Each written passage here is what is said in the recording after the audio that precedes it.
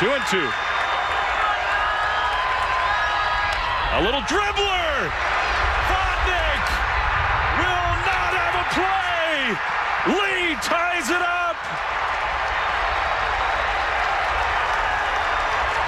And like we say all the time, Wilmer Flores does it with his legs. Dave Fleming on the call. NBC Sports Bay Area. Comeback of the year completed for the Gigantes. 6-5 the final score. Gutsy win to start off this series, Joe, in Coors Field. Willy Dibs finally gets it going immediately. I mean, right to start off the game. Triple by Jung-Hoo Lee, sac fly.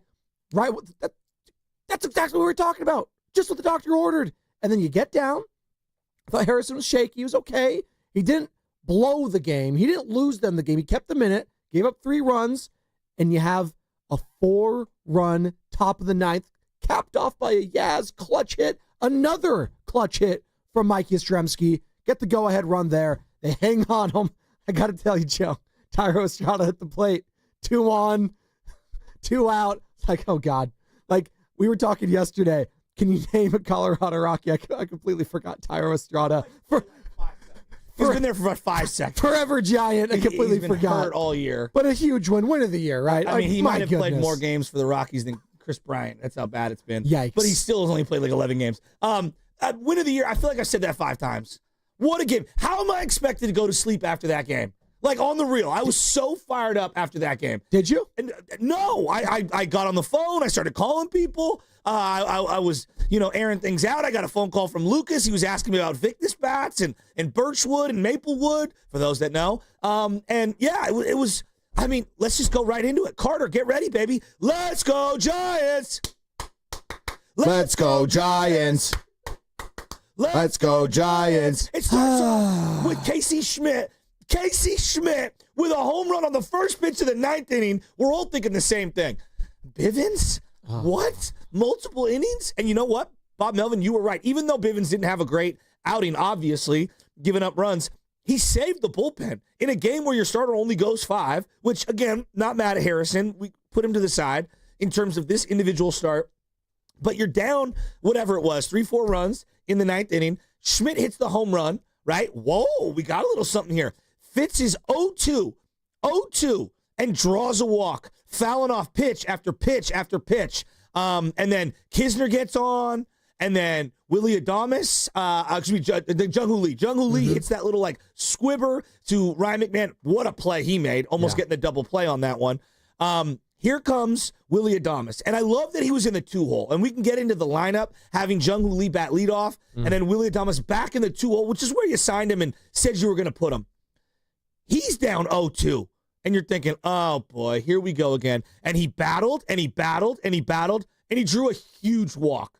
A freaking huge walk. So now you got the bases loaded. Ramos comes up, and Fleming gets me jumped out of my couch, off my bed, whatever the heck I was doing last night, and I thought he hit a home run. But you know what? He drives the run in, and here comes Wilmer Flores. And of all the things that can happen in a 2-strike count, and off the end of the bat, what I call sand wedge with spin down the third base line. Are you kidding me? Are you kidding me? Only to have Yaz, of all people, who is mired in big, Funkmaster Flex knows that he's in a funk, right? And he rips one down the line. Adames scores, and I'm just thinking to myself, I cannot believe this team just came back. I know it's Coors Field. I know it's the Rockies. I acknowledge all those. What a comeback. I don't get the fact that it was in Coors Field, I think, means it's more important right there. Why you say that? The fact that you won in Colorado, which is a house horse. I don't care that the Rockies have 12 wins and they're one of the worst teams ever seen in their life. That ballpark changes everything. I agree. It's literally, when you step on there, it's almost like the Twilight Zone. Remember the Twilight Zone? Yeah. Whenever Tony and Oakland calls in, that's what we turn into, the Twilight Zone. When you step off the plane in Colorado, that's the music that plays when you walk into that stadium. I feel the same way about when you go up to Lumen Field in Seattle. Weird stuff happens there. It just does. Exactly. And the fact that you had that team dead in the water, and then you almost lost it again That would have hurt so much worse, Joe, if you had taken the lead. And then Estrada, like we were all thinking it. I walked in here, it's like, how many of you guys are thinking Tyro Estrada's hitting a walk-off right now? You know, my boy Rocco texted me. What? To start the 9th inning. He goes, I love Doval. This has nothing to do with him. Get everyone up right now. And I'm like, what? And he's like, yes, it's Coors Field. Yeah, and I'm not mad at his opinion there. Shake the guy's confidence immediately. We have no faith in you. Let's bring up everyone. It's more about Coors Field. I understand. It's more about Coors Field than it is anything else. And look, Casey Schmidt, a hell of a double play in that inning. And Dom Smith, look, the box score is not going to tell you. That was a clutch. Yeah. He has made a defensive play in every single game. I said it early. I said it often. I'm going to say it again. I think he's better, and I mean this with praise. He's better defensively than Brandon Belt. Right. There, I said it. Well, and when we saw whoever the first baseman was yesterday, was it Moniak, whoever it was, I don't know, who threw, because Fitz was trying to steal, and they caught him. Yeah. And he should have been out by a mile. It was just a horrible throw from the first baseman. Yes. Estrada tried to reach out to save it, but again, that's showing why the Rockies have 12 wins. It's little stuff like that. Yep. That's what costs you. When their relievers come into the game and they don't throw strikes. And you had multiple guys in 0-2 counts. 0-2 counts in the 9th inning, and you can't put those guys away. Those are huge. And then, obviously, the squibber off the end of the bat by Wilmer. I mean, you got to be kidding me on the hit. You know, we obsess about exit velo and all these things.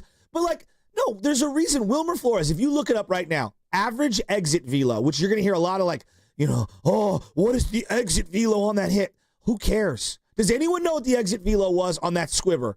No, probably not a lot. No, that's baseball. And I think my bigger point is, what the hell kind of voodoo are these Giants in 2025?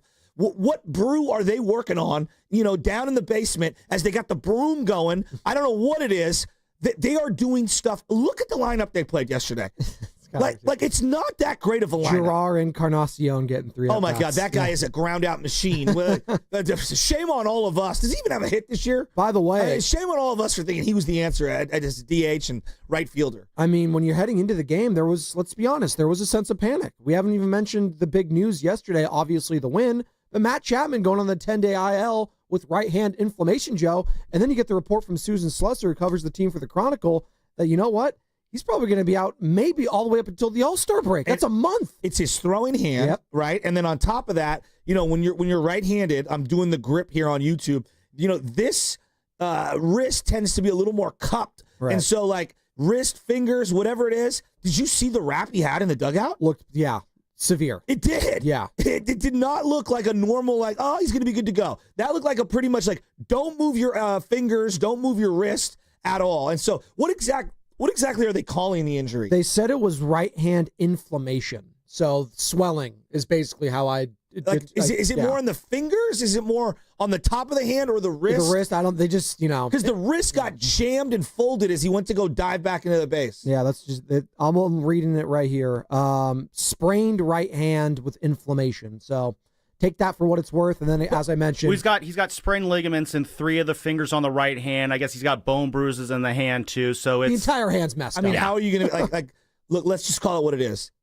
I would be surprised if we see him anywhere near July 4th. Yeah. Like, I really would. Yeah. That is a big injury. You know, I think about Ken Griffey Jr. breaking his wrist into the wall. I think about Mark DeRosa, the year the Giants ended up winning it all. You know, he was on that team, that 2010 team. He broke his wrist, almost ended his career, basically. Right. Now, he was at the end of his career, but, like, these wrist injuries are no joke. And when you invest $150 million in someone like Matt Chapman, get right. Don't mess around with this. Especially because he's the best defensive player in baseball. Exactly. Like, that is his money maker. 100%. Say what you will at the plate, and they will miss the thump. They will miss him at the plate, but it's defense what you're really going to be missing. The 100%. Consistency, him being there. And that's why I was so impressed to see Casey Schmidt yesterday step up the way he did offensively. Defensively, I thought Willy Adames had a tremendous play when it was Estrada bouncing that ball from the plate and saving it and getting him out. I know they scored there, but just the fact that he was able to do that was a bang play. That was impressive. And Willy Adames, like when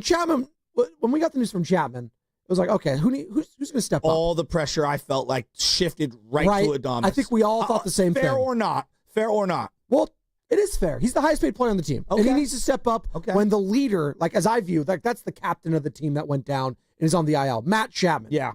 He went down.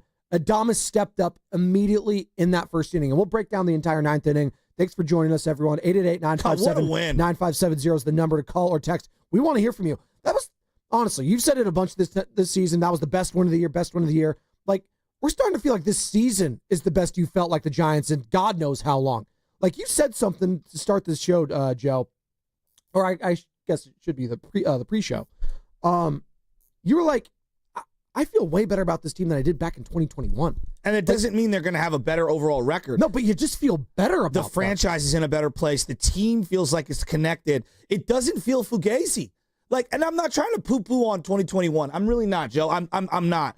Like, it just felt like we weren't building toward anything in 2021. And I don't know what they'll end up building to, like, for this year. But, okay, Ramos, right now, young player under team control, feels like he's going to be here a while. Yeah. Now, people are all over the map on Fitzgerald. He's been a fun player this year for the Giants, and I think he's been better than the numbers. He's young enough, too, where I'm not really freaking out. Like, he hasn't even played a full year in baseball yet. Exactly. He's batting Lee. 250. Now, any of these guys could be traded, but Jung-Hoo Lee is under team control and a big contract for quite some time. He's been fun. He's been a fun Giant this year. That triple yesterday was incredible. I thought maybe he would have had a chance to have an inside-the-park home run, just judging off that. The speed is incredible. When you see Fitzgerald in the ninth inning going back on that ball, you're like, Jung-Hoo, come on. Right. And he called him off, and he got underneath it, and you felt good. No, I think he's one of their best defensive center fielders in a long, long time. Absolutely. Long time. Well, and I saw some of the plays yesterday, as you mentioned that one.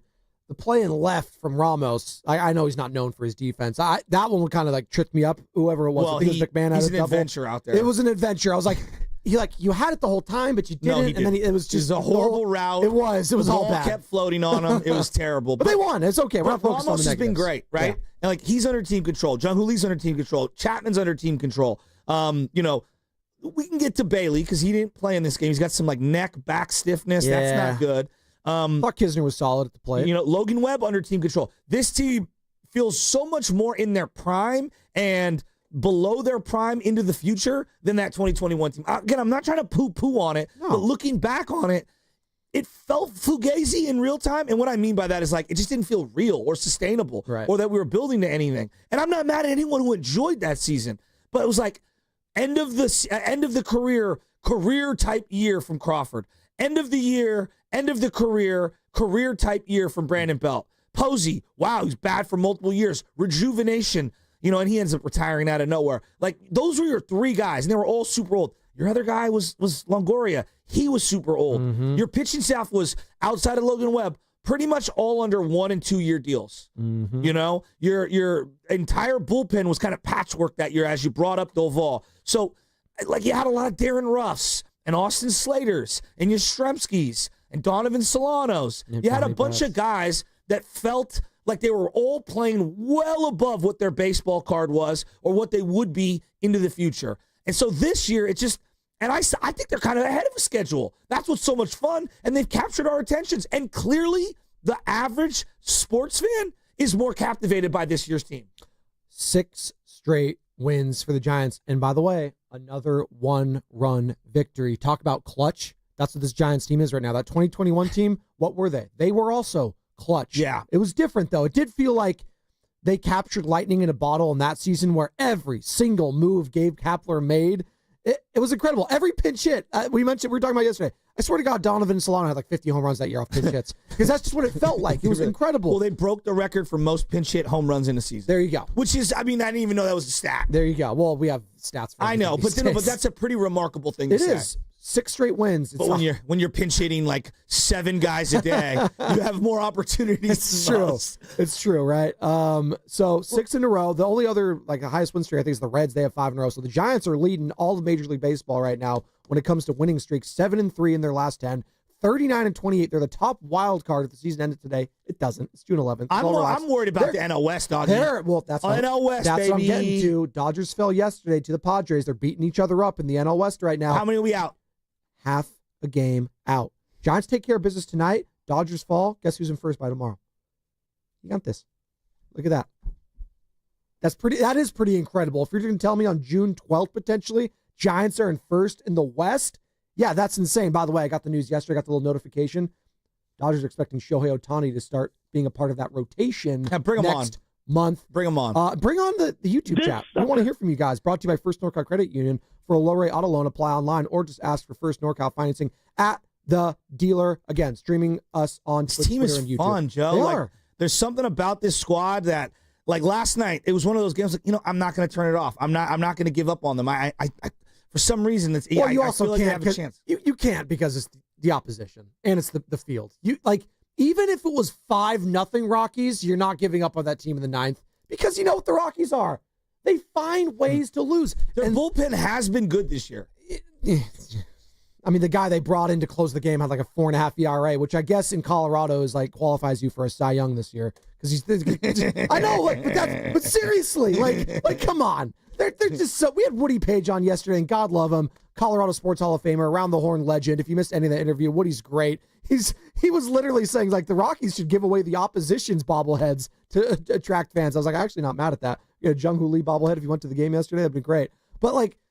They are so inept that you can't turn off any game. Hell, it could have been 10-0, Joe. And I'm still turning on to see how this team is going to put them away. But I don't think that dilutes how big of a win that was for the Giants. And I know everyone's going to say, bottom feeder, Coors Field, one of the worst teams ever. Look, you got to stack wins however you can stack wins. Well, what's the hallmark of a good team? What do they do? Taking the crap out of bad teams. They're right there. Thank you. What do the Dodgers do? What do the Padres do? They win the winnables. Exactly. What did the Giants do back in 2021? Destroyed the Diamondbacks, who were god-awful that year. Yeah, it's true. They took care of business then. Well, I always go back to 93. You know, why did the Giants not win the NL Western Division that year against the Braves? The Braves went something like 17 or 18-0 or 17-1 against the Colorado Rockies that year. They were an expansion team, the Rockies, that year. And if the Rockies just win one more game, we end up being the NL Western Division champs that year. So, yes, it does come down to taking advantage of these crummy teams.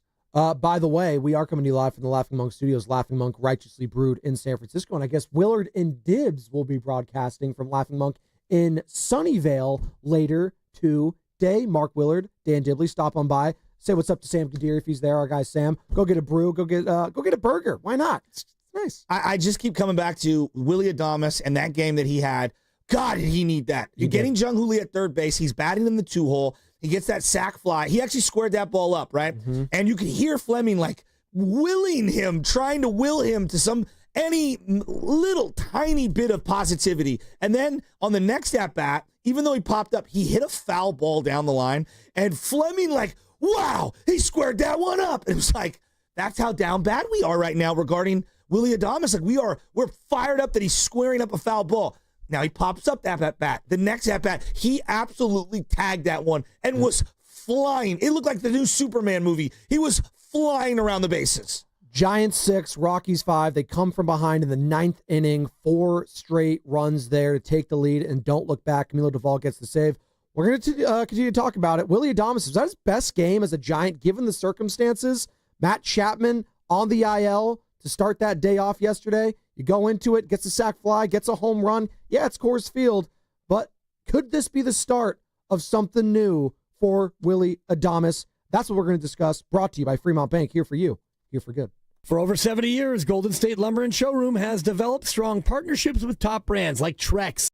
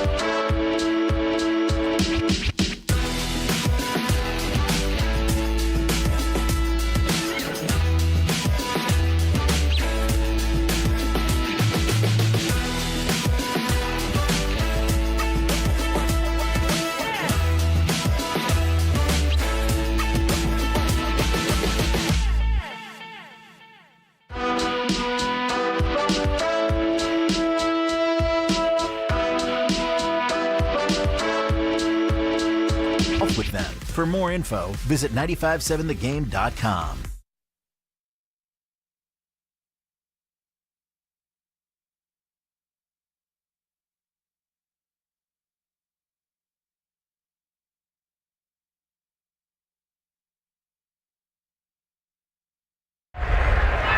And Yastrzemski pulls one into right field. Here comes Adames. Here comes the throw. Cut off. Giants lead. The throw to third is late. Oh, heck yes. 6-5.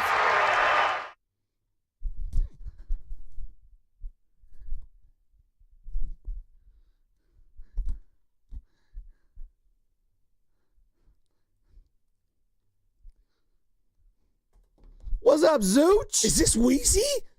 Cash This money? is the Carter. Oh, my God. This is such a banger. Hey, Carter 6 coming out shortly. Already out. Probably about 4 too many. All right. Well, is there any good beats on there, Carter? Have you listened to it? As we talked Yeah, about I've been working on some. Okay, you Oh, okay? nice. All right. Fair enough. Well, I heard like Lil Wayne's like performing at like Concord or something, or like Shoreline. I was like, Lil Wayne is? He couldn't get to like Chase Center. I remember when he was 16 years old rapping on stage, and everyone's like, it's Lil Weezy. Lil Louisiana. Young Moolah, baby. He was literally like freshman year of high school. He had all the hits. It was a Millie. It was Lollipop. It was like 07, 06. Oh, God, you're so young. I know, we are. Well, not anymore. We're feeling old. My back's a little stiff right now. You know who feel young, though? The Giants. 6-5. Winners over Colorado. I don't care if the Rockies have 12 wins. You needed that one, and you beat a bad team. Now take the series today, then get greedy tomorrow, and get the sweep.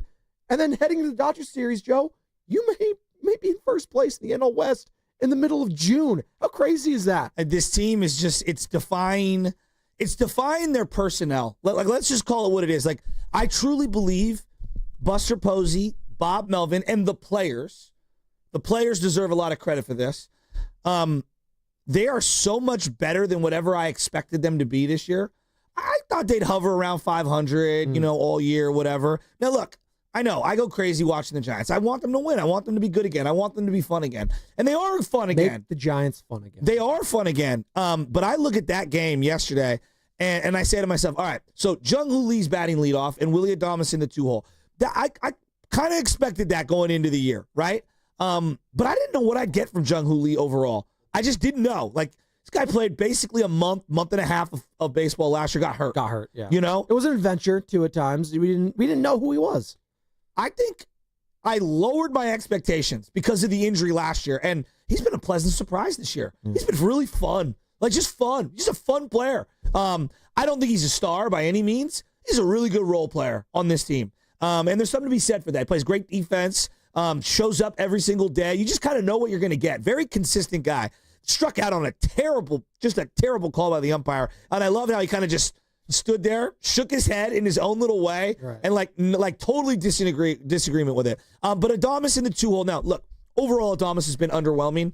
But yesterday was a great day for him. On the day that Matt Chapman goes out with a huge injury and could be weeks. Like weeks. Could be a month. Yeah. Who Could knows? be, yeah. Who knows? Elliot Ramos? Did anyone think that last year, last month or two, he kind of fell back down to earth? Maybe it was just a monster, couple of months, and he kind of hit a wall and the league's adjusted and they haven't come back. I didn't know where to go on Ramos. He's proving to me right now, this guy's a player. The discipline at the plate was impressive yesterday. Just missed getting a home run, obviously. Flem thought he had one. Flem thought he had a grand salami call there in the top of the ninth. He got the sac fly, which is the most important part of that at bat, to cut the lead to 1. But he had a couple walks yesterday again. Yeah. Just take what the pitcher gives you He's sometimes. steady. Yes, very He's steady. very steady. Consistent, and that's what they needed on this team. They needed one guy. If it's not going to be Adames, it's not going to be Chapman, Elliot Ramos has shouldered that load. And he's if anyone's earned like a little slump at any point of the season, it's probably him. Agreed. We don't want to see it, but he's the guy that's been the most consistent start to finish so far this season. And he fits kind of the Adames, Chapman, hard-nosed, show up every day, lunch pail kind of a guy. Yes. Like he's really kind of one of those dudes. Now Jung-Hoo Lee is kind of one of those guys as well. And then you go to Flores. Look, I'll be the first to raise my hand. I thought Wilmer Flores was done. You thought he was cooked? Yeah, I thought the knee would never stay healthy. I thought they were crazy thinking that he could be their everyday DH. He's been amazing. Hit the ball where they ain't. If anywhere else on the field yesterday that dribbler goes, that's an out. 100%. I didn't know he had the wheels, by the way. Like, he was flying down there. Speed kills, as they were all saying in the postgame. Thank you, Cliff Branch. I mean, it's just unbelievable. But he's been incredible. Now, Encarnacion, like, put him to the side. I am not sure he's a big leaguer. You know, he's only had, 15 at-bats. They haven't been good. He's got one hit on the year. Just been grounding out to shortstop, just left and right. He's casting like crazy at the plate. Yastrzemski has been a pleasant surprise this year. Yeah. You know, in his role as a guy off the bench, not mad at him at all. Don't love that he starts as much as he does, but given your alternatives, you could do a lot worse than Mike Yastrzemski. No, right? absolutely. But he's struggling as of late, though. His last 30 games, he's batted 181. he's had two big RBI clutch swings late in games to win during the streak. And that's what I want to get to, Joe. And you're on fire right now. You're on a roll, and I'll let you finish. But the fact that Adames stepped up yesterday has been struggling mightily. Yaz steps up the way he's stepped. And I just referenced the numbers. Last 30 games, he's batting $190. He's been struggling, but he stepped up when you needed him to. Yep. Casey Schmidt, we know the struggles there at the plate. It's been there. You know what you're going to get? Consistency defensively, but him getting that home run to start off that whole thing, massive. 3 guys that have been struggling mightily at the plate, contributing to a comeback win. It was really good to see. And again, the theme for me, it's not torture. No. I retired that word. It's resilient. Yeah, I agree. 6 straight wins now of 1-run baseball.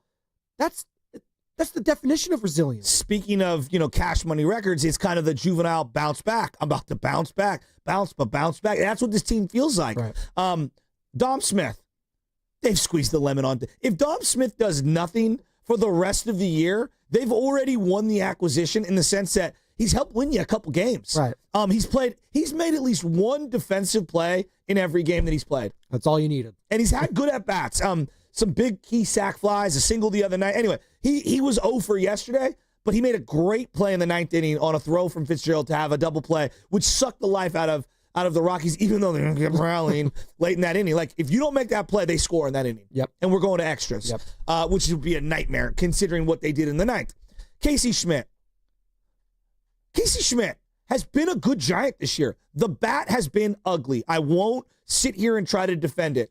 Did anyone know he could play a little bit of first base in a pinch? No. Did you see that double play he turned yesterday? Yeah. He hasn't said boo-hoo. He had one small stint on the IL. He's been pretty healthy, pretty available. I feel like he's made the most defensively of his opportunities. They're probably getting close to optimal right now at his career, close to optimal production from Casey, given what he's shown as a big leaguer. And they're going to need him to step up at third base with Chapman out. He has a big opportunity to prove he could play in the league. Not that he's better or whatever than Chapman, but just can you prove that you belong? Tyler Fitzgerald. Now, I know the average has been kind of dipping and dipping and dipping. I would argue he's been way better than the numbers when you watch every day. Yeah, he's going to occasionally get thrown out, but he's the one guy on this team that has speed elements. He will work an at-bat. He'll get a walk. He's been pretty good defensively second base-wise. I didn't see this coming. He had a monster month last year, and then I was like, I don't know. He's been really good this year. This guy Kisner called a great game yesterday. Came out of nowhere. What I'm saying is, look at that lineup. Now, I know the Rockies suck. They suck. I'm just focused on the Giants, okay? They are squeezing the drop, every last drop out of this team that they can. Bob Melvin, as much as at times he's a bore and I feel like he's on sleep mode in terms of how he presents himself, I feel like he has found a way to maximize this roster. And Buster Posey, credit to him for making the moves that he's made. Dom Smith has been better than Lamont Wade. Kisner has been better than the Sam Huff guy that they had prior. No, it's small samples, but that's what you want from your GM. He's ridden the hot hand, And I feel like he's done a really good job. Now, Encarnacion, I don't think he'll stay up long. I think they're going to find an outfielder. They need an outfielder. They need a legitimate first base pop at some point. Maybe they need a catcher, you know? So this team is cooking right now, and the roster is not, the 27 Yankees. And that's what I want to get into at 888-957-9570. Giants fans, are you buying what the Giants are selling right now? 6 straight one-run victories. Definition of resilient. How sustainable is this? I don't know. I know the pitching is sustainable. I know that they're getting timely hitting when they need it. That's a great point. The pitching is awesome. If I get the pitching, like I did even yesterday with Kyle Harrison, just 3 runs at Coors Field, hell, that might as well be giving up 1 run in that ballpark. And yes, I know that opponent is god-awful. I don't care about the opponent. I care about the elevation. I care about the altitude. That's what matters most, and it makes it a nightmare. Hell, if you're Kyle Harrison or for freaking Pedro Martinez, it's very difficult to pitch there. I don't care who you are. And the fact that Kyle Harrison in his career has actually pitched his best ball in Colorado, it's kind of weird. It's bizarre. It's very bizarre because, again, as I mentioned, it's a house of horrors for most pitchers. But the fact that they are able to keep all of these games close, and the fact now they've won 6 in a row by 1 run, hell, keep them close the rest of the year. I like my chances if I'm the Giants. I don't even give a damn who's in the lineup. Something's happening here, Joe. That's all I'm going to say. And by the way, something's happening all week long here on the roast between 7:30 and 7:45. We're giving away a pair of Golden State Valkyries tickets to their matchup against the Connecticut Sun on June 22nd at Chase Center. When you hear, Carter, you got it? This Kevin Dana call. Temmie looking to Thornton. Open left wing 3. Rain dance! God, I love him. 87-81. Caleb Thornton with a big-time triple. God, I love Kevin Dana, too. Be caller number 5 of the contest line. Not now, Incredible. but between 7:30 and 7:45 when you hear that sounder, and you'll get a pair of tickets to the Connecticut Sun Golden State Valkyries game on June 22nd. You can also go to Valkyries.com for your tickets. But that's the question. You buying what the Giants are selling right now, and how sustainable is this for you, Giants fans? 888-957-9570. Plus, we'll get into Willy Adames' big day. Boy, did he need that. And could this be the start of something for Willy going forward? And that's going to be brought to you by Fremont Bank, here for you, here for good. Now it's time.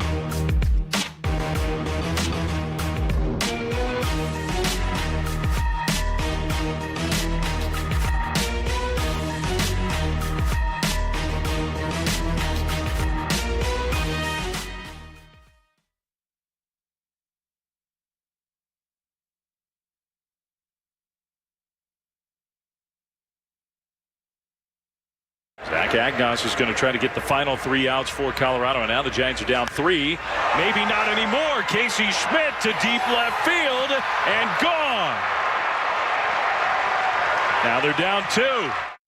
This sucker.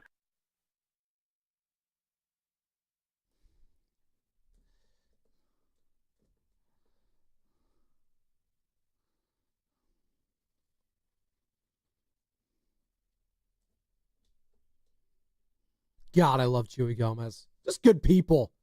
Back when I was in promotions, I've mentioned this story. Guy hooked it up, barbecue a little after an event. I was making nothing, doing nothing. He hooked it up anyways. I always remember that kindness, all right? Little stuff like that goes a long way. You know what? A home run like that yesterday for Willy Adames and Casey Schmidt, that could also go a long way for this team, Joe. It could. I'm not saying they're going to go on this, 10 for 20 kind of stretch here at the plate. But you know what? Confidence is a funny thing.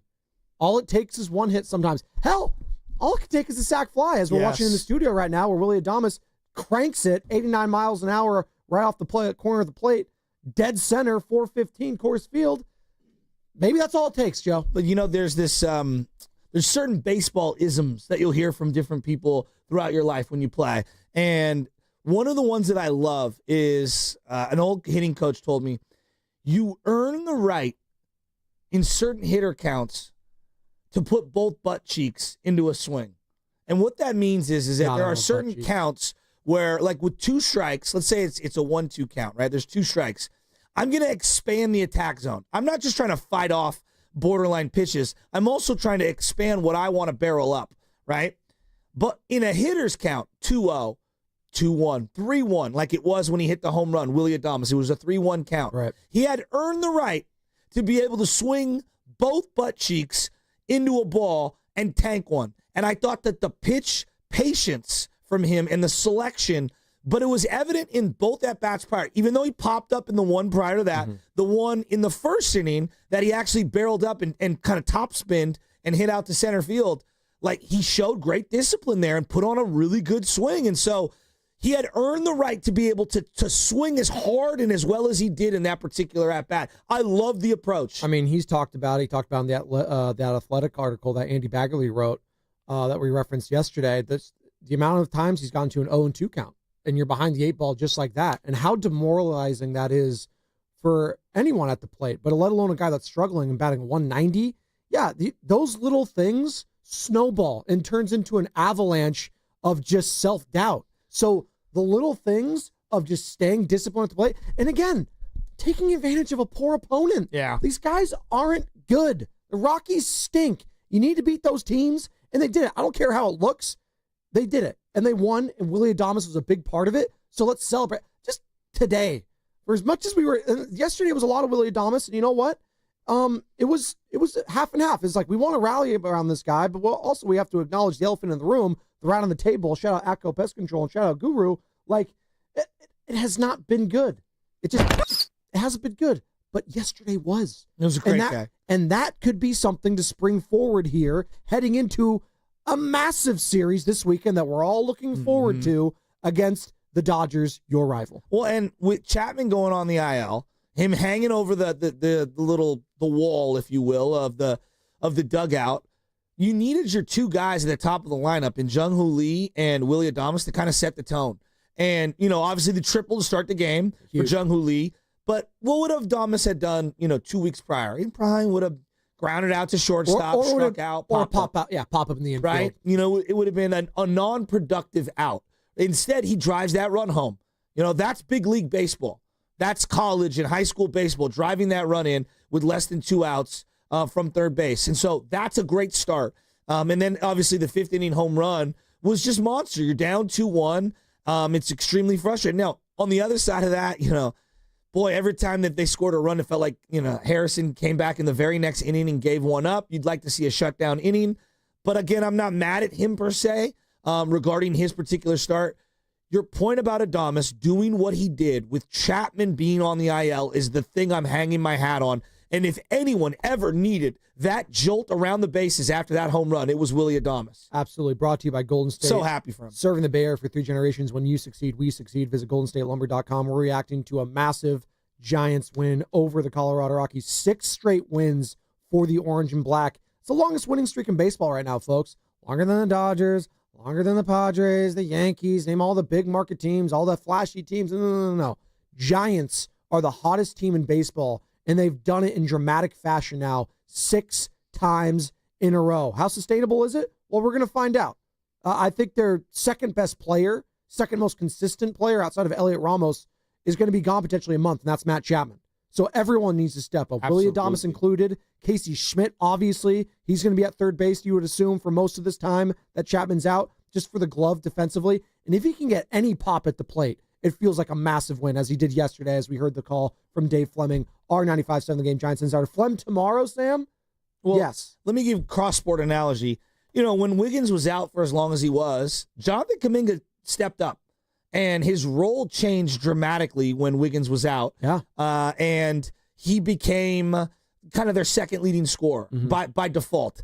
No, we could argue about whether that's the appropriate role for him or is that good enough to be a winning team or whatever.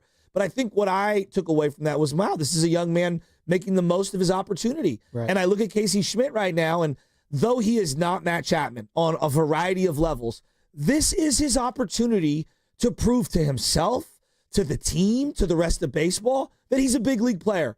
And I'm really looking forward to seeing what he can do over the next. It sucks that Chapman's hurt. I'm not here to say that I think he's better than Chapman. No, I don't think that. But I also don't think that that Casey Schmidt is this scrub. His glove is sick, and his arm is unbelievable. I think his arm is actually better than Chapman. It may not be better on the run than Chapman, and he may not have the diversity of arm angle throws. Chapman's one of the greatest defensive fielders I've ever seen. Yeah, but I don't say it lightly. Yeah, exactly. Casey is an elite glove. Yeah, he is. He is. And Yes. I don't think there's going to be this huge drop-off defensively. Now, leadership-wise and, running the bases and drawing walks, like Chapman does a lot of other things other than just hit, that he brings to the table. So Casey's going to have to fill a very big void here, but it can't just be him. Adames picking it up like he did yesterday. Wilmer Flores picking up some of the slack like he did yesterday. Jung-Hoo Lee getting that bat going again. These are all big positive developments. Speaking of positivity, no one more positive than Nick in Berkeley, who wants to talk about that Nick? Giants win. Nick, what's up, man? You're all Spadoni and Shasky. Good morning. Hey, man, I'm so fired up about the Giants. Check it out, man. Talk about sustainability, because it's always rosy with Buster Posey and my man Melvin, Money Man Melvin. I'm telling you right now, look, we had 2 morons, Lord Farquhar and that other idiot Krappler as our coach. Man, come on, man. It's like night and day, bro. And the vibe in the locker room is like, what if you guys came to work every day and there was like a new sports host and sitting next to you, be like, what the hell is going on? I was like, this is kind of weird. And it's like that's how the vibe was when the Giants was cut in the last few years, dude, because that dude didn't know what he was doing. But I'll give props to the owner for making some changes and bless your heart, Posey, for coming back. But man, I'm telling you, the Giants, man, they looking good, man. I had banned them for a while because I knew that Farquhar was just up there experimenting. All that little analytical stuff he was pulling, even 200 and something moves during the season, it was all an experiment. I was like, I can't be no part of that, man. This is baseball that they're playing. And when you're winning 1-run games, and man, the fans start catching fire, it all just starts rolling downhill, man. The Giants are on fire right now. Nick, They're on fire. You brought something up, Nick, that I think is really how I was talking about yesterday. The nicknames. Like the 2011 Niners were a team that reeled me back into love with the Niners. Yeah. Right? The 2019 Niners kind of reeled me back into love with the 49ers. I mean, it helps when they go on a Super Bowl run, but yes, continue. No, but I'm talking about the journey leading up to all that. Like there's just some exciting games, some super exciting games. And there is clearly a turning point for the fan base right now as the Warriors have bowed out of the playoffs and they're not doing much, as there's like kind of all quiet on the Niner Western front regarding contract disputes and everything. Because the Niners, because of football, are always going to be kind of at the top of the heap. We got some Shanahan sound. He spoke to the media yesterday for mandatory minicamp, so interesting. Trent Williams locked in, by the way. My guy, Trent Williams. But this is the first time, and I even think 2021, I don't know. We could talk about 2021 over here in a second, but I do feel like, let's just say 5 years. A lot of people, at minimum, are falling back in love with the Giants in the last 5 years.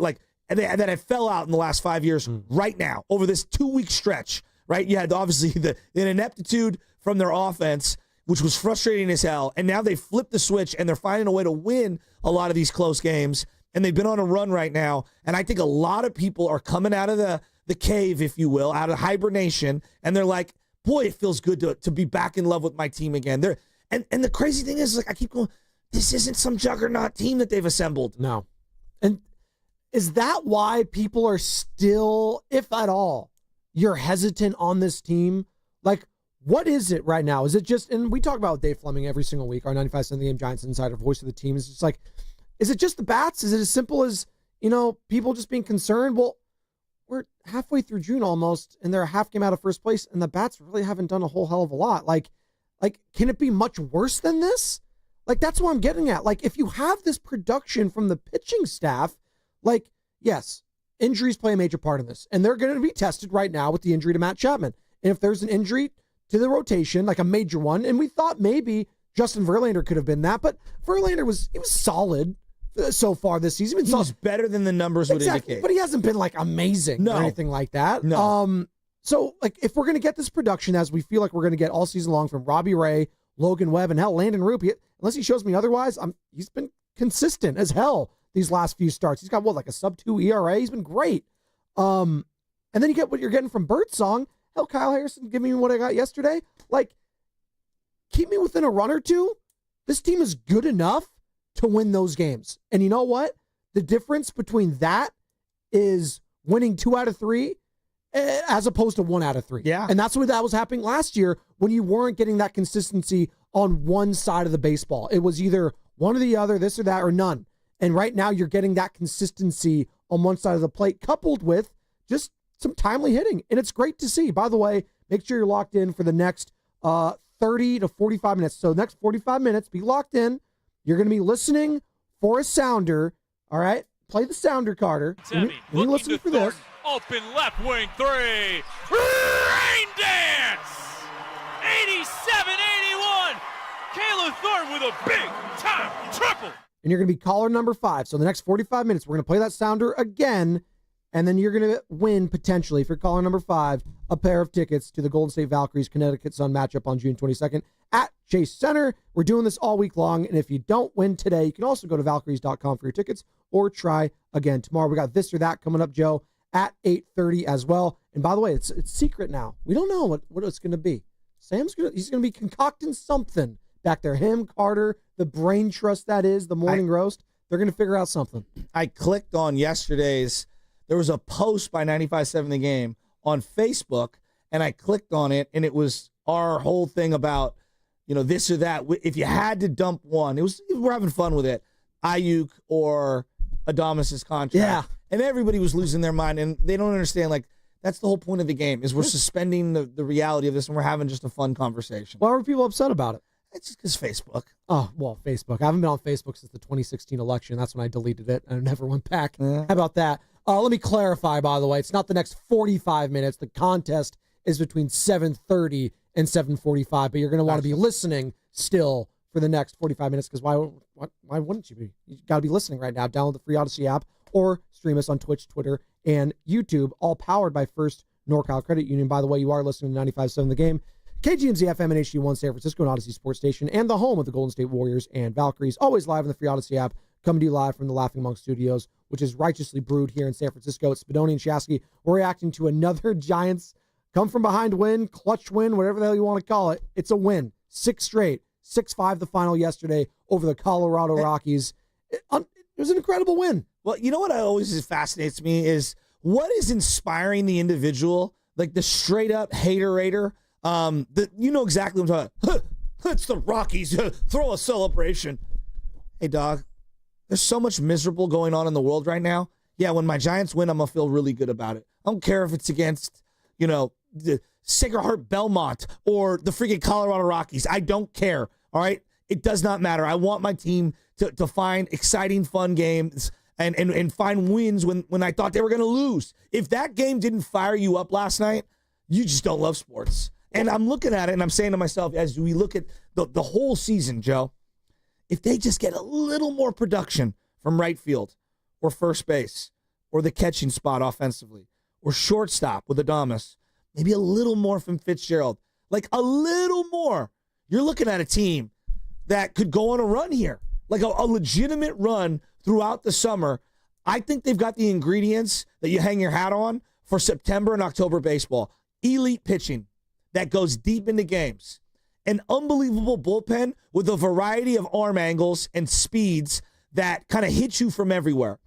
They've got a lineup that may not blow you away in terms of hitting the ball over the fence or getting on base at a prolific rate, but there's a lot of tough out guys in the lineup. Jung Lee is a tough out guy. He's going to hit the ball hard, and he's going to battle with 2 strikes. Adames, his back of the baseball card speaks for itself. He hasn't been great right now, but he can't be any worse. No. And if he's starting to heat up, great. Wilmer's a tough at-bat. He just is. Yeah. Got to foul off some ugly pitches over and over. Very professional, yeah. Ramos, same thing. The hallmark of the good teams in September and October is you got a lineup of tough outs. Now, I would like them to be more prolific offensively and be able to put the ball in the gap and hit it over the fence, and I'm hoping that comes. But let's just say, June 17th, which is kind of the date I keep circling, because once you get past June 17th, all these rookies that you bring up, they're not eligible for a Super 2, meaning, you get that extra year of arbitration. Let's say you bring up Bryce Eldridge and you just plop him in the lineup. He hits a couple of home runs a week. All of a sudden, the belief level is going to skyrocket, is what you're saying? Joe, you just put an exciting young phenom in the middle of this lineup, and he just does anything. Could you imagine the star power Bryce could have if he enters and joins this club and they're in some sort of a pennant race going down the stretch, and he's just kind of a part of what's making them hum? Well, hell, I saw, who'd we all watch yesterday, a debut for the Red Sox, and because it's the Red Sox, right? Roman Anthony. Yeah. It's a great name, by the way. It's a really cool name. Or is it Anthony Roman? No, it's Roman Anthony. Roman Anthony. Yes, Yeah, it was it was- Roman Anthony. yeah. He's a Roman. Paisan. And his family was there, and it was awesome, and it was big time, and he had a 2-run double, Yeah, his it's first huge. ever hit. It was huge. It felt like it jolted the entire Red Sox fan base. Right? Like, I would love to have that with Bryce Eldridge, with a team that's actually on pace to go to the playoffs, right? Because the Red Sox, we'll see. I don't really think they're some sort of contender. What are they right now? They're 33 and 36. But again, that team's 3 games under 500, and just the hope of a young prospect does so much more for a team. Why were Warriors fans excited the last couple seasons, right? With certain sparks from a Jonathan Kuminga. It's like, oh, could he be a part of the future? Pajemski. Why do they get so frustrated or angry when they don't see minutes for some of these young guys? Because they want that hope of the future after Stephen Curry, because they all see the mortality, right? They all see it. Steph's getting up there. He's going to be 38 next year. Jimmy Butler's older. Draymond's older. Steve Kerr, how much more time does he have left and want to coach this team? They all have a timeline. We want to see the young guys come up there and succeed. And at times, it was nice to see last year when Jimmy Butler came and you saw Pod succeed and you saw Moody succeed. So, yeah, bringing in a Bryce Eldridge to a team that's already 11 games over, would be massive. And again, as you referenced, the time to do it potentially would be next week as the Super 2. I hate baseball, by the way, because there's all these little finicky rules about arbitration. You keep these guys down. It's manipulation of their years and contracts. It's dumb. It is. I hate it. Well, but the guy also needs seasoning in AAA. Yeah.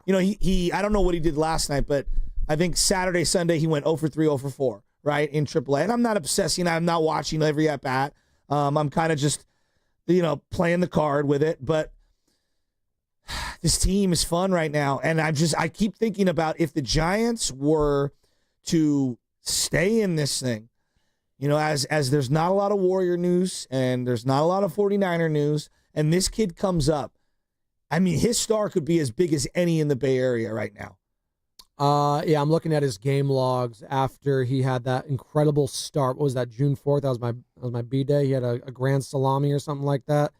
And then the last 3 games, 0 for, a couple strikeouts. It has not looked great for Bryce Eldridge, but again, it's 2 for his last 19 There right you now, go. with 2, 5, 6 strikeouts. There you go. So, Yeah, we'll that's see. what I'm saying. It's not. He still needs seasoning. Exactly. But again, you could see if this team needs a little jolt. They brought in Dom Smith and the guy gave him a jolt. Dom Smith. There you And go. he went 0 for yesterday, but he was a a positive net player yesterday. You know who was actually a positive net player yesterday who hasn't been for this team most of the season was Willard Dibs. And you know what? I want to hear from him. Yeah. Here he is. God, I'm so happy. We've been doing it all year. It feels like we never give up. It feels like we always have an opportunity to come back. It's like that's how the guys feel in the dugout. It's like, okay, we can be down by 3-4. It doesn't matter. We're going to go out there until the last out and grind, until the last out and grind every at bat. And I think today was a very good example of, how good this team is. Everybody went out there at the top of the night and battle,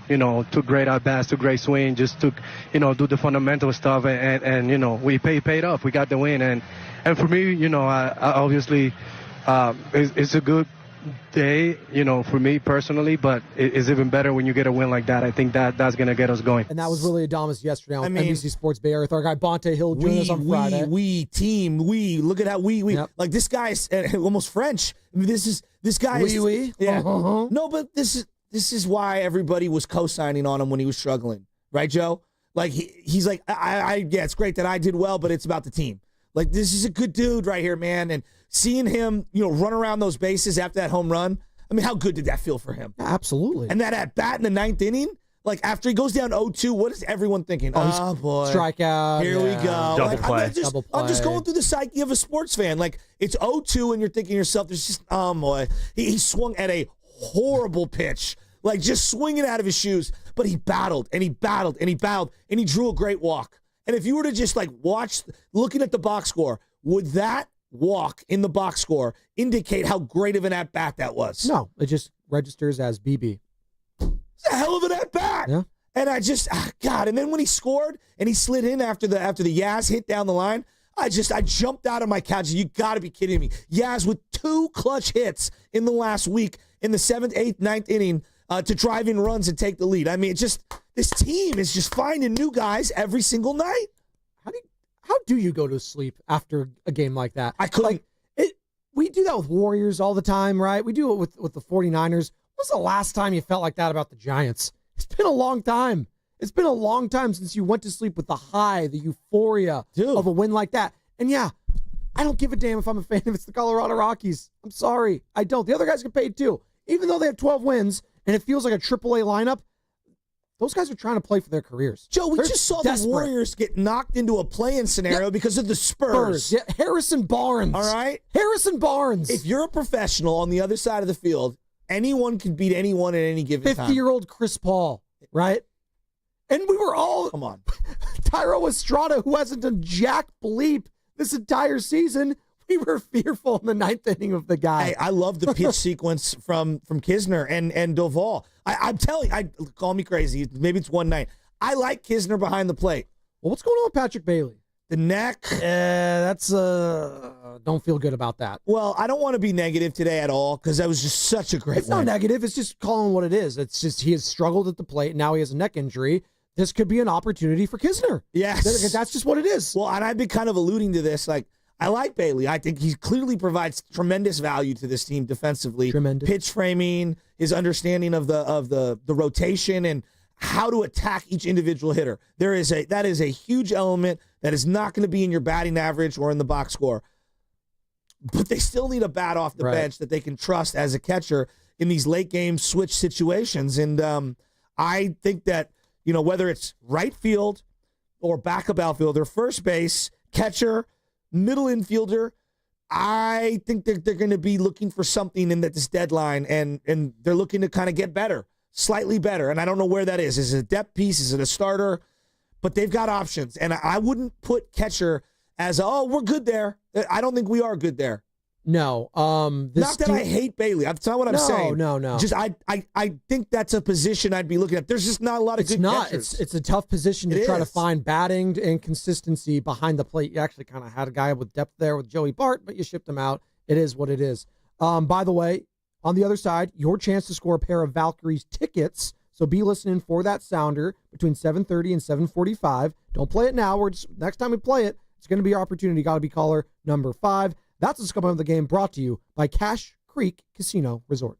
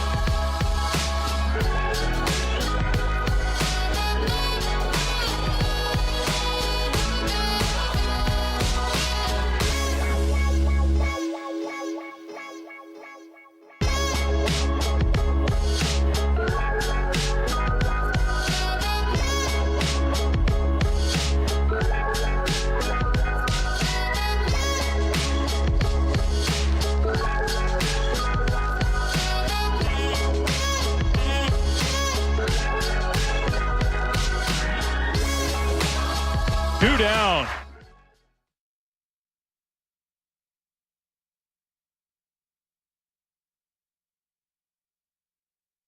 What's up, Joe, bro? What's up? The Carter 6? Okay. What song is this on the album? It's called Hip Hop. It's my favorite. It's called Hip Hop, not King Carter. That's the song I'm looking at the album right now. Lil Weezy, he's back. All right. Not mad at it. Not mad at all. I'm not mad at the Giants. 6 straight wins, man. Another one. 6-5. Another 1-run win. And we got to talk about that 9th inning, Joe. Because honestly, we're starting to feel like the word magic is back with this team. Now, I always am careful to use that word magic because when you use it, you're basically saying that this isn't real and this isn't sustainable and it's lucky and it's out of the ordinary. It's just like, but I saw you use that word. I saw Sam use that word. I saw a lot of my timeline. Wow. 9th inning magic. I don't know if I view magic that way. How Like do when you I view use it? the term magic, usually you're a wizard, meaning like you've got some special aura and you're kind of unique. I think, you know, Wizard chest. fluky is a different word. So I think we're like You can't have 6 straight wins of 1-run baseball and for it to just be like magic or fluky. That's no, that no, 6 no. I get what you're wins. saying. 6 wins is a trend. Like that's a trend for this team. I expect them to win close games now because they've won 6 in a row. I don't really just throw the word magic around, I guess is what I'm saying. Like if I say that, oh, you've got a little magic, like Russell Wilson had this magic at the end of games for a long, long time, and I thought he was an all-time special quarterback. And then I eventually, you know, he came back down to earth and he was no longer that. Right. Mahomes has this magic about him. Would you Mahomes agree? magic. They say it all the time. Yeah. Yeah. You know, Steph has the magic. You know what I mean? Like this unbelievable, uncanny ability to just mesmerize us for, you know, multiple minutes in a game, if not the entirety of a game. Per the definition, as I, Okay, give it use to the me. Oxford Dictionary here, per Google, the power of apparently influencing the course of events by using mysterious or supernatural forces. The informal term of it, though, that you're using, it could mean wonderful or exciting. Okay. Magic. There you go. I just, and again, I think maybe I'm so removed from 2021 that what I'm going to say right now is going to sound absurd to those that hold 2021 a certain way. In the moment, it might have felt magical. Looking back on it, it feels very fluky. Yeah. And A one-off. not that I was skeptical. I enjoyed that season. This feels different, and I'm not trying to. I'm really not trying to pretend like, oh my God, they're building toward a dynasty. Like, no, that's not what I'm saying. Just what they've got going right now feels like a whole new chapter and a whole new era, and it does feel like they're building something here. Again, Adames is here for 5+ years. Jung-Hoo's here for the next 5 years. You know, I'm hoping Ramos is here for the next 5 years. You know, Doval's been here for 3 or 4 years, and I'm hoping he's here for the next 5 years. Logan Webb. You're hoping Hayden Birdsong. The guy who started the game, Harrison, and what he represented. I was hoping he'd be here for 5 to 10 Still years. might be. We'll see. Yeah, exactly. And so, like, yeah, some of the ancillary pieces, like Wilmer Flores, he's been here for some time, but I don't know if he'll be here the next 5 years. Right. It just felt the 2021 team that was assembled, everybody felt like, hey, we're here for right now, but I'm not even sure if you're going to be here in 2022. No, yeah. It's a good point. And then There were just a lot of rental parts, and it just, we threw the word magic around, maybe in real time, but it didn't feel Tinkerbellish. We're like, yeah, we're sprinkling something here over everybody, and this is, you know, we're gonna grow with this team. I feel like I'm growing with this team.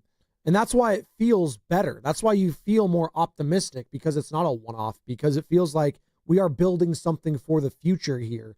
That's why those like runs back with the Warriors in the early days with Mark Jackson, you felt like you were building towards something. Yeah, it sucked that you had a first-round exit against the Clippers and the way it ended. That sucked. But you felt still like, man, we were just there. We got to the Spurs. We had them on the run. God, we could have been in the conference finals. Who knows what could happen then? Like you felt like you were building something there. And you did. And then your first year, Steve Kerr, you won a freaking title. You started a dynasty, one of the greatest we've ever seen in the history of the sport. We're not saying that's what's happening with this team. There's no Stephen Currys on this team right now. We know that. There's not even a Klay Thompson on this team, right? But what you do have are guys you can get excited about. Elliot Ramos was an all-star last year. Probably going to be an all-star again this year. Joe, that's 2 times in a row. I don't say that lightly. A homegrown It's crazy. all-star 2 years in a row. We should be get more excited about that. Joe, This is how crazy baseball is. Dave Fleming said to us last week, they were maybe a week away from cutting him. Shut up. A week away from maybe cutting him. That's crazy. And look what he's become. An all-star. Back-to-back, potentially. When's the last time, outside of, maybe a Buster Posey, had back-to-back homegrown all-star? Right?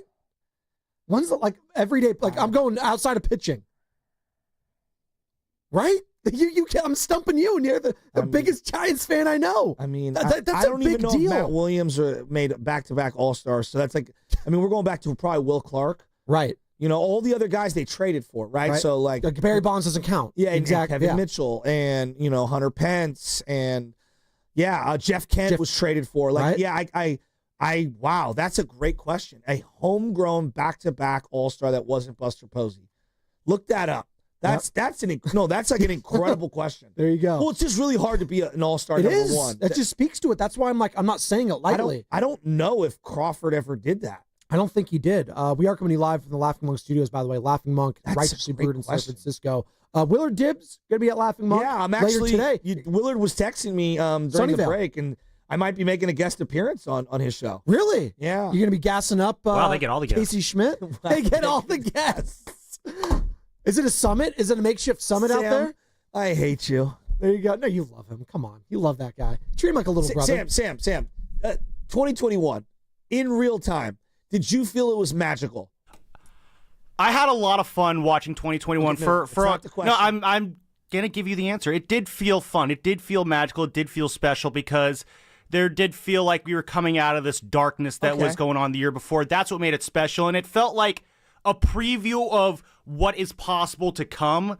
But yeah, it was definitely fun in the moment, but it wasn't like, it didn't feel the same as this. This feels like the start of something more tangible, whereas 2021 felt like they're trying to do something different and maybe it could work, and then obviously it kind of fell apart afterwards, which in retrospect, as you kind of said, kind of tainted the fun of that season in terms of what came afterwards. Yeah, I'm watching this team right now, and again, I'm really not trying to poo-poo anything that anyone feels about 2021. This just feels a lot different. And yes, Buster being at the charge, it's going to always have more of a fan love because of who's at the helm. There's no doubt about it. But man, I'm watching this team, and all the guys you brought in, it feels like they're all doing something to affect winning on a nightly basis. Adames, huge game yesterday. Jung Hooley, huge start to the game yesterday. I will say this for the 2021 squad that I'm seeing right now with this squad. They have a flair for the dramatic.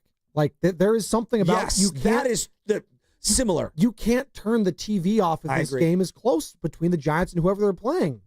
You just can't do that because something special might happen. 6 straight games of one-run baseball and you're winning them. That is a trend. It's one thing if it's 2 or 3. No. 6? That's 2 series. Hell, that's 3 straight series. We're going back to the Padres now. 3 different opponents. There is something there. And Bob Melvin spoke to it after the game, Joe, saying that the at-bats, they just get better as the game go along. The at-bats got so much better than basically the entire game. Willy hits a homer, knocks in the first run. We don't do a ton other than that. And then in the last inning against their 2 best relievers, we put together great at-bats, whether it was making them work and drawing walks. And, obviously Yaz with a huge hit. And every now and then you're going to get a dribbler like Flows, get a break. But when you're getting at-bat after at-bat that was really good, drawing some walks and putting pressures on guys, a lot of times good things are going to happen. He's so right about that. It's so infectious how one at-bat can change an entire game. Casey Schmidt ripped that ball. The 9th inning's on television right now. Yep. And again, Fitz comes up right after him. First pitch, too. Yeah, for Schmidt, yes. He's down 0-2. Yeah. 0-2 in the count, and watch him work this at-bat and foul him off and lay off tough pitches, away and away and away. He did a great job. I mean, I thought that the at-bats were incredible last night. And had they gone to extras, as deflating as everyone would have been, Duvall can't blow this. I had faith that they were going to keep hitting in that game. By the way, you were right about the position player for the Giants that made back-to-back All-Star games outside of Buster Posey. The homegrown guy was Matt Williams in 94 and 95. Wow. We've had pitchers. So no, I know a lot of people are texting in pitchers. But we said not pitchers. Not pitchers. Yeah. A homegrown everyday player, a position player, not a pitcher, because people, Bumgarner 4 straight, Matt Cain back-to-back. Didn't Pablo make it in 11 and 12? I thought he was a vote-in one year. He was a starter in 12. I think he was added on in 11, though, wasn't he? Was he a replacement? Let me see right here. You're right. All-Star in 2011 and 2012. We will count that. Okay. There you go. No, So I Pablo, never liked those internet ones, like when Belt won the internet one year. I just thought that was ridiculous. I know. Because it was Brandon Belt. That's what they Well, did. that. And crushing your narrative. Can we get Brandon Belt on? What is he doing these days? Can we get him on? by the way, they've showed this guy now 4 times. Just a brief aside. At different stadiums, I love the ball dudes, whether it's the young girls, whether it's the old guys, the old ladies. Right. I like how every team kind of has their own thing. Colorado had a guy yesterday, a little heavy set. He had kind of like a party going on in the back, and it was formal in the front. So he had like a mullet going. The purple polo, wearing the purple batting glove cutters with shorts on, and the ball kept getting hit down the line. He was cracking me up. Hey, those gloves were sick, though. The purple and black combo, shout out the Valkyries, is a great look. I've always loved it. Like the TCU, the purple, it just pops. I love that Shout color out combination. High School. By the way, I found out, I just looked it up. So in 2012, Sandoval got the nod over David Wright. Oh, yeah. And that was a big deal because David Wright had like 50 points higher in his batting average. He had such a better year. Shout out social media. But again, the Giants were so popping back then. All the fans, were social media, just hashtag vote, hashtag All-Star, and whatever it is. And he got the starting third baseman nod for the National League back in 2012. And that was at Kansas City's Kauffman Stadium. So how about that? Well, when I was a child, one of my favorite things to do was right around June when they would give out these little like ballots, like as I have the piece of napkin here, they would have these ballots. These people would be standing in a candlestick and they'd have a stack of ballots. You guys don't even know what I'm talking about, do you? Are you kidding me? No. No, why are you looking at me like that? Are you kidding me? You guys don't know about the ballots? We're 30. You mean the program? No. Oh my God. Like, did you wait, this is like. They would have a stack of these punch cards, and you would get the punch cards, and you would go through, and they'd have the list of all the nominees for the NL All-Star Game. It's just not good for the. Oh my God. You guys never had that? No. And you would physically punch the hole out on the people that you wanted to vote for. And then they had a write-in section for each position. Are you kidding me? No. When did they stop doing that? Let's look that up. Okay, Carter, get on that. My God. When they stop doing that? Get the boss in here. Who are you walking in to see? Babe Ruth? Oh, I hate you. He calls him George. George Herman. That's his name. Yeah. Shoeless Joe Jackson. You're excited. You saw him back in the day. He's finally getting inducted, dude. I can't believe you guys. By the way, are you kidding me? Going back to that 2012 All-Star game, which Pablo Sandoval got the nod. He had the first bases-loaded triple in the history of the Midsummer Classic. You know who it was off of? Justin Verlander. Oh, and what does he do? Funny. What does he do a couple months later? Gets the home runs off of him. And then, fast forward, Justin Verlander, 13 years later, is a San Francisco Giant. I just don't. I can't believe you guys don't know what I'm talking about with the little hard paper ballots that you would punch out, and then you would try to fill them out as a kid as often as you could to vote for all your guys. For ballots. Oh my God! Well, hold on. No, I'm sorry. I stepped out of the studio for a minute. No, I used to do that all the time, Shasky. Okay, filling out with the little chads. Yeah, I would sit there for the entire game and punch those things out. What are they called? Little hanging chads on the back of the thing of the ballots. It's the whole thing that ruined the 2000 election. The hanging chads.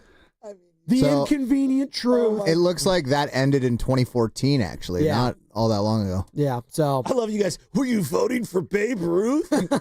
Jerk-offs. Well, you guys, listen, I didn't grow up, right? Well, Carter, he grew up near the city, so he should have been going to more Giants games than I should have been going to. Carter wouldn't go to Hunters Point where he lived. No. So far? No. Unless the helicopter was taking him and the president in, for first pitch, The Marina kid ain't going to the stick. I want to get this cut in from Bob Melvin, which is good stuff because we're talking about the team not panicking. It felt like there was so much panic around this organization, Joe, these last couple of years, whether it was from you, Bonte, whoever that was a diehard Giants fan, they could not get optimistic about, in their heart of hearts, you just couldn't be optimistic about this team for whatever reason. Sam was even right there. He tried to be optimistic. Lord knows he tried. Dude, I love baseball. I do. But this franchise has beat down the fans the last couple of years. No doubt. In whatever fashion, whether it was Farhan, the brand of baseball, whatever you want. They hung on too long. They did. But Bob Melvin spoke over the weekend. I think this is on Sunday, talking about how confident they are and how much this team is just not panicking this year versus last year. You know what? All I can say is this year's team, we get support, at least to this point, supported by the pitching staff where we're in every game. I think we've won enough close games late to feel like any game that we're in, we feel confident in winning. So I don't compare anything to last year's teams. It's a little bit of a different group here, and we've made some changes here recently, but I think the success we've had late in games this year gives us the mindset that no matter what happens, don't get bogged down by, lack of offense early in the game, that, we have a good chance to come back at any point in time in the game, and we've done a good job of, team's best relievers. It's the starters that we've struggled with. So we'll continue to, try to combat that and do a little bit better earlier in games, but like you said, there's no panic here. We feel like we have a chance to win a game, especially when it's close at home. And that was from Sunday. Bob Melvin talking about the team not panicking this year. Don't you think having a nucleus that's pretty consistent on the team, on the field, day in, day out, creates roles for a team, creates stability for a team, chemistry? Like, those things do matter. Yes, absolutely. Like, you need consistency from everyday players. Like, that's why...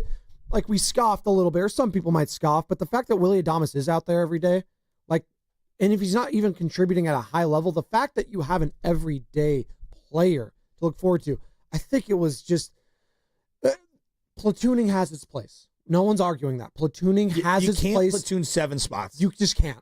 You just can't. Totally agree. I'm going to be like, why am I gravitating towards, like, this team at all? Joe, if I told you right now about, this is, I think, the big difference for me, 2025, 2021. Must-win Game 5, Dodgers-Giants, 2021. We didn't even know what our lineup was going to be because it was like, which guy are they going to start? Are they going to go lefty? Are they going to go righty? Are they going to go lefty? Are they going to go righty? Remember the craziness leading up to that game? Yeah. Regarding if they were going to start Julio Urias or not. Yeah. Remember that? Yeah. Okay, this year, no matter who they're going to start, the other team, the opponent, if this was a do or die, like, obviously health would factor into this because who's healthy matters. And right now, there's a couple guys that are out. Jung Hooley's going to play no matter what, right? Yes. Yep. Wilmer Flores is going to play, okay? Willy Dibs is going to play. Yep. Okay, that's 3. Chapman's going to play. That's 4. What about... Ramos is going to play. That's 5. Yep. And then probably Pat Bailey is going to play. Probably. And probably Fitzgerald's going to play. Yeah. That's 7 guys that I know almost for sure, whether it's do or die, righty or lefty. For the most part, as of right now, I know if it's a must-win game, I got 7 dudes. I could platoon that other spot, right field, right. And maybe I platoon second or catcher, just maybe, given like, hey, this guy has tremendous success against that guy. At minimum, you're looking at 5 or 6 spots that are locked in gold, etched in gold of who's going to play every day. And you have your pick of Robbie Ray or Logan Webb, like. Whoever's pitching at that point, like who's hot hand, like that matters. And the fact that in that game, the difference maker, it's funny that we're talking about this. The difference maker, and you were there, you remember in that Game 5, was an everyday player for the Dodgers who had been struggling mightily but kept getting opportunities. It was Cody Bellinger, and it was a weak dribbler up the middle, but you know what? He got the hit. And that was a guy that had won an MVP in the past, but there is something to be said about going with people that give you consistency and that have been there every single day and that keep showing up. And you know what? Willy Dibs, he's going to keep showing up, and hopefully he stays healthy going forward. And yesterday, hopefully, it was a springboard for something special. Special is strong. Just something positive going forward for Willy. That bullpen in 2021 was really good, but they didn't have the lockdown specifics of 9th, 8th, 7th inning guys the way this team already has shaped it out. Camilo's youth showed in that no game. doubt. Like he couldn't throw a fastball, Joe. He was throwing off-speed stuff the entire time. I know, he didn't trust it at all. Last night, I love the way that he had the pitch selection against Tyro, but before that, did you notice that he was really mixing in the slide step? He's had a really difficult time holding runners on, and he does this huge high leg kick, which basically every guy in the league with basic speed is going to be able to steal second base because you're giving him way too many steps. Right. And even if you have a great arm like Bailey, you're never going to be able to throw that guy out. Yesterday, he went slide step, and I was like, is he going to short circuit with all these slide steps? And he didn't. and he got the ground out that he desperately needed to kind of set up the 2 outs in that inning. So Camilo is evolving as well on the fly here. I actually have been very surprised with how good Camilo's been this year. We are less than an hour away from this or that at 8:30. It is the fastest segment in the history of Sports Talk Radio, some are saying, and it's one of our most favorite as of late. We had a good one yesterday when it came to the contracts, and it's a surprise every morning for us going forward now. Looking to Thornton, open left wing 3. Rain dance! 87-81. Caleb Thornton with a big-time triple. God, I love Kevin Dana. Can we get him to do some Giants calls, too? That'd be great. That's the sounder, though. Caller number 5 right now on the contest line, 415-523-4652. Again, don't call the regular phone number. This is the number you got to call, 415-523-4652 to qualify for your chance to wear a pair of tickets to the Golden State Valkyries against the Connecticut Sun on June 22nd at Chase Center. And if you don't win today, we're doing the contest all week long. And also, go to Valkyries.com for your tickets. So there you go. Caller number 5 to the contest line right now. I want to hear more from Bo Mel. Can we? Okay. You mentioned Patrick Bailey. We had the injury news from Matt Chapman. He's probably going to be out maybe a month. He's definitely on the IL for at least 10 days, the 10-day IL with right hand inflammation. He had a hand sprain, a couple of bruises on his hand, his fingers, ligaments. It's all messed up, his right hand. It's not good. He had a huge wrap around it yesterday. It did not look good when he was hanging over the dugout, and I saw how big the wrap and brace was. I was like, oh, boy. Well, now, oh boy, what's going on with Patrick Bailey's neck? Yeah, I heard he did something with his neck right after batting practice to where it locked up, couldn't play. So Kisner's going to have that entire game no matter what. We'll see how he is tomorrow. I'll probably play Kiz again tomorrow, and then hopefully Bailey can play on the last day. Oh, yeah, fade that out next time. It's all right. Most. But I think that was Susan Slusser who asked it, and Susan Slusser was the one, obviously, covers the team. Who's the DJ currently in the clubhouse, Sam, for this team? He's screening calls right now. He's getting the caller number 5 right now. Oh, apologies. It's not DJ BC Raw, right? That's who it used to be, Brandon Crawford. Did you like that, the BC Raw, when he did that? It was whatever. You weren't a fan. I mean, it's just whatever. Are they playing the Carter 6 right now? Some of the stuff gets old. You know, when you've been doing it for 13 years, it's a little old. I feel you on that. And seeing him squeeze the Giants to that one last contract, and then I still think I can play. I'm going to go play for the Cardinals poorly and then retire halfway through the year. Giants did play him as, it is weird to see that he played against the Giants at Rickwood last year. Like Brandon Crawford was a St. Louis Cardinal. It was very odd. It was obvious he was done. And I know, like, I'm not mad at him. You played till they ripped the jersey off you, but you went and go play for the Cardinals. Well, dude, if you miss traveling so much, and I'm looking at this team now. Just go join the staff. Well, I feel you. But there's no like old man on this roster outside of truly like Justin Verlander, who's like old. Yeah, but he's a starting pitcher, so he's kind of in his own universe. And that's what I'm saying. Like Wilmer, yeah, he's an old soul. He is, but that's okay. For a Wilmer Flores, that's fine. I could have one of those guys. I can't have like 3 or 4 of my like top guys be that old. Like there is a beautiful blend on this team of young with veteran leadership on there that's not like long in the tooth. No, I will agree. Like there is balance here when it comes to the age that does play towards the end of the year when it comes to the attrition, Joe. Like what do we talk about with the Warriors this past season? Like everyone's trepidation and why they were skeptical on this team going on a truly deep run wasn't because of the talent. It's because of the legs. Yeah. And you know what? Unfortunately, it happened. Like he had a tough first-round series against the Rockies, and what happened? Steph tore his hammy a little bit. Had a slight tear in his hammy. He had a strain. It was over. It was a wrap right there. And that sucks, but that's kind of baked into the equation when it comes to old guys. You're relying on a LeBron or a Steph or some of these old dudes. Like you kind of have to bake that into the equation. With this Giants team right now, yes, they've been relatively healthy. And Verlander's been out, and Harrison stepped up for him. And now people are going to have to step up for Matt Chapman, who's going to be out for maybe a month. But the injury bug is not costing them right now, and them being able to capitalize on it has been huge. It's funny that you bring up their ages because I was watching last night, and I have heard a lot about Jung-Hoo Lee, right? Oh, like, can he last the whole season? Can his body last? Well, he's clearly coming into his physical prime. Like, he's not there yet. 26. But he's also understanding what it takes to play 162 games. Mm-hmm. So this is year one of that. Ramos is clearly understanding what it takes to play 150-plus games, right? He's coming into his physical prime. Would you agree? I would. 25. Right? Yep. I think Chapman is in his prime. Yeah, I would Okay. say that. Yeah. What is he, 32? Something like that? Maybe coming down from his physical prime. Yeah. Adames in his physical prime, maybe coming slightly down. Fitzgerald coming into his physical prime. Yes. Right? Yes, probably on the back end. Yes. Right? Yes. But is still a solid player. I don't think Bailey's in his physical prime just yet. No, he's not. Although I have question marks on him. I'm concerned a little bit, especially the too. neck right now. But I think having multiple guys in the everyday lineup who have yet to hit their physical peak and are still playing really well, like, to me, that's the most encouraging about where we're at in this one. Look, if this were 3 years ago, I mean, are we sure Ramos would be able to play through 2 and 3 week stretches of and he hasn't been this year, but if he went in like scuffle mode, would Kapler have stuck with him? That's a good question. Well, would he have pinch hit for him in certain situations? Real quick, would Kapler stick him with Farhan? Stick with them, like they were shot one calling. and done in the I same. know they were a unit, right, if you will, but probably not. Probably not.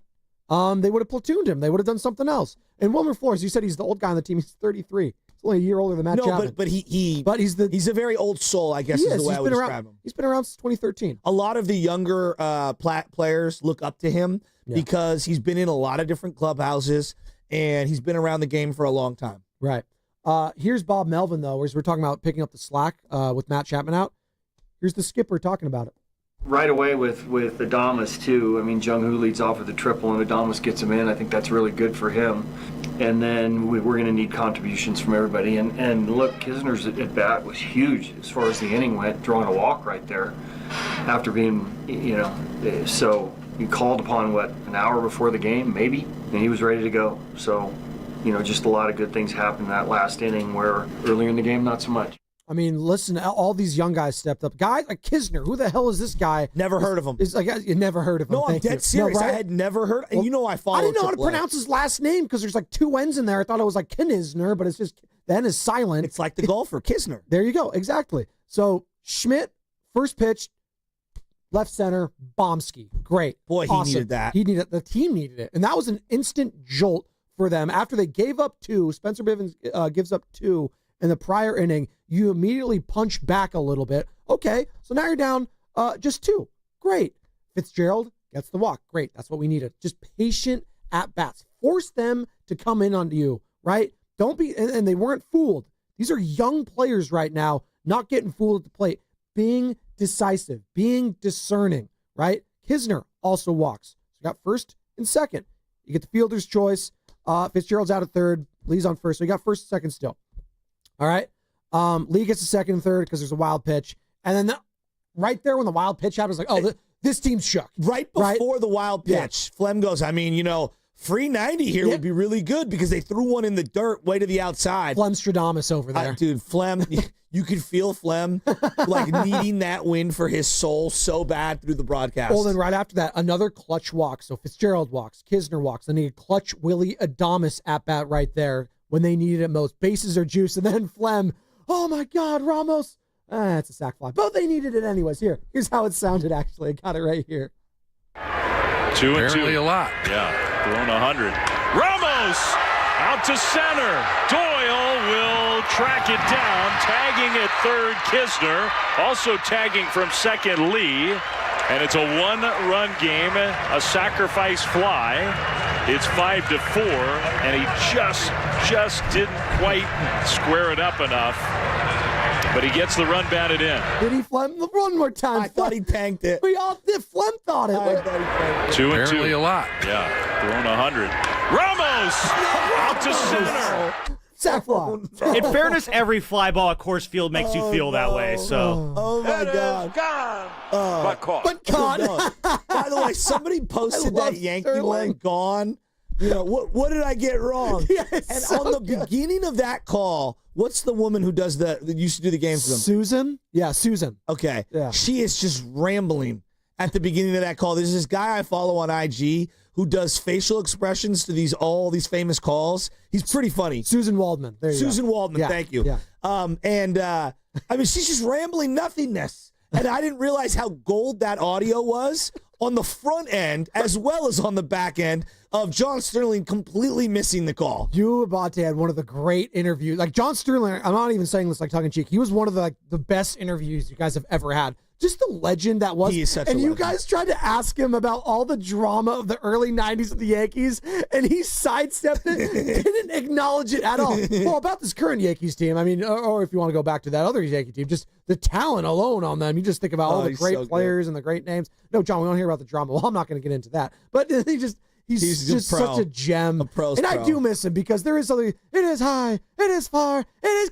gone. And then but caught. It's all time. It's all time. Because he reminds you of like your grandpa, right? Like your great uncle. Like that's baseball for me. Like those voices, I'm gonna miss those guys. Like when Kruk and Kai hanging up at the end of the day, I'm gonna miss those guys. But thankfully, the Giants have a guy like Dave freaking Fleming. I love Dave. They're so blessed with such great broadcasters because you know what? There's some bad broadcasters out there, just not very good, and they just don't understand the call at the right time. Like, God, I don't want to name any names, but we're all thinking about the same person right now. Flem is just so damn good at his job. And Javier Lopez improved tremendously. He's great. Tie-up game. Hey, stop. I didn't say that. Even up game. Wait, how does that do the voice? Come on, just do it one time. I do not know what voice you are speaking of, Joseph Shasky. And that's an even up game. By the way. Well, I've never heard that impression before from anybody. No, you're the one who coined it in the pregame. I don't know what you're talking about. Denzel Clark, by the way. One of the great catches of all time. It's 2 days later, I'm still just like, this guy is incredible. He doesn't do anything at the plate, but the fact that he does those plays. That catch, it was, if you those that don't know, it was the A's Angels. Yep. It reminded me of Gary Matthews Jr. I don't know if I say that name, if you even, that resonates. No, it reminded me of Peter Parker, Spider-Man, climbing the walls. And literally, there's a picture one of the him. greatest Major League Baseball catches of all time. He's literally, he's sitting. I'll pull the cut. He's sitting on center field fence, and he snatches it away. It's insane. It's one of the greatest catches of all time. I don't even care, given the circumstances. It was incredible. I ended up losing the game because, of course, they stink right now. They can't do anything right. By the way, that's another bad team. Maybe the Giants should be sniffing around the A's. Like, they're up in Hey, speaking of which, listen. This brings me up. I got to bring this up. Your boy Alan Stiles, who used to work at this station. Styles Files? Yeah, up in Sacramento now. Yeah. He put out a shows with tweet. him. I mean, if this guy could just hit 220, he'd be one of the best center fielders in the game for the next decade. Do you know how many guys you could say that about in his? If he could just hit a little. I mean, well, yeah, that's why he's not. That's why he's at the bottom of the order, because he can't hit. Because he can't hit. But one of the great it's like names. me saying, hey, if Nick Allen could hit like 240, he'd be one of the best shortstops of all time. Yeah, he'd be Jacob Wilson, who's doing that right now. Who's batting like That's what I'm 380, saying. and the A's And moved that's off why of he's him. not. Exactly. Bob Melvin, a guy we really haven't talked about, Joe. Maybe we can get into this on the other side, but I want to hear from him now. Kyle Harrison, who I thought that was a gutsy performance that they needed. He didn't let the game get away from him. Yeah, he gave up a couple of home runs, but you know what? They were solo shots. I can live with that at Coors Field. What you can't live with at Coors, Joe, is the 3-run shots, the 2-run shots, the stuff that gets away from him. So he gives up 3. There's a larger discussion about putting up a blank, like a shutdown inning after your team has scored. That to me is a different. I thought he was okay yesterday. Fair enough. And Coors Field is very tricky. So I'm really going to give him the benefit of the doubt. Giving up 3 at Coors, might as well be giving up 1 or 2, because that game could get away from a lot of pitchers, as we have discussed. But Bob Melvin talking about Kyle Harrison's night yesterday. Yeah, he did. He competed without his best stuff today. So a lot of arm side misses, away to a righties, whether it was breaking balls that weren't getting there or fastballs pushing away. So at times when you don't have your best stuff, you got to work really hard, and he did. He ended up throwing 85 pitches or whatever, but 3 runs in this ballpark after 5 innings, it's not the worst thing in the world if that's a tough outing for you. Exactly, and I totally agree with that. Yeah, well, no, we agree. There's a larger Harrison conversation, and today's not the day to have it, but he's just not the prospect I thought he was. He's still a solid player. He's somewhere in this rotation at the back end, fringe 4 or 5 starter, depending on who else is available. Maybe he's a bullpen arm, but he's just not the upper echelon prospect that I thought he might be. And you know what? On this staff, I don't need him to be. And I hear you on that. Sure. I got Robbie Ray, and I got Logan Webb, and I got Landon Roop. And if he could just, he probably hasn't earned it yet, but he's going to have more opportunities to win that 4th or a 5th starter over a Justin Verlander, who, let's be honest, Guy's 42, 43 years old, whatever he is. He's like, those injuries aren't going away. Yeah, but the injury bug's not going to go away. I think my whole thing is like, he's a thrower at this point, not a pitcher.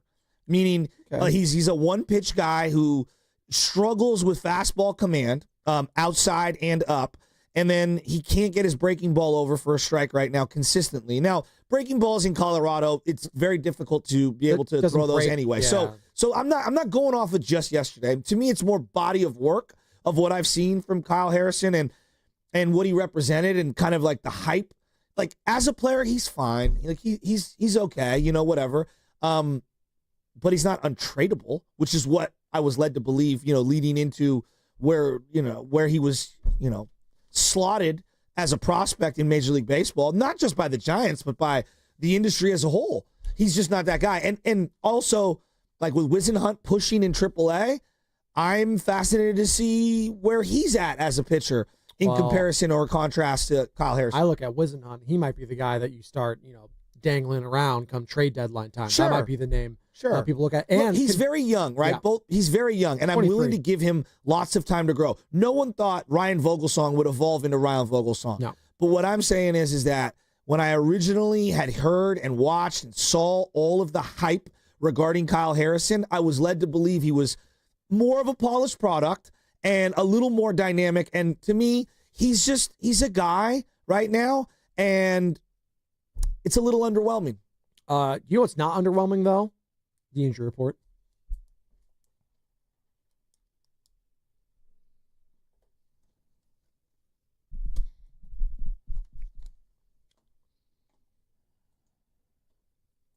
And it's a big one, folks. Matt Chapman was placed on the 10-day injured list with a sprained right hand. He sustained the injury on Sunday, diving back to first base. While x-rays were negative, an MRI revealed the ligament damage and a bone bruise in 3 fingers on his throwing hand. Chapman will visit hand specialist Dr. Stephen Shin in L.A. this Friday, after which the Giants hope to have a clearer picture on when he will return. I don't like the sound of that, by the way. He has to go see a hand specialist. That doesn't make me feel good. Chapman is expected to miss more than the 10 days he will be on the IL. His hope is that he will be back before the end of the first half. The injury report was brought to you by Boxer & Gerson, Northern California's premier workers' compensation law firm, helping injured workers get their lives back for over 40 years. What's coming up in the game is brought to you by Fremont Bank, here for you, here for good. Halfway home here on a hump day in the Bay. The Giants have won 6 in a row, an incredible comeback in Colorado. Can they keep it going tonight with Robbie Ray on the bump? Let's talk about it. Spadoni, Shasky, it's the Morning Roast. It's 95.7 The Game. I was that kid, first to raise their hand, first to call the front seat, and now the first in the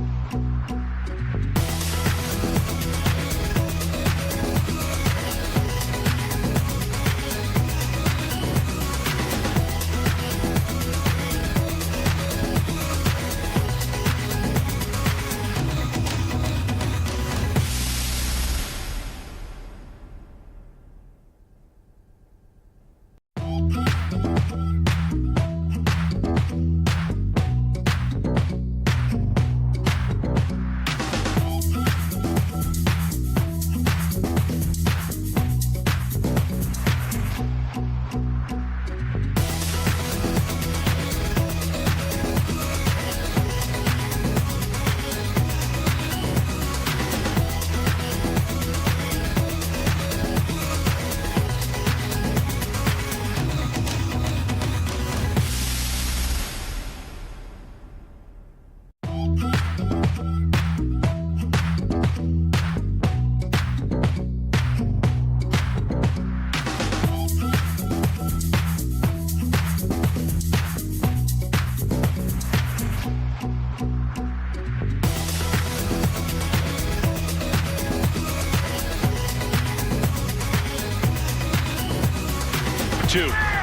It is popped up. Shallow center. Who's going to take it? Jung-Woo Lee calls and catches. And the Giants find a way to win a game at Coors Field when it did not look likely. Oh, heck yeah. That's right, Dave Fleming on the call. NBC Sports Bay Area, 6th straight one-run victory. Their 8th come-from-behind win in the 9th. Is that correct, Carter? Their 8th comeback from when they're down and trailing in the 9th? Kidding me? That's the definition of clutch. As I say good morning to Joe Shasky, to Carter, to Sam, to Nahigian, to all you lovely people just getting off work, getting ready for work, getting ready for summer. Summer vacation is here. All the grads out there, congratulations to you. I hope you're enjoying some Giants baseball last night, because I sure as hell was. Shasky was. You know how I know Shasky's happy? He's hungry. He's hungry. He's starving. He literally told me, he's like, I smashed all this Chinese food. I'm still hungry. I was like, because you're fired up. Can I give a shout out? I knew yesterday was going to be a great day. Why? Because on Monday, I went to my brother's in Pacifica, and I pulled off the side of the road, and I was going to go to Tam's, which is one of my favorite Chinese food spots in the world. Okay? What do they got? Well, it's the pot stickers. They're like undefeated, never lost. I love pot stickers. I love the pork fried rice. They have great orange chicken. I mean, there's so many things on the menu. I like it all. Joe Horn. Well, I pulled over. They're closed on Mondays. Oh, no. So yesterday, I had it in my dome. I am going to Tam's. And so me and the little guy at 3:30, I called over to Tam's and go, you guys open? They're like, yep. I was like, bang, bang, bang, bang, bang. There you go. I'm ordering. And I threw the little guy in there, no shoes, just some socks, some sweats.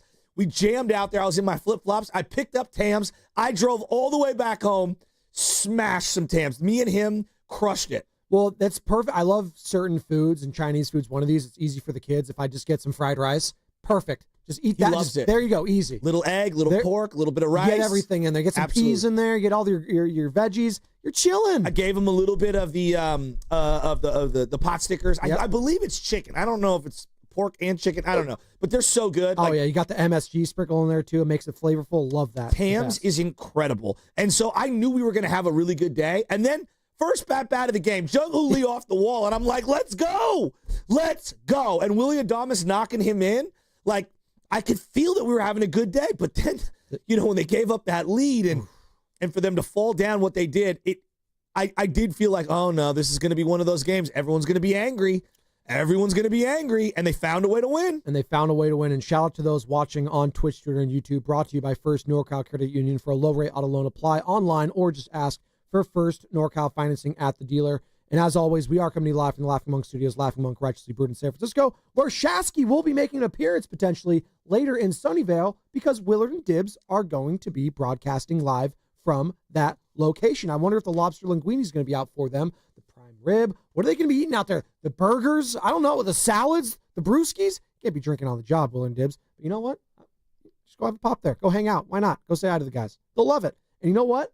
I loved what I saw last night. Let's just talk about that 9th inning, Joe. Oh, I love it.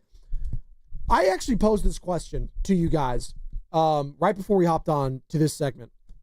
I was like, would you rather be like the best team and have the best names top to bottom? Or would you rather be the clutcher team, the clutch team, right? Where you go out there and it's just like, yeah, I don't have Ohtani. I don't have Betts. I don't have Freddie Freeman, Teoscar Hernandez. All those guys probably be the best player in my lineup. Probably. Outside of maybe Elliot Ramos, who's, again, that's the guy that's probably going to be an all-star this year. He's been your most consistent Giant.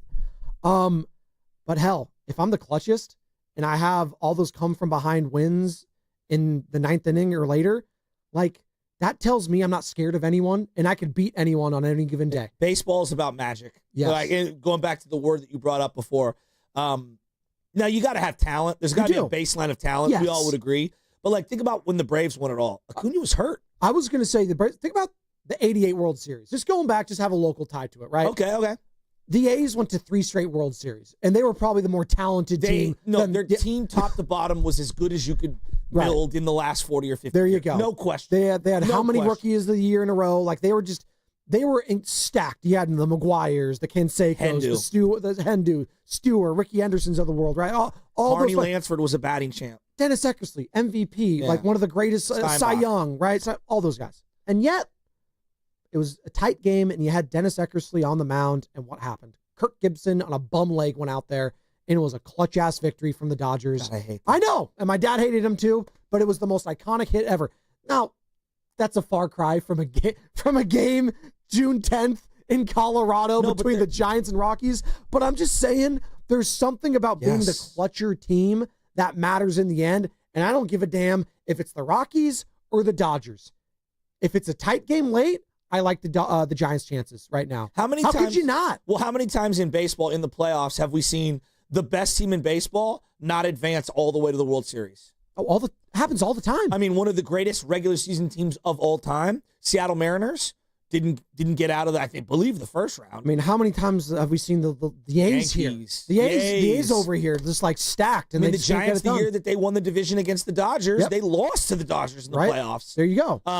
So yeah, there is something to be said for being clutch at the right time. Like having the magic is huge in baseball, especially if you have what I call the ingredients of the Tinkerbell magic: pitching and defense. I'd say the Phillies have probably been one of the best regular season teams over the last couple of years, and I remember the Arizona Diamondbacks just running through them. The Diamondbacks of all teams on the back of a Corbin Carroll rookie and Tommy Pham of all people. But they had 3 pitchers in that run. They did. They had Zach Gallen, Merrill Kelly. Yes, and then the youngster, I always mispronounce his name, PF something or other, whatever. Brandon Pfaadt. Thank you. I never know how to pronounce it. But he came out of nowhere, did he not? He did, and that's what happens in these things, right? Like Ryan Vogelsong wasn't a household name throughout Major League Baseball. Like who is this guy? And then all of a sudden he just turns into a gamer come playoff time. That's just what happens. Have the Giants earned the right to be called a clutch team? 888-957-9570. You win 6 straight games against 3 different opponents, all of them being 1 run or fewer. Obviously, no fewer than 1 run. Like, yeah. You're a clutch team. I'm giving them that moniker. And if you're a clutch team, I don't care if it's against the Dodgers, the Yankees, the Marlins, the Yankees, you got action no matter what. And you have this pitching staff going the way they're going, you're going to be in every single game. And I like their chances late, especially if it's a tie one. You can't, the best thing you can say about a team is you can't turn them off late. You just can't. Unless it's like 10-0, sure. But if it's 1, 2, 3 runs in the 9th inning still, you better keep that TV on with this Giants team, which is, you know what? That's a compliment, Joe. And let's just dive into this 9th inning. The die-hard nature of the Giants is an old moniker. Like, if you're going to die hard, baby. There you go. Bruce Willis, baby. Let's go. So you start off that 9th inning immediately with this. I couldn't believe this. Let's just hear from Dave. We got all the calls. And his at-bats weren't great in the game, although he had a hit prior. Like, Casey's at-bats over the last, let's just say, week have not been the greatest. I'm shouting out Sam Lubman and Carter getting here early, getting all these calls, right? Because the game ended late. We get up early. We did have someone in the studio last night. That's okay. You know what? We had Sam getting here early. We had Carter getting here early, cutting up all the sound. We appreciate you guys. And we appreciate NBC Sports Bay Area and our guy, Dave Fleming, on the call, starting off the 9th inning with this. Zach Agnos is going to try to get the final 3 outs for Colorado, and now the Giants are down 3. Maybe not anymore. Casey Schmidt to deep left field and gone. Now they're down 2. All right, so you're down 2. 5-3 now. A lot more manageable. Again, guys, this is Coors Field. No lead is safe. Yeah, but a 3-run lead might as well be a no-run lead. He parked that. Oh, he pimped it. I was feeling, before that even happened, I was like, oh boy. Like, you know, the inning prior, you gave up a couple of unnecessary runs, essentially. You were feeling dejected. Absolutely. Yeah. Absolutely. But you know what? This team, you know whose name we haven't brought up today? Bivens. Everyone was going to crush Bivens. I actually didn't mind Melvin keeping him in there, and I'll tell you why, Joe. Because you can't deplete the bullpen before you get into a Dodger series. No, you can't. And I know everyone was mad at Bivens because of what he did prior to that. But I actually think strategy-wise, there are times where you have to take your lumps because today isn't as important as the next day, the day after, and then the series that you have coming up. Absolutely. And Bob Melvin was asked, should he have done something different with Bivens yesterday? He did. I should have done something different in the last inning. I should have gone somewhere else instead of pushed him for a third inning. Oh, there you go. And he owned it right there. But you know what? It ended up working out. Right? But I wasn't mad at it, honestly. Yeah. I really wasn't. I know a lot of people were losing their minds. But the Schmidt home run came out of nowhere. It did. So that led off the inning. First pitch. Bye-bye. See you later. 5-3. Okay.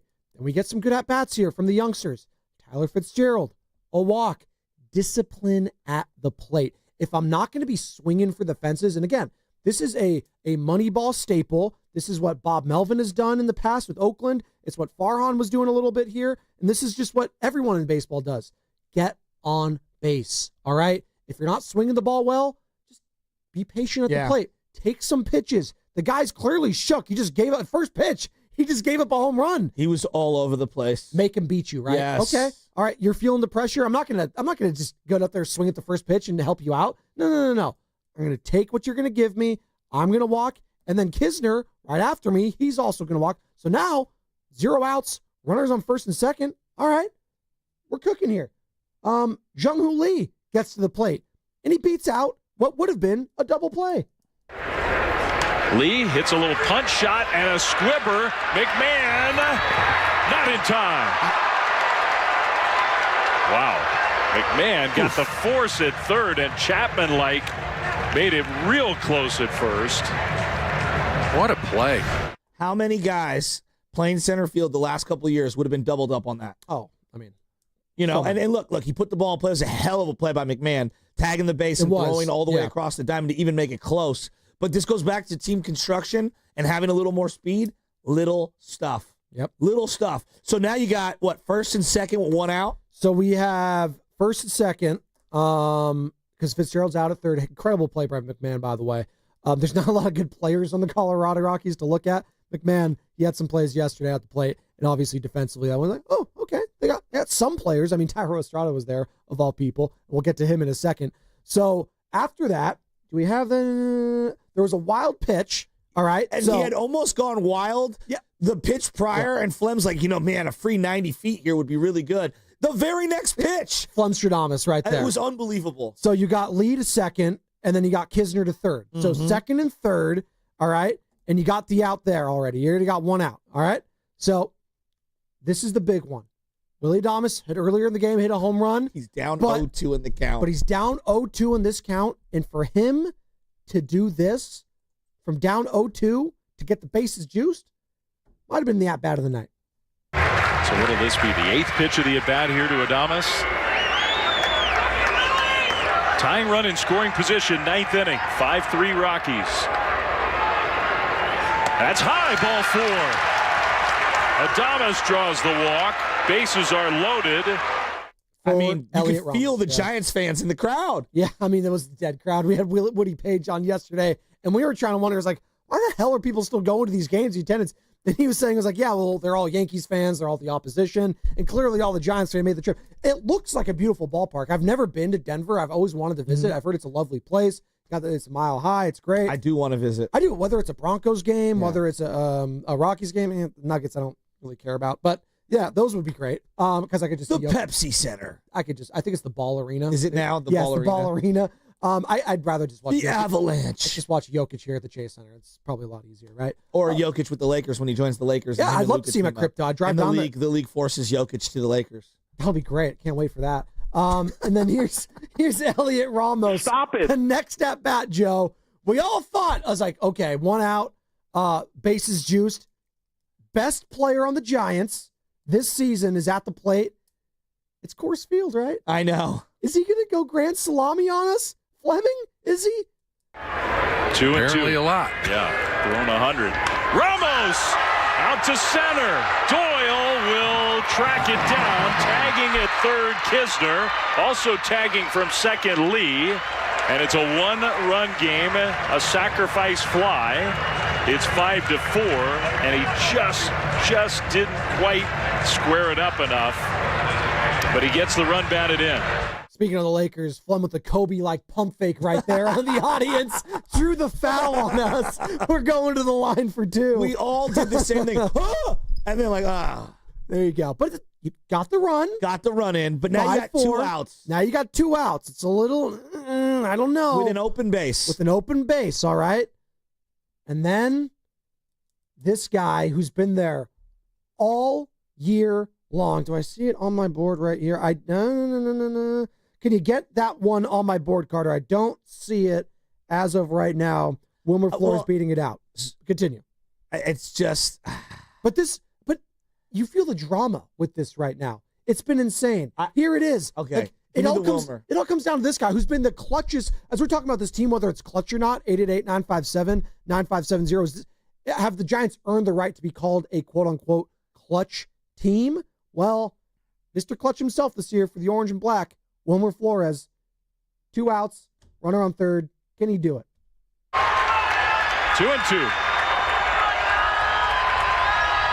A little dribbler. Vodnik will not have a play. Lee ties it up. And like we say all the time, Wilmer Flores does it with his legs. That's so good. And if you don't have Jung Lee at third in this situation, does he score? That just threw me off. You just calling him Jung Lee right there, not even Jung Who. I'm just asking. Yeah, no, these are the little things. and I was saying, well, they have an open base. It's Mike Yastrzemski on deck. Would you just walk Wilmer? It's a good point. Like the speed aspect of all of that, force the pitcher to throw it to first base right now. Wilmer, of all people, the old man on the team, I mean, he had to leg it out. And by the way, we're talking about monikers in baseball. Like, it's the old one. Hit them where they ain't. Right? Right there. I've been saying it for about 3 weeks now because everyone's crazy on the exit velo. But I was thinking, like, okay, I think they should walk Wilmer here. Like, that's what I was thinking. Right. Because you have Yaz on deck. Or you have a bad team. They don't know what they're doing right there. But it is their closer. Maybe they're thinking righty on righty. This guy has success against Wilmer. Like, I don't know what the splits are, but it crossed my mind. Absolutely. And then when Yaz does what Yaz does on the very next at-bat, I was like, well, maybe it didn't matter, who they walked and who they pitched. They were going to blow this one no matter what. So Adames is at second base. Flores is at first. Mike Yastrzemski with the game tied now at the plate. And Yastrzemski pulls one into right field. Here comes Adames. Here comes the throw. Cut off. Giants lead. The throw to third is late. 6-5. And there you go. 6-5. After all of that, you trailed by 3, and now you're up by 1 in the 9th inning. And not to play this game again, but I contemplated, it's 0 for 4 Dom Smith on the on-deck circle. Do you walk Yaz to get to Dom Smith? Like, These are the things that a manager is going to think about the day after. Now, with your closer, you're going at guys. You're not trying to walk them because that's why he's your closer. You expect him to get those situations. But when you lose the way that they did, all of that comes back into play in your head. I mean, this isn't the Colorado. This isn't what KOA in Colorado. This is 95-7 the game in San Francisco. But for as good as the Giants are feeling today in their fan base, I mean, if you are a Rockies fan, first of all, God bless you. I've never met one of you in my life. Call in. I'd love to hear you. If there's any Colorado Rockies fans here listening, 888-957-9570. Good Lord. Like, they're an hour ahead of us, Mountain Standard Time, whatever it is. Just, you're going to bed with euphoria. I'm in the fetal position throwing up with chills, just being like, I'm disgusted. I'm getting you see all those during the football season where people just break their TVs or whatever. That's what I'd be doing. Be like the 4th broken Going TV. full Cowboy fan. Oh my God. Oh, 12 wins. You went from maybe being 13-53 to now you're 12-54. So maybe it doesn't that really... all-important 13th win. But seriously, like, there is something we said. I could have felt like decent about my baseball team yesterday. Are they going to get to 15 by July? 15? Like, can they get to 20 wins by the end of the year? Can they? I don't even know. They're what awful. did the White Sox finish with last year? It's a great question. Sam McCarter getting a lot. By the way, this or that. They had 121 losses last year, the White Sox. Awful. I know no one remembers the win total, even though it's simple 41? math. You just remember the 121 41 wins. This or that. There's no way Colorado gets to 41 wins. This or that, the fastest growing segment in the history of sports talk radio. I am dubbing it. In 9 minutes, Are we teasing it here, Sam, the next couple minutes? The question, I don't know what it is yet. Do we have? I can set it up in a minute if you want. We can set it up in a minute. I hadn't even considered how Rocky fans feel this morning. We'll set it up. I just want to hear from it. If there's anyone out there. Rocky fan feels There this you morning. go. I think they go Lincoln Park. I've become so numb. There you go. We can maybe I will rejoin with that. I'm not mad at it.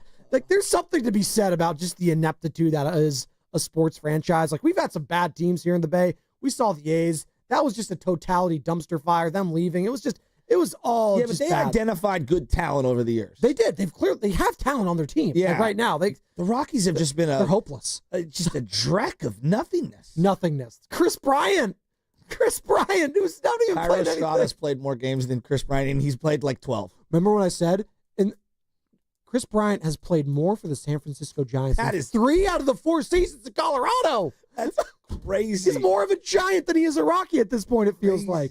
By the way, a 1-run lead, as we know, is not safe in Coors Field. So the Giants take a 1-run lead at the bottom of the 9th, Joe. You got Camilo Duvall, and then all of a sudden, what happens? Single to center field. Oh, boy. Yeah, I know. Leadoff hitter gets on. You're thinking, oh, boy, here we go. And Casey Schmidt made a great turn, and I thought Fitz made a great play there. And here we go. This was the big double play in the bottom of the 9th. 6-5 Giants.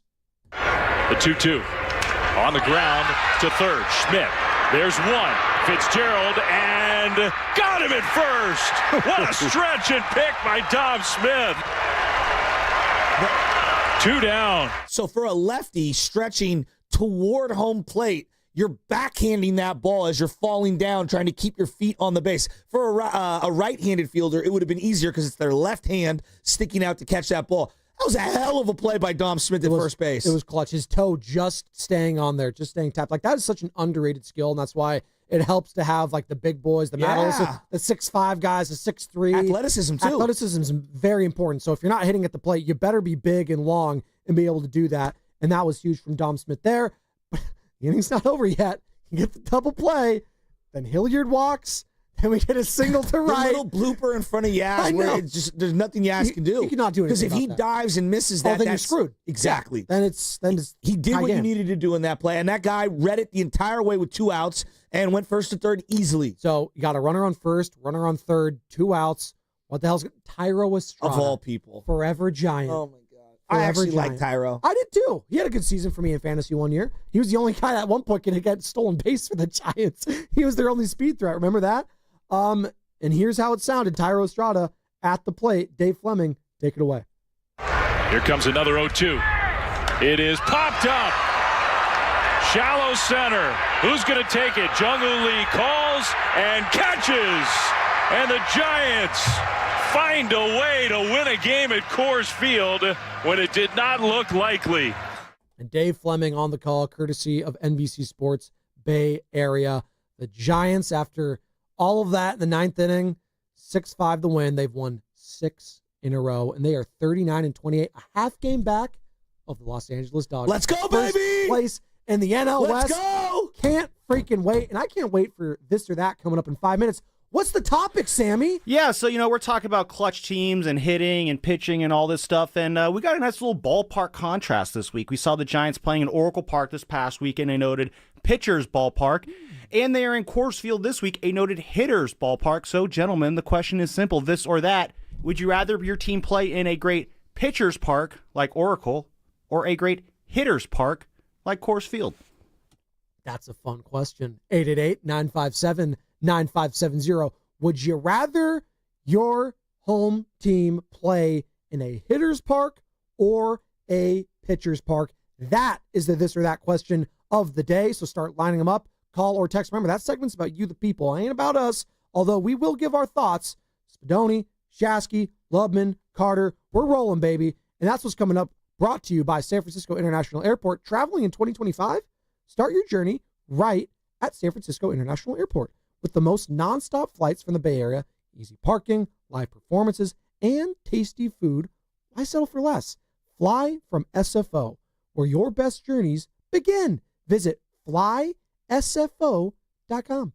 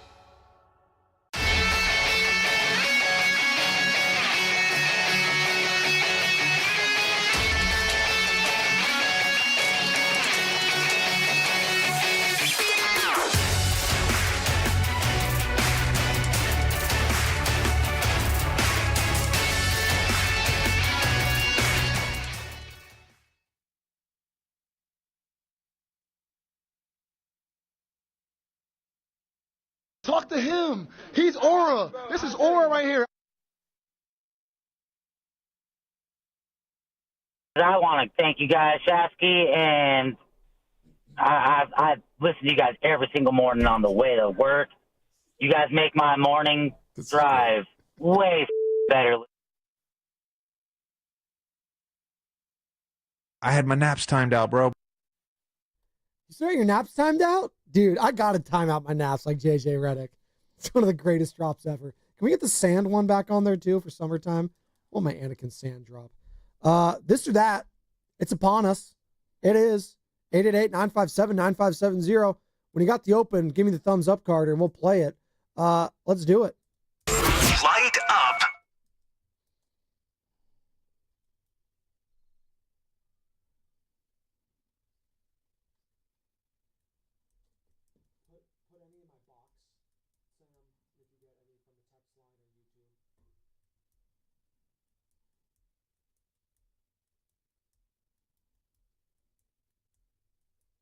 All right. Sam gave it out last segment, this or that today. Would you rather your home team play in a pitcher's park? So when you think pitcher's park, it helps the pitchers out, right? It plays to them, not the bats. So you would consider Oracle Park a pitcher's park. You would consider Dodger Stadium a pitcher's park. You would consider Comerica Park for the Tigers, probably a pitcher's park. Or would you rather your home team play in a hitter's park, which is basically everything else? Cincinnati, all the AL East stadiums, Yankee Stadium, Fenway Park. Fenway's a pitcher's park. It's kind of a bandbox a little bit. No, it's not. I feel whenever I watch a Red Sox home game, it's like 10-7. I swear to God. Yeah, I would disagree on that, especially given the colder temperatures of September and October. Late in the year, and then obviously the dimensions in center field. Fine. And that left field wall is hard to clear. Exactly. It's not hard to get doubles. We will disagree on that one. Okay. I completely disagree with that. It's fine. It's not a Let's bandbox. continue. All right, continue. It's fine. So what are you going with?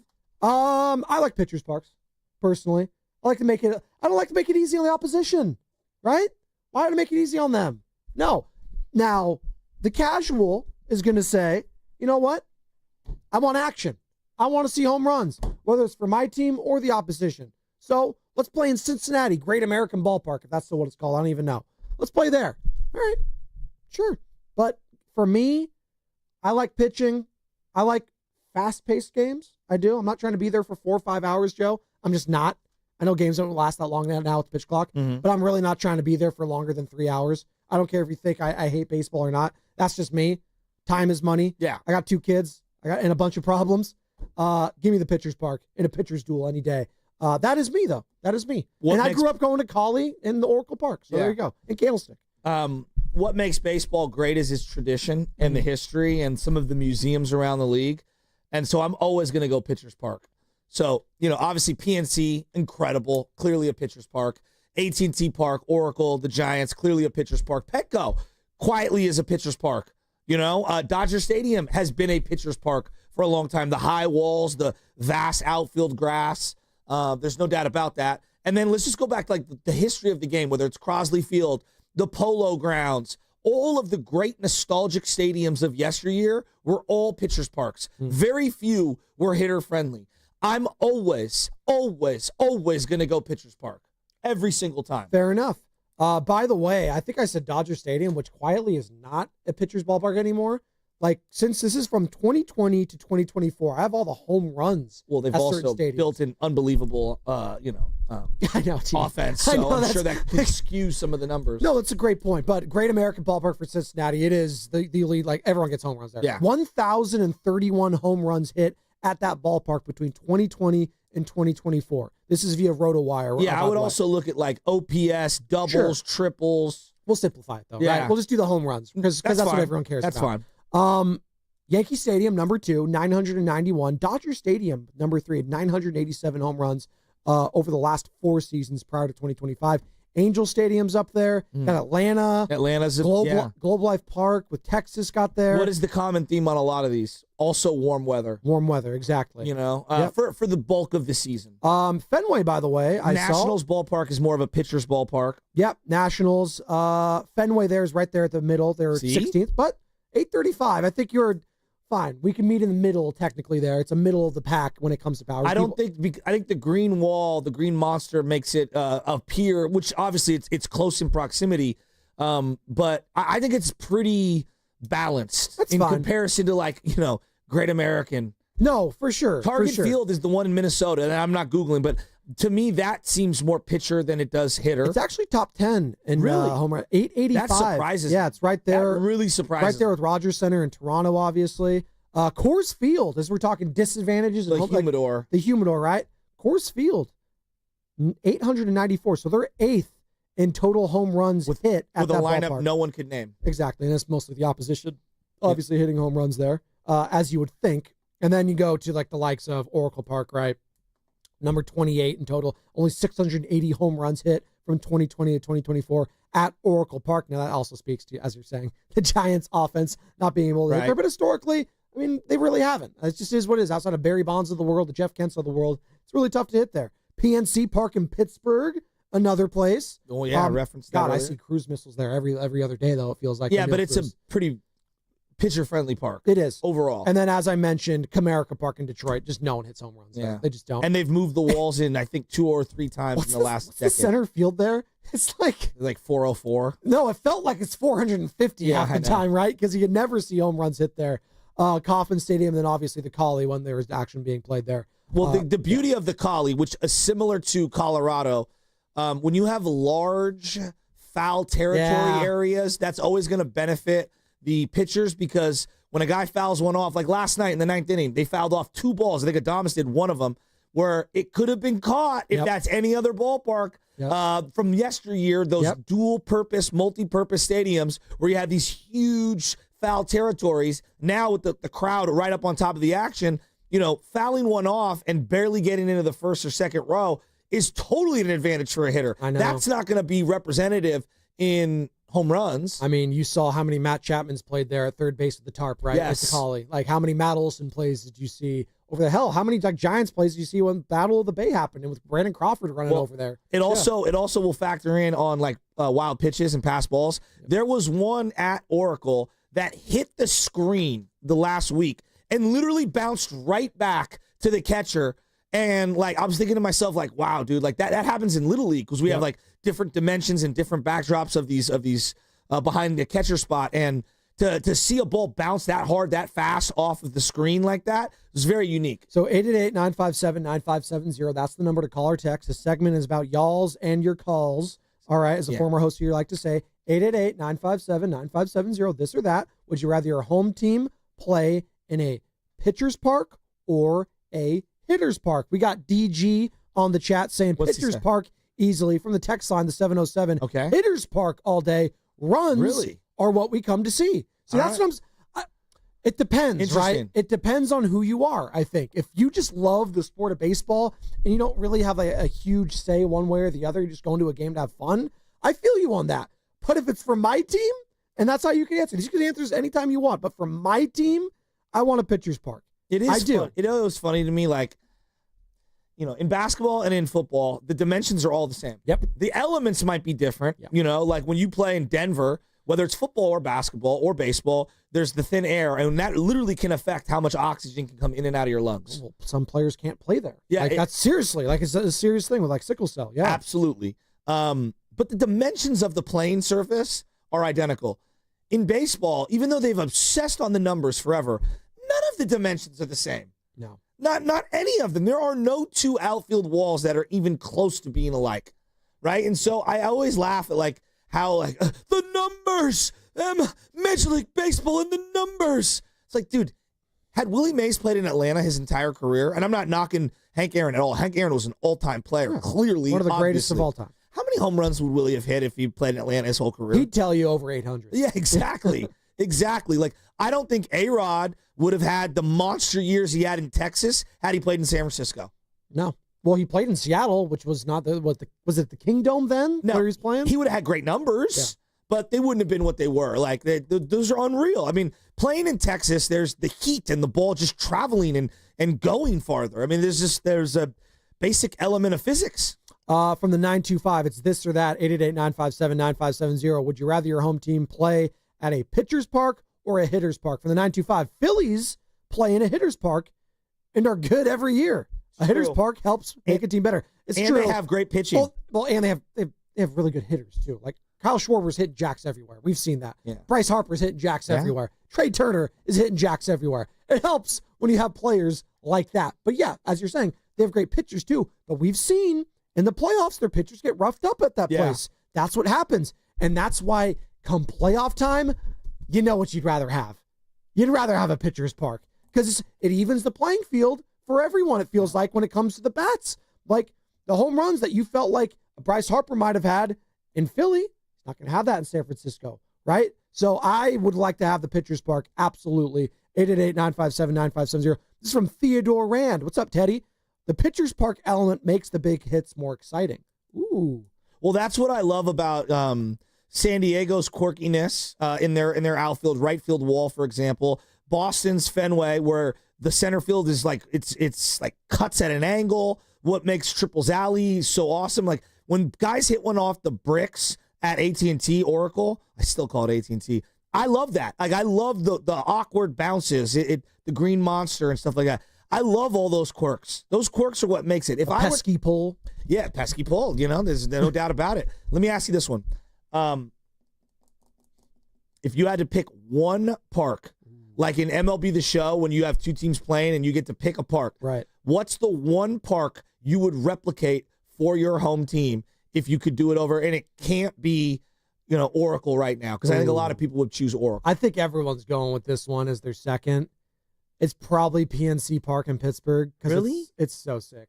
Like it just looks awesome. Like it's great. Now the dimensions, as I've just referenced, are that of Oracle Park, where it's really hard to hit home runs there. It's a pitcher's park. It is deep. And I also think when there's so many empty seats too, it kind of has this like visual of is it hard to hit it out there because you don't have all those fans? Which I know. And they got Paul Skeens of all people So there, right? if you're playing MLB The Show and it's me and you, and I take the NL All-Stars and you take the AL All-Stars and you get to choose the stadium, you're picking PNC. I do. I love me some PNC Park. I do. It's a beautiful aesthetic. In the history of the game? Okay. So I thought it was current. No. Because like in the video game, all you can time. go, there's like, I don't know, maybe 15 or so extra stadiums. I always pick the same one every single time. They got the Polo Grounds? Yeah, I do. The Polo Grounds? That's the one I do every time. That's the one you do every time? Every time. It's short down the lines. Okay, and then you have the bullpens on the field in the outfield, and then dead center field goes for like 450 or whatever it is, 475, and they're going to recreate the polo fields. I don't know if you heard this. No. Yeah, someone is going to build a replica dimensions in New York. It's going to be some sort of a park. I don't know if it's for a minor league team or an independent league team or if it's for high school baseball or whatever. I personally always go with the polo fields. I think it's the coolest. And the wall is up really high. I think it's awesome. I'm not mad at that. I actually haven't visited a lot of other ballparks in my lifetime. Candlestick, Coliseum, Oracle Park. I got those three. How about Petco?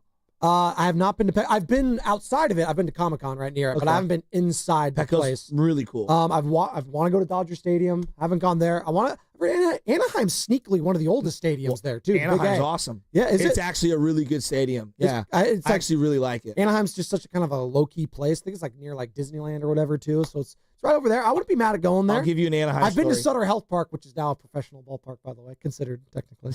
By the way, we're doing like these stats. I'm not even close. The home run total for Sutter Health Park these next couple of years is going to dwarf Great American Ballpark. The ball is flying out of that place. Shocker, it's a AAA ballpark, but it's unreal. Talking about home field disadvantages, that is number one. It's not even close. Continue. I went down to Anaheim, and it was the summer of the Mark McGwire and Sammy Sosa home run battle. God, I love Juice. And Mo Vaughn was playing. I believe it was Sox versus Angels. Okay, and the game came to a pause.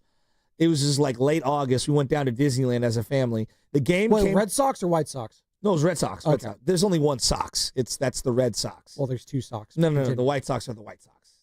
Sometimes I wear a white sock and a black sock if I can't find the matching combo. It's a Black Sox scandal. There you go. But we went to Anaheim's stadium, and the game stopped. They showed the Mark McGwire home run. It was like 60-something or whatever, and he's running around the bases, and everyone on the field started clapping.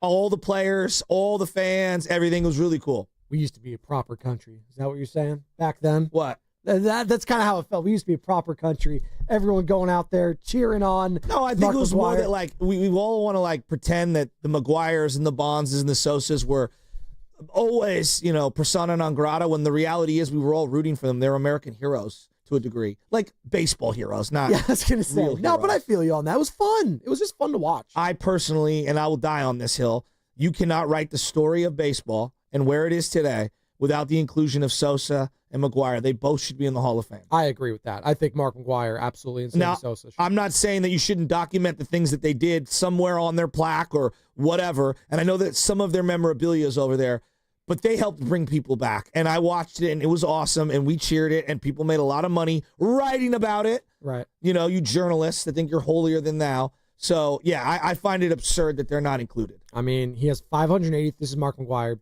He's 583 home runs. He was a 12-time All-Star, 2-time World Series champion, Rookie of the Year, Gold Glove winner, Silver Slugger, MLB home run leader, A's Hall of Fame, Cardinals Hall of Fame. He's on Major League Baseball's all-century team, and he's not in the Hall of Fame. Like, what are we doing here? We can't talk about the 90s and the 00s without doing the McGwire, this giant dude as I stand up. And it's the bat where he's just, I'm sorry, the mic's coming down, but he's just waving the bat like he's my kid, holding something that's way too heavy. I mean, his home run off Randy Johnson is one of the greatest home runs in the Kingdom. And it's the opposition's call. That's the best part of it, where he's just like, it disappears into like the upper deck. No one hit the upper deck up there. Those guys, Barry Bonds of the world. God, it was just such a great time. This or that, 888-957-9570. Would you rather your home team play in a hitter's park or a pitcher's park? We got more people chiming in here, Yeah, Joe. give it to me. David Hernandez, I'm cool with the pitcher's park. Just know you aren't going to get any big name free agents. Okay. I mean, I just listed some of these teams up here, like Comerica Park. The Tigers have gotten big free agents in the past, have they not? Hell, one of the biggest. Well, they made a trade. They made a trade. I hear you. I mean, they got Dontrell Willis and Cabrera for that lefty, Cameron Maben. What was the lefty's name that's resurfaced years later? The skinny, tall white guy lefty. Gosh. Oh, Fister? No. I'm going to come up with this trade. Scherzer? No? It was Josh Johnson, is it? No. Are we talking about old Detroit Tigers, like a decade ago? What are we talking here?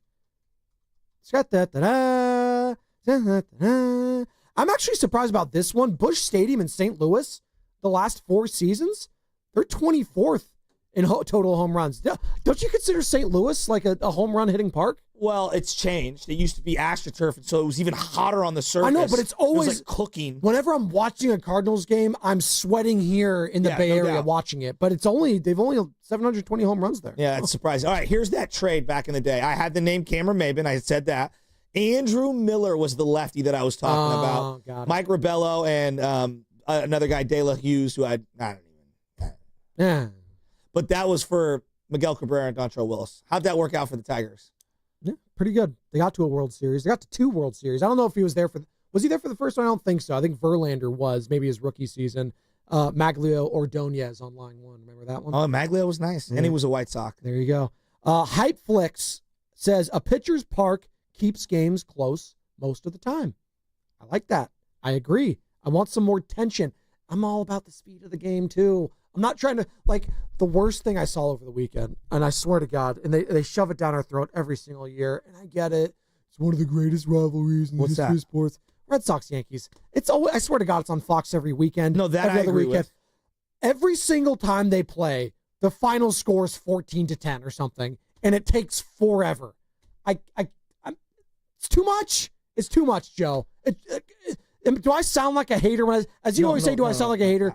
I cannot stand watching that. If we got Eagles, Cowboys every single week, we would be tired of it, right? Yes. As an audience. Well, we already tired of the Cowboys every single week because it's the America's game of the week every week. It's the Dallas Cowboys, right? No, we're in unison there. But I do also understand that it's like baseball Americana 101. I guess. You know what I mean? It's It's the peanut butter and jelly of baseball. Like, is there any like players or like people on those teams that even hate each other at this point? Like, there used to be actual animosity between those two franchises. The fan base is always, right? But I just don't think there's that like rivalry on the field. Like maybe Aaron Judge, because like he's like the only remaining Red Sox. Him and Devers, I think, right? After the last Red Sox run where they beat the Yankees in the playoffs. Text line from the 650. Hitter's Park is an even playing field for both teams. A pitcher's park is an advantage for the home team. See, it depends. What if it's the Pittsburgh Pirates coming over here and they're like, no, I'm glad this isn't a Hitter's Park. We got Paul Skeens going, baby. That helps us out. How many playoff games have they won in the last 30 years? Diddly poo, one maybe. The Giants went in there and beat them in a play-in game. I think the only one they've won actually is what? The Cueto one where they're all chanting Cueto against the Reds. Cueto. That was pretty good. Oh, by the way, we mentioned Barry Bonds here, Joe. This is really just got my box. Good job. This is great producing right here from Sam Lubman. And Devin Oakland, we'll get to you in a second. We mentioned Barry Bonds. We're mentioning some of the greats of all time. And don't forget, the true rivalry weekend is upon us coming up here. It is rivalry week, and not because of the Colorado Rockies, because they ain't a rival. It's what's approaching here in Los Angeles. It's the first matchup against the LA Dodgers, Joe, and you're trying to hide that grin. You're so damn excited. I'm so ready. You're trying not to look at it, but you are. It's okay to look at it. You know why? Because we are looking ahead to the Dodgers series, because there's a good chance after tomorrow, the Giants, yes, the San Francisco Giants could be in first place of the NL West halfway through June, which sounds insane, but when you watch it and you see who's available for both teams, maybe it's not all that insane, because Dodgers are scuffling as a pitching staff. Not a lot of healthy people. Hell, they need Shohei to come back and to get back into form as a starting pitcher. They're going to need that.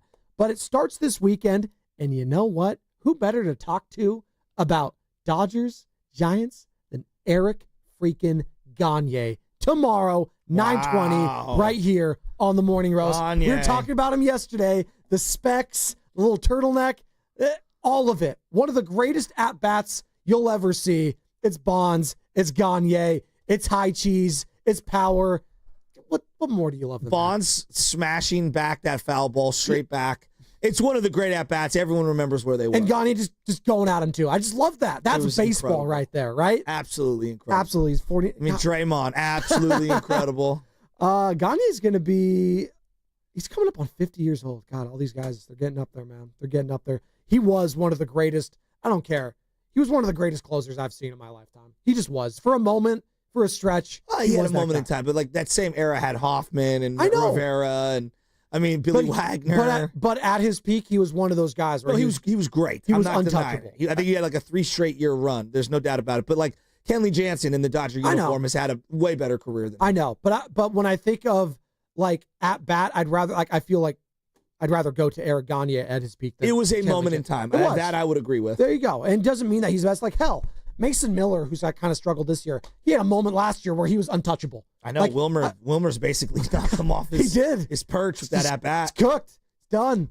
But again, closers, they're all finicky. By the way, Craig Kimbrell, has anyone picked him up, by the way? Is he still out there? He got DFA. He's still on Market Street, huh? Is he? With the fold? By the way, people keep bringing that up to me when you said that, the fentanyl fold. What are they saying? They said that. I've kept hearing that term. Oh, the Rangers added him. Bruce Bochy is taking a fly on Craig Kimbrell. No, he's in Texas. So he's camping on the streets in Texas, huh? Relax. Devin's in Oakland. Devin, where do you want your home team? What do you want your home stadium to be? A pitcher's park or a hitter's park? Good morning. Morning. So just a quick correction here. It's Kevin, not Devin. Oh, okay, Kevin. Just passing that. Just pass that note on. In the words of the Rock, so it doesn't matter what your name is. It doesn't matter. I'm teasing. No, he gets it. What do you got, Kev? So, all right. So I got to go with pitcher's park. Like the casual me also is like, no, I want to see runs. I want to see home runs. But I think it's just because I'm a Libra. I'm like kind of like stuck in the middle here. But I got to do pitchers just because we've seen hitters ballparks. No leads are safe. And you said your home team. Which kind of ballpark would you want to see? So, as we say, not to sound all traditional here, but pitching and defense is majority of the time going to get you championships.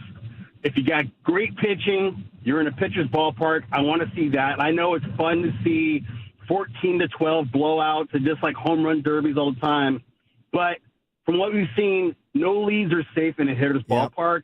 And I would rather take the torture where I've got a dominant pitching staff to just shut down an offensive prowess. To me, that's way more impressive than seeing BP all game. I'm with you. There you go. I That's think Kevin. The other element of a pitcher's park, Kevin, is that I was talking about the quirky dimensions, and I've said this, and you guys can react to this.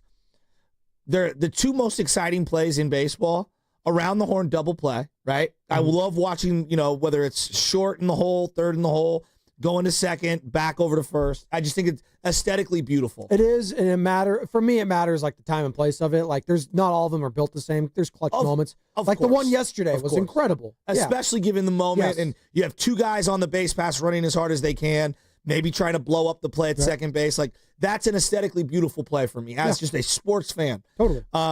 But the most exciting play in baseball, without a doubt, is a play at the plate or a play at third base. And I will contend until the day I die that home runs are great, and they're amazing, and they're so much fun. And I'm not here to say that they aren't. They are. They definitely are. But there's something about a ball going into the corner of an outfield, and you see the outfielder emerge with the ball as he's firing to a cutoff man. That cutoff man is firing either to third base or to home, and you could feel the tension of a play at the plate. That is the most exciting part of a baseball game for me. Late in the game, either the go-ahead run, the game-winning run, whatever it might be, a play at the plate, a play at third base where it's bang, bang, and you know the throw's coming in, and you see it like a car crash coming through. It doesn't even have to be a collision, Joe. Yeah. It's just a play at the plate. That is, to me, in terms of, as a fan, whether you're in the stadium, at home, that's the most exciting play in the game. 888-957-9570 is the number, this or that. We can continue the rest of the way. If you want to chime in, we would love your feedback. We appreciate it. Good job today, Sam and Carter. The brain trust in the back. We're doing the this or that's. We're going to hand it over to the producers. You know why? Because they come up with all the best ideas anyways. We're just two schlubs up here. We react to it. We talk about it. And we loved all the participation we got for that one today. Good stuff. And we mentioned Eric Gagne, who, again, if you're just joining us, Eric Gagne, former L.A. Dodger All-Star, right? He won a Cy Young, did he not? He did. Cy Young in 2003.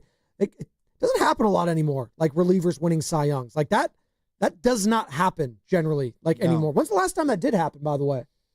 Can you name the last time? Gagne won the Cy Young in 2003. No, that's what I was just saying. Oh, sorry. When's the last time? Has it happened since then? There has to have been someone that's done it, right? Right? 888-957-9570. I know Eck did it in 88. Let me see. Relievers to win Cy Young. Yeah, Eck did it for sure. Bruce Sutter, Raleigh Fingers obviously has done it. I think Gagne was the last one to do it. Wow. Yeah. The only person who would have come close was the year K-Rod got 65 saves, but I think he lost like Santana or something that year. Johan Santana, by the way, lost in time. One of the great artists of the game. Just Johan Santana. Oh, my God. I know. God, I loved him. They had him and Francisco Liriano in the same rotation. Right. They were so nasty. That was a video game team. Clase was the guy that was probably going to be the closest because he was unbelievable just a couple years ago. He finished third in Cy Young voting. Well, Zach Britton was close. He had look, check this out. In 69 appearances in 2016 for the Orioles, he had 47 saves and a .54 ERA. He was unbelievable. Finished fourth. As we talk about closers, where are you at with Camilo Duvall? He's got 10 saves right now.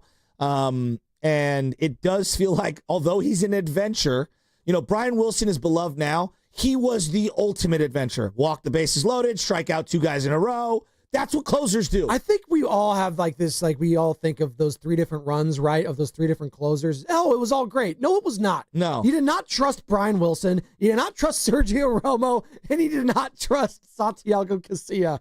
You were sweating all of them. Hell. All of them. You needed Bumgarner towards the end. You had all the faith in Bumgarner. But even then, man, you don't know if Alex Gordon comes around there, he ties it up. Who knows at that point, right? I'm looking at it right now. Like Camilo is at 101 after last night, or is it 102?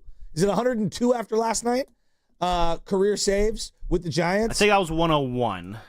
Okay, last night was 101. All right. Casilla has 123. He's sixth all time. in a Giants uniform. Greg Minton, 125. Lavelle, 127. 102, by the way, for 102. So he's at 102 right now. That's what I thought, because I thought 100 was anyway. Point being is he has an opportunity to be into the top 5 this year. That's actually incredible. If he can get to about 40 saves, I mean, you're looking at a guy that's going to be top 5 all time in Giant saves. And a year ago, I was like, I don't even know if he's going to be on the Giants. Well, and that was a hairy ninth inning, to say the least. So you got the lead back in the top of the ninth at 6-5, and then the first batter, Arcia, singles right to center. It's like, oh, God. And again, this ballpark does funny stuff. I call it the Twilight Zone for a reason. Weird stuff happens there. Before it started, my boy Rocco, who is a diehard Camilo Duvall fan, he loves him. I love Camilo, too. He's fun to watch. He goes, bro, get the whole bullpen up. This has nothing to do with Camilo and everything to do with Coors Park. Right. And I felt him on that one. And then you get the whole bullpen up. And then he gets the clutch double play grounder. And then he's like, okay, 2 outs, nobody on. All great. It's gravy. Well, then you get a walk.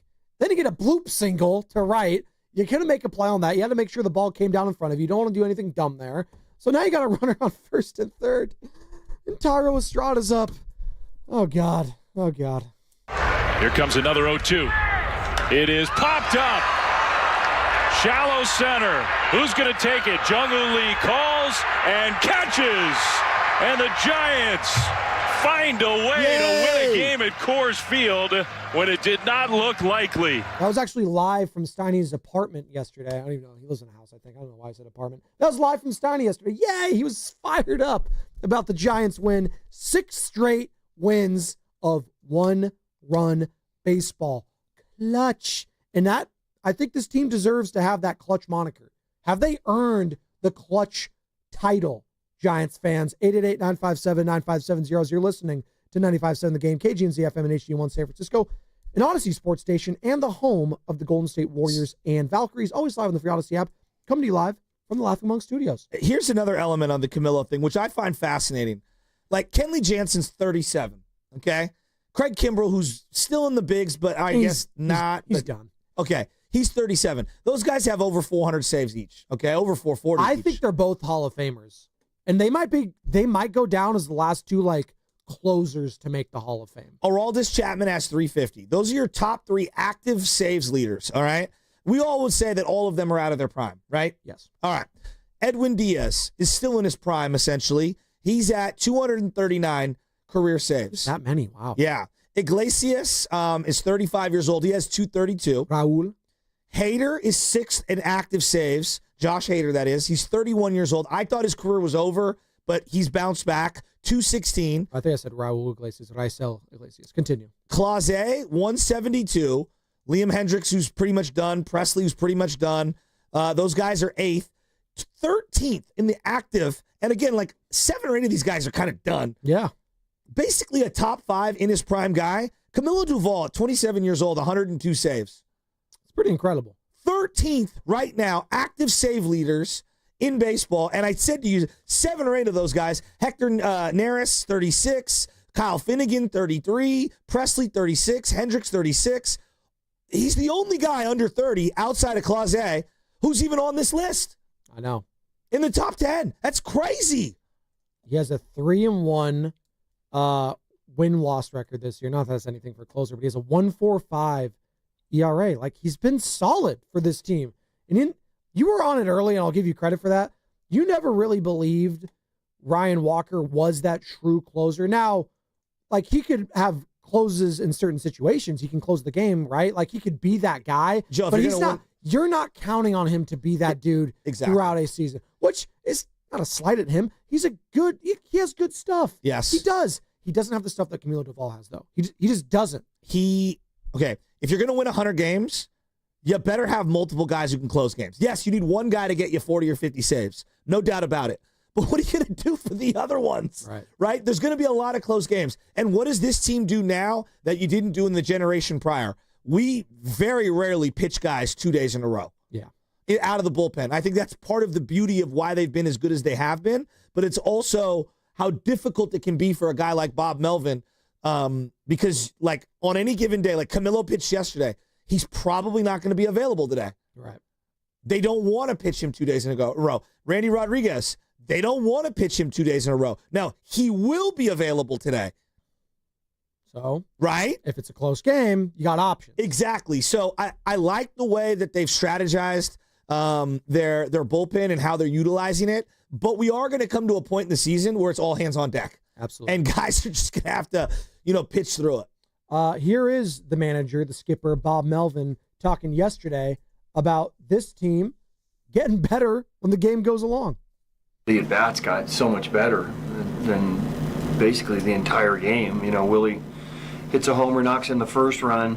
We don't do a ton other than that. And then in the last inning against their two best relievers, we put together great at-bats, whether it was making them work and drawing walks. And, obviously Yaz with a huge hit. And every now and then you're going to get a dribbler like Flows, get a break. But when you're getting at-bat after at-bat that was really good, drawing some walks and putting pressures on guys, a lot of times good things are going to happen. To Wilmer Flores swinging bunt, basically. I know. It could not have went into a worse spot on the diamond considering the situation. Well, I'm saying, if I'm a Rockies fan, I feel like you're snake bit, obviously. It's 12 wins. But, the only spot that could have gone, wrong for them was that spot right there. If it goes up the middle, if it goes to the right, the pitcher's making a play on it. And the game's over. The game's over. And of all the guys you want running down the first base line, he's 33. It's Wilmer who you want running down the first base line, right? If you're the Rockies. Yes, that's the one guy. And he looked fast as hell. That's unbelievable. It was insane. Wilmer's having a heck of a year. He really is, man. It's almost Otter Porter Jr. like. Oh God. Because it's come out of nowhere. I know. Well, and they've managed his health really well. In fairness, the Otto Porter Jr., he didn't really do it it feels like anything in the regular season. No, he didn't carry them like Wilmer's been carrying. Exactly. But they've managed him really well. Let's get back into Willy Adames, though, because this is a guy a lot of Giants fans are shaking their head at and saying, what the hell's going on? Highest paid player in the history of their franchise. We've talked about him ad nauseum as a station the last couple of days. What is going on with Willy? You got the news that Matt Chapman is going to be on the IL for the foreseeable future.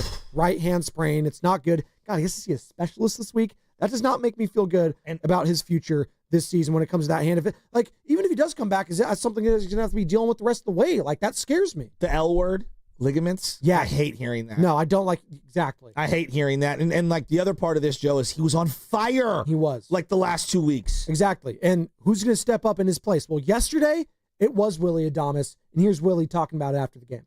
We've been doing it all year. It feels like we never give up. It feels like we always have an opportunity to come back. It's that's how the guys feel in the dugout. It's okay, we can be down by 3-4. It doesn't matter. We're going to go out there until the last out and grind, until the last out and grind every at bat. And I think today was a very good example of how good this team is. Everybody went out there at the top of the night and battle, took great at bats, took great swing, just took, do the fundamental stuff, and we paid off. We got the win, and for me, I obviously, it's a good day, for me personally, but it's even better when you get a win like that. I think that's gonna get us going. It's an old cliche, but you got to dominate the fundamentals. You got to dominate. Robert Saleh famously dominate the controllables. Stuff that you can control are the fundamentals of baseball, and it was on full display yesterday. Why the Rockies are where they're at, why the Giants are where they're at. Sometimes it's simple as saying just the fundamentals. They're 11 games over, not by any tremendous power in the lineup, but doing the little things consistently well, whether it's on the base paths, whether it's not getting errors in the outfield, whether it's taking a walk when you can and taking what the pitching has given you, if you will, as we use a football term, take what the defense gives you. It's not as simple as that, but sometimes it is. Now, the Rockies don't have the talent overall to just compete with some of these other teams. They just don't. Yeah, but they're giving out free 90s left and right. And that's what they did yesterday. Yes. Multiple times. Whether it was when you had Fitzgerald caught, you throw it away, he got second. I still can't believe he got in on that play. It was unbelievable. But that's the Rockies. They find ways to lose. And the Giants right now, the hallmark of a good team is when you find ways to win. And they're 11 games over. In 6 straight games, they have found ways to win. Against the Padres, against the Braves, and now against the worst team in baseball, the Colorado Rockies. So it's been everyone. It's been one of the best teams in baseball in the Padres, a slightly middle-of-the-pack team now and kind of below average, and then the worst team. So you've done it against everyone.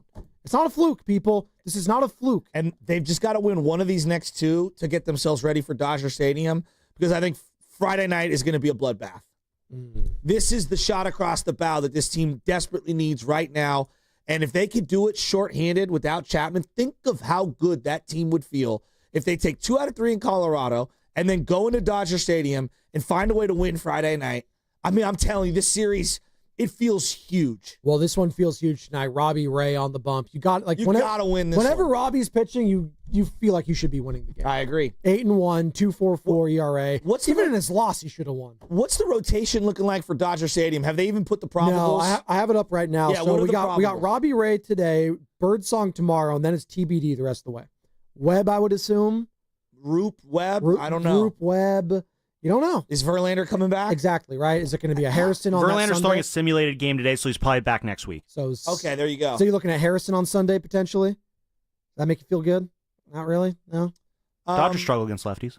Oh, He was pretty electric against the Dodgers a couple of years ago, which was kind of like his bust onto the scene moment. Got a bust. I don't know. There We'll you go. What's coming up with the game is brought to you by Crystal Geyser Alpine Spring Water. We're going to put a bow on this conversation. They could be in first place by tomorrow. And you know what? Let's get into that. We have Eric Gagne joining us tomorrow at 9:20, Shasky. Let's look ahead a little bit to some Dodgers Giants, shall we? Can we do that? Is that allowed? I hate the Dodgers. Let's do it. On 95.7 the game.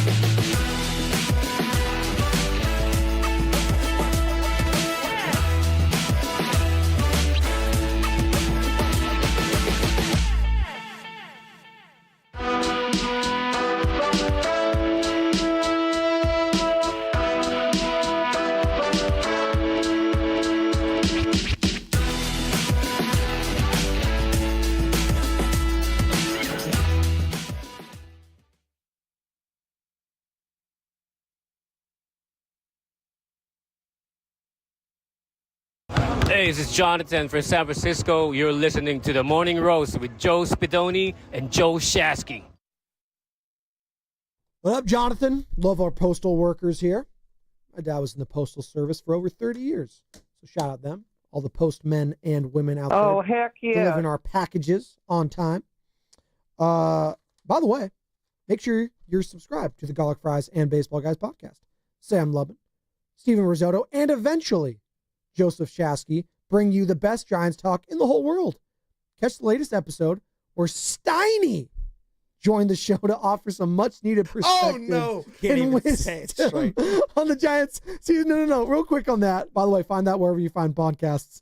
I was just talking to Steiny. I like to do a little pit stop there and just say what's up to the boys, because sometimes I don't see him at all. And Did I you just cut leave. in line from Marcy from 105? No, Marcy Weiser, Live 105, is on air right now, Joe. So, no, I don't barge into her studio and say anything. So, Well, no, usually we wait. she's talking to Steiny, so I figured you'd have to cut line. to No, get in front of her not at the time I to be able go. to talk I to him. always end up walking past her to Steiny. I give her a little wave, and she gives me a wave and say hi. She said that I'm loud.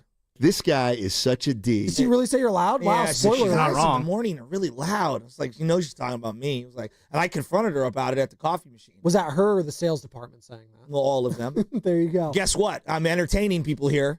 That's what we try to do. You know. By the way, I was just talking to Steiny, and he's like, he gets on his lap. I just see him on his laptop. I'm like, what's up, Steiny? He's like, what? I was just like, whoa. I was like, Steiny, what's up? He's like, nothing. I was just like, all right. It's the only one who could Shut up. Oh, sounds like he's in a good mood. The only one who could be angry after that giant win is Steiny. No. And then he responds, so what you guys talk about today? Giants? I was like, yeah. What did you want me to talk about today?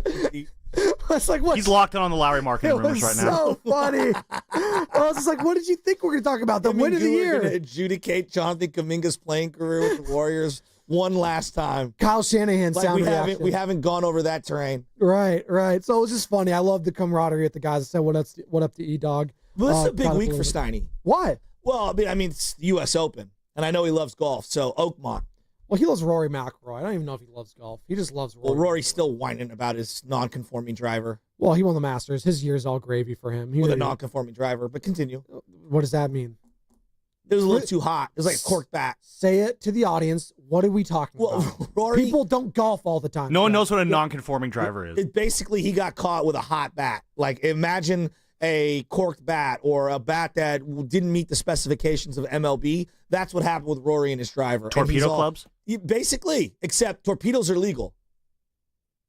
Steiny told me I need to get off Rory's back, and now that I know that, I'm going to really go at him about it. Let me look this up. Rory McIlroy Golf Club. It's not worth the talking. It's just me ripping Rory because I can't stand him. Well, no, I like drama. That's fine. If the golf is going to give us anything, please give us some That's drama. why you like right TNT. There you go. We know drama. Actually, not anymore. It's done. It's done. There's literally no other reason to watch TNT than the Charmed reruns in the morning, and we don't get that anymore, Sam. We're not Supernatural this morning. We're not going to get the Charmed reruns anymore.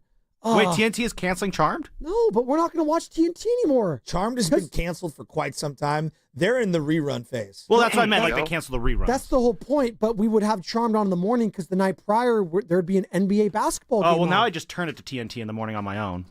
What? You have that ability. Well, that's next. TV remotes can do a lot of cool things these days. You know what I've been watching a lot of? What? College World Series. The playoffs and stuff. Roxy Bernstein did a game the other day. It was Florida State versus Oregon State. I swear to God, it was one of the greatest environments I've ever seen. Go Beavers. And Beaver up. Love a Beav. Continue. Justin Beaver.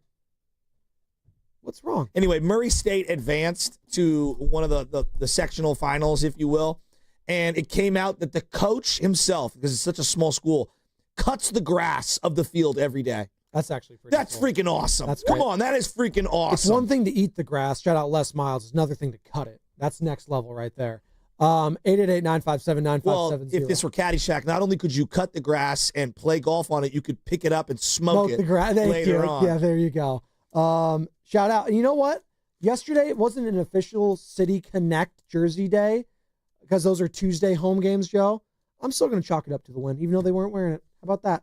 I'm still waiting for my City Connect from someone, by the way. I just want to wear I'll it. hit up Steven Revetria, and I'll see if we can get you one. Thank you. That'd be nice. By the way, you're speaking of golf real quick. I went to Top Golf for the first time ever. Which Joe, one? Over in Burlingame. Oh, yeah. How was it? It's a lot of fun. I had a great time. It was awesome. It was very fun. Like, No, at that one, do they have predetermined clubs for you that you have to use? Or They do have that, but there are slots where you can bring your own clubs if you want them. I didn't know that. Okay. Yeah, which is cool. You weren't that guy, though. I'm not that guy. I'm not. I bring my own glove. I'm not bringing my glove. I went to the driving Measure range. out the distance for everything. Right. He's got the Bushnell GPS thing, and he's like doing the slope. No. I have my little binocular, just my single eye, right? The monocle. Hilarious. Oh, that would be pretty the funny. rangefinder. Thank you. That's what it's called. I found Was it one. fun? I found a rangefinder. By the way, what's the protocol of finding a rangefinder? Like, do you just turn it in immediately? They're $300 sometimes. Yeah, so. you keep it. I mean, look, I this is what I do. I may have kept one. Well, this is what I do. When I'm in a dugout, right? And maybe everyone's left and they're empty and there's a glove, but it's not my team's. It's maybe like someone's prior. Like, I will put it into the bag. And then if I see them at the next practice or whatever, the next game, I'll be like, hey, I found a glove. Was this, because there's usually the same team that you see practicing. Is this yours? And if they go no, then it's like, oh, well, it made its way in my bag. I'm not saying I'm stealing. I'm picking up. We were at Pinehurst last year in North Carolina, and so there was like a red, white, and blue like ball finder. Like, it was super good. It was like a really good one. But we were the first out, like on like little par 3, like little executive courses hitting balls. It was just left there on the ground. It was like, what's the protocol there? Do we have to just like put it to lost and found or what? For like a club, you bring it into the clubhouse. Club's different. This is just a tiny little rangefinder. Are you using it the rest of the day and then turning it in? Well, I have one. So I already have a Bushnell that was bought for me a couple years ago, which still works and it's still really good. But I would turn it into the clubhouse probably. There you go. That's probably a good thing to do. But after a couple days, if it was unclaimed and let's say I lived near that golf course, I might circle back around and be like, yo, what's up with that? No, Anthony, my older brother who lived there, he's actually moving back to Monterey with all his kids. It's very exciting. But he's like, I'll take it. Don't worry. I was like, he definitely just kept that thing. He definitely did not turn it in at all. Anthony. I live by the Good Samaritan rule. Okay. Meaning like it is good to like pay it forward, because if you're in that circumstance, you would want someone to be gracious and generous and, thoughtful and bring it back to you. Now, if you found out it was a Dodger one and it said L.A. on I would that just and leave it on the Dodger ground. blue, you would have taken it and threw it into the road and watched it get smashed into a million pieces because you hate Dodgers and you hate their fandom and all that they represent. Dodgers, Giants, this upcoming weekend, by the way. Mark DeRosa, former Giant. You see him all the time on MLB Network. Coach was the manager for Team USA in the World Baseball Classic. I thought he did actually a pretty damn good job on that. I think we forget how awesome that World Baseball Classic was, by the way. It came down to Shohei Ohtani for Japan, Mike Trout, Team USA, teammates at the time, right? Pretty freaking cool stuff. But Mark DeRosa said, and this is from this morning, Sammy, thumbs up. Check this out. MLB Network on the Giants' chances in the NL West without Matt Chapman now for the foreseeable future. Take a listen to this. Then I go to the Giants. No Matt Chapman. They struggle to score runs mightily as currently constructed. And with no Matt Chapman, Willy Adames, Bob Melvin gave him a couple days mental break to rework his swing. He went deep last night. So maybe there's something there. They have their pitching staff has been lights out. Their starting rotation's been lights out. Robbie Ray and Logan Webb, those guys have been fantastic. It'll be interesting there. Okay, be interesting there. But he still thinks the NL West is a 2-horse race. I think that it comes down to the Dodgers and the Padres. I really do. Can the Dodgers get healthy enough in time? I still think the Dodgers win the division. I think the Padres end up in the postseason. And then you're going to have a battle for that third wild card spot of like the Giants, the D-backs, the Braves, the Brewers. Wait, the Braves, really? Aren't they 9 back of a wild card spot right now? They are, but I do believe you're going to have to bury them for me to not think that they get on a run at some point. They're 10 games below 500, the Braves. 10 games. Do we believe in anybody besides the Cubs in the NL Central? I mean, the Cardinals are 5 games back. I don't know. I want to see what they do at the deadline. The Brewers. Lauren Shahadi's making the best points out of all of them. She was crushing him right there. I kind of love that. Play that sound again. It was like one guy giving you Kendrick Perkins takes regarding Major League Baseball and somebody else who's just paying attention, like going, what about this team? And what about that? Give me that again. Mark DeRosa. It's a 2-horse race for the NL West. I think that it comes down to the Dodgers and the Padres. I really do. Can the Dodgers get healthy enough in time? I still think the Dodgers win the division. I think the Padres end up in the postseason. And then you're going to have a battle for that third wild card spot of like the Giants, the D-backs, the Braves, the Brewers. Wait, the Braves, really? Aren't they 9 back of a wild card spot right now? They are, but I do believe you're going to have to bury them for me to not think that they get on a run at some point. They're 10 games below 500, the Braves. 10 games Do we believe in anybody besides the Cubs in the NL Central? I mean, the Cardinals are 5 games back. I don't know. I want to see what they do at the deadline. The Brewers. She's right. The Cardinals are right there for the Phillies, who have lost 2 of their last, or they've only won 2 of their last 10 games. That's me and my wife trying to order dinner. Like, you want Italian? We had Italian 4 nights ago. Okay. Do you want Chinese? Yeah. I do, but I don't. Like, oh my God. No, the worst is when you do all that. Great. The worst is when you do all that. Maybe we should just go get something and make it here. God, why didn't you say that an hour ago? Like, it's 7 o'clock now. I'm not driving to Safeway or Trader Joe's to get all this stuff. Come back here. By the time it's ready, it's 8:30, right? Trader Joe's. They got great stuff, but God, the prices. Well, the price is actually not that bad. It's the space of just walking in there. Yeah. I have to play tiny Tetris. carts. Everything is just tiny. I also have beef with their chocolate. Real quick, you never go cart in Trader Joe's. I just learned that. You have to go basket. Okay. Shout out Hank. You have to go basket every single time. So did you buy that though? DeRosa's saying it's just a 2-horse race between the Padres and Dodgers. Like, really? Really? I don't know. I'm not ready to say that it's a 2-horse race. There's just no way. No way. This is going to be going down the stretch here. Like, I'm not saying that the Giants are the team to beat. No, that's not what I'm saying. But if you think they're going to die, then you haven't been paying attention. Should the Giants be a part of the NL West conversation? And just be a part of it, because I think a lot of people are still dismissing them. Which is kind of crazy to me. Like, I think everyone's waiting for them to fail right now, and they are. But when I compare their run differential with everyone else, and it's not the end-all be-all, but it is a statistic that I like to bring up, their run differential is plus 46, better than the Padres, who are at a plus 27, better than the Phillies, who are at a plus 12. Those are the 2 teams behind you in the NL wildcard race. The Cardinals, plus 26, the Brewers, plus 20, the Cincinnati Reds are a plus 42. They've won 5 in a row. They're hot right now, but they're right behind the Giants on win streaks. They've won 5 in a row. They're all of a sudden hot. The freaking Nationals, they're ahead of the freaking Braves right now. They're negative 52 in their run differential. I don't know how they're doing it. And then the Braves, the aforementioned Braves, Mark DeRosa saying, could the Braves be? Orange Shot is a great point. They're 10 games under 500. Oh, and they're a team that they're already talking about selling parts off. And they found ways to lose against the Giants over the weekend. Yeah. Did they not? Their pitching has been underwhelming. Yes. But the other part about the Braves, like, I hear them on like, hey, I got to be proven on the Braves. Like, I get that stance. I love that everyone's doubting the Giants, though. I love being the doubted. I don't want to be the juggernaut team. I feel like for the last couple of years, the Niners have been given this benefit of the doubt. And I feel like this year they're going to have to go back out and re-earn it. And I actually like being in that position as opposed to being the hunted. You think they were feeling themselves a little bit last year? I think everyone was. Okay. And they kind of bought into their own hype. That happens. Yeah. You know, that happens. But that's okay to be on that wave of, hey, we're the favorites. And, you know, until proven otherwise, like, I get all that. But at some point, it is okay to be knocked down and be humbled and then have to prove it to everyone. And I think the Giants are in you've got to prove it for people to believe it mode. And I'm fine with that. I'm totally fine with that. Keep doubting us.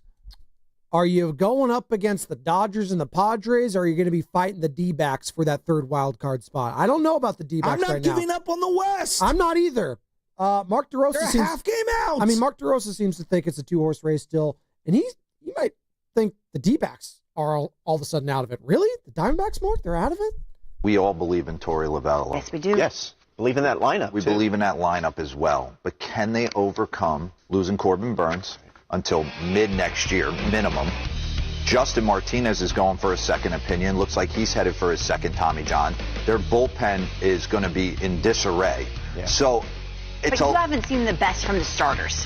What I will say is, Nays, what were you saying? The Braves were where? They were 8.5 out last year at about the same time? Oh, that's it. Not the Braves. The Tigers were 8.5 out last year in August and found a way to rattle all the way to the ALCS. So they can get it done.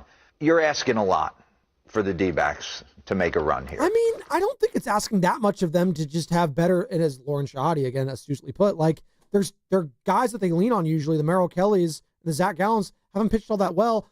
All of a sudden, they start pitching well. Like, Corbin Carroll is an igniter for any team.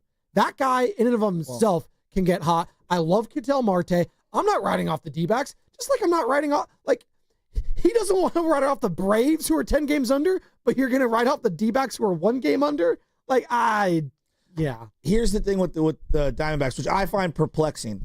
MLB.com, I send you guys these articles that are on MLB.com all the time. Yeah. And it's like one trade chip for each team. You know, these articles that you'll see. That's interesting, yeah. It always comes back to Zach Gallen being traded away by the Diamondbacks, and the reasoning behind it makes sense.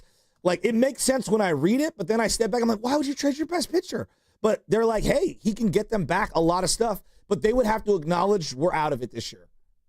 The latest, by the way, of all the rumor mill, the Morosis of the world, who we have sound of JP Morosi of MLB Network, the New York Mets very interested in one Zach Gallen. So they're see what I'm saying? Like, that's the other team in the NL, obviously, that everyone has their eyes on. That's the team that always goes after the big fish. Hell, they got the biggest fish of the offseason in one Juan Soto.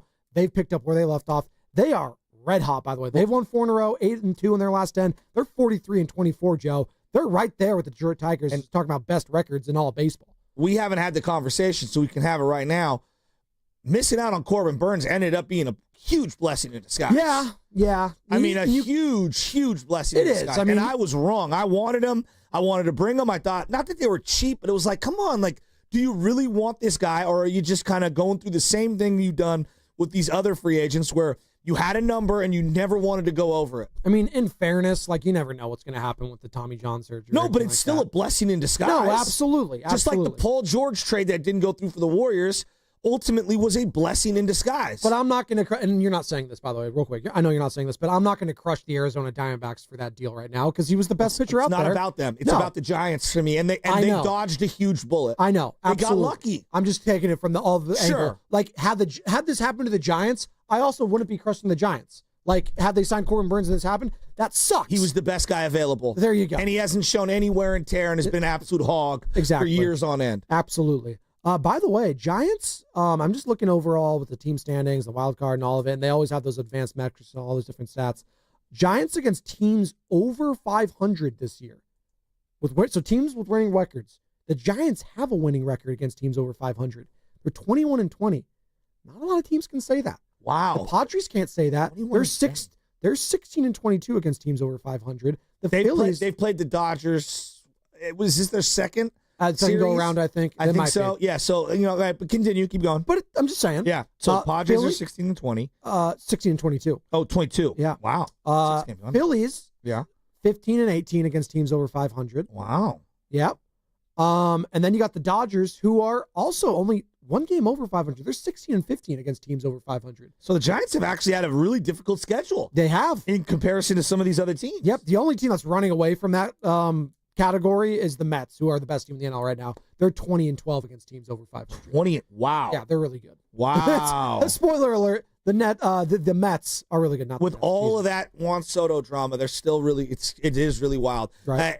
Seeing the polar bear running the bases and having a pretty nice start to the season, essentially for them as a team and a franchise. Like, God, I wanted polar bear. He was just sitting there. He would have been perfect. He's batting 300, by the way. 17 jacks, 62 RBIs. He's looking like an all-star. What did he get? 2 for 58? Got nothing. I know. Got absolutely nothing. God. Jan, Mountain View. You know all it says right here before I go to Jan? It says in the box, Shasky is the motivator. Wow. What? I can't wait for this call. Jan, good morning. Yes, good morning. Yeah, I've been waiting to say this for quite a while, and ever since Shasky turned over those tables last week, I don't think you were in the studio that day, Simone, but let me tell you, man, ever since he went on that rant, they haven't lost. And so you're the motivator now above Guru as far as the Giants go, and even the Warriors. I mean, let's go and Let's go. keep turning those tables if that's what it takes, man, and go down to Dodger Stadium and do it to them too. Hell yeah! Hey, Jan. Thank you. Hey, Jan, are you still on the line? I sure am. What do you do for a living, Jan? May I ask? Right now, I'm retired. What did you used to do? I worked 41 and a half years in the government. Oh, wow. Wow. Thank you for your service to the government. Hey, Jan, I appreciate that. I associate your calls with the Warriors. I have the Giants, okay, she's out. Okay. Gone. Like, I associate a lot of Jan's calls with the Warriors. She's a diehard Warrior fan. She just said you're the best motivator at the station, Joe. She just took... Well, move away, Guru. She just Get said... out the way. Guru, I don't know if Guru's going to take that going down, I'm the captain now. Wow. Shots fired at Guru, if you're listening. He said, move over, Gil. Chasky's the real motivator, and I was out that day, as she called me Spumoni. I don't know if she did that on purpose or not. Something tells me she thinks my last name actually is Spumoni, and that's fine. God love her. I've got that my entire life. Joey Spaghetti, Joey Spumoni. It's fine. It is what it is. Both of those are delicious, although as ice creams go, Spumoni's kind of... One thing I really underrated is that everybody just like, oh, sports talk. It's for men. It's for men only. You know how many ladies, women are obsessed with our sports talk radio station right now?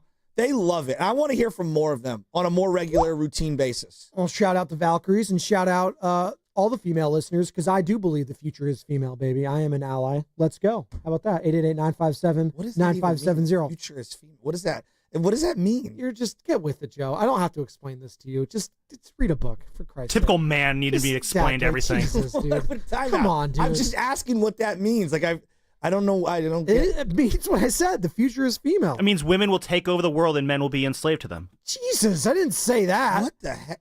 Dude, Sam, don't crack the mic. It's just a future where women... For a while. It's just a future where women are more represented and empowered in all aspects of society. Yeah, come to my house. My wife runs things. There you all go. Right? Shout out Michelle. That is already established at the Shasky So what you're household. saying is Michelle should call more often. Your face right there just dropped. All the excitement he had talking about the Giants. He just said, Michelle, you should call more often, please, God. No. They are undefeated since I flipped the table. They are.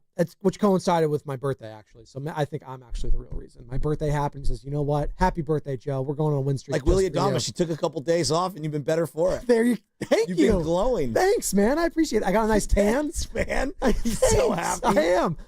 It's Father's Day this weekend. I actually think I'm going to take down the kids. We'll leave early on Sunday. I think we're going to go to the boardwalk. That'll be a nice Father's Day. Nice. Gonna take them out there. Just go enjoy the beach. Go to the arcade. I tried to pull what my wife would pull. Like, I'm like, I could really use a couple new wedges. I was going to say, go out there to the course. Really use a $500 gift card to Golf Mart. There you go. $500. Damn. I mean, must be nice.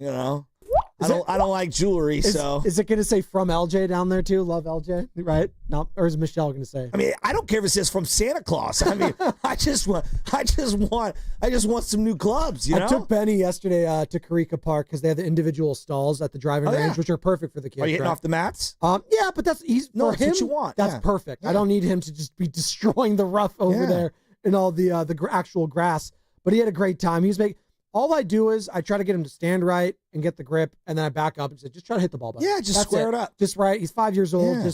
We'll worry about the swing another time. But he had enough where he felt good after. He's like, Dad, I had a lot of fun there. I was like, God, that's all I needed, because it is the most demoralizing sport. If you go out there and you're not having a good time swinging it and you can't hit the ball well, it is the worst. So Joe, for a 5-year-old to say that, I was like, I did my job. It's a big weekend for me in terms of golf. Friday we're golfing at Fleming. Haven't played there forever in honor of Pops. Yeah. At Harding. Fleming's inside of Harding. And then, it's like they have a couple courses. Yeah, there's like an executive inside that I basically played with my dad like all the time. My entire life. Yeah. And then me, my brother, my cousin, my other cousin Jimmy, and then on Sunday I'm playing first thing in the morning, and then we're doing a little Father's Day thing at the club. So that's awesome. Yeah, I'm pretty excited for that. No, that'll be good. Watch a little U.S. Open. I mean, I've been envisioning these kind of Sunday afternoons my entire life. Well, what you're saying is you got baby LJ, right? Let's get a Giants win. Let's get an exciting finish in the U.S. Open. And then everything's gravy after that. Yeah, right? exactly. And like then Rory get ejected on Saturday. And real quick, get your $500 gift card. That's really what. Well, I mean, that would be nice. I doubt that's going to happen. You know what would be nice? A man can dream, though. Absolutely. You know what would be nice if the Giants made the playoffs, and not because of their batting, because of the pitching. Could you imagine that? The Giants did all of this with their bats being not great, and it was the pitching that led the way. Well, it's not that crazy if you ask one JP Morosi of MLB Network. I've been so impressed, Lauren, by the overall strength of this Giants pitching staff. We know Logan Webb is so excellent, of course, all those ground balls. He's benefited from that Adames Chapman combination on the left-hand side of the infield.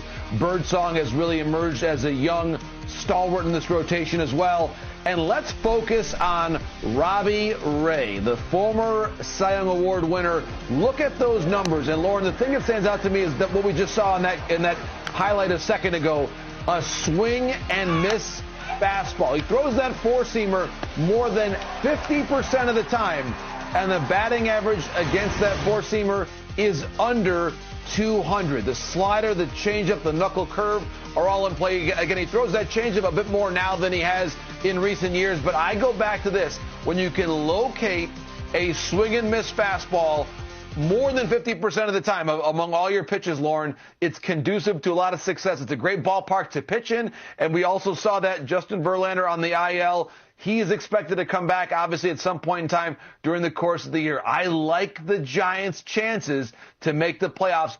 There you go. Just make the playoffs. And again, it would be great to just make the playoffs, but you can also dream a little bigger, Giants fans. You're a half game out. It's June 11th. Like, this isn't a fluke anymore. We're halfway through June, half game out of the NL West lead, and you're playing the Dodgers this weekend in Los Angeles starting Friday. Like, this could be a realistic possibility. Now, is it going to be difficult without Matt Chapman? Yes, absolutely. It's already an uphill climb because you don't have Mookie Betts. You don't have Shohei Ohtani. You don't have Freddie Freeman. Those are 3 MVPs. Like, let's call it what it is. Might be one of the greatest lineups we've ever seen when it comes to just talent for the Dodgers. That's fine. But you have the pitching to go up against them and battle them. I love Robbie Ray and what he could do against all those guys. I love what Logan Webb could do against all those guys. Now, Landon Roop, this is going to be the one for me where I'm looking at. It's been great what we've seen so far. It's a different animal. This is a different beast. Let's see what he's got. Let's see what kind of chutzpah he's got. Hey, if Kyle Harrison, you're down a little bit, all it takes is a great start against the Dodgers if he pitches on Sunday, right, Joe? Hey, you know what? I'm all the way back in on Harrison. He goes 5 or 6 and doesn't give up a run. Great. I'm all back in on that guy. That would be amazing. So, yeah, we are looking ahead, and it's going to be a huge series and a massive series, and I can't wait for it. I can't. You bringing up one of the greatest trios in the lineup of all time. It really is. Has my brain kind of, just thinking. I'm just thinking there was a time where you had A-Rod, Griffey, and Edgar Martinez in the same lineup. It's pretty sick. No, it was young A-Rod, but your point is well taken. There aren't a lot of trios as good as those 3. I'm looking at it right now, just top trios ever. I mean, the Garrick, Babe Ruth, and, pick your other guy. Here we go. This one's right here. This is just on MLB.com. They had it when the Padres acquired Juan Soto, so they actually put Juan Soto, Manny Machado, and Fernando Tatis. This was a couple years ago, but it's a fun one still. Babe Ruth, Lou Gehrig, Tony Lazzeri. There you go, Paisan. Jackie Robinson, Roy Campanella, Duke Snyder. Yeah, Dodgers. Roy Campanella, MVP. Yep. Great catcher. Mickey Mantle, Roger Maris, Yogi Berra. Yeah, 63. I mean, it's... Yeah. Willie Mays, Willie McCovey, Orlando Cepeda. Is an all-timer, but defensively they were kind of a mess because neither Willie or Willie McCovey or Cepeda could play left field. But continue. Joe Morgan, Pete Rose, Johnny Bench. I mean, that's an all-timer. Mark McGuire, Ricky Henderson, Jose Canseco. Another all-timer. It's an all-timer. Manny Ramirez, Jim Tomei, and Albert Bell of Cleveland. Was a sick lineup. Absolutely sick. You mentioned them right there. Ken Griffey, Edgar Martinez, Alex Rodriguez, number 8 in this that scenario. just comes off the top of my head. Another one that I would reference without you continue to go, Manny Ramirez, David Ortiz, and I don't know, pick your third guy. You want to go Nomar for a year, half a year. You want to go Dustin Pedroia for a year. Not bad. People forget he was an MVP. Yeah. You could go with a couple different guys with those 2. The last one they have on this list, Albert Pujols, Scott Rowland, and Jim Edmonds, 2002 to 2007 for the Cardinals.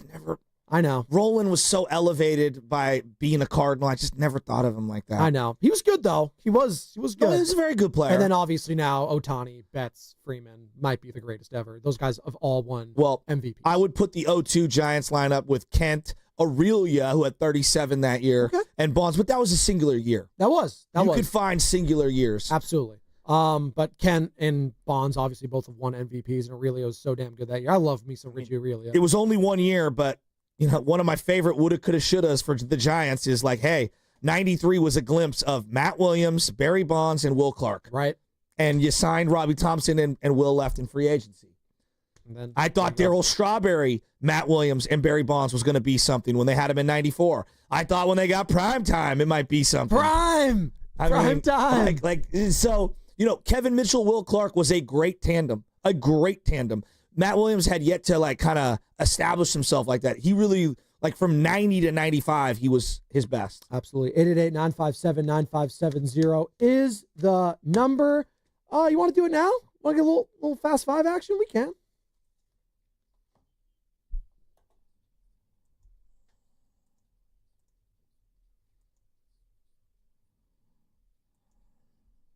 Dude, Jana Mountain View just rising up the Shasta rankings of callers right now. Jan might be number one. She might be Doobie Award winner, Roaster of the Year. Jana Mountain View, leader in the clubhouse right now. Rookie? I think she's on the rookie watch list right now. Can a Rookie of the Year win Roaster of the Year, though? Would you throw Teixeira, A-Rod, Jeter a text message? I'm just asking. It's not bad. I mean, the Utley, Jimmy Rollins, and Ryan Howard. Ryan Howard is good. That combo was ridiculous. I mean, the fact they only won one championship is kind of surprising. Right. There's some honorable mentions for sure. What is that Texas Rangers? What do we got? Nelson Cruz, Josh Hamilton, Adrian Beltre. And Adrian. That team was really good. Even Vlad Sr. Michael Young was on that. Was a baller on that team. Blaylock, Michael Young, and Ian Kinsler was a sick trio too. I know, not on the level of these other ones that we're describing. But that's okay. We could just have some other three. That's a really good one right there. God, I love these old school guys. But having three, I mean, these guys are all probably going to the Hall of Fame. Right. Shohei's probably the least accomplished in terms of resume he's probably of the other two. He's probably already a Hall of Famer, No, too. but that's what I'm saying. Yeah. And I'm not knocking Shohei. I'm saying, 5 years. Mookie Betts won a World Series. The Red Sox won a World Series here. I was looking up greatest catches, by the way, as we talked about that Denzel Clark play. Mookie Betts made a play over the small porch in Fenway in 2018. That is one of the all-time great catches. Is it against the Astros, I want to say? I forget. Yeah, but I mean, that Astros lineup was amazing for a period of time. It was. You could just name all those guys. Altuve, Springer. Correa. I mean, they were sick. Gurriel, right? Yes. All of them. And then you add the beefcakes that were Kyle Tucker, Jordan Alvarez towards the end there. Pretty good stuff. What's your final thought, Joe? My final thought is you win a game like that last night, and it feels bigger than just one game. It sets the tone for the entire road trip. And so that's why that one was huge. You picked up your starting pitcher who went 5. It's Coors Field, so I'm being generous here, but you picked up your starting pitcher. You picked up your reliever in Bivens, who maybe went an inning too long. Camilo found a way to get it done. I don't care how ugly it looks. I don't care how much Pepto-Bismol I need or antacid to get through the moment. You win that game, and it feels like winning 2 or 3. I love that. I'm just trying to find my... I can't find the Tom. There you go. So we're talking Papa Shasky. We got to play that drop. What do you got? Young Guido always has to take it over the top. How about this 5? Larry Walker, Dante Bichette, Vinny Castilla, the Big Cat, and Ellis Burks. There you go. Wow. That's a good one right there. That's a really good one. I love that. Carter, what you got? For me? Wow, that got really quiet and serious. Why do we fade the music out there? Yeah, sorry. It's because of this. This weekend, we have another major tournament. I'll make the call right now. Is this U.S. Open music? What is it? It is. This is U.S. Open music. I didn't even know they had music. Of course they have music. I thought the Masters are the only ones that reserved for music. No, come on. The Open has better music. Yeah, the Open is good. But yeah, because I need to be watching that at 12:07 on a Thursday night. You know exactly what I'm talking about. It's the worst coverage of the Open. They should just start it in the morning, for God's sake, for us here in America. Yeah, like a tape delay. I agree. 100%. Just tape delay it. Listen, it's very easy this weekend. It's Scotty Scheffler again. Let's be honest, people. He's going to win this one, too. Just remember where you heard it first. I got Bryson DeChambeau. DeChambeau? I got DeChambeau. Not Rory? Sleeper, Sepp Straka. Oh, the septic tank? The septic tank? What's my guy Taylor Gooch up to? Remember him? Taylor Gooch. Get out of here. Just a fun name. Sammy, what you got? We teased the catch by Denzel Clark. What was it on Monday night? One of the most incredible catches you're going to see all year long. And we can't tease it without playing it. So, Carter, if you could, please.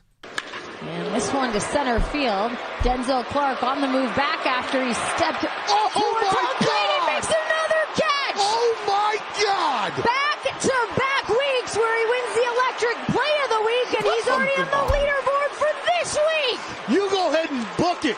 I've heard the list. I've seen the list of the greatest catches you're ever going to see in your life. If you don't have room for this one on your list, we're watching two different sports. By the way, we were talking about the guy who does like the facial expressions of the call earlier.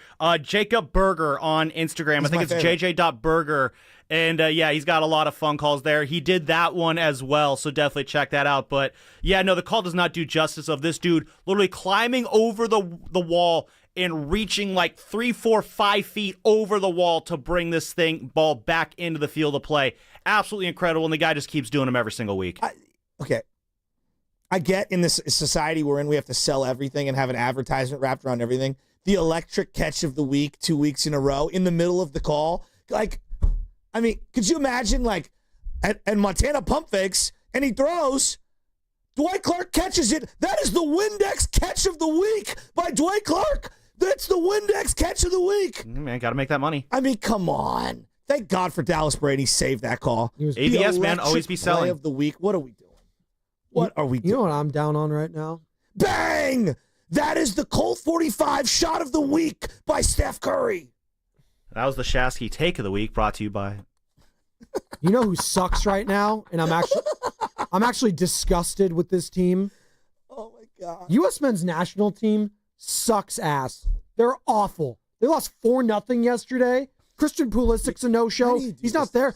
We're a year away. No, Joe. We're a year away from the World. 40 years we've been. We're a year away from the World Cup here in America, and we're getting embarrassed 4-0 in the first half against Switzerland. You can't even find Switzerland on a map. Yeah, I can. Disgusted. That was Fast Five brought to you. Use my Rolex. At home or on the go. You get the fastest internet to all your devices. Steiny Guru next. Brought by Fremont Bank here for you, here for good. Hey, Matt Steinmetz here. You want to see what Guru and I do before the show? All you got to do is follow 95.7 The Game on X to catch the new.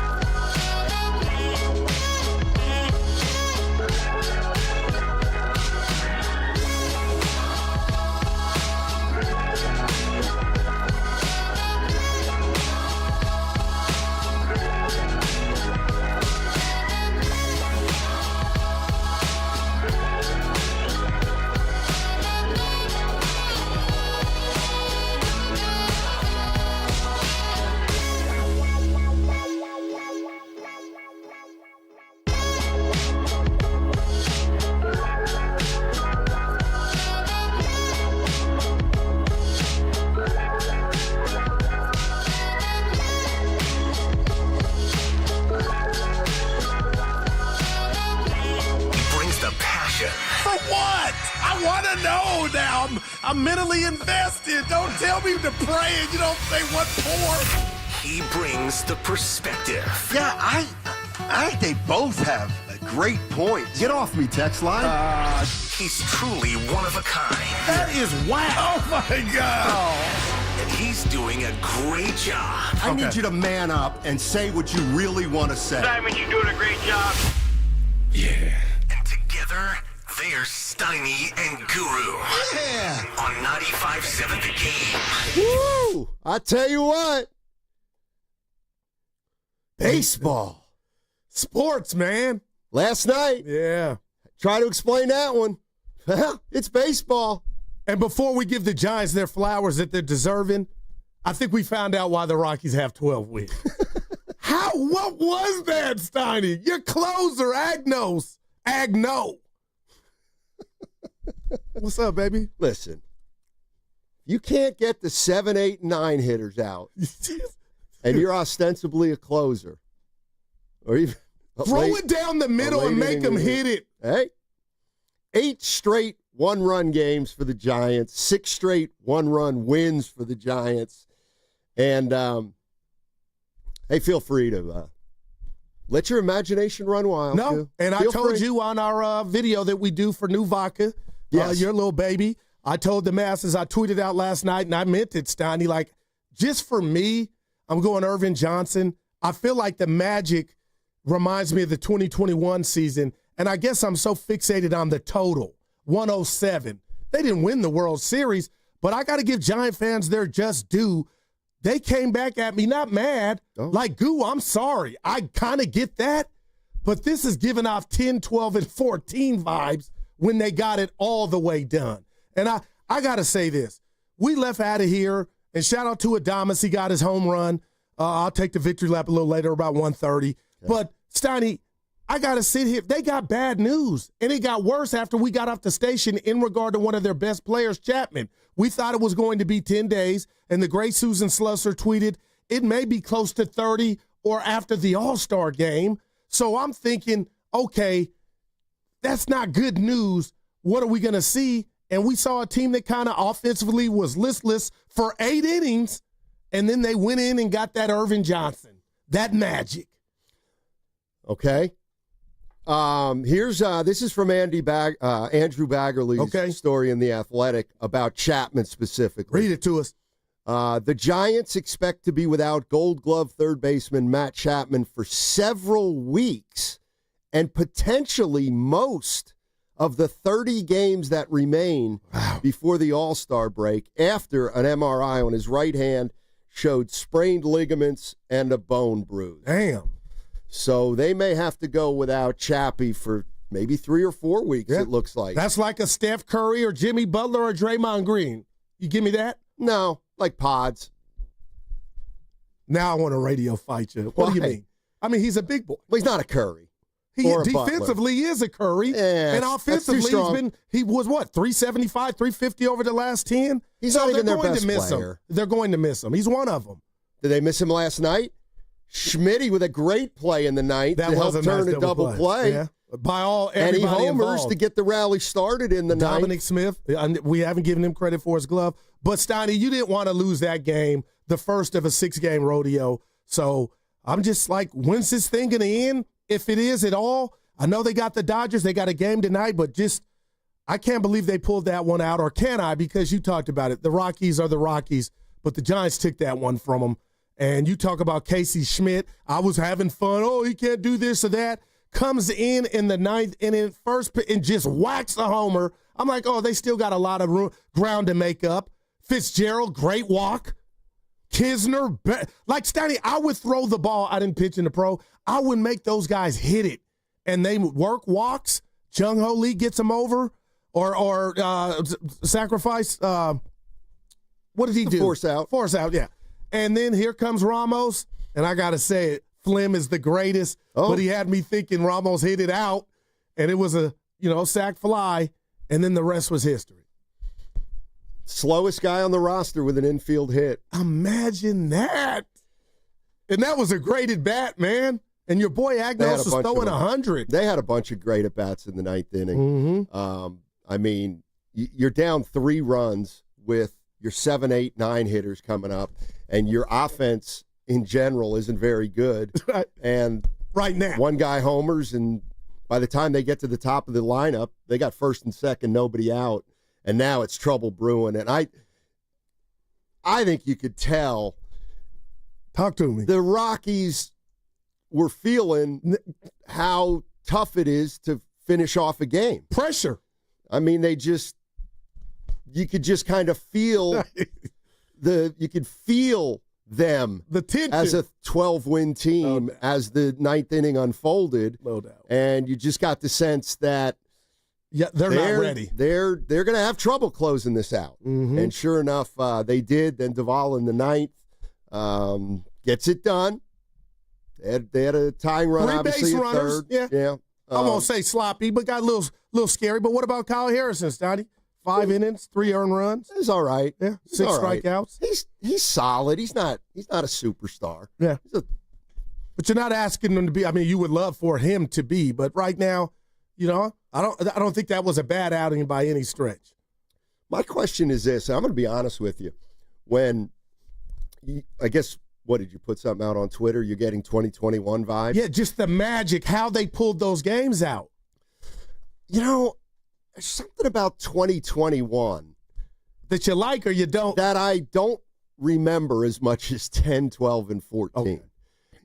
They were an incredible team that year. Obviously, won 107 games, won a ton of late games, or late inning games, obviously. Late night Lamont, Darren Ruff. But I am struggling to remember how much believability there was to what they were doing.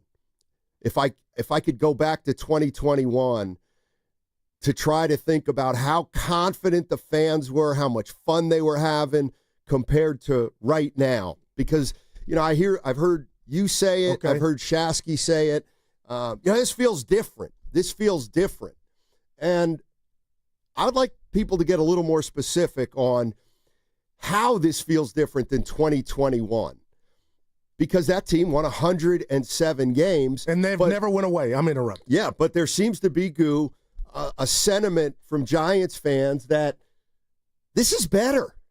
And I'm just wondering what the factors are that are making Giants fans feel better about this year than 2021, if you agree with that premise at all, that something feels better about this time than 4 years ago. Yeah, and I'll say this to that, Steiny, it's incredible. I don't know what to expect. If you're telling me Birdsong and Landon Roop are going to come back to earth, that wouldn't be a shocker. If you're telling me Webb is going to go into what we see, dominant pitchers sometimes struggle, maybe for a week, a month, I don't know, a few starts. Robbie Ray, looking like Mad Bum, I don't know, but on paper, I'm like, okay, something's got to come back to the means, and right now it's not. And offensively, if this is your identity, Steiny, to where you're going to win one-run ball games forever, it's like a gambler. You're going to get hot, and then you know what? You're going to get cold. But I keep bringing up 107 because during that year, Steiny, I never once thought that they were going to hit the finish line with it. And they did in regard to qualifying for the postseason. So I don't want to be negative, but I was sitting there last night, 3 outs away thinking, oh, my gosh, we're going to come in tomorrow. This is on top of losing or getting the bad news or the worst news about Chapman, and we lose to Colorado game 1, and that didn't happen, and they came back. So do I sound like a hater if I keep going macro in regard to how long this thing can go? They've got great pitching. Right now. Well, even if their pitching doesn't stay at this level, their pitching is the strength of the team.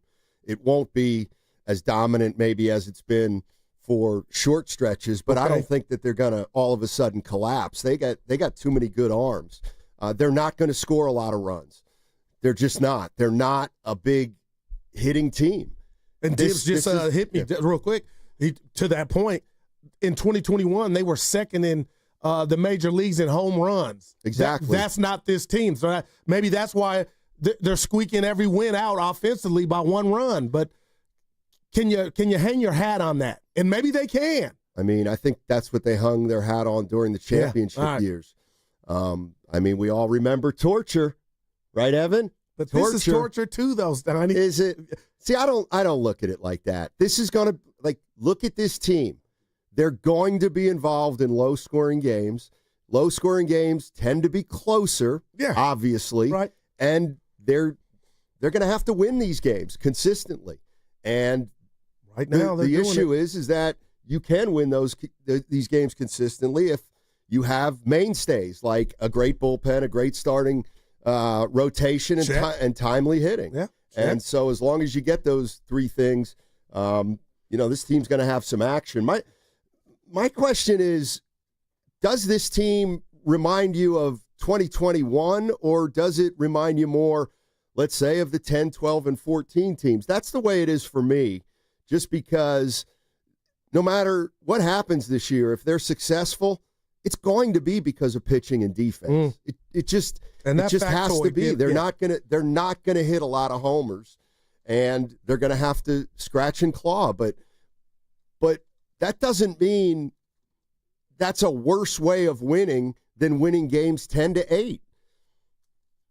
Go ahead and win games 4-3, 4-2, 5-4. Doesn't matter. They're all wins. And if the Giants feel like they have a recipe to do that, well, then they're going to have an advantage in those kind of games because that's the kind of game they want to play. Yeah. 888-957-9570 is the number. Giants fans, where are you at? I mean, this last week has been unbelievable. They lose the first two against the Padres, 1-run games. Then the Wednesday game of last week kind of turned it all around. They've won 6 straight since then. What's the limit for this team? Yeah, and you know who we can ask? We got a guest coming up at 11, Javier Lopez. Yes, Javier Lopez, 4-time World Series champion, 3 times with the Giants. He was on the call last night for NBC Sports Bay Area. We'll have Javier Lopez coming up at 11 o'clock.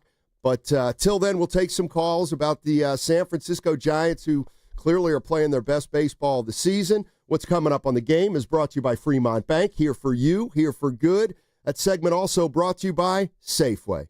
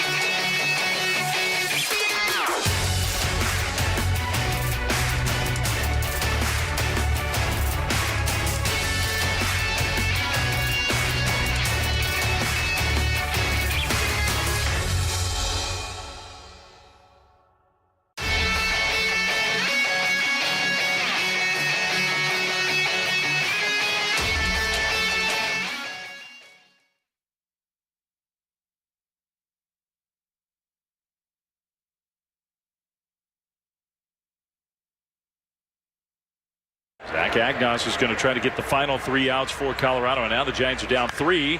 Maybe not anymore. Casey Schmidt to deep left field and gone.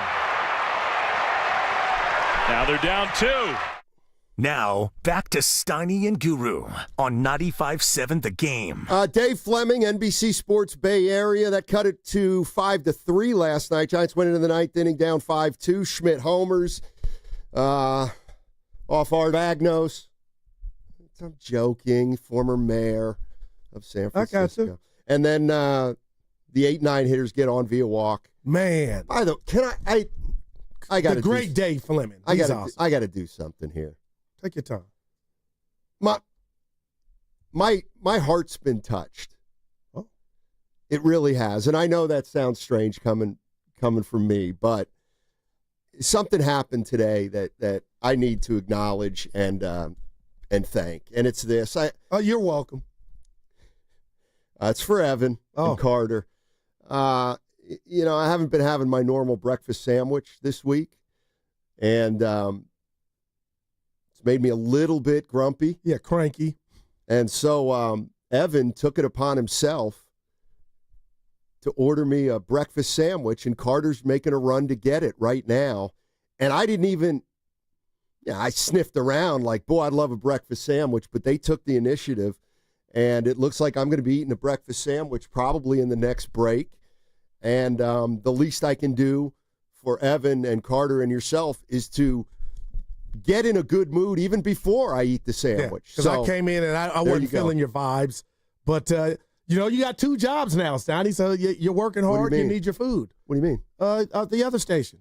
You Live 105? Yeah, you and Marcy. Yeah, I love those days because it's basically about a 3-minute workday. Okay, look with at it. Live 105 and Will she be with us Marcy. this Friday? Do you know?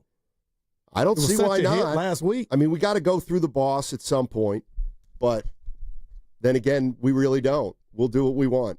So we'll see. Steiny, this morning you were something that we all know to be hangry, which is when that's a 4 you're hungry, right? And you take it out on everyone else because you haven't eaten. Well, no, I was so recognizing for the betterment of the show that we'll get you a breakfast sandwich. It's what we do. Wow. I tried to give Evan money, and he's like, "Don't worry about it." I mean, this is above and beyond. These are the kind of teammates that I love playing with, ladies and gentlemen. I really do. Yeah, that's beautiful. No, seriously, I am touched that they went and did that for you. But I haven't done it yet because I don't have the sandwich, but it looks good. Yeah. Everything What's looks next? promising. Dry cleaning, No, but I'm glad you're in a good mood. Giants also should be in a good mood, and maybe more so Giants fans.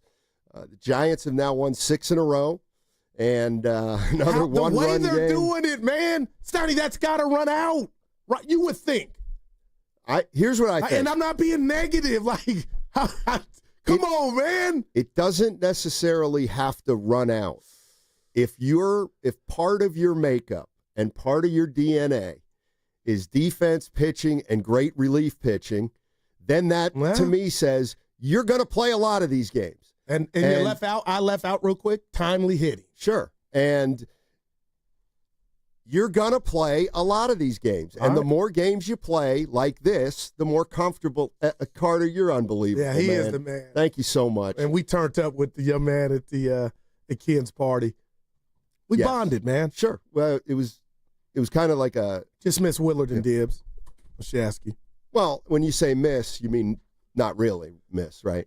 Oh, those are my guys, so I missed them. Okay. Oh boy, that breakfast sandwich smells good. No, what I'm saying is if you're hanging your hat on pitching, defense, and timely hitting, then you're going to play more games like that, and you're not going to win them all, but you're going to win a lot of them because you're more comfortable playing that way, and it's kind of part of who you are. I mean, to me, what the Giants are trying to do right now is hang in games and with their pitching, and once you get to the 5th, 6th inning and you're in a 1-2 run ball game, they think they can win that game. Yeah, and who had on their bingo card, Steiny, the home run, and he needed it, and they needed it, from Casey Schmidt, and then Fitzgerald comes up there, Steiny, a 9-pitch at bat. Even if you would have got out, I'm like, you kind of lightweight did your job, 9 pitches, and you turn that into a walk, Kisner gets a walk. Like, I got to be careful. Why? It just Why feels do you like, have to be careful? Because I don't want to put extra mayo on it. And I hate mayo, but I don't want to go too far and be overzealous. I hate radio hosts to do stuff like that. Have segments called gripes. But I want to slow my roll, but I want to appreciate it and savor it too. But you can't forget Fitzgerald's 9-pitch at bat. And you can't forget Agnos putting guys on. Cut your Raleigh fingers mustache, bro. If you're going to do that. It's funny because Evan came in today and we were talking, and he said he said the first pitch he knew there was trouble brewing. See, I gave him some leeway. I'm like, you still need 2 runs. Well, Evan was saying, and he can speak for himself, he's got some pitcher in him, obviously. But when your first pitch gets taken deep, tomahawk, it kind of sets the tone for the whole inning, even though they had a 2-run lead still at that point. Yeah, but throw it down the plate and make him whack it. Maybe he couldn't. Maybe he couldn't. I mean, well, I know this. He didn't. How about that? Yeah. Here was the big hit, and it was a rope. 2-2.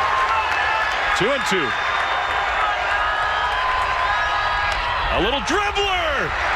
Vodnik will not have a play. Lee ties it up. And like we say all the time, Wilmer Flores does it with his legs. Dave Fleming. No doubt. Another great at bat. NBC Sports Bay Area. Who had that? Who had Wilmer beating it out? I go, sports, man. I'm sitting there studying like, maybe he'll hit it out. He'll strike out, pop out, ground out, hit the hell out of the ball, and a little dribbler.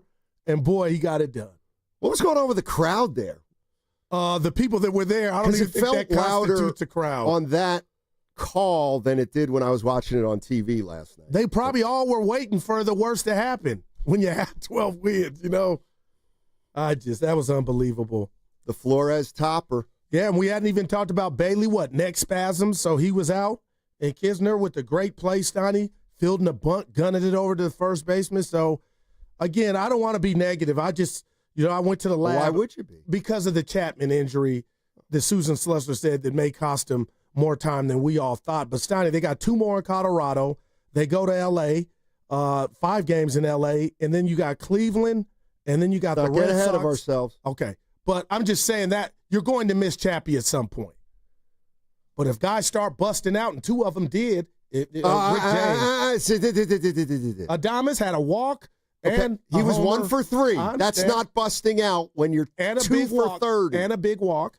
And then also Casey Schmidt got out to Schneid and hit his home run in the 9th. But I hear what you're saying. Yeah, baseball's a game of failure.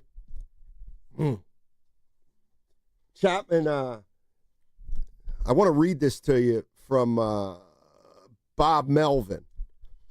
This is Bob Melvin in The Athletic. Every team goes through injuries, and we've actually been pretty lucky as far as injuries go this year. That's what he said before yesterday's game. Some guys are probably a little more valuable than others. Chapman means a lot to us, but Casey gets a chance to play the position he's used to playing, and everyone's got to pick it up a little bit till Chapman comes back. And I'd like to give Evan Giddings an opportunity to take a victory lap because he said on Monday, guys, this was before the Chapman injury. Oh, he did? This team's had very good luck injury-wise this year. And Bob Melvin repeating our guys' claims. Yep. So there you go. Take it, Evan. So what I would advise to you, Guru, is don't cry about Matt Chapman being out for 2 or 3 weeks when you've been healthy. Don't make a mountain out of a molehill. You tend to do that, and I think a theme now the next 2 or 3 is Steiny. They're doing it without Chapman. Guess what? Everybody gets hurt in baseball at some point. So Who's got a victory lap too? I was going to take it he about said he's going to take it at 1:30. About 1:15. You wait for the crossover. Our guys. But Evan. It's the Adames Homer. Oh, is yeah, that the victory Adames lap? Homer. Well, he's got a couple coming, but yeah. You know what, Evan? Here's proof. Well, yesterday he goes, or he came in today, and this worried me a little bit. Until he got me my breakfast sandwich. He said, "Goose, Steiny with a victory lap," And I said, for what? And he goes, you said Adames was going to homer. And I had to say, no, that was goo. Remember, I said, no chance. Yeah, I appreciate you. No chance. Mm-hmm. No plagiarism here. Yeah. But no, the Giants they're on one right now. There's no doubt about it. And I actually was watching that game last night at 5-2 thinking, okay, if the Giants lose this game, then people are going to probably make too much out of it. That was me. Yeah, and so when I'm watching the comeback, I'm thinking, okay, this is at least good because, Guru won't say they stink because they lost one game to the Rockies. But it was the one game after you got the day you got the bad news. 888-957-9570 is the number. Giants fans, how are you feeling about what's going on the last week? And listen, I just think it's pretty amazing what's going on since last Tuesday, which is the last Giants loss, which was against the Padres, and how down people were and how people were talking about this team and its inability to score. Yeah. And here we are a week later, and we're hearing from a lot of fans that they're as optimistic and positive about this team as certainly any since 2021, but probably it's reminding some people about the glory years in 10, 12, and 14. And I get it. It's still early. I'm the king of relax. You and Austin in San Jose, because he's making it seem like I'm saying that, and I'm like, I'm not. I'm just telling you about the way they're pulling these games out. I mean, to me, what's happened is over the last 8 days, they've reinvigorated the fan base because of the wins and how they've won the games. And I'm starting to think, to me, the best part is if you're a Giants fan, yeah, hey, do you need another bat? Sure, you need another bat. But you're now 11 games over 500. And what I'm sensing is people are understanding, like, this is the way it's going to be. They're not going to score a ton of runs. And I think people are okay with it because if the result's there, who cares, again, if you're winning 10-8 or 4-3? Yeah, and I don't know what your thoughts were when Duvall was in a little trouble. I was like, Steiny, there's no way they're going to give this game back, and he didn't. He got out of it. But my last thing about Chapman, Steiny, so he missed 8 games total last year. So he was in there. What would you guess? Chapman. What would you guess their record was during those 8 games? 3-5. 4-4. Okay. Yeah. And they were a 500 team with him, essentially. So we'll see if they can. If they have to play 20 games without Chapman, do you take 10-10?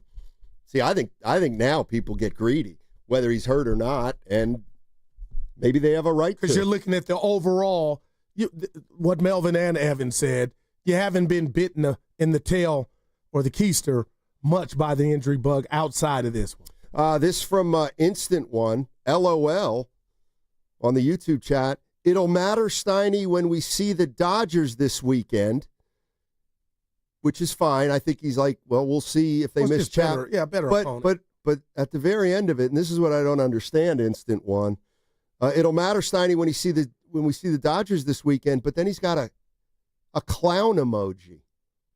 Now, what do you think that means? I think you know what it means. He's calling you homie. Who's homie? The clown. Living Color? Did Wainings? Yeah, I don't. He called you a clown. Move on. You're in a good mood and you got your, hey, have you eaten your sandwich? No, I'm not going to eat it on the air. I'm not willing. You're going to let it get cold? It's still warm. Still warm. Willy Adames. Yeah. Oh, Guru, he's back. I'll take the lap now, Evan. Damn it. Well, hold on. Let's hear from Willy, and then you can take your lap.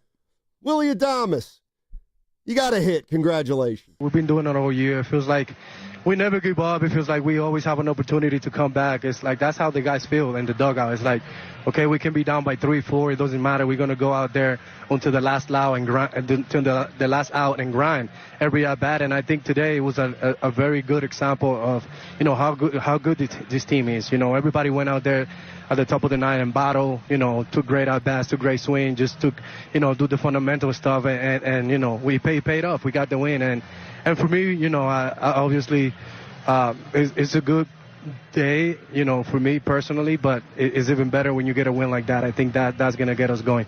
He's our leader. And I believe, you know how they got player speak and coach speak and radio host speak? Like, I believe he believed every word he just echoed there. And we got to give him the credit to Steiny. He's never let, his body language has never, ever been sour as he's been scuffling. So it's good to see guys like that get rewarded. And we can ask Javi Lopez, who we got coming on at 11, Steiny, just his thoughts on this team and their staying power without Chappie. Well, cynic might say that maybe Adames' hitting woes he's taken out into the field a little bit this year, but nevertheless, the one thing I've always thought, and we can get into this a little bit, is the three major sports, and we can put hockey in there too, the four major sports, and how important teamwork is. And to my way of thinking, teamwork is least important in baseball. It's more individual for the most part. And I think you can win in baseball without incredible teamwork and chemistry. That's just me. However, what I'm getting at here is what we've seen with the Giants when they've been successful the last 5 years is they have a style of play. They have an identity when they're winning. And again, for the 8 millionth time, it's pitching, defense, and relief pitching. And it feels to me like this is a team that is bought in to that style because they realize it's the only way they can play and be successful. They're not going to win high-scoring games. And I do think if you have an entire team that realizes its limitations, and the Giants have some, but they employ a strategy to mitigate their weaknesses, and everybody is acknowledging it and trying to play the same way, move guys over. Obviously, fielding's a big part of it. That you can gain some traction in that way with everybody bought into playing the right way or the same way too. Yeah, and you got to give kudos to the skipper, and that's Bob Melvin for identifying that, knowing that, the history. But Steiny, right now, if you talk about run the play or execute, I mean, this team is doing it in every facet. And again, obviously, they'd like to have more runs and more breathing room. But the bottom line is that just like Yaz came up there and it's one thing to blow the lead and have a tie game. He didn't stop. Just base hit, and they take the lead. So we'll see how long this continues. Like that's when I hear the name Giants, the Norm calls them vampires. They don't quit. Hard 27 outs. But it was like that years past when they've been successful.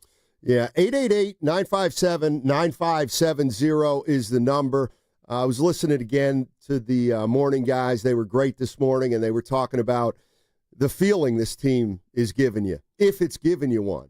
And obviously in 2021, the Giants won 107 games, and we know what they did in 10, 12, 14. Guru came in today and said, he's getting 2021 vibes, and apparently got a lot of pushback from fans that are saying, no, not 2021. Yeah. This feels more like 10, 12, and 14. But let's stick with the 2021 analogy for now. And I should know this, but clearly at the same point during the 107 win season, I got to believe this team was more than 11 games over 500 at this point. So why would you expect more out of this team than the team that ended up winning 107 games? And you know what, Steiny? And this is why part of what I said is a bad comp. I didn't mean the total. I didn't mean the total. I got that. I got you there. Again, and Dibs, thank you, because I'm blown away by that factoid about how much that team in 2021 depended on the long ball. But the bottom line is that year, I just remember watching Giant baseball thinking they were dead. Okay, you can't overcome. You can't Martin Luther King 2 runs down, 3 runs down, 7th, 8th, 9th, and they did it all year long. Now, obviously, they did it differently, depending on the long ball at times. But that's where I'm at, Steiny. Like, are we going to see this weekend? And you already told me this morning you don't want to get too far down the road, but I can't wait for that showdown with the Dodgers. But is this just going to be, you mentioned DNA, and we know what that is. That is who you are. That is part of your makeup. And if this is truly that, then we're just getting started in regard to this ride and coming in the next day after Giant baseball. How did they pull a rabbit out of their hat? And they've been doing it. They did it Saturday, and they just do it again last night. So get this, Goo. In 2021, all right, when they won 107 games, at this point of the season, all right, I'm trying to do my math. After 67 games, the Giants were 42-25.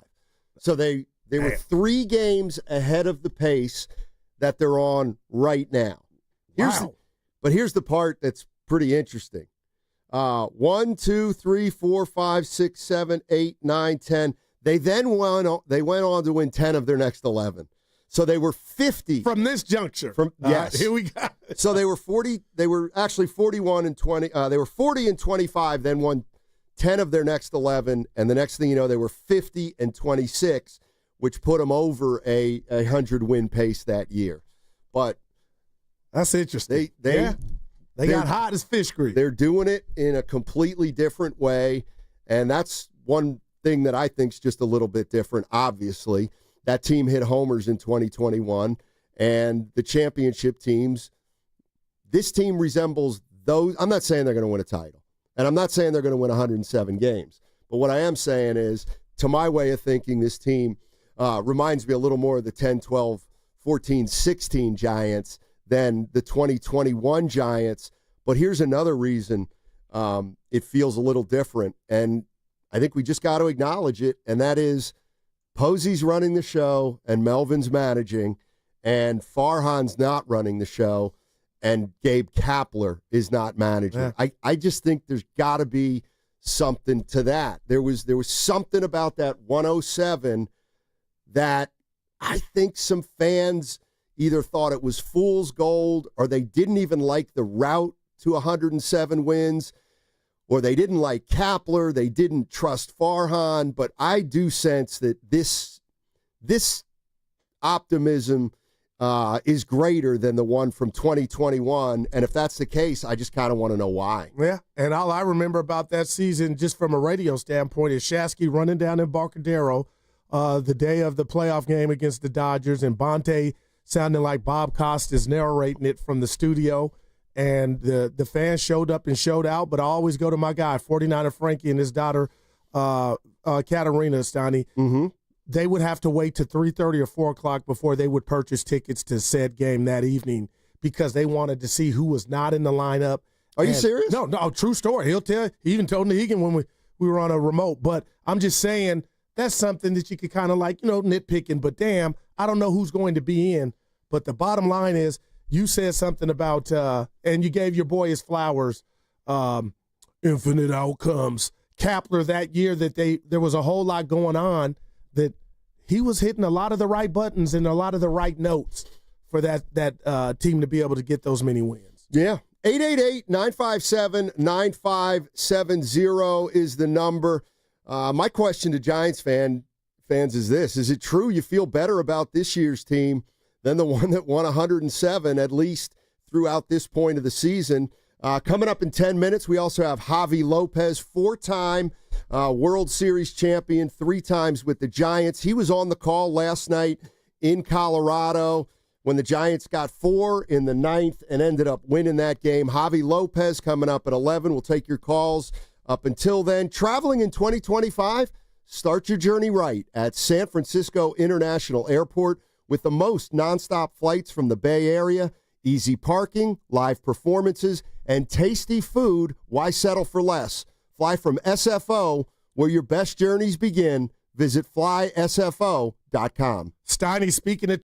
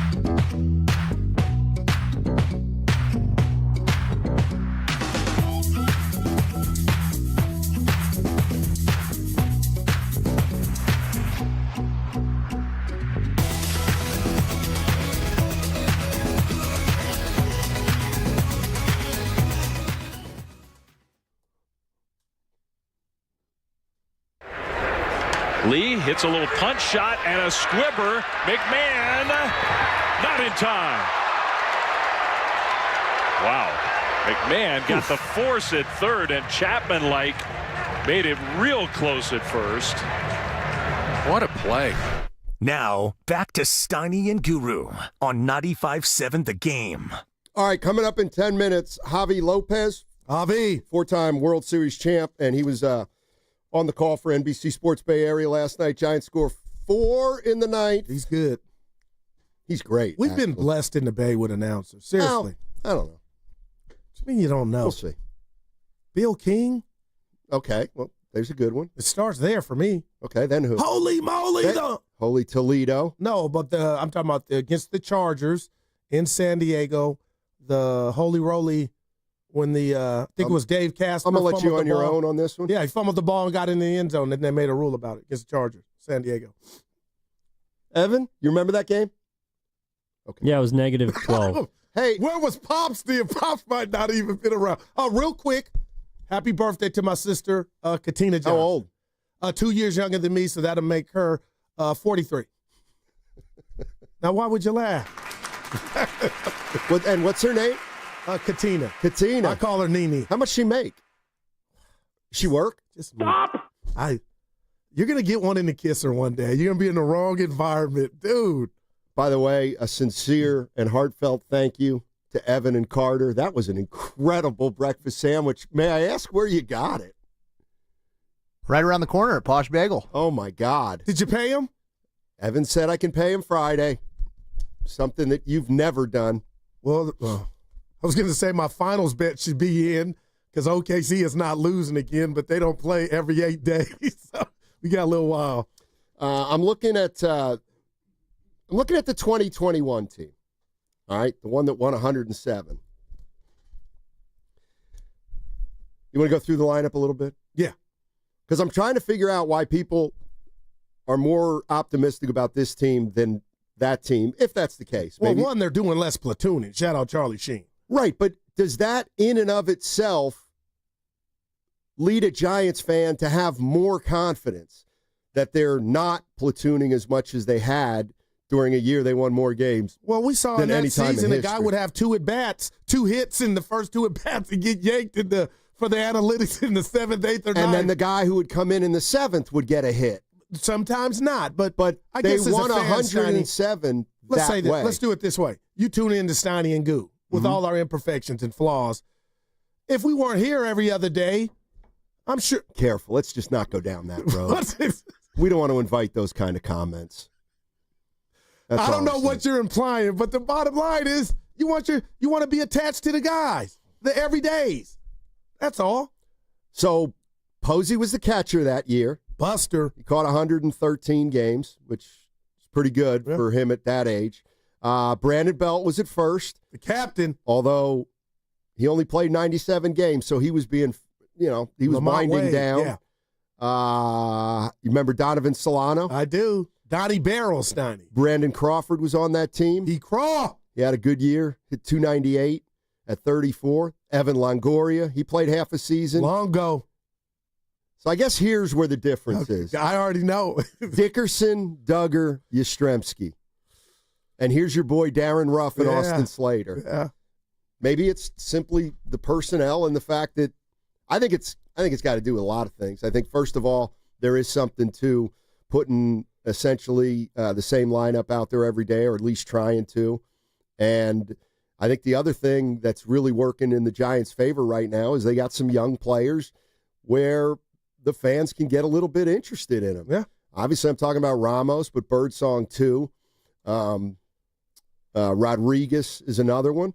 But look, this team is showing they can win close games, or at least knows how to win close games. And I got to believe, again, they're not going to win them all, but they're going to be more comfortable than most opponents playing that type of baseball. No doubt about it. And what did you use, Steiny? I know it's kind of been, I don't want to say overused, but you used the word torture.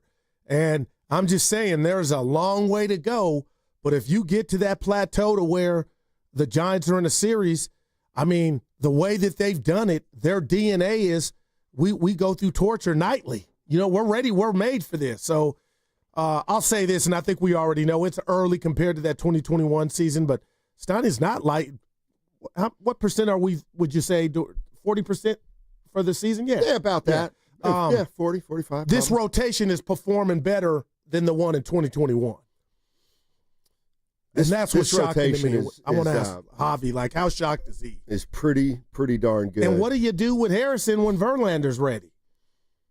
I mean, that wasn't a bad outing. I'm not saying it, it was a no-hitter, but I know it's politics in regard to follow the money, and he was one of your acquisitions, but I don't know. Wow.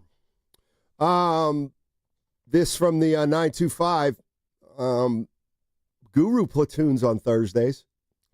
But if we really went over the analytics of it. Now, you've been spreading it out well. Like Thursday's not a thing. No, it isn't. It's not a thing each and every week. Well, the day can switch up. Let me just talk to the people. 30 seconds. I am a family guy, Steiny. Family never goes out of style. That's the one thing I mastered in my life. And when there's surgeries or accidents, I'm there. My bad. So if you want to make fun of that part of who I am. No. And that's why I appreciate the boss and Odyssey and all the people here, the higher-ups that, check on me. You want to make fun of it? No, not at all. Absolutely, I wouldn't do that. It's the listeners that are making fun. And I got your back, buddy. Yeah, please. I got your back.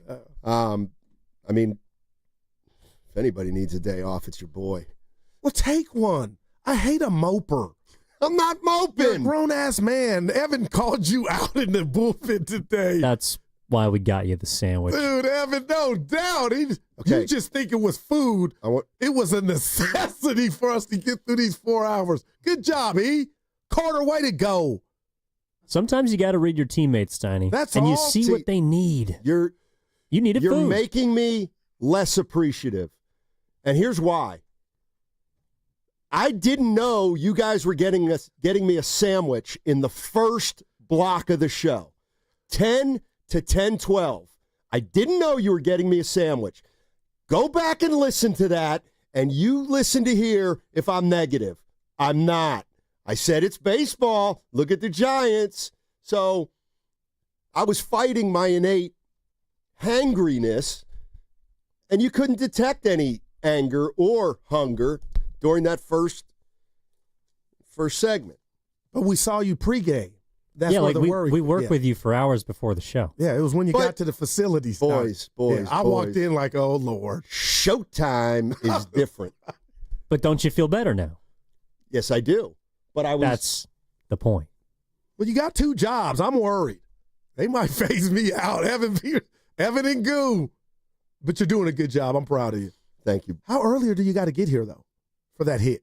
No earlier. I get here usually around 8, 7:50. Like to give myself 2:10. Well, you go to bed at 8. Yes, I do. Sometimes. I never want that part of my life. I don't go to bed at 8. That's too early. I like to get into bed about 9. That's still 8. Get into bed at 9. Look at the phone a little. Get the heavy eyelid and night. I love it. Bob Melvin. Bo Mails, Steiny. Here's what he had to say about the bats after last night's come-from-behind victory. The at-bats got so much better than basically the entire game. Willy hits a homer, knocks in the first run. We don't do a ton other than that. And then in the last inning against their 2 best relievers, we put together great at-bats, whether it was making them work and drawing walks. And, obviously Yaz with a huge hit. And every now and then you're going to get a dribbler like Flows, get a break. But when you're getting at-bat after at-bat that was really good, drawing some walks and putting pressures on guys, a lot of times good things are going to happen. I'm one of these guys that I look at last night's game and sure, Yaz got the game winner, but that game was about Flores and that little topper. But once the game gets tied, pressure's off. No, it's not. I'm telling you. That's what they were down. They started the 9th inning down. But Fitzgerald's 9-pitch at bat. I mean, that was a walk. Right. And then Kisner gets the walk. Those are said, like Flores is not even batting. What I'm saying is they'd already tied the game up. They already tied the game up. It's like basketball. You're down 10 with 2 minutes to go. You make some shots. Those are pressure shots. all of a sudden you tie the game and you have the last possession. Guess what? That's gravy. That's a gravy possession. There's no pressure when you've already scored 3 runs to tie the game. Well, sure. To me, you're on the road. Sure. You don't want that bottom of the 9th action to where one swing could send you home. Yeah. Or in the clubhouse. Just know and acknowledge that I'm right about this, that a tie game, there's far less pressure than a game where you're down either a bucket or a couple of runs. Just, that's so logical, it's not even funny, right?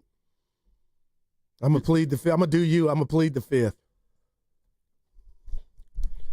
People, you know what I'm talking about, even if Guru doesn't want to acknowledge. We got our guy coming up, Steiny. Javier Lopez. Pitcher. 4-time World Series champion coming up momentarily. And the San Francisco Giants, they're rolling. They've won 6 in a row. Won 6 in a row by 6 runs. Man. Total. Yeah. And last night was another one. 6-5 in Colorado. So the San Francisco Giants, ladies and gentlemen, have captured your attention. You're listening to 95.7 The Game, KGMZ, FM, and HD1 San Francisco, an Odyssey sports station in the home of the Golden State Warriors and Valkyries, always live on the free Odyssey app, coming to you live from the Laughing Monk Studios. Laughing Monk, righteously brewed in San Francisco.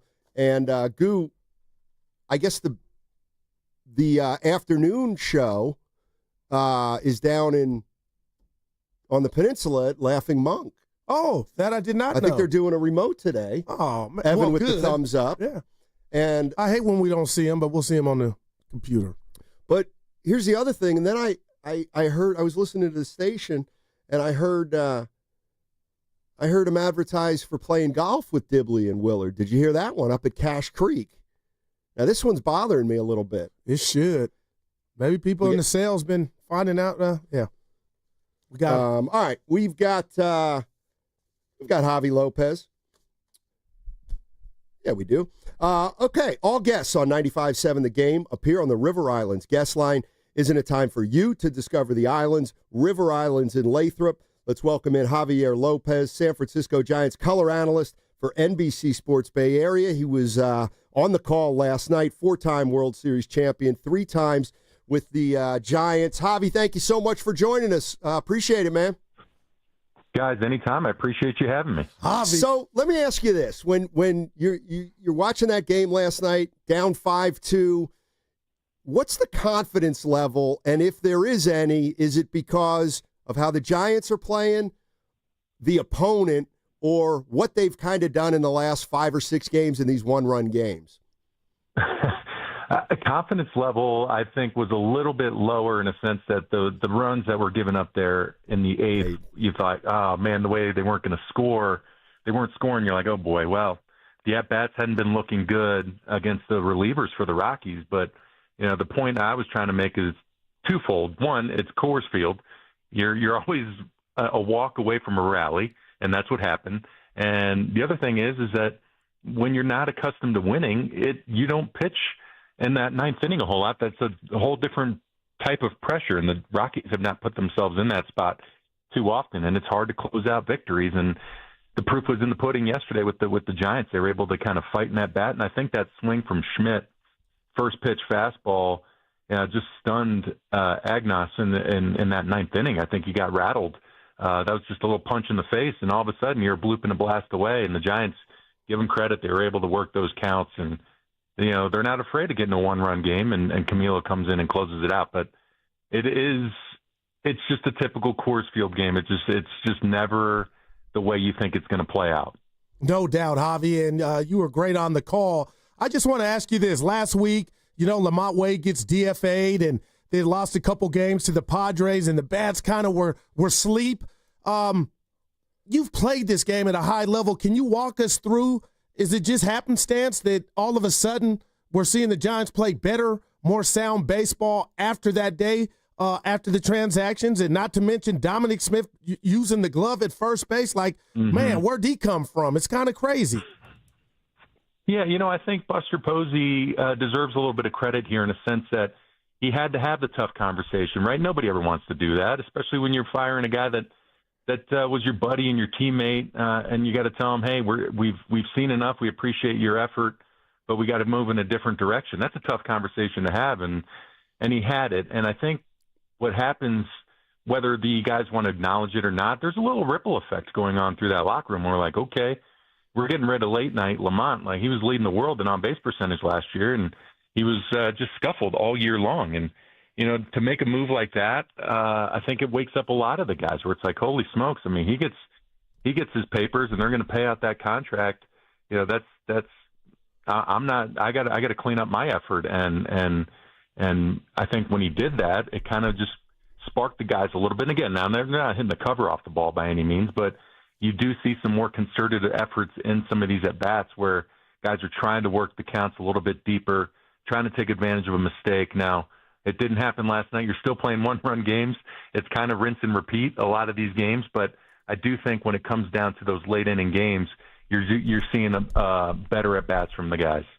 Javier Lopez joining us on 95.7 The Game, San Francisco Giants color analyst for NBC Sports Bay Area. Obviously, Willy Adames homered last night. He's been struggling all year pretty much, but particularly, let's say, in the last 2 or 3 weeks. Can professional baseball players and teammates get a sense for when a guy might break out? And if so, do you kind of feel like Adames is getting closer?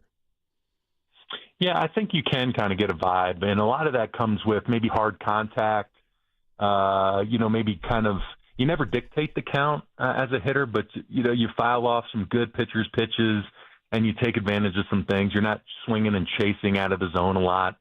And you kind of refine that. You can kind of see when a guy's going to start to make that turn. I think with Willy being able to work the count last night and hit that big home run to tie the ball game, it was a big spot for him. And getting that RBI, getting a couple RBIs, just feeling like you contribute is something that just gets off the shoulders of these guys, where they're able to finally realize that I don't need to do too much. I just need to kind of just play my part and take advantage of a pitch when I get the opportunity. And he did a great job of that last night. And I think he knows now with Chappie out, who knows how long that might be. Hopefully it's not too long, but anytime you have an injury to the hand, it's the timetable is just always kind of thrown out there, just because you don't know ultimately what's going on inside that hand till the swelling goes down and things like that. So I think for Willy, I think it's the guys rally around him. They're pulling for him. You can see it in the dugout. They're always excited, and he leads the charge for getting excited for the rest of the boys. So I think it's one of those things where he's going to take another level here to take another step, hopefully, and kind of reassert himself and not try to do too much in these at-bats. I think he finds the gap. It's great. Throws when just a couple knocks is fine. He doesn't need the home runs. I don't think the Giants need that right now. They just need him to be on base and be a disruptor, and I think he's got that ability. And I think with Casey Schmidt now getting the opportunity to play third base, he's got the same thing. We've seen the flashes of the talent that he has. He's a tremendous third baseman in the minor leagues, wins a Gold Glove down there for that. But the offense has not been consistent for him, but he's got a lot of talent, and that's the reason he's up here. So he's going to have a lot of runway to do his thing. And like you guys mentioned, sorry I didn't talk about Dom Smith, but the kid's he's a professional. I mean, he plays great defense. He's playing a lot better defense than I think guys are giving him credit for at first base. And, you know, he's another guy that's going to be a key piece, being able to kind of work these at-bats and just try to keep the line moving. Hey, Javi, you know, I've took a couple L's here in the station the last couple baseball seasons because I thought the Giants were going to be a wild card team and get hot at the end. Didn't happen, and hopefully this year they win the division, but 67 games in, they're a half game out of the division.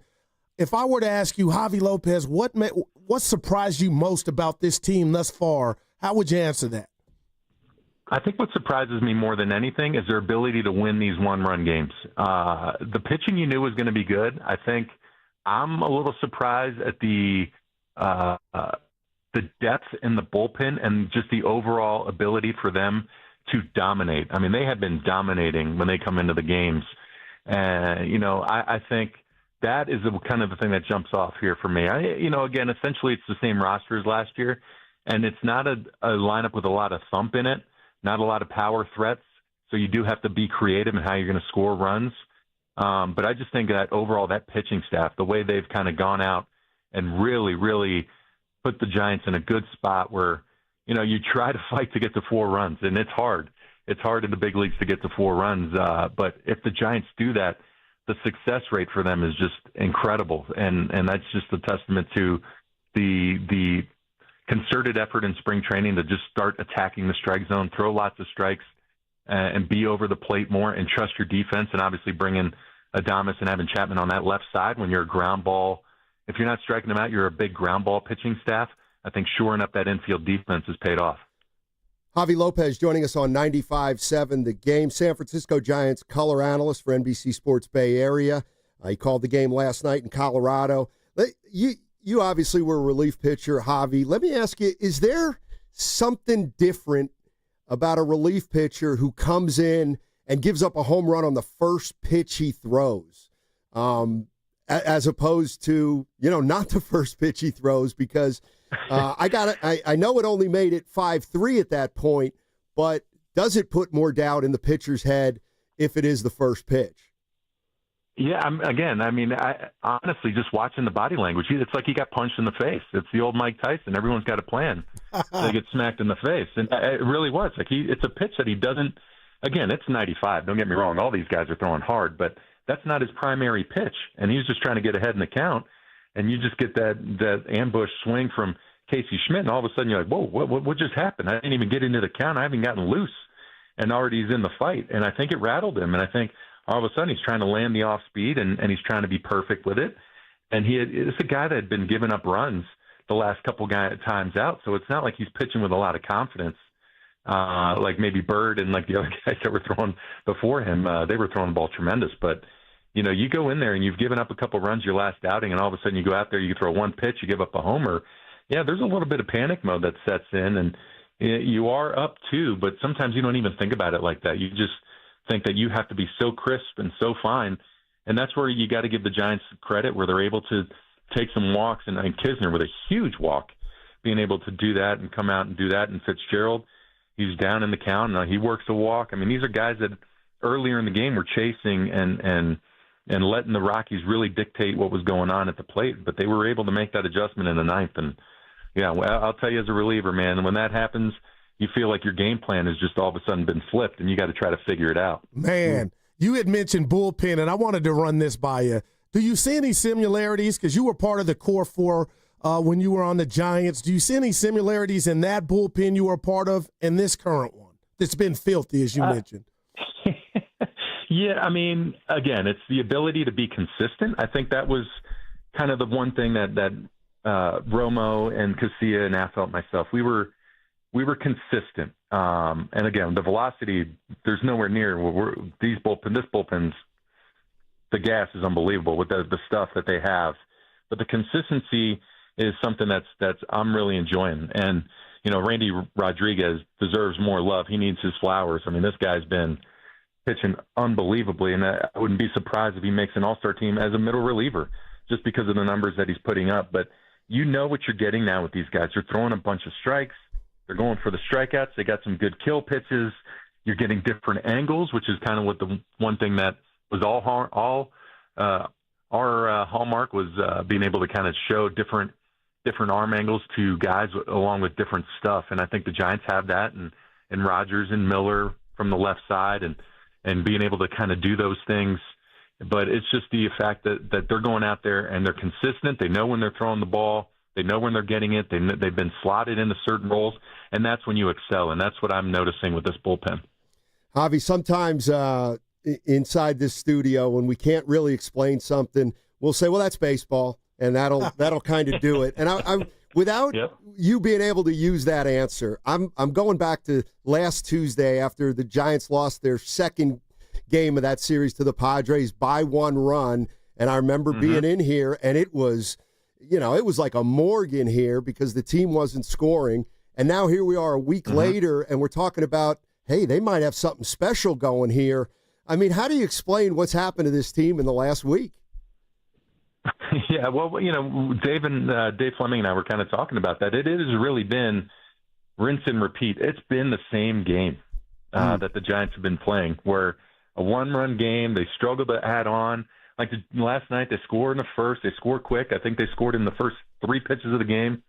And then all of a sudden there's no add-on runs. It kind of just hits a lull in the middle part of the game. And then at the end, there's a little bit of action. And it's tough to describe this team. It really is, because it just comes down to finding a way to push the envelope. And you're going to have to be creative in how you score. Because again, the power isn't their hallmark. And what they're going to have to do is be creative and try to maybe not hit and runs. I think those are, they're not in baseball anymore. That's not the thing. But try to get, if there's a chance to get a stolen base, go get it, because this team isn't built on getting 3-4 hits an inning. And baseball is just not built like that anymore with the kind of power arms and stuff that you have to face. So I think when it comes to this team, it just reminds me a lot of that 2010-11 team, more the 11 team.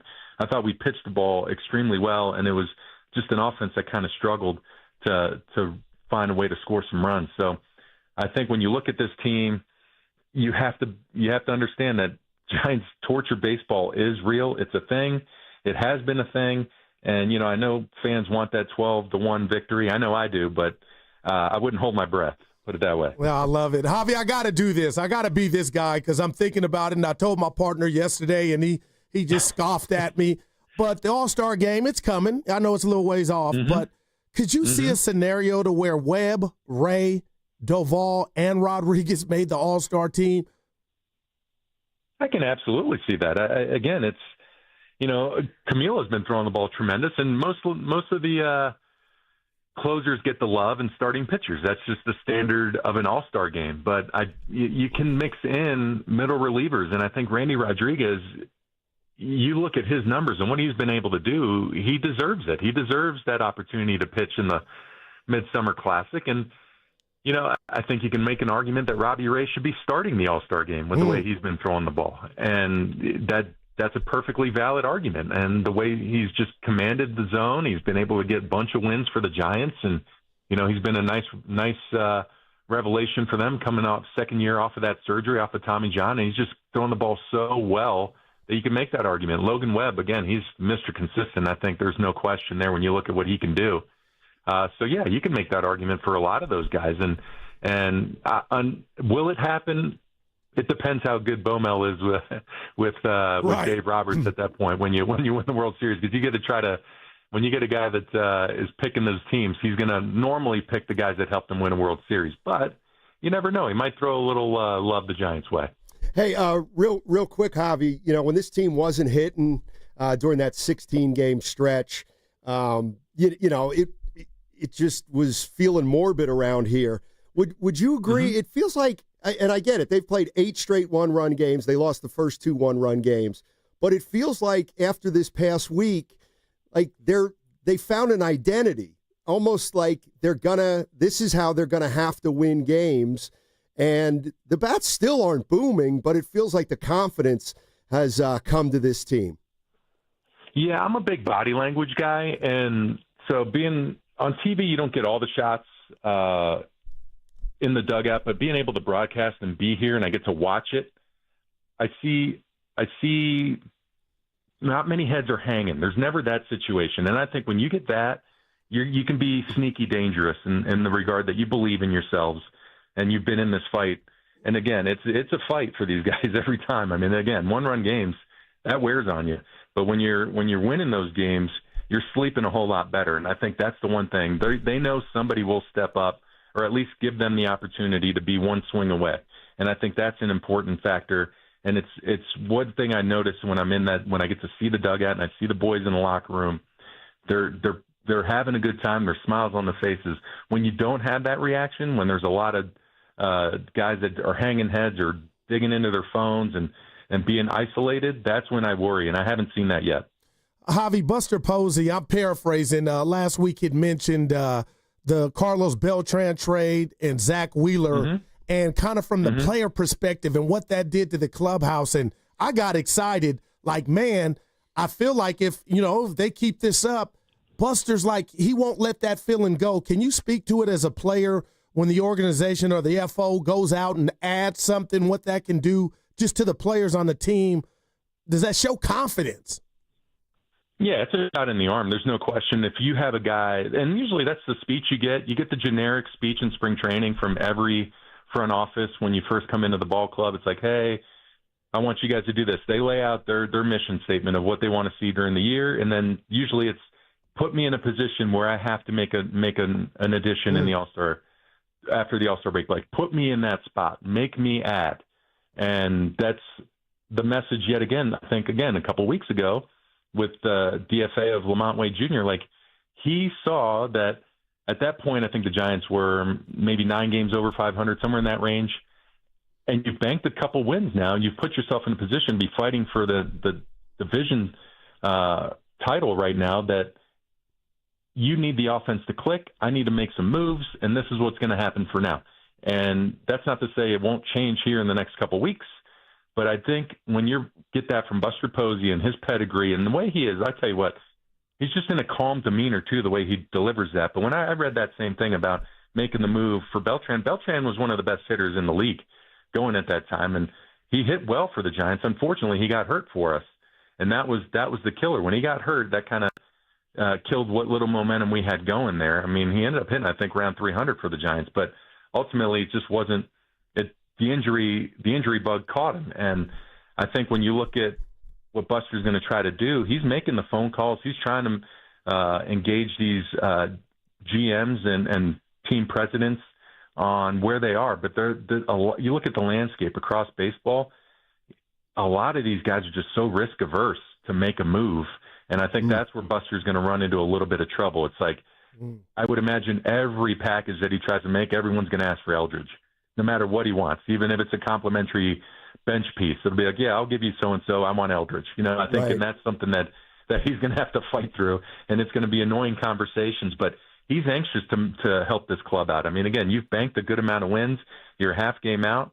You want to take advantage of it, and the Giants are doing a good job of making them have to think and work. Javi, thank you so much for Appreciate your time. it, man. Great stuff. And, man, this team has really turned it around in the last week. Pretty amazing.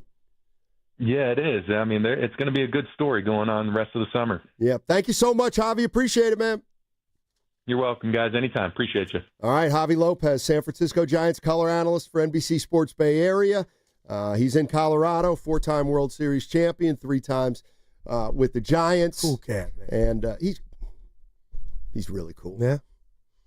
He's really cool. Boy, you got to feel optimistic right now. I'm with you. If you're a Giants fan, what do you give me for the? I'm not looking to pat myself on the back, but they lost. They were 7-9 during a 16-game stretch where they scored only 32 runs. All right. Then they don't necessarily break out, because I think they still only have scored no more than 6 runs in a game since then. But it feels like once they started getting results halfway through that Padres series, and I've told you this a million times, I think having an identity is huge. Oh, my gosh. In life. And I just feel like they now know, they're not going to score a ton of runs, but they've gotten more comfortable figuring out how to win when they don't score more than 4 runs. I'm not even mad at that. I love it. But, Steiny, I feel like, that's when a person looks themselves in the mirror and they know who they are. And I'll say to that, I feel like you're describing worst-case scenario, and the only reason I'm saying that is, let's just say the offense doesn't get any better. The question is what they're doing good enough? And right now it looks like it is. What they've done the last 6 games has certainly worked. And the question you've been throwing out there, and I think it's a good one, is it sustainable? And I would answer it 2 ways. The one run, being 9-1 or whatever in 1-run games, that's probably not sustainable. But being in a lot of close games and winning a lot of them, maybe not all of them, but that's become their identity. They might be that team that wants to hang in there till the 8th or 9th inning, and then with their bullpen and the trust in their own timely hitting, that's how they're going to win games. And again, you win 6 like you just did, you got to be more confident at that point. And we talk about their lack of hitting, but last night, Steiny, that was their 8th win, down 3+ runs or more. Only Cleveland and Toronto are behind them with 7.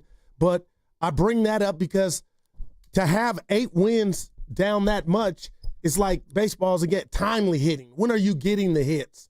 And that's just another metric or an example of it ain't over till it's over. And when they do hit, Steiny, they're meaningful. Yeah, it doesn't, like you wouldn't think that stat out of this 8, team. Right. 3 I mean, I remember when we were talking about when Steph Curry said, yeah, we're not built to come back. You got furious. And did he end up being right?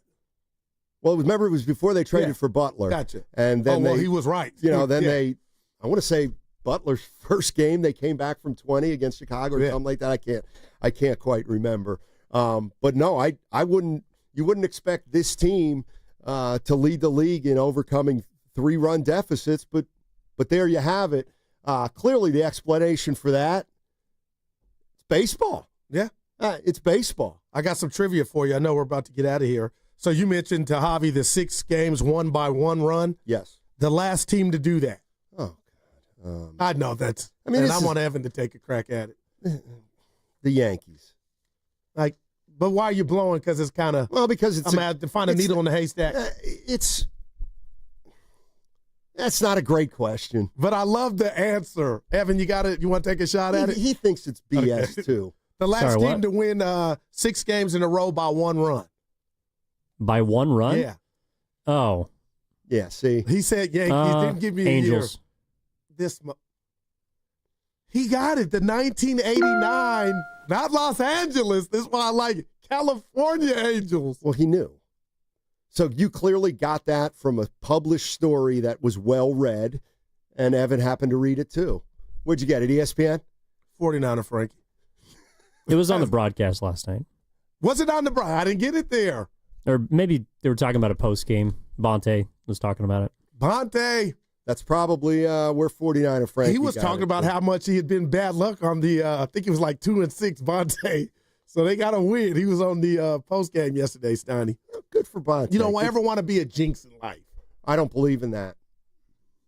You should. I don't believe in jinxes. I don't. All right, 888-957-9570 is the number. Giants got it going, ladies and gentlemen. I want to get more into some of the things Javi Lopez said. And simple question to Giants fans after the last 6 games. I mean, do you believe that this team and the way they're winning, is it sustainable? 888-957-9570 is the number. We'll be right back.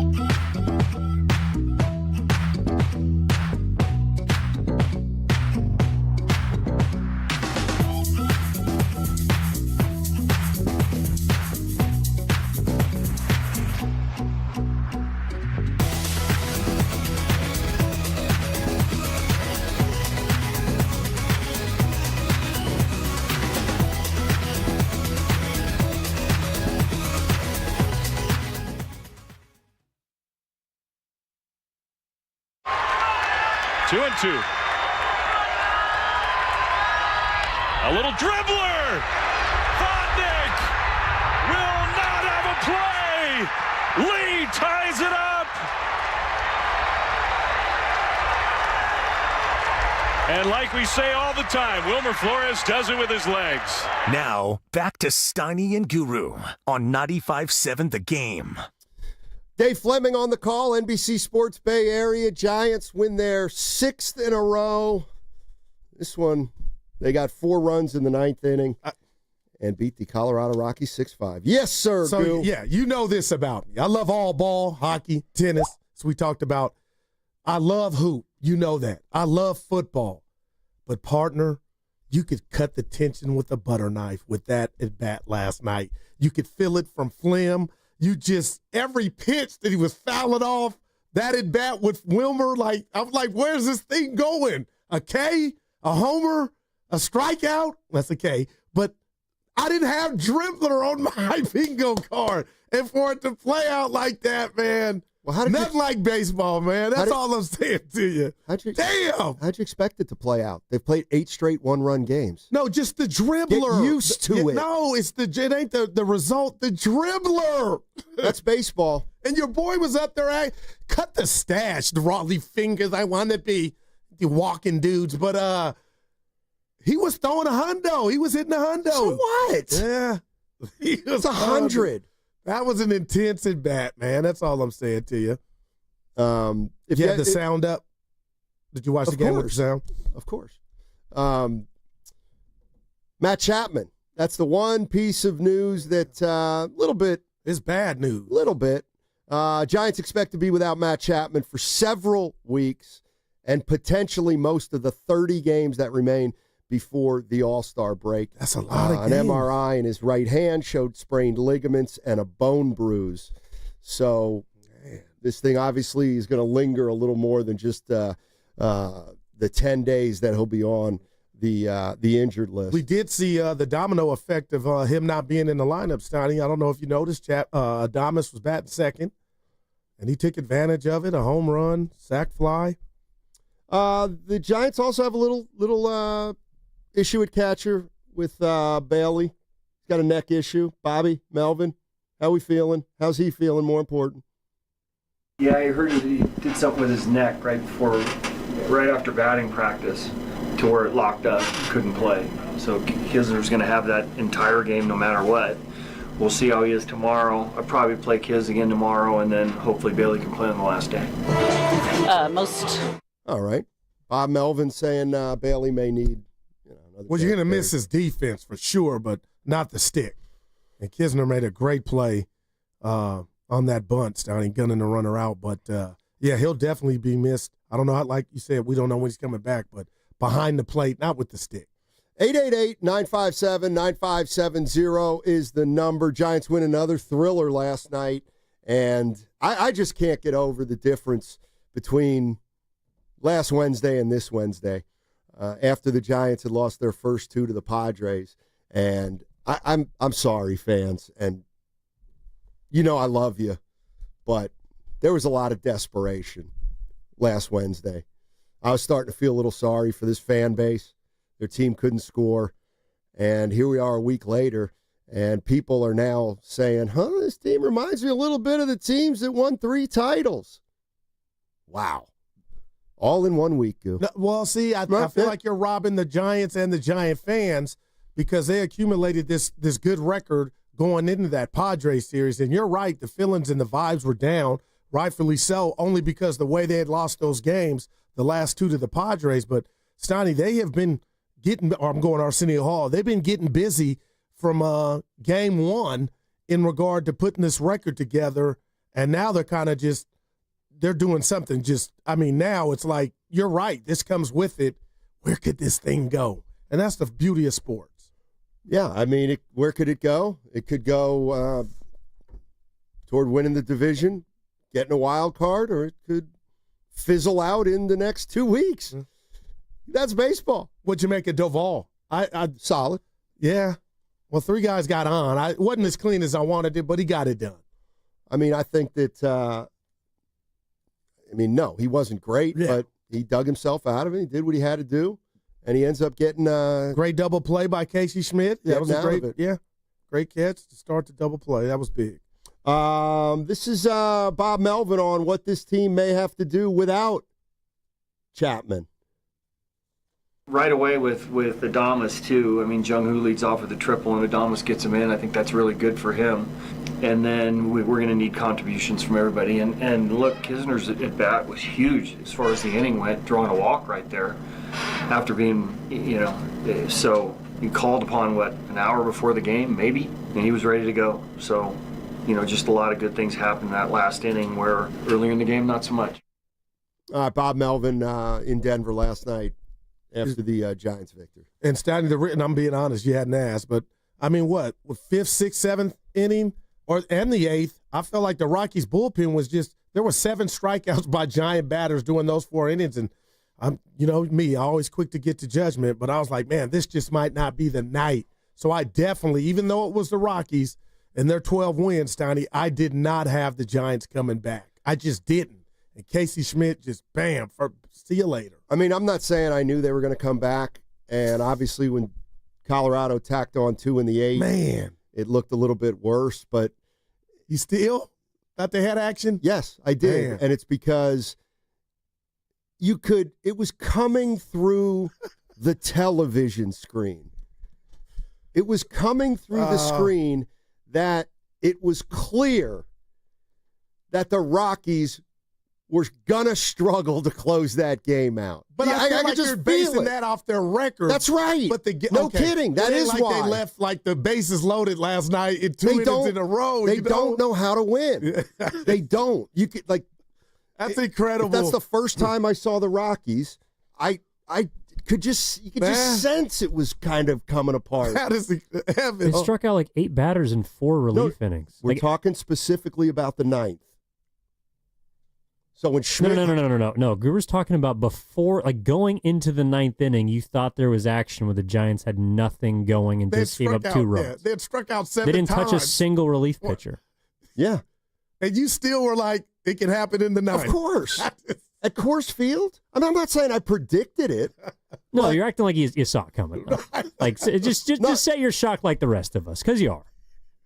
That's Come on, boy. I'm not shocked.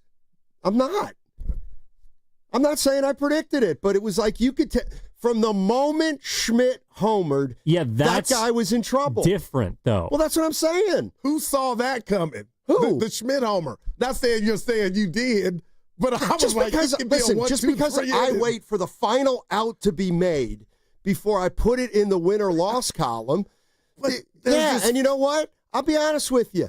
Colorado stinks. It's like watching the Warriors when they got it all going and they're playing the Charlotte Hornets and they're down 11 with 3 minutes to go and you're saying it's not over. No, let's do this. A 3-run lead in the ninth by the worst baseball team is equivalent to me being down 11 with 90 seconds left in the NBA game. That's when you're like, you know what? This is too daunting. We probably won't win it.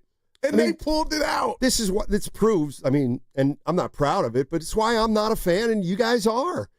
Because you gave up. No, and I watch it objectively. And I'm saying this team has won 5 straight 1-run games. This Rockies team stinks. Agnos gets peppered right off the bat. And I'm thinking, oh boy, this is like Charlotte trying to close out the Warriors. Well, Steiny, Kane Slybrender on the YouTube chat. Steiny, how are you saying all this with a straight face? That's her saying it to you. Because I guess I watch the games differently. Let me be clear. I didn't say top of the ninth. Giants are going to win this game. But I certainly wasn't put it in the books. Why would you put it in the books? Because they were down 3 in the ninth and hadn't done diddly squat for 4 straight innings. Okay. And the closer was coming in. That's all. Yeah. And their closer, as Javier Lopez said, their closer been struggling. Yeah. That happened. Yeah, but you didn't know that until he said it. Evan. The numbers on the board say 4 for 4 save opportunities, a 2.4 ERA. Please, Evan. Just seriously. Seriously what? Fess up to it. So you're saying that you're trying to put fans in their place for feeling a completely normal reaction with their team down 3 in the ninth. That's what I'm saying. Like, yeah, I get it how a fan would be like, we're stuck. We're not going to win this game. And I'm thinking, you're in Coors Field against the worst team and maybe worst team in baseball history. No. You said if I had only watched the Rockies that one game, I would have said the game's not over. The Rockies looked dominant last night until the 9th inning. Okay, yeah, no, I thought the Giants were going to get beat. You happy? I'm just telling you. I got you. I got you. You're still playing the worst team in the league, and they still needed 3 outs. It sounds like you're not impressed by what they did last night. The Giants? Yes. No, I am impressed. It's just that I didn't. They still had 1 at bat left against that team. You like math? Shut up, Goo. Now, you guys are both bothering I'll walk me. out of here. Promise? And I won't look back. Quit trying to cheer me up. I'll walk out of here. I dare you. You got one on the – you have left a show before. That segment was brought to you by Crystal Geyser, Alpine Spring Water.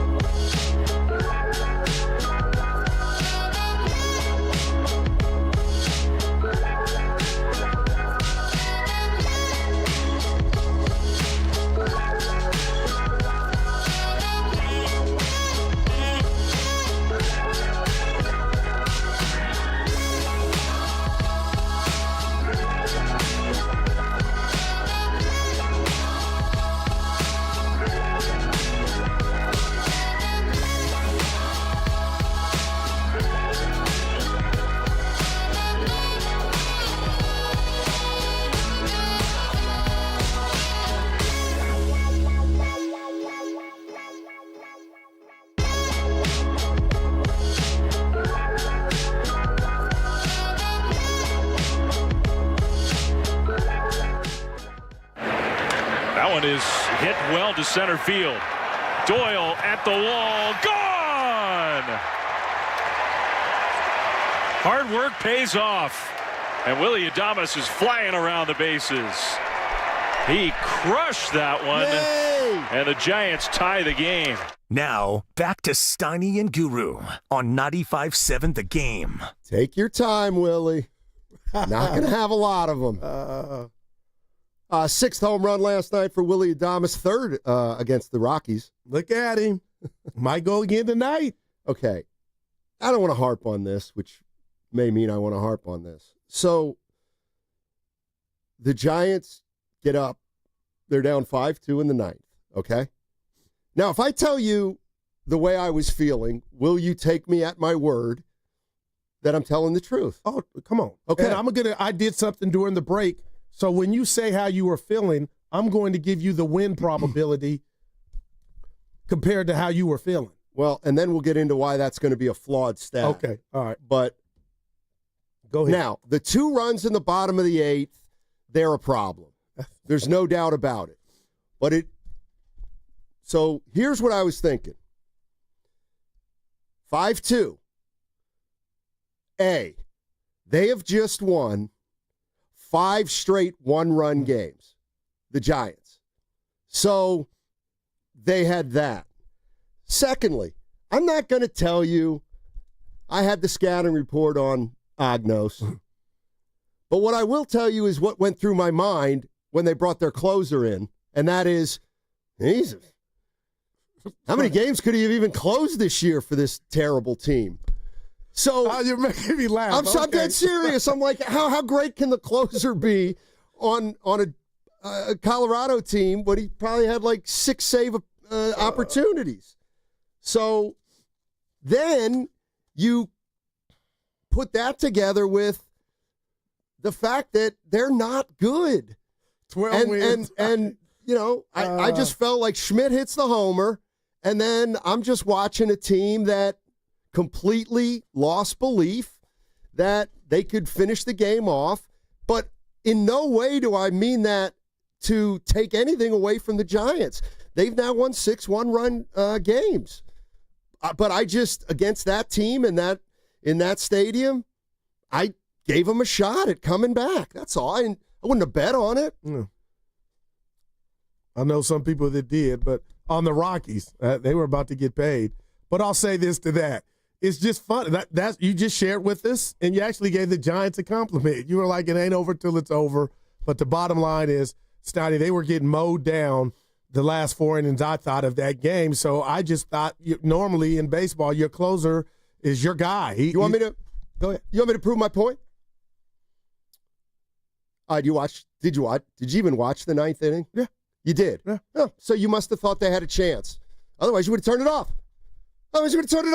Well, it wasn't mission. It wasn't Tom Cruise Mission Impossible. I'm just saying, you were watching for something. You weren't watching to see him go 1, 2, 3 in the ninth. This is funny, but to be honest, Steiny, I was like, okay, they've been so hot, and the luck's gone their way, or good fortune. They come into Colorado, and for a night, it's evaporated. And I thought, everybody thought that. Not that it was over, but boy, this is a tall task. By the way, Javier Lopez, we had him on at 11. And this guy is a class act. He is such a class act that you gave him an opportunity to really lambaste you, and he didn't. That's how much of a class act he is. You actually asked Javier Lopez if the Giants could have 4 pitchers in the All-Star game. I think it's feasible. And he said, yeah, I guess. He didn't say any of that. And he said he could see it. They are not going to get 4 pitchers in the All-Star game. But you're missing the point. They got 4 worthy of getting the nod. Well, then say 2, 3 for they sure. may have 4 worthy of getting the nod. I'll say it how I want to say it. They're not getting – want to bet? Yeah. What question did you ask that was provocative? Oh, it was great. Hey, Heavy. About how things change in a week. How fans go from quitters 3 times. How fans go from quitters to we're going to the World Series in 8 days. Let's go to Nick and Clayton. Nick and Clayton. What's up, Nick? Hey, Steiny, I got your back here. You know why you didn't think the Giants were completely out of that game? It's because you've seen enough bad teams in sports. It doesn't matter what the sport is. It can be football. I'm a Cal football fan. I hate watching the end of Cal football games because I am certain they're going to lose. Something's going to make them lose. And you have a Colorado Rockies team that looks like the worst team in baseball history. You know that there's a chance that they're going to find a way to lose. If you watched the Warriors 25 years ago around the turn of the century, you knew they were going to find a way to lose. That's why you didn't necessarily predict they were going to win. You knew that there's a reasonable chance that Colorado was going to find a way to lose. Mm-hmm. Thanks, Nick. Appreciate it. Nick and I watch games the same way. Objectively.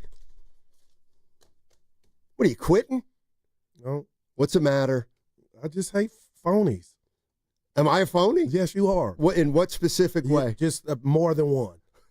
Give me the biggest. We don't got enough time. Give me the... You're just a hypocrite. You got no skin in the game. You got no skin in the game. But that's part of if you could walk in my shoes. No, Steiny, it's an advantage because you don't have a take and then you rip my take. I didn't rip your take. And tired. I didn't rip your take. Let me have some fun. I didn't rip your take. But you just sit on the fence. I didn't sit on the fence. I just said the game. I didn't think the game was over going into the ninth. I'm playing. Don't tell me you're playing. I can detect seriousness. I'm playing with this. Is what you know who was talking about. Because I can flash on you in a second and have your panties in a bunch. I'm good. I'm having fun with you. So when I turn into Steiny, you cower. You cannot handle it. I'm good. I was just having fun. This is what somebody was talking about. Who is somebody? You know. Oh, right. No, he had a point. He had no point. But you didn't listen. I didn't. Yeah. I didn't. Mark, you know Mark DeRosa is? I got one more bet. Hold on before we go. All right. They'll have 3 pitchers in the All-Star game. That's a bet. I'll take that bet. I got to take that bet. It's done. Okay. So we got Indiana not winning another game, and the Giants getting 3 pitchers in the All-Star game. Yes. All right. Ray and Webb for sure, and that was just if they get a closer, and I think they're going to get one. Yeah. Evan, what do you think about that? 3 pitchers in the All-Star game for the Giants. Kind of like your thoughts on the 9th inning last night. Not crazy. Well, all my bets are. You guys have an agreement. I do it for the show. Did you and Evan make an agreement before the show today? It's fine if you did. They went out and purchased you food. I got you a bagel this morning. What do you get like? And it's like you didn't even do it. It's true. It's even. How do you do it, man? Oh my God! I thought you'd be on a high. And you didn't even ask for it. I just knew you needed it, so Evan, I got it for you. And you just snappy. Now you need some milk. Milk does the body good. But Steiny, I truly am not mad. I just hate that you think I am. I can tell when you are. And I don't run hot. All right, you know who Mark DeRosa is? Yeah. Former Giant. Right. And yeah, Evan, he works for MLB Network. Oh, look, he was. See, did you see that? I did. Did you see that? I'm laughing at you. All right. Now, in an effort to spin no, not spin. You didn't hear me say spin. We did. Present. In an effort to present various points of view, which I always like to. There's a lot of optimism right now about the Giants. So, hey, Mark DeRosa, former Giant. I mean, can they win the West? I think that it comes down to the Dodgers and the Padres. I really do. Can the Dodgers get healthy enough in time? I still think the Dodgers win the division. I think the Padres end up in the postseason. And then you're going to have a battle for that third wild card spot of like the Giants, the D-backs, the Braves, the Brewers. Wait, the Braves, really? Aren't they 9 back of a wild card spot right now? They are, but I do believe you're going to have to bury them for me to not think that they get on a run at some point. They're 10 games below 500, the Braves. 10 games. Do we believe in anybody besides the Cubs in the NL Central? I mean, the Cardinals are 5 games back. I don't know. I want to see what they do at the deadline. The Brewers. Oh, God bless her, whoever my she is. God. It's like our show. Dude, I fell for her. Like, damn, lay off her, man. But she was spitting facts. This is why I love sports. Why? I hate the Dodgers and what they stand for, and I got a good friend, Steiny, one of my best friends, Dodger Pete, and it's just sickening. But they throw money at their problems. They got the bubble chip, and then we know what happened last year. They validated it. But my point is they've owned the NL West for a decade, and they don't got outside. They should have more.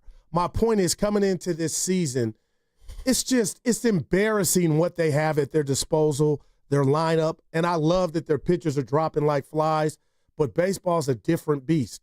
Go ahead and win the division if that happens, and right now it doesn't look like it's a for sure shot.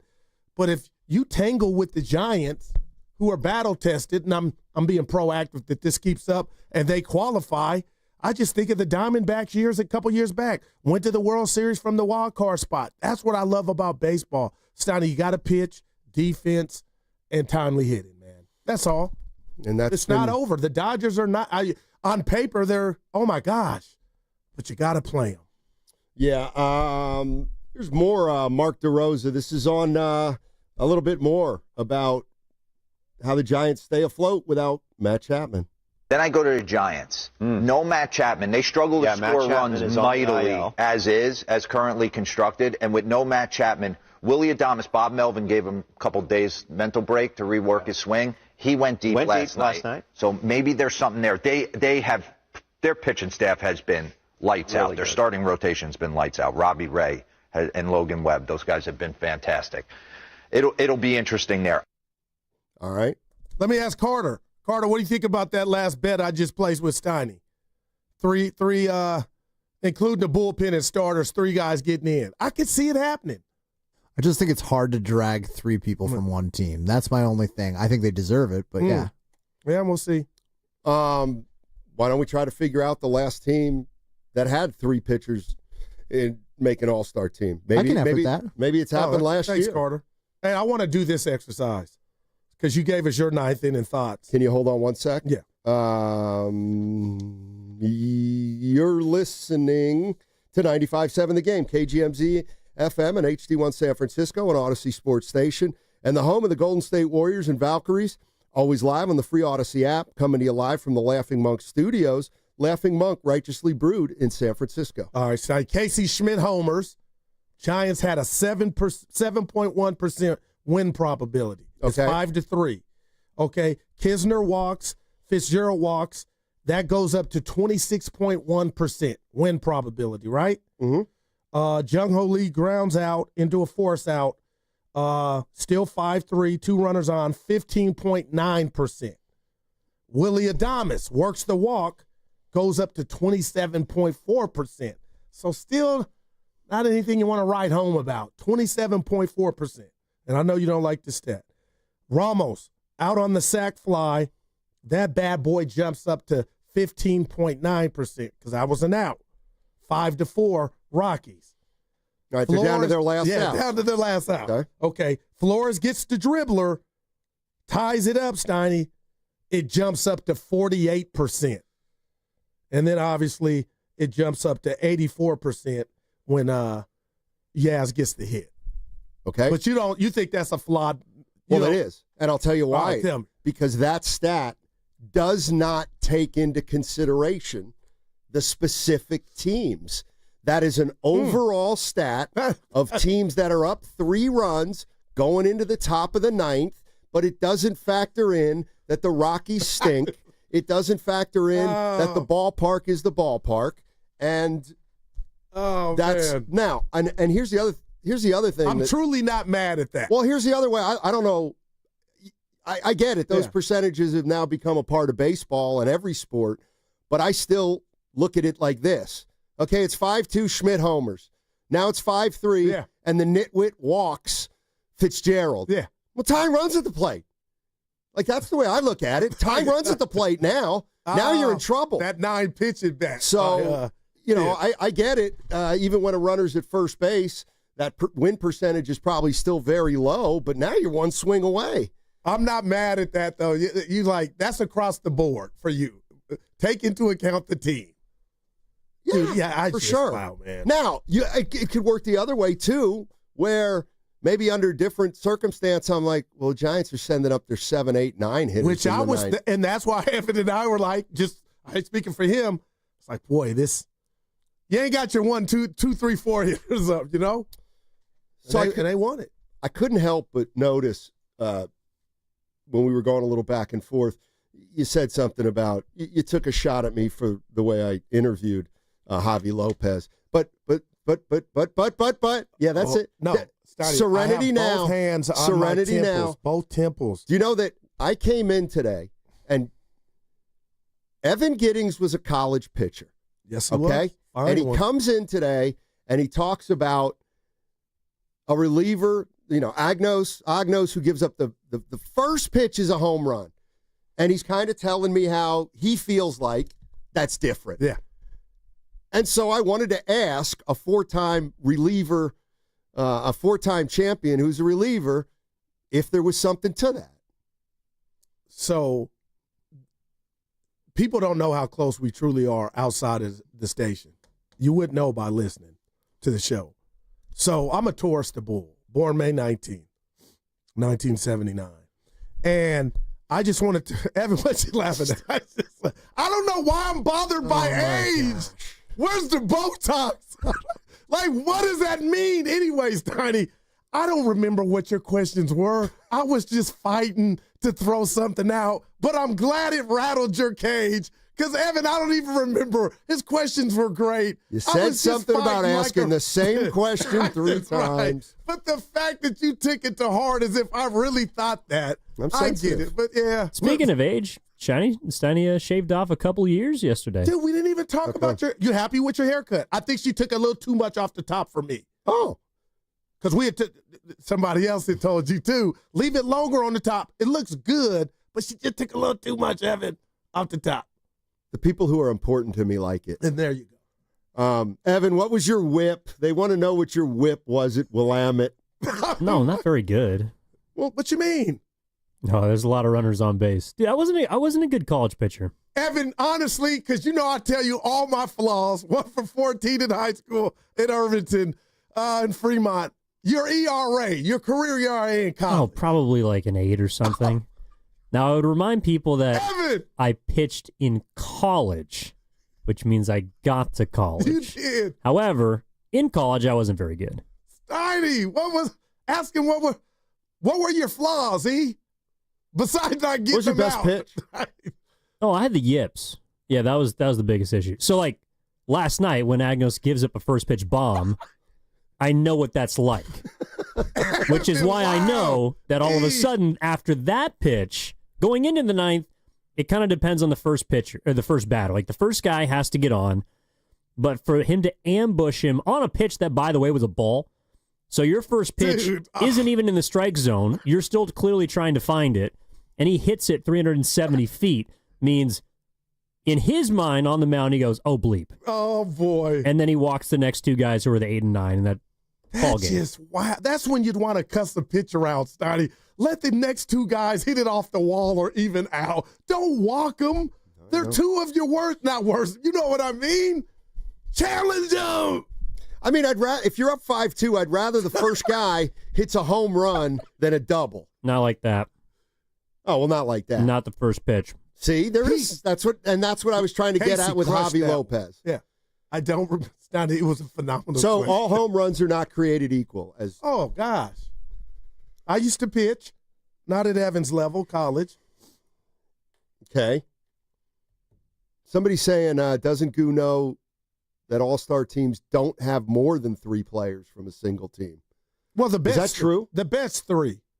Well, I got Ramos. And I got the Yankees of 2000s. They had Posada, Jeter, my guy coming out the bullpen, Mariano, and who else? A-Rod. They've had 4. But this bet is 3. I think they're going to get 3, Steiny. Carter, do you remember, Evan, you'd stepped out. I asked Carter when the last time any team had 3 pitchers in an all-star game. He claims it happened in 2011. Who was it? Yeah, I don't know. Yeah, the last time it was 3 pitchers? Yeah. It was Cole Hamels, Roy Halladay, and Cliff Lee. Wow, Phillies. But those are 3 starting pitchers. No doubt. You also included the bullpen, which to me is is very fair because you can make a case Webb and Ray have been two of the best starters in the NL. No doubt. And between Doval and Rodriguez, and you have two options. Yeah. And if it were me, Evan, real quick, you didn't ask, I'd give it to Rodriguez. He's been that filthy. And Doval's been great. I would give it to Rodriguez. He's been unhittable. I mean, the problem is they probably tend to take a closer there, or closers. Yeah. That's not always the case, though. Like last year, Matt Strahm made the All-Star game as a middle guy for the Phillies because they had one of the best records in baseball. But 2 years ago, Yennier Cano for the Orioles was a setup guy who made the All-Star game because they had a good record. I guess what I'm saying is, aren't those three guys kind of one-inning pitchers? Are they what? One-inning pitchers. Like Rodriguez has pitched, I think he's only pitched like 29 innings this year. Yeah, but if the Giants keep playing well, you're going to get more than 2 All-Stars, and if their team is based on pitching, like again, it's all about the spot. So if there aren't any other better relievers in the NL, then it absolutely is a possibility. All right, well, we got a drink on it. Yeah. And the finals. Well, no, you can't win the bet. You can only lose the bet tonight. I could be 2 games closer, though. Right, but you could also lose the bet outright tonight. I forget where. Those were bad odds. I forget where. I'll do it for the betterment of the show. This is Javier Lopez, because we're talking about this team, and who does it remind anybody of? This is what Javier Lopez said. I think when it comes to this team, it just reminds me a lot of that 2010-11 team, more the 11 team. I thought we pitched the ball extremely well, and it was just an offense that kind of struggled to find a way to score some runs. So I think when you look at this team, you have to understand that Giants torture baseball is real. It's a thing. It has been a thing. And, I know fans want that 12-1 victory. I know I do, but I wouldn't hold my breath. All right, that was Javier Lopez talking about this team.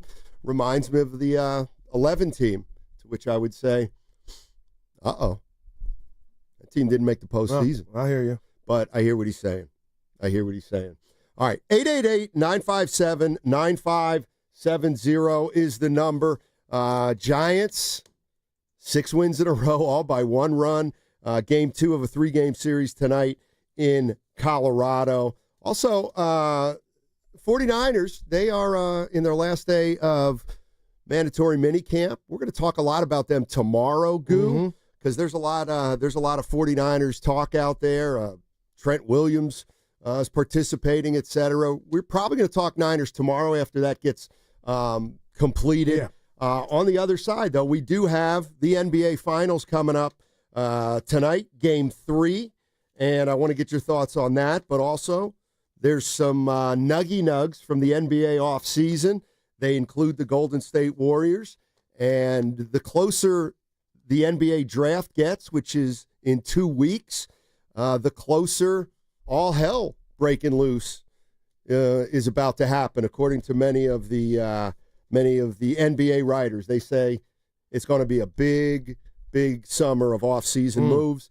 We'll talk about the Warriors on the other side. 888-957-9570. What's coming up on the game is brought to you by Fremont Bank. Here for you, here for good.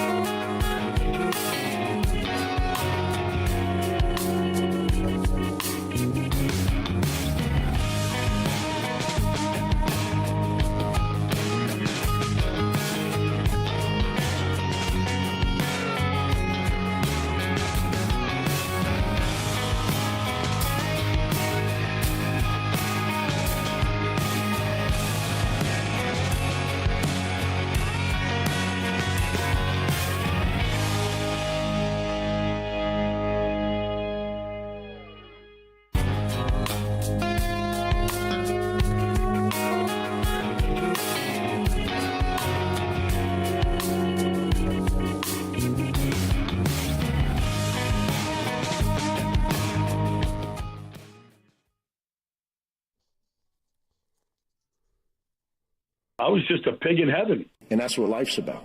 It's the Guru, Steiny Guru, Steiny Guru, Steiny Show. Let's go. All righty, Matt Steinmetz, Darryl the Guru Johnson.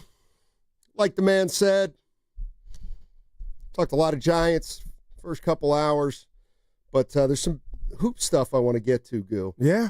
And I was going to start out by saying I got a little bit of a hypothetical for you, but the more I think about it, maybe it's not a hypothetical. Okay. All right. And I got a list for you and Evan before we get done from your boy Bobby Marks. Okay. Yeah. So the Knicks fired Tom Thibodeau. Yeah. And they're looking for another coach. Okay. So they've requested permission to talk to 3 coaches. Ime Udoka, Houston, Jason Kidd, Dallas, and naturally Chris Finch in Minnesota. All 3 teams denied the Knicks' request. That's got to be a great feeling for those 3 individuals, even if you want it out of town. Yep, you can't talk to them. All right. If the New York Knicks called up Joe Lacob and said, can we talk to Steve Kerr about our opening? What would you do if you were Joe Lacob? I'm being real right now with the, again, no first-round pick this year and everything that he's meant. I do feel like his time is winding down. I could be totally wrong. But, Steiny, I wouldn't say no. I would go to Steve and say, is this of interest to you? And if he gave me that look or told me, yes, it is, he means so much to me and everything that he's done to this franchise. I would never disrespect him and be the overseer and deny him an opportunity to speak and better his situation or, let him take his career somewhere else. What would you do? I think, believe it or not, I would do the same thing. If the Knicks called Lacob and said, we want to talk to Steve Kerr, I got to believe that right now Lacob's got a sense for what his thought process may or may not be. Mm-hmm. So Steve Kerr's got 1 more year left on his deal. Not a lot. Steph Curry, Butler, and Draymond Green have 2 more years left on their deals. So do you look at it as though, well, he'll get another 1-year extension so we can line them all up? But here's, to me, the part that's really interesting. The NBA, you can trade coaches. And I did it wasn't a deep dive, but it was a little dive, just a little one. And listen to this. So in 2013, the Clippers traded Doc Rivers to the Celtics. You know what they got back? Tell me. A first-round pick. Oh, my gosh. A first-round pick. And in 1995, the Heat traded Pat Riley to the Knicks. They got a first-round pick and $1 million. Now, there have been other coaches who have been traded, Mike Dunleavy Sr., Stan Van Gundy, Jason Kidd. Now, maybe it has something to do with it. Those weren't championship coaches, at least not when the trades were made in Kidd's case. And they got second-round picks. So, this is no shade at Steve Kerr, but I think I would allow the Knicks to talk to Steve Kerr if they wanted or were interested in hiring him, and if Steve Kerr had any interest in that job. And, I think I don't think there needs to be necessarily malice involved, because I think Kerr knows it's winding down here. Exactly. He's got 1 year, maybe 2. So you want to end it on good terms. Would you? I'm with you. Now, here's the thing. The Knicks don't have a first-round pick this year. That was my question. But next year, they have a pick that is affiliated with the Atlanta Hawks that is top 8 protected. That one they can trade. I mean, would you want to trade Steve Kerr for a first-round pick next year that's going to be 9 at the highest? The best could be 9. The worst could be, 30. All right, and I got something else. If I'm Joe Lacob, you tell me what would you do there, Warrior fans, if you were Joe Lacob and presented with that? 888-957-9570. Tell me if you follow me or if you see kind of where I'm going. So the rat on the table brought to you by Atco Pest Control, to me, for the Golden State Warriors, is Jonathan Kuminga. I don't think he's going anywhere, but I think we all can step back and not fight and just have a conversation and say, under the tutelage of Steve Kerr, it hasn't been exactly roses for Jonathan Kuminga. And the fact that Steve Kerr's top 5 coach, in my opinion, I stand on that. The fact that his time is contractually winding down, there's a reason for that. There's a natural reason for that. And it could be Lacob, it can be Kerr, and I think most likely it's Kerr. But, Steiny, I feel like if you could get a first-round pick, he's only got a year left on the deal, and he probably still wants to coach and maybe need a new challenge. My goodness, wouldn't this work for both parties, for Kuminga to lead the next phase of Golden State Warrior basketball, and you're able to, add to that by this first-round pick that you would have in regard to the future, and Kuminga would be under new tutelage. It kind of, in a crazy world, partner, makes sense. Well, it does to me. And let's not forget that Steve Kerr was very close to taking the Knicks job the year he took the Warriors job. In fact, many people had him changing his mind. Thank gosh. And eventually coming to the Golden State Warriors. And the owner of the Knicks is James Dolan, and he still is the owner of the Knicks. So I got to believe if he was ready to hire Steve Kerr 12 years ago, well, now Steve Kerr's racked up 4 titles as a coach, that he would still be a viable candidate.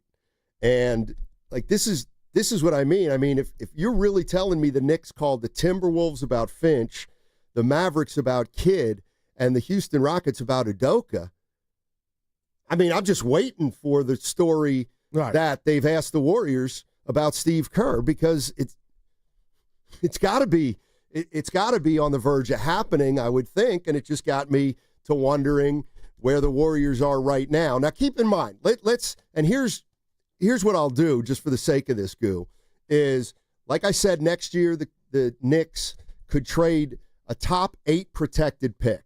So if you're the Knicks, you figure probably next year you're going to be good again. So the reality of the situation is we're probably looking at a pick that would be, I don't know, let's say 22 to 26. Not great, but not, better than nothing. Better than nothing. And then the second question is, if you would do that, who would you hire?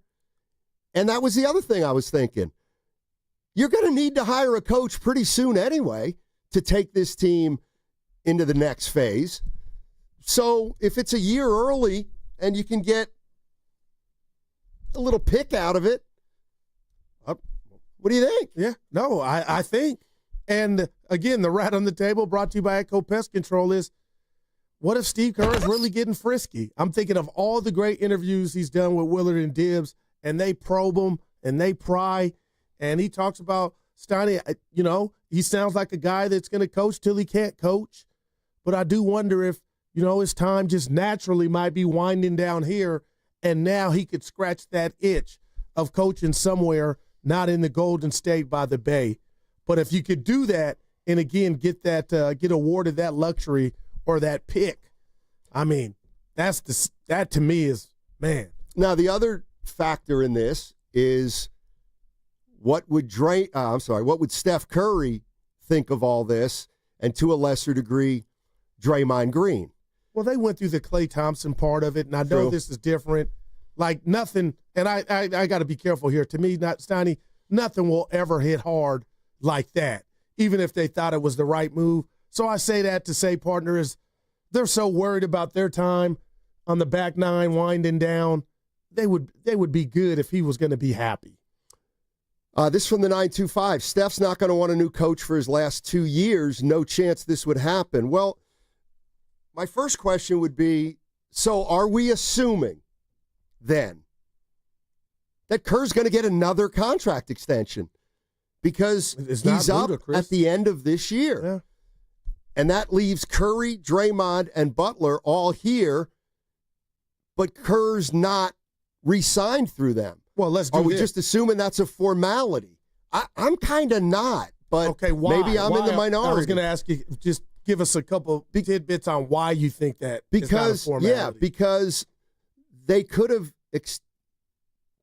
given him a 2-year extension at the time, which would have naturally aligned with Curry and Draymond, but for some reason they didn't, and they only made it a 1-year deal, which I do think was a little strange considering that Draymond and Steph have an extra year without Kerr under contract at this point.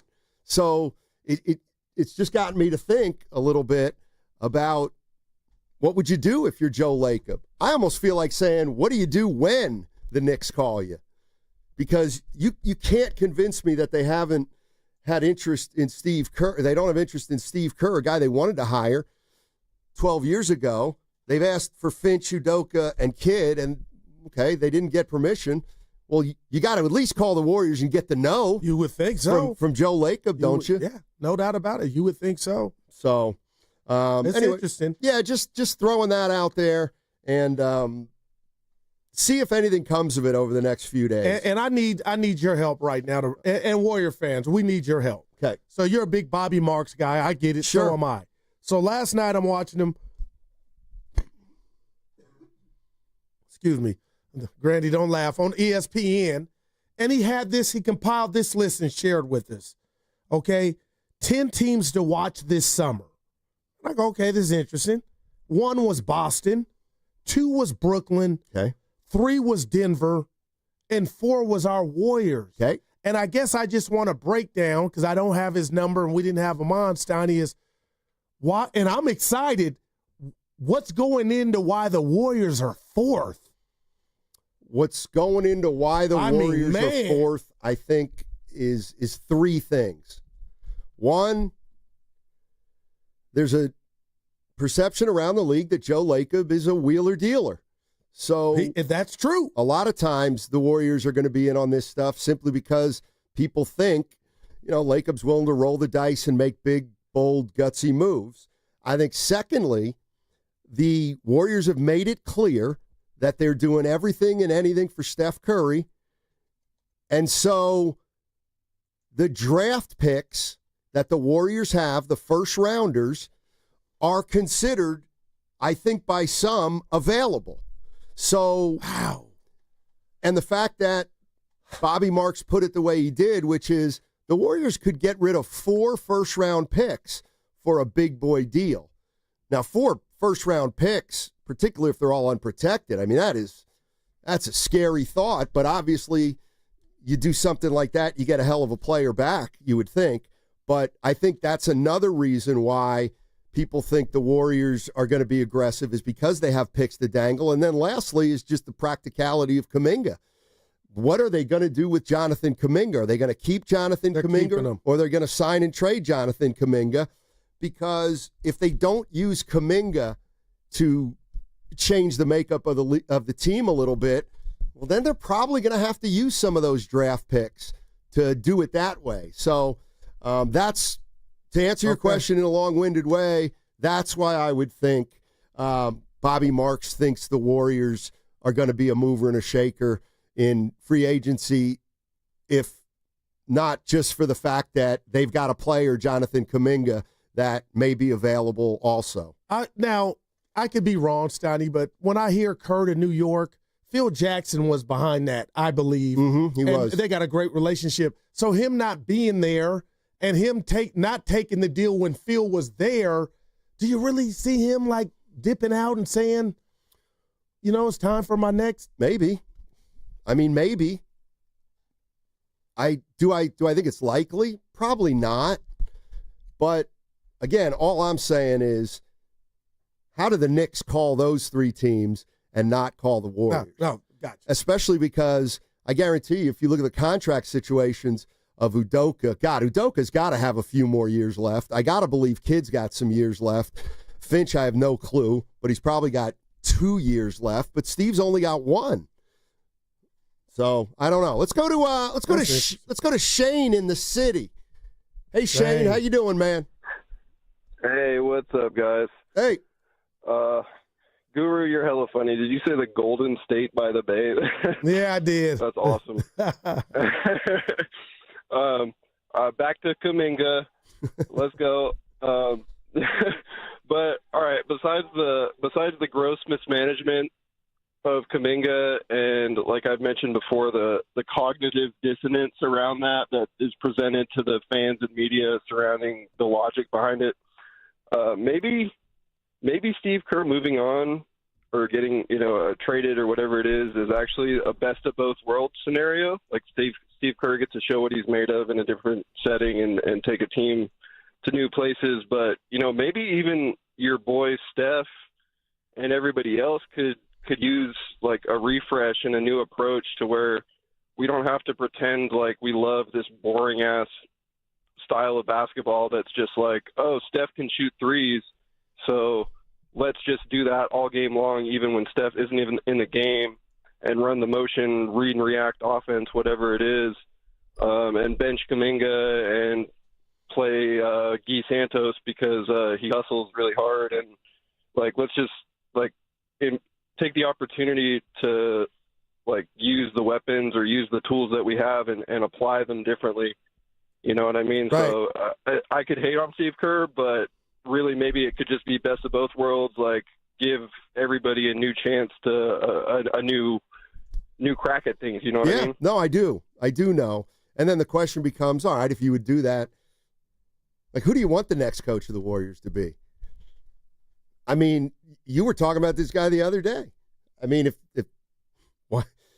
I know it's not this simple, but Knicks call you about Kerr. Yeah, go take him. We'll take a first-round pick, and we'll go hire Mike Malone. That would be my first stop, first call.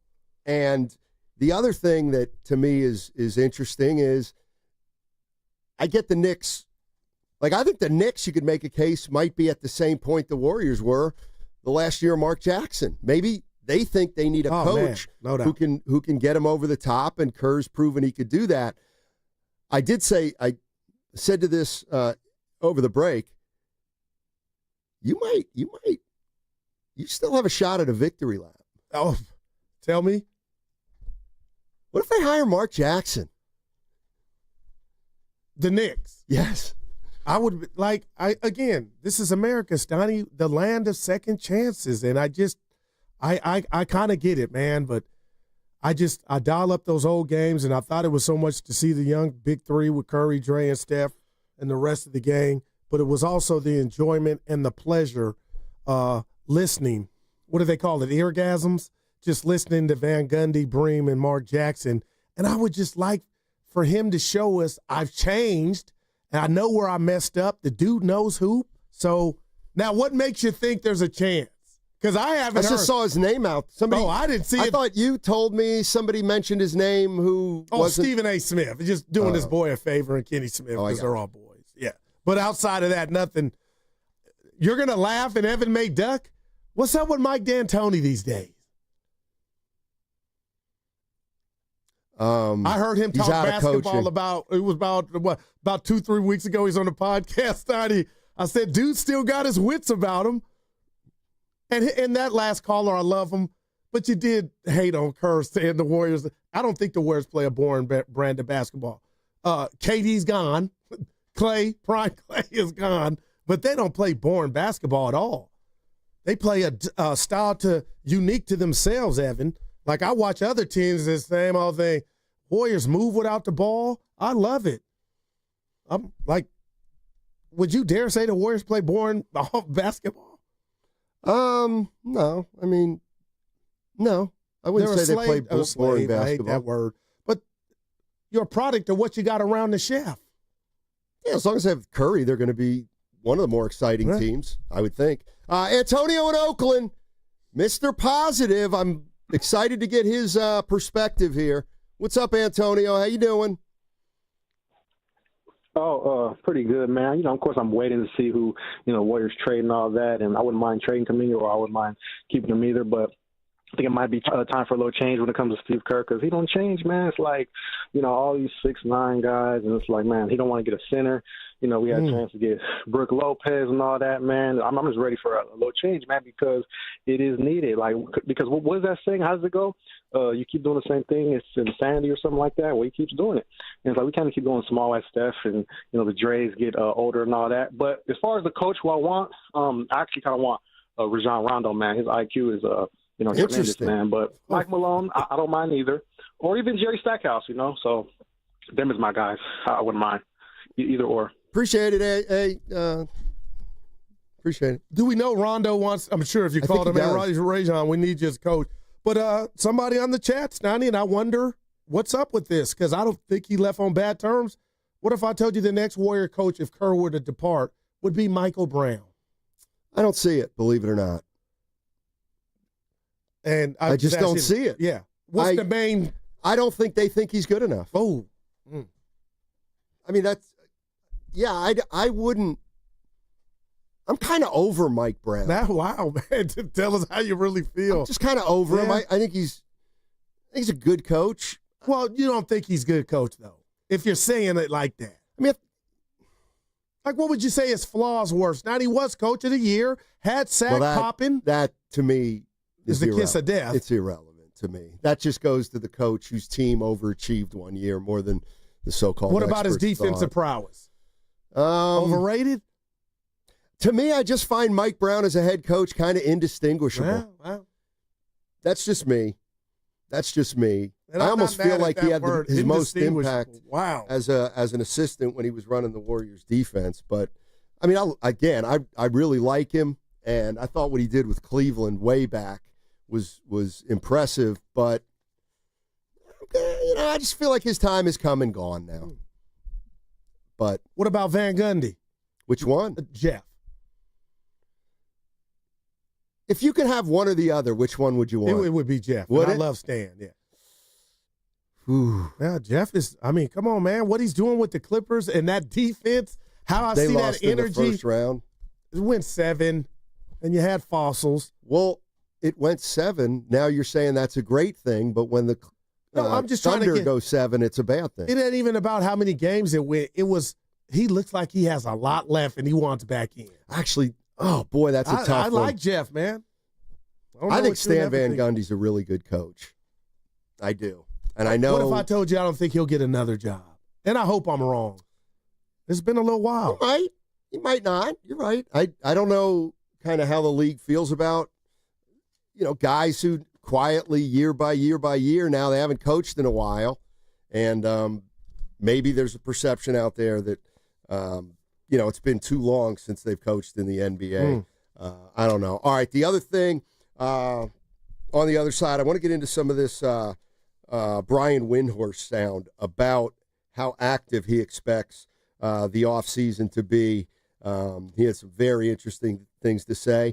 888-957-9570 is the number. And obviously my question to Warrior fans is, would you even entertain a trade for Steve Kerr? Last but not least, okay, we got to talk about Jonathan Kuminga because it's starting to become, I don't want to say apparent, but it feels like this thing is headed in a direction that some people may not like, particularly Jonathan Kuminga. All right. Hey, if you're wrapping up the workday like me, it's time to flip that mental switch, time to unwind.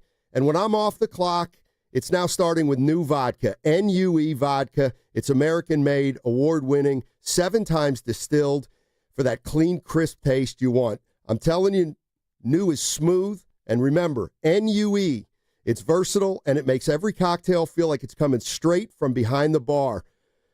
You're getting quality with new. No fluff, no pretense, just great vodka that doesn't take all the money out of your wallet. You don't need the velvet rope. Hit up their website to check out some killer cocktail recipes and make sure you try their all-natural flavors, cucumber and citrus. Those are game changers. Remember the name, New Vodka, NUE.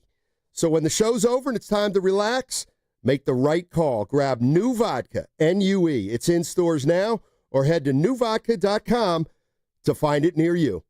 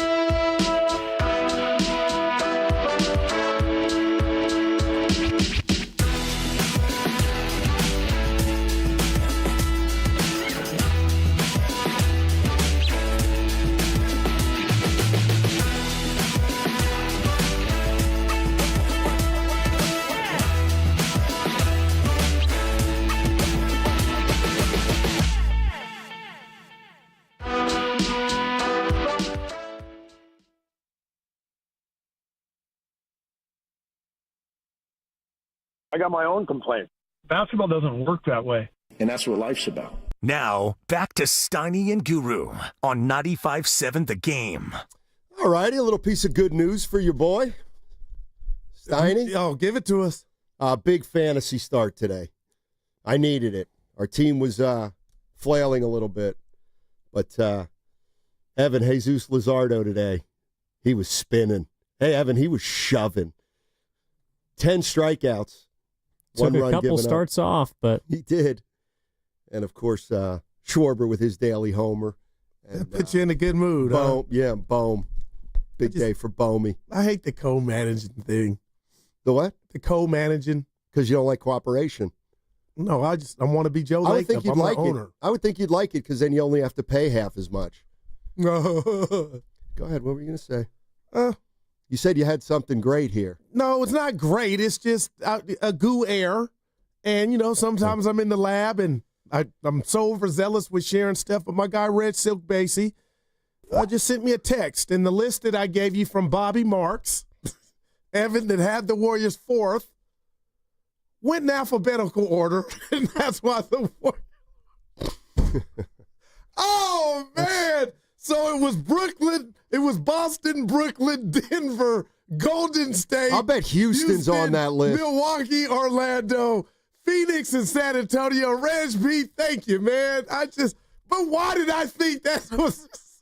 I was wondering why Atlanta was so high. Reg, thank you, man. But, poor Utah is always going to be the last team involved. Oh, man. Well, it was. I think in fairness, boy out, man. That's why I love him. In fairness, it was the 10 teams that are like going to be the most. But impactful. I said fourth, and I got more it could excited. Be fourth. Maybe you ranked them on your own. That's fine. Oh, dude, come on, read the fine print, bro. Yeah, that one I wouldn't worry about too much. My boy keeping me honest. By the way, what do you think of this? Give it to me. This is recent. The Phoenix Suns and Kevin Durant's business partner have met multiple times over the past week and are sifting through trade scenarios. This is Shams Charania. Teams that have expressed interest in Durant. You ready? Go ahead. For the teams that have expressed interest in Durant, you want to try to guess them? Yes, because this almost got Evan and I in a scuffle this morning. 4, 5. There's 6 teams that are listed. I already know one. Okay. San Antonio Spurs. Correct. New York Knicks. Correct. Houston Rockets. Correct. Come on, Goo. You mentioned the one team before. Houston, Minnesota. Okay, Minnesota. Damn. All right, that's 2. And you're going to laugh? I'm going to go Toronto Raptors. Actually, I'm sorry. It's only 5 teams. Miami would be the other one. Wow. Although I did see. Oh, boy. Oh, no. Giannis was linked to the Toronto Raptors, not Kevin Durant. And the other thing, now they're starting to think Giannis may not go anywhere. But who's saying that? Sources. Like, he hasn't apparently officially. I want him out of there. Apparently, he has not officially asked for a trade, and now there are. It only takes a phone call. Some indications that maybe he doesn't want to leave Milwaukee. But you were single once in your life. Have you ever? And I have been in many relationships. I don't know if he's single. No, I'm just saying. I'm using this as an analogy. When the other person says, "Hey, you know what? It's not you, it's me." So that's sending the sign like, okay, you can hang on to he ain't left Steiny, but I'm thinking it's time for him just to spread his wings, man. And again, nothing against Milwaukee. I haven't been there. But go to a big market, man. If Giannis were to come to, he would be king, man. I mean, he still is, but I guess selfishly I want him somewhere else. Yeah, I don't have a strong opinion about that. But I know this, that if he says, you know, I'd like to stay in Milwaukee, the more I think about it, I'm going to respect it. Yeah. But I hasn't he done that once, though? Yeah, I could see you ripping him for that. Well, I got to do something. Evan almost. What's the matter? We didn't get into it this morning. You kind of watched it. Of course you didn't. But it was kind of under. I'm getting duped on the internet too much. Apparently, Steiny, they got this site called NBA, not Central, Centel, CENTEL, and it had a picture of Kevin Durant saying he was a Spur. So he was next to Wemby and De'Aaron Fox last night, And I go, and I remember you saying, and Wendy, the league year is going to start soon, fast, and in a hurry. So I'm like, man, he picked San Antonio. But I was duped because that wasn't actually from his page. And then I was like, Jimmy Butler's got a new girlfriend. And he took a picture with the young lady, but it wasn't his girlfriend. How do you know? Because Evan told me. How does he know? Because he went and did his homework. And he knew who the girl was. She's married. But Steiny, I guess I got a quick hit and call me Mark Duper. Remember the receiver for the Dolphins? Oh, yes, I do. I don't like it. Well, I'm running with it. I'm going to unfollow that site. How about I do that? Then I won't see their content. Well, that's one way to do it. I'm going to do it. I will never get duped again. For sure. And Evan looked at me San Antonio is one of the teams that apparently Durant's interested in. So that isn't necessarily wrong. Now, if I were Durant's agent, that's where you could go and you would look 29 as opposed. You got Wemby, and we know what just a freak of nature. You got De'Aaron Fox. You got, Castle, I'm assuming still. You got so many things around you that could keep you forever young. That's where I would go if I were KD. You don't want to go somewhere where we need the 25-year-old Kevin Durant. You mean like Golden State? Sometimes I just really want to radio true, wrestling. Right? Oh, man. But it's true. I mean, he'd have to almost turn back the clock if he were to come here. You know what I mean? Because he's old, too. Real quick, Steiny. Okay. Jim Olay, and this has really scared me, Goo will never survive the AI revolution. Because that's where everything is just fake. Boy, he might be onto something. Brian Windhorst, ESPN, was talking about this offseason, and apparently things are starting to percolate. I think the majority of the action in this offseason is going to occur around the draft. Typically, we get most of the action between June 30th and about July 3rd. I think this year, because it's not really a free agent year, it's going to, and there's going to be, Molly, potentially there's going to be 3 or 4 picks in the lottery that might be available, might be movable. Teams moving out, teams moving up, teams moving back. And so that's going to be attached to bigger deals. So let's put it this way. Shams has cleared his calendar, and he's preparing to work his hardest around the draft. And we are going to go right from the NBA Finals into the free agent, or into the offseason headlong. You're going to get your action very soon. Trust me. I love 2 weeks from now is the NBA draft. 25th, I June believe. 25th. Yeah. It's June 11th today.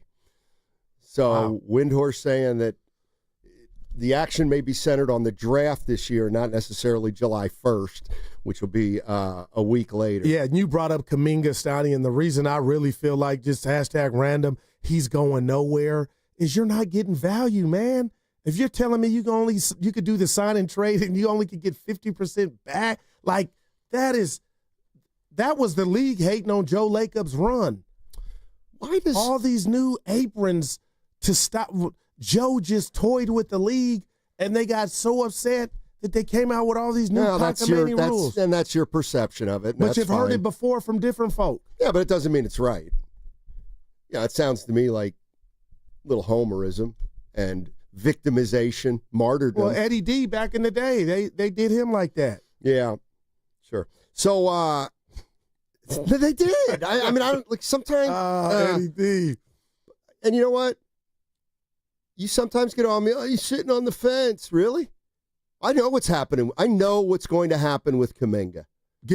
Honestly, give it to me. Put it in the cap. I'm telling you right now. Here's what I like. Right now. The Golden State Warriors are going to re-sign Jonathan Kuminga. He's going to come back to the Golden State Warriors, and they're going to trade him at the trade deadline when they can get equal value back for him in terms of salary. Man. If they sign Jonathan Kuminga to a $25 million contract and sign him in the offseason as part of a sign and trade, they can only get $12.5 million back. If they wait until the trade deadline, they can take back another $25 million salary, assuming that's what he would agree on. But what if he said, don't do me like that? I want to go somewhere. You will. Like Durant did. I want to be there the whole. You will. What if he just kind of, don't do me like that. You don't have the clout Kevin Durant does, and he doesn't. And again, he's got no leverage. And you tell him. Having no leverage, man. You're telling him, hey, we're not giving you away for nothing, and we're not taking 50 cents on the dollar. The way the system is set up, unfortunately, Jonathan, wow. Here's our offer. Do you want it? I'll tell you this.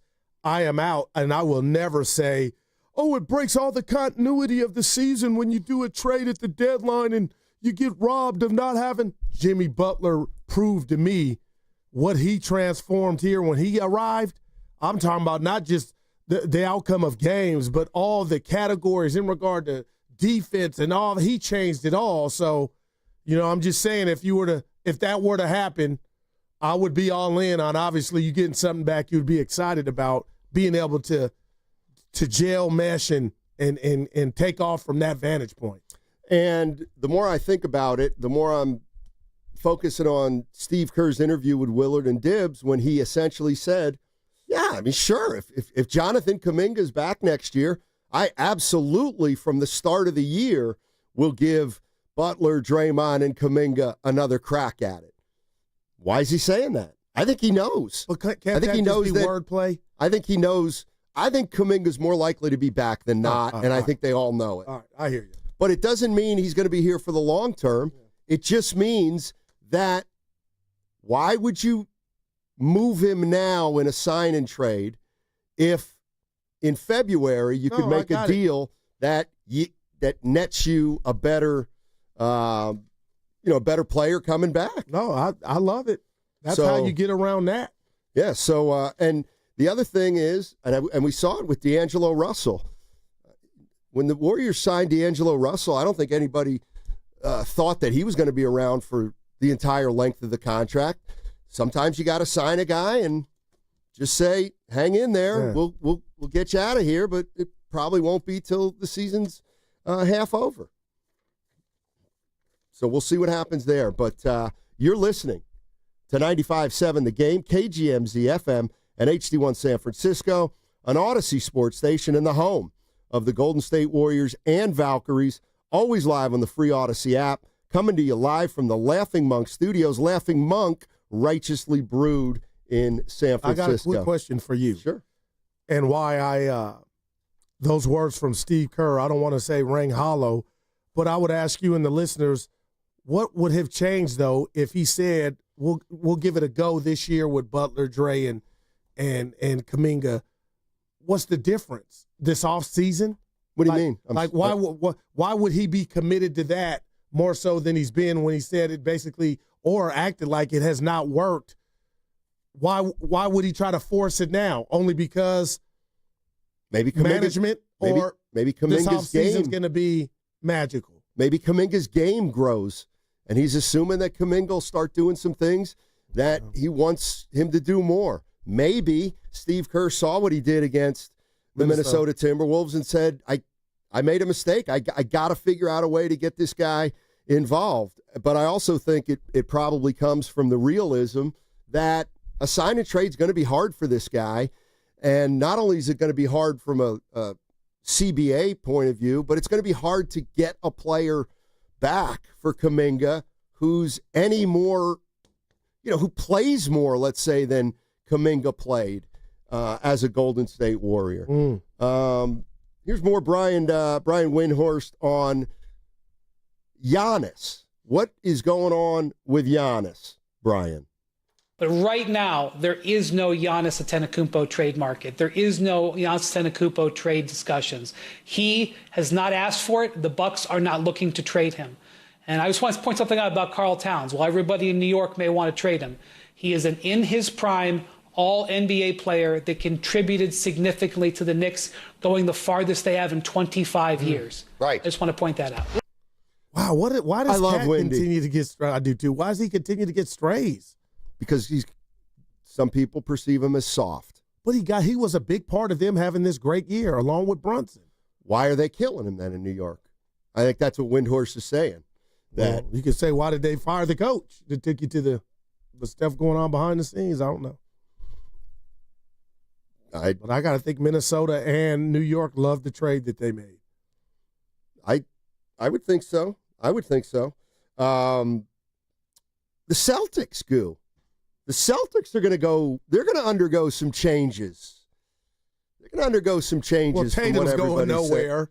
Right, there's talk about Jaylen Brown, possibly him going to San Antonio, because it's clear that the Celtics are going to have to save some money. The two guys that are talked about most with the Celtics are Holiday and Porzingis. Okay, and I get that. You want any of those guys, even though I would want Holiday, and I love Porzingis, but this whole thing with the mystery illness, and just forget about that part of what kind of kept him out the series this last playoffs against the Knicks, Steiny.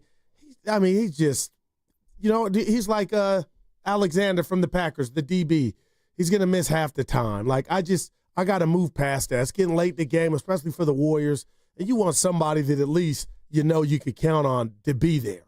Yeah, I'm over that stuff. In a crazy, really? Yeah. Well, I wouldn't be over it yet because they're old and it's going to happen more. You're talking about guys getting hurt? Yeah, but I'm talking about you don't want to get somebody with a long Carfax report to go with. You mean like Butler?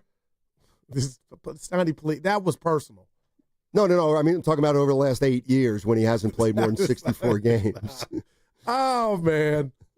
I mean, in a crazy way, I would actually have a little more interest in Porzingis than Holiday. But I love Holiday, and I wouldn't be averse to him. But you understand the risk involved with KP. Like, there's always something, it seems like. How many games did he play last year, Steiny? I don't even think he played. Well, I don't even want to guess. Go ahead and guess. 52. I'm going to say more, but I actually don't know. Let's see. KP. 42. Oh, damn. All right, here are his games over the last several years. 42, 57, 65. Oh, he's already better than Butler. 2 years ago. He's played more games than Butler in the last 3 years. Go ahead. 34. Oh, I'm sorry. 42, 57, 65, 51, 43, 57. Yeah, he's never played more than 72 his rookie year.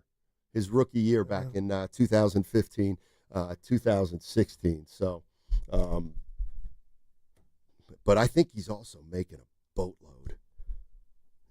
boatload. Yeah, he's making 29. He's only got one more year left. At 30, Porzingis. At 30 mil?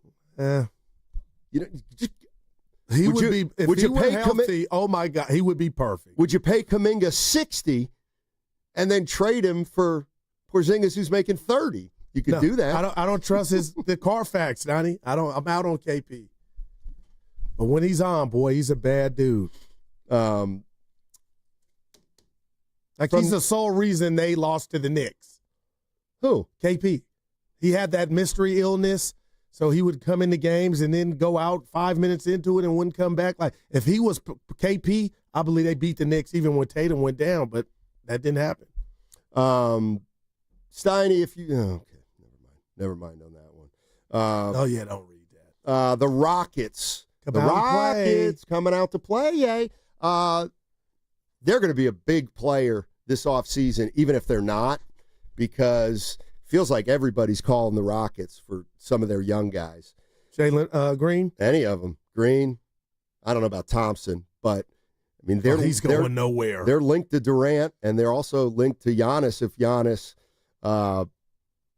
does eventually get moved. And then the question becomes, what would you give up for Giannis if you're the Houston Rockets or for KD? I don't know how I'm feeling about KD right now. Yeah, I'm with you. We're like San Antonio would be perfect for him because he's got so much youth, Steiny, that I don't feel like he would have to exert or to be expected to do everything because they got those young legs and those young Thundercats. But you're right. If you brought him here, he'd have to be Kevin Durant 2018, and I don't think he's capable of that anymore. Game 3 tonight. Game 3 tonight in the NBA Finals. Evan asked one that was kind of interesting. You got to work with me on this one. Well, wait a minute. Is Game 4 Friday? Well, Game 4's got to be over the weekend, right? Sunday. Okay. Oh, no way. Yeah. It's all the way to Sunday? I believe. Oh, my God. And that's why I get mad. All right. I would wish it was Friday. Let's just say it's Friday, even though Sunday's fine, too. It is Friday. All right. That's better than Sunday. Okay. All right. Thanks, Ian. What are you watching Friday? And I named multiple screens.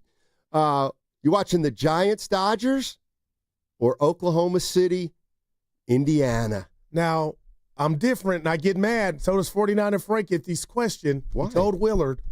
Why I'm do you get watching mad? it all, Steiny. I never have to pick. I watch it all. I have multiple outlets, and it's a smorgasbord for me. I'm so, watching Evan, it all. maybe you and I will just do this then because he's too good for it. Evan said Dodgers, Giants. You can't watch it all at the same time. You can watch every game, but if you want to lock in on one, don't you have to choose? Like, I guess then the question becomes, which game are you watching first? Okay, and there we go. Because that's how I do it. Yeah. Like, I know you watch all of them, but you got to watch one first. I would watch the finals first. Would you? And then lock in. And that's how I do it. Evan, you all right, and run the Giants-Dodgers back. And that's like my dessert. Even if just, oh my gosh, just knowing I have that at my disposal, I get goosebumps thinking about it now. And then the Valkyries, if they play. So I'm going to bed about 2:33. Can I assume that if you're going to watch the finals, then the Giants, that you got to go dark with the Giants? That's the best part. You put the phone down. But, like, how do you do that? I guess they don't show baseball scores during the NBA And then the best finals. part of the Dodger-Giant game, Evan, is you know my TV makeup. I can fast forward commercials. That's like, commercials. This is heaven on earth. I mean, I don't know how yours works, but mine is you hit that little boop, and it's almost the perfect amount of time between pitches. You can get rid of all. You don't have YouTube TV. That's what I have. Well, and I got the MLB. Officially, I don't. However, Officially, you do. Help me out. Just not on the computer, or sorry, the television that you watch at your house. Right, but what's that mechanism? We're going to address that. Okay, what's the mechanism to where you just the pitches? It's like it gives you like a 15-second where you're like you just hit it quick and it goes 15 seconds. So if a dude throws a pitch, ball one, boom, if you hit it, you usually get there right as the next pitch is. Yeah, I do that, and the way I got it set up, and I'm like, damn it, he hit it off the wall, and I didn't want to know that fast, and I got to run it back. Yeah, you can just do the commercials. So I mean, games are going faster now anyway. So you got baseball or not? The package, extra innings. No. But Evan seems to seem like you got a little action at it. No. I mean, YouTube TV and Fubo. They get you both. Steiny, I logged into Guru's YouTube TV at your house. Yeah, so you got it. Not with my TV though. The one upstairs. So you got. So you'll give me my. It's already done. Are we allowed to done. talk about this? Yes. You got everything. So can I get your login for the one in my? Oh yeah. Office? I get to. Because see, I have it now. Well, we don't really have it now, but one of my daughter's friends has it now. So we can get it on our upstairs TV, but not downstairs. Yeah. Oh, I got it. And I share it. My brother, kids at school, Evan. Like, can you get arrested, though? No. And I had one of my good friends. I needed theirs. 49er Frankie tried to say, you only can use 3. Yeah, that's what I thought. You can use 11. I got 30 people with it. Just say you don't want me to have your credential. It hurt me. I'll give you my YouTube TV, MLB TV account, Steiny. Well, that's I don't want to get you in trouble. Oh, my. You won't. What are you talking about? My entire extended family has mine. Dude, you don't think Manfred knows this? Maybe that's why they're losing money. Yeah. All right. 888-957-9570 is the number. And we got another segment coming up. And then, of course, it is the crossover on 95.7 The Game. What's coming up on The Game? It'll be brought to you by Fremont Bank. Here for you, here for good.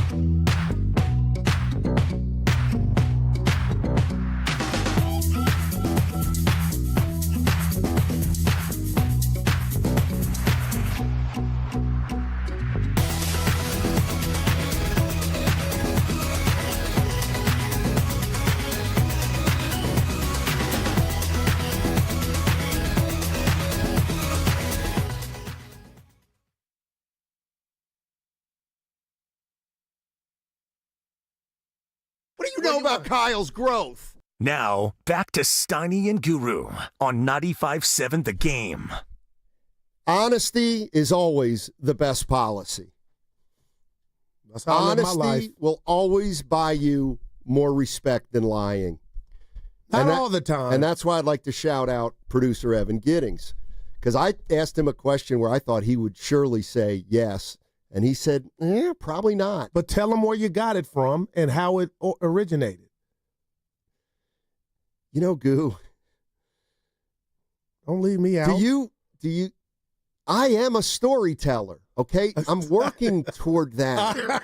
Okay, so I just happened to, you, of course, in your inimitable way, the Toronto Blue Jays are playing the St. Louis Cardinals, and the manager was on the top step for the Blue Jays, and, of course, you said something random, which is, I hate managers who wear sunglasses. And I said, okay, I don't like it either, even though I didn't have a strong opinion. And then I said, who is the manager of the Blue Jays? And, of course, we were both flummoxed. And then I said to, our resident Bill James, I said, hey, Evan, you think you could name every major league manager?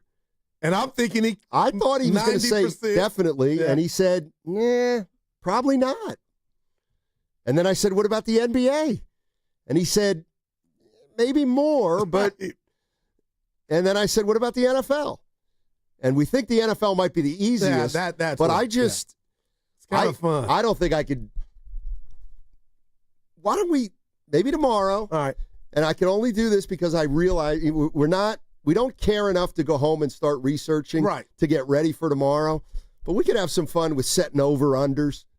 Like of the 32 NFL coaches, if I had to... I don't think you could get 12. I could get 12.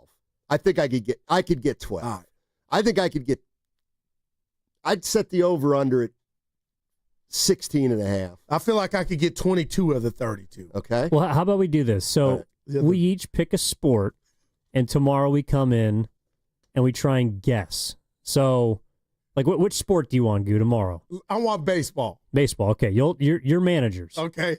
I'll set the over-under at... I gamble. This one feels 13.5. Okay. Wow. 13.5. All right. Steiny, which one do you want? Give me NFL. Yeah. Okay, NFL. So he said 12, so we'll do 12.5. Okay. I'll take the NBA, and you guys can set whatever number you want. This will be great. NBA, I'm going to set it at... There's 30 teams. Yeah. And it's Evan, so he ain't 19.5. His brain ain't been poisoned like ours Oh as boy. much. You think that's high? I think it should be a little, maybe 21.5. Damn, Goo. That's Evan. Come on now. Not Mega Mind. We'll put it at 20.5. All right, we'll put it at 20. But I think let me get the NFL page off right now. But if I gave you a teaser, Steiny, and I'm going to give Evan one real quick. Okay. Who's the coach of the Brooklyn Nets? Oh, Gutierrez. Mosley? Jody Fernandez. No. Jordy. What is it? Oh, yeah, but he's the head coach of the Canadian team. Yeah. All right, they're off the board now. All right. Hey, I brought something up, and you said, what happened? We talk once in a while. We'll bring up stuff that's going on in Sacramento with the A's. This I have not heard. We got a problem with that stadium. Oh, it's over. One? Did you hear about the warning track? No. So let me ask you this. How deep is a warning track on most major league stadiums? Would you guess? About 5 feet. 15. Oh, damn. Now 15. Damn, Goo. And some have it a little... In Sacramento, they've got the biggest warning track in Major League Baseball history. It's 23 feet. And apparently what's happening... So, if you're a great outfielder, when you can feel that first warning track, and then you know about how long till you get to the wall. Yeah. Well, you can't really do that in Sacramento because you're feeling for the wall, but you still got 8 more feet. Guys are hot. But I got to be honest, Evan, I don't know if you have or how much you guys are watching those games in that park. I have not noticed it. That's rather peculiar. Yeah. So guys are complaining. Yes. This has been a disaster. Can't we say? No the doubt. Giants are rolling, but the A's, what they're trying to pull off in Sacramento has been a disaster. It's embarrassing. I said ghetto. You don't do that, man. Wow. Lastly, there's something that you wanted to get to. Well, first of all, remember you said victory lap at 1:30. It's 1:30. But it's not hard. Major League Baseball player homers in Colorado. Like, I want my victory lap to be a little more intuitive. You know what I mean? Like, that's easy. That's a layup. But when he hit it, I felt good. Like, yeah. Of course. Yeah. So Angel Reese plays for the Chicago Sky. Okay. She committed a flagrant foul last night. But go ahead. Go give your I was in love and infatuated with Angel Reese in college. And I think the blow up and the come up of one Caitlin Clark has affected Angel Reese to where now she has become, and she doesn't know this, and this is why I'm disappointed. I'm like her uncle. She's turned into a hater. And you've turned into a hater because every time Caitlin's mentioned, you go out your way to tell us what you're not doing when you're doing it. And anytime you start a conversation, Steiny, I'm not hating. Where I come from, you're hating. And it started with the foul this year on Caitlin. She knew what she was doing when you went to buck back and act like it was a hard foul or flagrant. You knew what the media was going to do with you two because you're Magic and Bird. But I've been disappointed in her game, for one. But what happened last night, Steiny? Her at the podium. And I got to be careful here because I have a daughter, and I respect Angel Reese. You want to play it first? Yeah, let's play it. Okay. Evan, this is from the post-game press conference, Chicago Sky. Help me again with her partner, her teammates, Ariel Atkins. So Angel Reese was asked a question about something that did not have to do with the game after their 20-point loss to the Liberty. And then Ariel sort of jumped in right after, and here's what she said. How old are you? 23. I'm sorry. Can I say something? This is a 23-year-old kid. And the amount of crap that she gets on a day-to-day, and she still shows up. So whatever questions y'all got, like, about our team, basketball-wise, we appreciate it. But all the other nonsense, like, it's irrelevant. Like, we here to play basketball and do what we do. We having a hard time right now at the end of the day. Just a 23-year-old kid who handles herself with grace. Her crown is heavy. So whatever else, like, y'all want to come at her for the way that she acts, she has to build the wall. She has to have the wall. Because if she doesn't, people will break her down. Not only just because of the way she looks, but because of the way she carries herself. She doesn't just walk around and act like, oh, I'm this. No, she knows who she is. And we ain't going to break her down for that. So whatever other questions y'all got, like, I'm hoping it's just about basketball. Maybe a box score question. But the kid's crown is heavy. Like, respect that. Yeah. That was so unnecessary to me. And Caitlin, 23, is not 8 years old or 11. And I guess, ask me what really bothered me. Well, there are numerous videos of Angel Reese twerking. And if you're going to do that, that's message to me is you're not serious. Are you working or twerking? And you can't, if you're going to do it, own it. But don't do that and then come back and act like, oh, my stuff don't stink.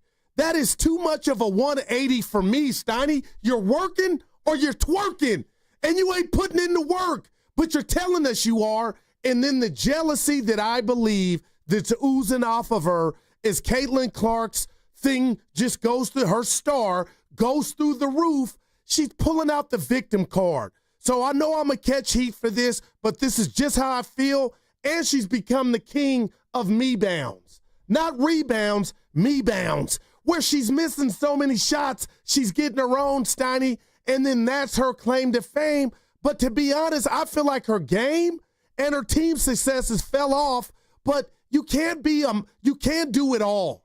And that's why I appreciate Caitlin. I'm a hooper. I'm going to stay in my lane. But the other day I'm watching Reese come into the stadium, and you can wear what you want to wear, but she's doing all the posing, and I'm like, what is this, Paris runway? Or are you coming to give people the business with the basketball? And I felt like our teammate, that wasn't even warranted. The question was about the game. The question was, it was about the flagrant foul and how she's perceived, I think you're being a little too hard. All right. I mean, so is twerking? It's a dance move, correctly? Yeah. Correct. Is that the way young people are dancing? So is it? I mean, it's her prerogative. So, but right. Like I can't hold against her that. Okay, so I would just ask Angela, if she were you, what are people doing that you find offensive, or that you're the black cat? Well, you're bringing this on yourself. Well, what she said was that the people who are really coming down her road are people online. And she said that whenever she meets somebody in person, that she's never had a negative encounter face-to-face. When she sees a person, they usually are complimentary, and I guess she's very, very, nice to them. But I like what she comes into the arena. Wouldn't that be a double standard? Because we do the same thing with Westbrook when he walks into the arena, or James Harden when they walk into the arena. They walk in some outlandish stuff. Right. But and I don't want to interrupt real quick, Steiny. It's not what you're wearing. It's what your internet game is. It's what you've made your brand become. And I've seen her because I look, and it's out there on different platforms, talking the talk, doing everything, sometimes not as much as basketball. And that's what and now I'm watching the team. I mean, they're not doing well at all, and she ain't having the best year, but you're mad at what you deem to be unfair, Caitlin Clark, and whatever her brand is and whatever, clout she's getting. But I don't know, man. It just does not match as a young lady in the lab working on her craft, because I can't even get into what I want to get into on various outlets to where she's letting it all hang out, Steiny, and she's talking the talk, but to sit here and act like people got it out for you. Well, a couple things. It's not like Caitlin Clark's a better player. So when they came out together and they were linked, I don't think Angel thinks that she's a better player. I don't know. I don't know what she thinks. I just know that Caitlin Clark's a better player, and because Angel Reese has been just brought in along with her in a little way, like Magic and Bird. Well, she's not. But it was that in college. I got to give her that, Steiny. It was. Well, I think anybody who watched college knew that Caitlin Clark was the best player on the floor when where'd she go? Iowa State. Yeah. But do you believe Angel thought that? Because I think a lot of what again, I got to be careful here. A lot of what I'm disappointed with in Angel is she looks at it through the prism of Steiny. I think she thinks she's that. I think she thinks, if she thinks that, I don't know if she thinks that, but I think she looks at it and thinks, why are they comparing me to her? Like, she might be better. But I think in college, to me, it was obvious that Caitlin Clark was the best player in college, but LSU had a significantly better team, and Angel Reese was, one of those players. I kind of see it, though. I mean, I kind of get her point. Which you would say. She's probably getting judged more harshly than others, and online probably not fair. But that's just Caitlin to a degree too. Draymond Green, Steiny, you can't stop. I mean, you could put the phone down or stay off the internet, but if we're talking about online, I mean, that line's around the corner probably for athletes, actors, radio hosts. I mean, you choose to look at that, or you have a choice not to. Yeah. Let's go to Will in Pleasanton. Wants to jump in here. Will. Hey, Will, how you doing, man? What's up, guys? So the Angel Reese thing is in 2004, she asked not to be sexualized, and she doesn't like how the WNBA players get sexualized, or women in sports. So when she came out twerking the other day, that was a big problem for a lot of people. And you brought up Westbrook. I don't think Westbrook has ever said, don't sexualize me or don't do anything for me. So when you say one thing and then what people perceive twerking, whether it's sexualistic or not, but that's what the problem they have is a lot of times Angel Reese says stuff and then she acts differently. So I think it's very hard for people. Yeah, you said 2004. I mean, sorry, 2024. 2024. I got you. So a year ago. Yeah, so they say last year. Yeah. All right. Gotcha. And so she's all right. Yeah, no, appreciate it. And again, Steiny and Evan, and listeners, I hope I'm not, I'm just sharing with you what comes to mind when I think of Angel. And then we can't forget what happened with her and Shaquille O'Neal. And they're friends. And she releases the text messages from Shaq and the phone call log. And I'm just like, okay, that's your prerogative. You have all the right to do that. But I feel like you're doing that to get the clicks and to get the views that, just like the caller said, you're not about that life. Like that's not what you're striving to be. But when you do these videos, and again, I keep going to the twerking or what have you, it's almost coming off hypocritical. And then I'm watching you play, Steiny, and I don't know how much you watched her play. I'm like, Angel, have you really been in the lab? Well, that you can lose that. Because I'm sick and tired of us thinking we know who's in the freaking lab or not. I'm just sick of it. And whether it's Jonathan Kuminga sending out videos of him working in the summer and he hasn't gotten any better, or whether it's Draymond Green saying, I'm going to work on my three-point shooting and never getting any better. The reality of the situation is we don't know who's busting ass and who's not. We just don't. But I guess don't the games tell us that? And I know the WNBA season's kind of just started, but you know what I mean? Isn't that the proof? I mean, are you telling me she hasn't gotten better since her rookie year? I can't answer that. That's too strong for what I'm saying. But if you watched her this year, Steiny, you're like, huh? I just hate the assumption that because she twerks, she doesn't work hard.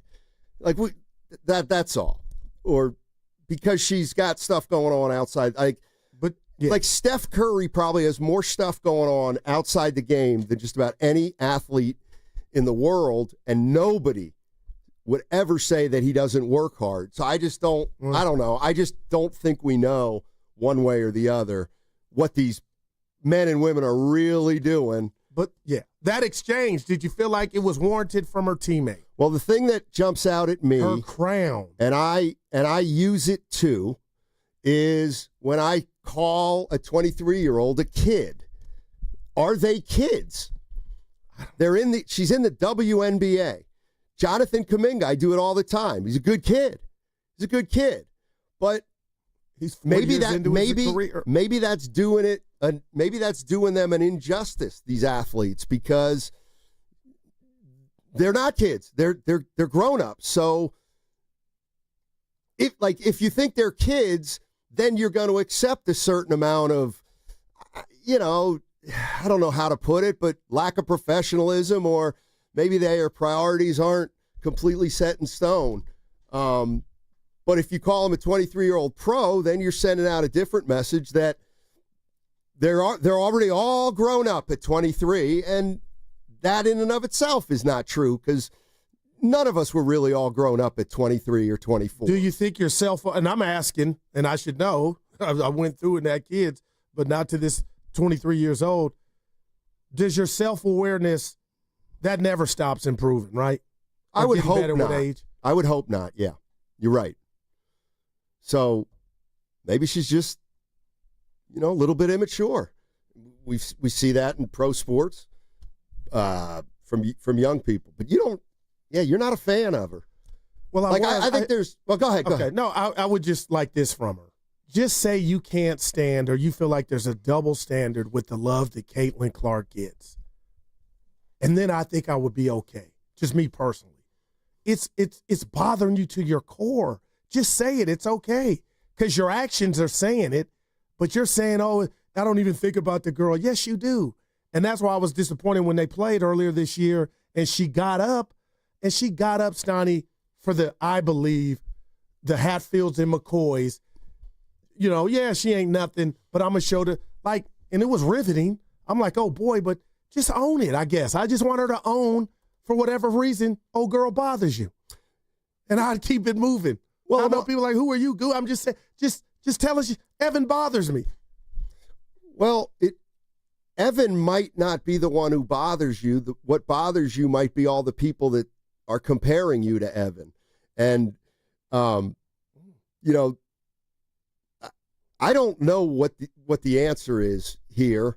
I do think, for whatever reason, she's polarizing, and I think a lot of people don't like her, and I don't have, here we go, like, I don't dislike her at all. I don't love her. I'm kind of right down the middle with Angel Reese, but also I can't say that I pay attention to every single thing she does. I got you. And my daughter says, Dad, you're being unfair because she's a big fan. Just now? No, we were having this conversation. So I'm going back to last year, and I wish we could kind of take the names out of it. But you remember Caitlin got that hard foul on her?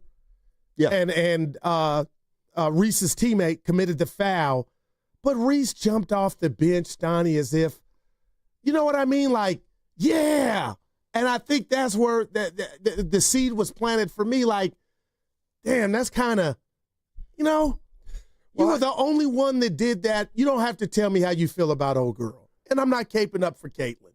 I don't know. But she's hooping, working on her craft. Well, I don't know if this analogy fits, but what if you're in the media business, and what if you just happen to emerge at the same time as Stephen A. Smith, and he's who he is, and you are who you are. Okay. And the narrative becomes, Guru thinks he's Stephen A. Smith. He ain't even close to Stephen A. Smith. And you might be sitting there saying, I don't think I'm Stephen A. Smith. So you guys are getting me mad because I never said I was Caitlin Clark, except for the fact when I said, it's not just Caitlin Clark. It's kind of all of us. But what have I done to Stephen A. to kind of... No, it would be nothing. It would be if I hear you. Everybody online and all the fans were kind of laughing at you because they perceived you do think you're in Stephen A. Smith's league. And what if you don't? And now it's like, why are you comparing me to Stephen A. Smith? Yeah. He's one of the greats in the business, and I don't know. I was going to hold on to this. And like you said, Steiny, I sound like an old man because I am. But Sexy Red, she's a rapper, had Angel Reese come on stage and, let her hit her on the buttocks or whatever. And I'm like, you can do what you want. You're young and you're living your best life. But I'm like, you're Angel Reese too, the ball player. I don't think that's going to look good. And I just thought it goes against what she was saying, being marginalized in regard to, what the caller was talking about. So maybe I need to let that go and grow up. She's living her life. But I was just like, man, it is contradicting to me. Yeah. I also, when her teammate spoke out, it just did kind of hit me how she takes heat, man. And whether it's warranted or not, and a lot of people think some of it is, she takes a lot of heat. All right, coming up on the next segment, we go down to the Laughing Monk Brewery and hook up with Dan Dibley and Mark Willard. It's crossover time on 95.7 The Game.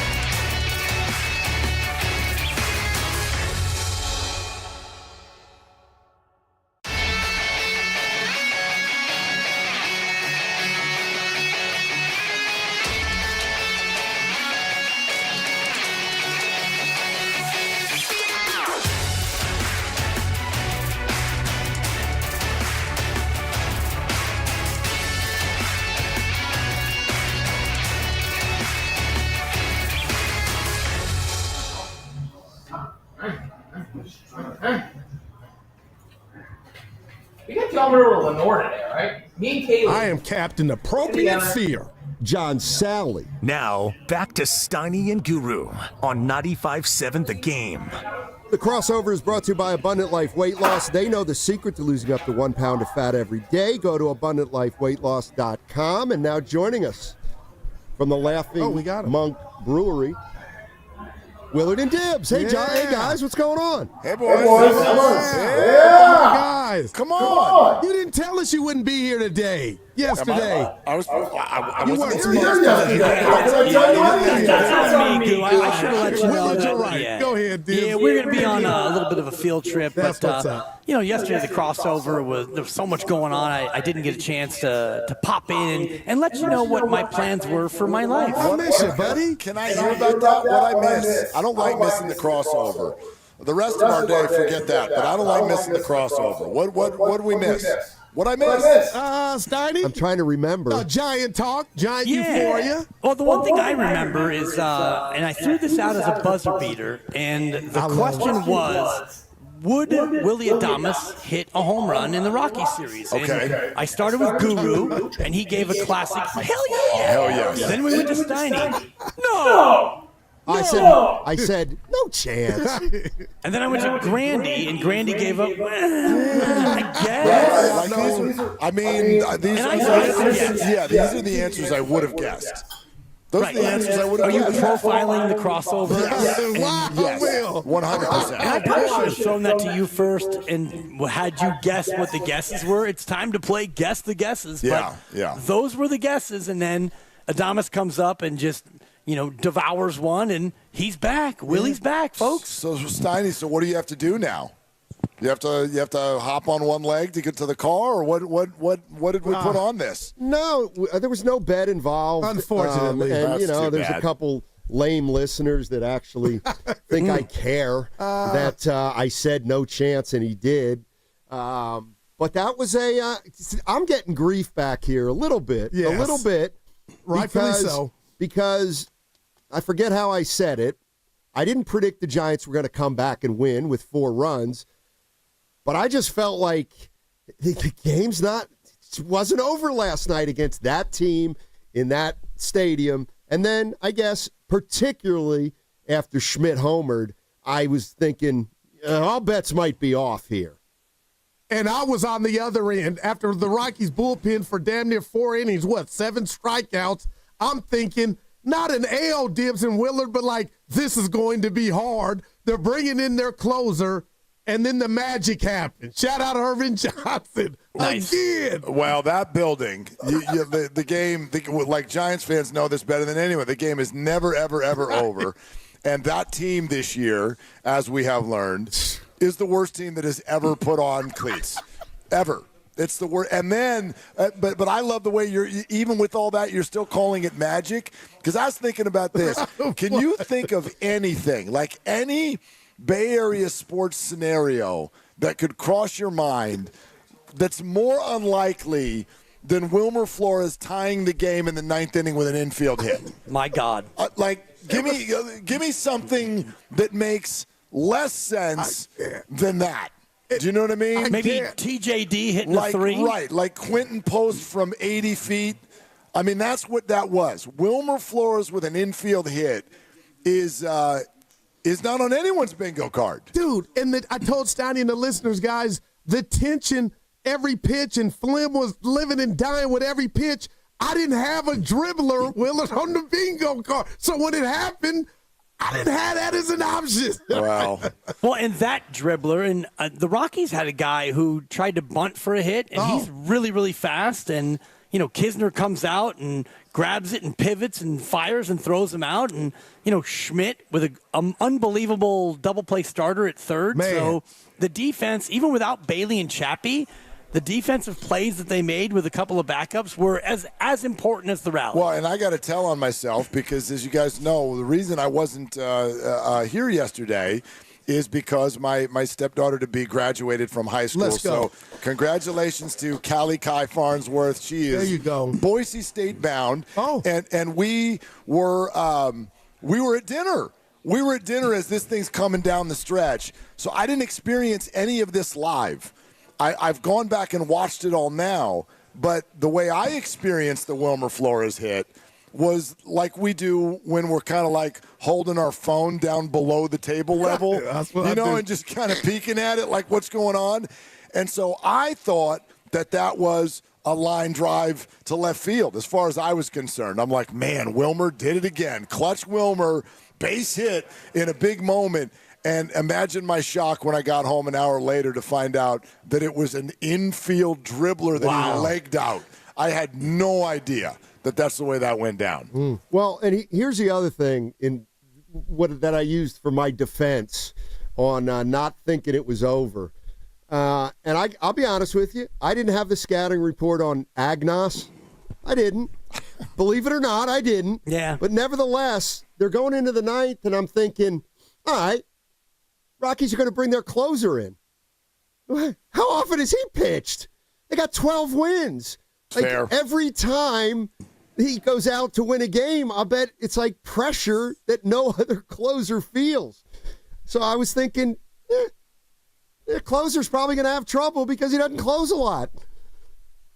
Yeah, and I mean, the pressure is there because they don't know how to win. And right, exactly. Even though you're facing a team in the Giants that they don't do 4 runs in an inning, and I just did a quick search. How many innings do you think it had been since the Giants scored 4 runs in an inning? Oh, God. Wow. I don't know if I can come up with that number, but how many times have they done it this year? I know. I think I know. But I don't know the exact date. But it was the game before they started 32 runs in 16 games. Was that the Wilmer 3-homer game? I want to say they scored 9 runs in that particular game. You're exactly right. That's the Wilmer 3-homer game. The answer is 207 innings. Yeah. Wow. They beat the A's 9-1. Yep. And Steiny, you're right. They went on that long stretch, and they had a couple of 3-run innings, which, whoa, where's the champagne? Let's party. And then last night, you needed 4, and you don't do 4 runs in an inning, yet the Rockies are so bad. And you got to feel for Agnos and the other guy who came in after him, who's equally not very good. Man. You see a team like that, and you can't help but expect them to do what they did, which is just find a way to lose. Well, Mark, go ahead. Yeah, let me just ask you this, too, because I felt like it was coming through the television screen, and I don't know when it started. Maybe it started right at Schmidt's homer, but I felt like it was just oozing through the screen that, oh, my God, the Rockies are really going to have trouble closing this out. You could just tell. At least once or twice a year at Coors Field. I didn't watch this thing live, but I know what you're talking about. I can remember, in fact, Duvall had one of these games there a couple of years ago, and it was when we were doing doubleheaders that were 7 innings long. Remember those ridiculous things? And I think he gave up a walk-off homer to Charlie Blackmon. This was 2 or 3 years ago. And there are games at Coors Field where the second you look at them in the 9th inning, you're like, I don't like the way this looks. Like it appears like it's nothing but holes in the entire outfield. And if they just put the bat on the ball, it's automatically going to be a hit. It happens a few times a year.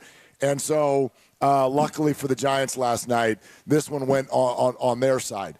I will say this, though, and I do not, like, you know me, boys. I do not do Debbie Downer. I don't do it. I'm against it as a rule. But I'm very, very worried. About Chapman. I was just going there, Willard. I was going to do it. Yeah. I'm telling you from the inside out, the organization clearly felt at the beginning of the year there are 2 positions on this diamond we can't replace. We can't do it.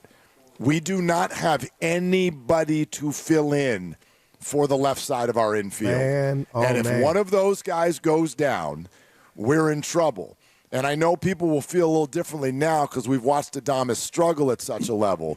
But the bottom line is they just don't have any lengthy replacements to hold things together on the left side of the infield. It's wonderful to get a 9th inning comeback and win at Coors Field, but I'm really, really worried about this injury. I can appreciate that, Will. And Dibs, when I left you, it was 10 days, right? And we kind of were like, nothing to see here. And then Susan Slusser sends out that tweet, and it might be 30. And Steiny, to that point, I told you the thumb or whatever's going on, holding the bat. But Willard, for you to keep it real, because it's not devastating, but if you're sitting there and you feel like they can't replace a guy that's going to miss a nice stretch of the games, that was a downer, man. Not that what you said, just that injury. Yeah, it's a big-time downer, and I actually reached out to a friend of the station, Dr. Nirav Pandya, and just said, hey, hope I'm not bugging you, but based on what you've seen, what's going on? He's actually in Belize right now, yet he responded, and he said, sounds like it's probably his collateral ligaments, usually 10 to 14 days, but the bigger issue might be the bone bruise as far as his return to play. So a couple of ligaments in the fingers, the collateral ligaments in his fingers, but also a bone bruise where I guess when you jam it like that, where the fingers meet the hand is where you get the ligament damage and the bone bruise. And he actually also said that it sounds like he's seeing the same doc who operated on Steph Curry's fingers a few years back. So this is the best hand guy in the business, even though his last name is Shin. And it's so funny, Dibs. Thank you, Steiny. Very nice. I got an eye roll from the boss, but who doesn't understand comedy? Tell him we said hello. But I went NBA when I saw Chapman. He was in real pain when he dove back into first, but then he stayed in the game, and I go, that's just an NBA. You know how they always act like they're dying. Nothing to see here. And then Vamoose, you get this news. It's heavy. It is real heavy. I mean, don't even just think about it in terms of the bat either. Like, how many games has this guy saved over at third base? And I know Casey Schmidt has always been thought of as a glove first player, so he's not going to embarrass himself over there. He might even make some great plays. I know he made some good plays yesterday, and he hit a homer. So that's wonderful for one day at Coors Field, but. This was already a lineup that we've spent weeks talking about struggling, and now throw this into the mix. If I'm Buster Posey, I'm not waiting for July to look for a deal. That's what I'm saying. You're listening to 95.7 The Game, KGMZ FM and HD1 San Francisco, an Odyssey sports station in the home of the Golden State Warriors and Valkyries, always live on the free Odyssey app. Coming to you live from the Laughing Monk Studios, Laughing Monk, righteously brewed in San Francisco. And, you know, anytime you win, 6 straight games by 1 run, what often happens, guys, is the plays that sometimes get you beat don't get you beat. And the one I'm talking about, I just want to ask you what you thought of it, was when we're talking about the bottom of the 8th, the triple by Hunter Goodman. When I saw it, I thought Ramos might have been able to catch that. Would have been a tough play, but I thought it was catchable. Yeah, catchable, yet, when you have a guy like Ramos in the lineup, he's not in there for his defense. So you can't look at a player like Elliot Ramos and think that's a play he should make. And we were talking yesterday, Grandy and I, about defense runs saved as a metric, and Ramos is one of the lower guys on the team, as is Willy Adames. And the 2 guys who are number 1 and 2 on the Giants, neither one of them played yesterday. And that's, Chapman and Bailey. And so your defense is only as good as the offensive players that you need to play. And so for Ramos, you'd like to maybe think that he could make that play, but that's not really why he's in the lineup every single day. No. Yep. Let me see, what else do I have written down? Oh, you know what I'd like to see a stat on? How many times you've been in a 1-run game, and then in the bottom of the 8th, a team scores 2, and you win anyway. You know what I mean? Like, if it's a 1-run game at Coors Field, you think you got a shot. When they get 2 in the 8th, you're probably thinking, well, even if they're pretty lousy, they're going to be able to get out of this one. And then the Giants end up scoring 4. Yeah, I'd have to look at those numbers. I don't know if that is a stat that you can absolutely find, but when you have a team like Colorado with a sub-200 winning percentage, those are the teams that go ahead and do just that. You pile on a couple of runs, and you still find a way to lose. Man. They're like, if you really want to take out of this question, Steiny, there shouldn't be baseball in Denver. That's my take. I'm not kidding. Not out Clint Hurdle.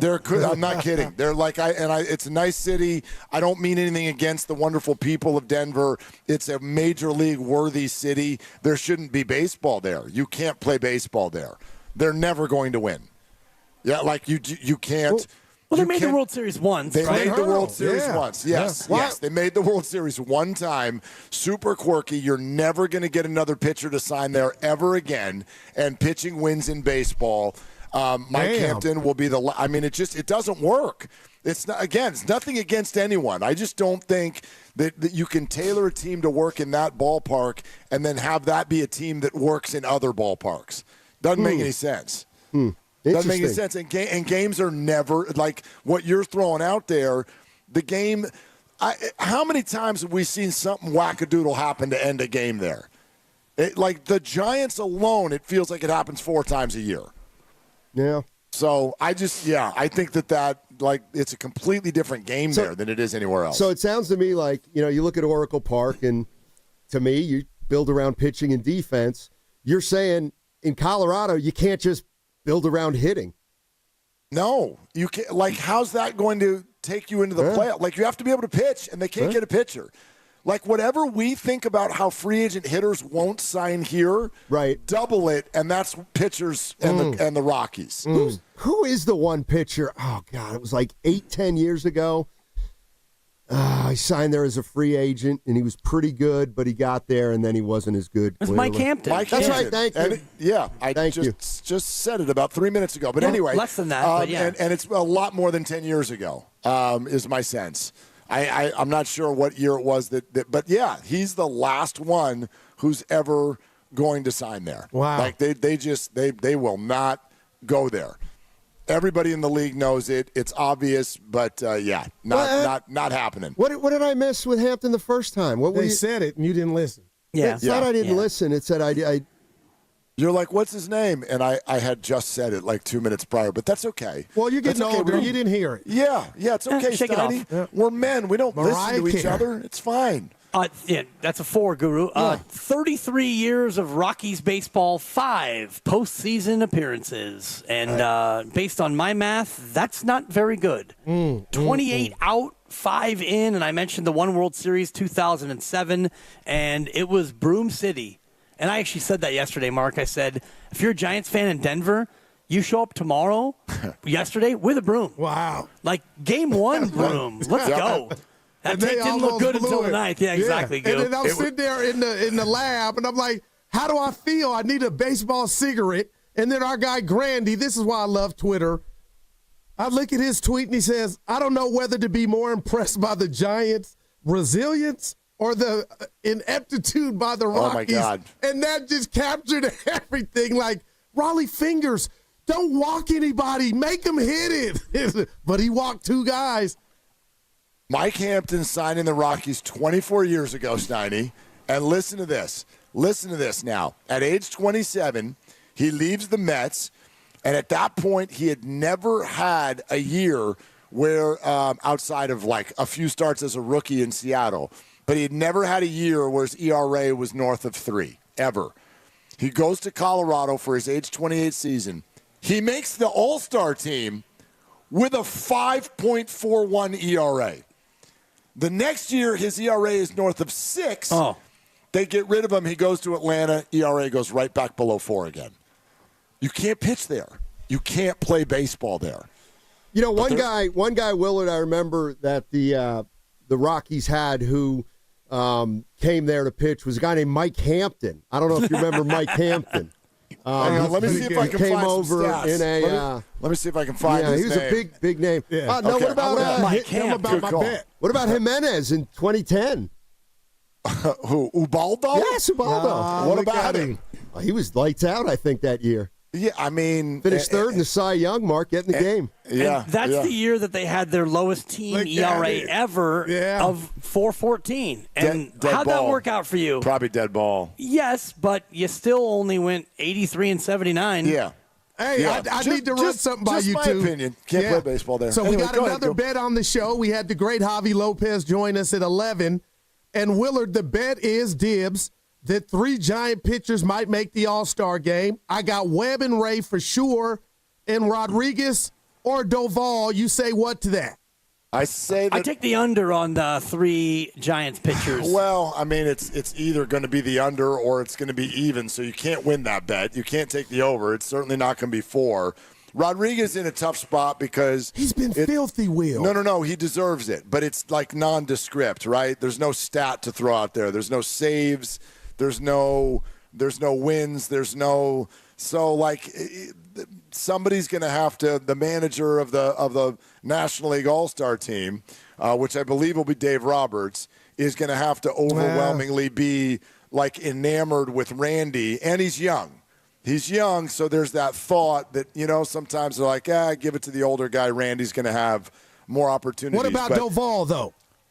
The actual closer. Probably not. I mean, he just got the gig. Yeah, he just he spent the first number of months as not the closer. Yeah. I mean, the Phillies had 8 All-Stars last year. Like the whole team was on there. Yeah, but you're asking for 4 pitchers from one staff. Yeah. So, they didn't like it. No. They're all deserving. I really hope. Okay. I hope Randy makes it. Yeah. I really hope Randy makes it. Well, he's probably been the best reliever in baseball. Yep. Deserving's not going to win the bet though, and that makes me feel good. All right, guys, that's going to do it for me. It is? Yeah, it's a Wednesday. Can we keep Guru for a little while? That's up to Guru. More I got an interesting appointment, than you anyway. I'm right behind him. Okay. All right, but you guys have fun down there at Laughing Monk, and we will. Tell It's the boss and righteously Lucas. brewed here in Sunnyvale. I don't know if you've been here, but this place is spectacular. It's fantastic. We're in the back room, and if I swivel around, there's a legitimate lake. There's behind water. us. We get a view of the water here. Nice. We got water. Yeah. The food's incredible. Awesome. It's open, bright space. Like when you walk into a restaurant, you're just like, ooh, yeah, I like it in here. Yeah. Yep. That's kind of how I felt when I walked in here. Nice bar, beautiful dining room, Let's go. back area, patio, pond. Tim Jordan, I believe the boss has officially left. That's really good. Set my clock for All right. 30 as I took my headset off, so I don't even know. But I do got to go, don't guys. interrupt, but, don't be rude. Your tea I'll make time's my way not till down there pretty 3:09. soon, maybe this weekend. It's okay. I'll make my way down there from the studios at we were talking about 95.7. Take your headphones the game. off, then stop talking. Oh, my God. It's what called a radio. moron. Good Lord.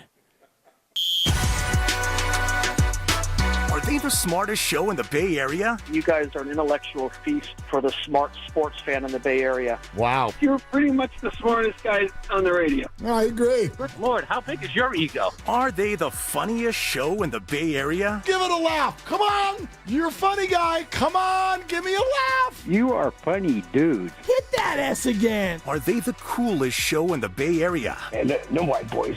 They cool. That's what people are saying. You guys are phenomenal. This is one of the most perfect ways that I could end my day, getting a chance to talk to Mr. Mark and Dan, We'll let you be the judge. Oh.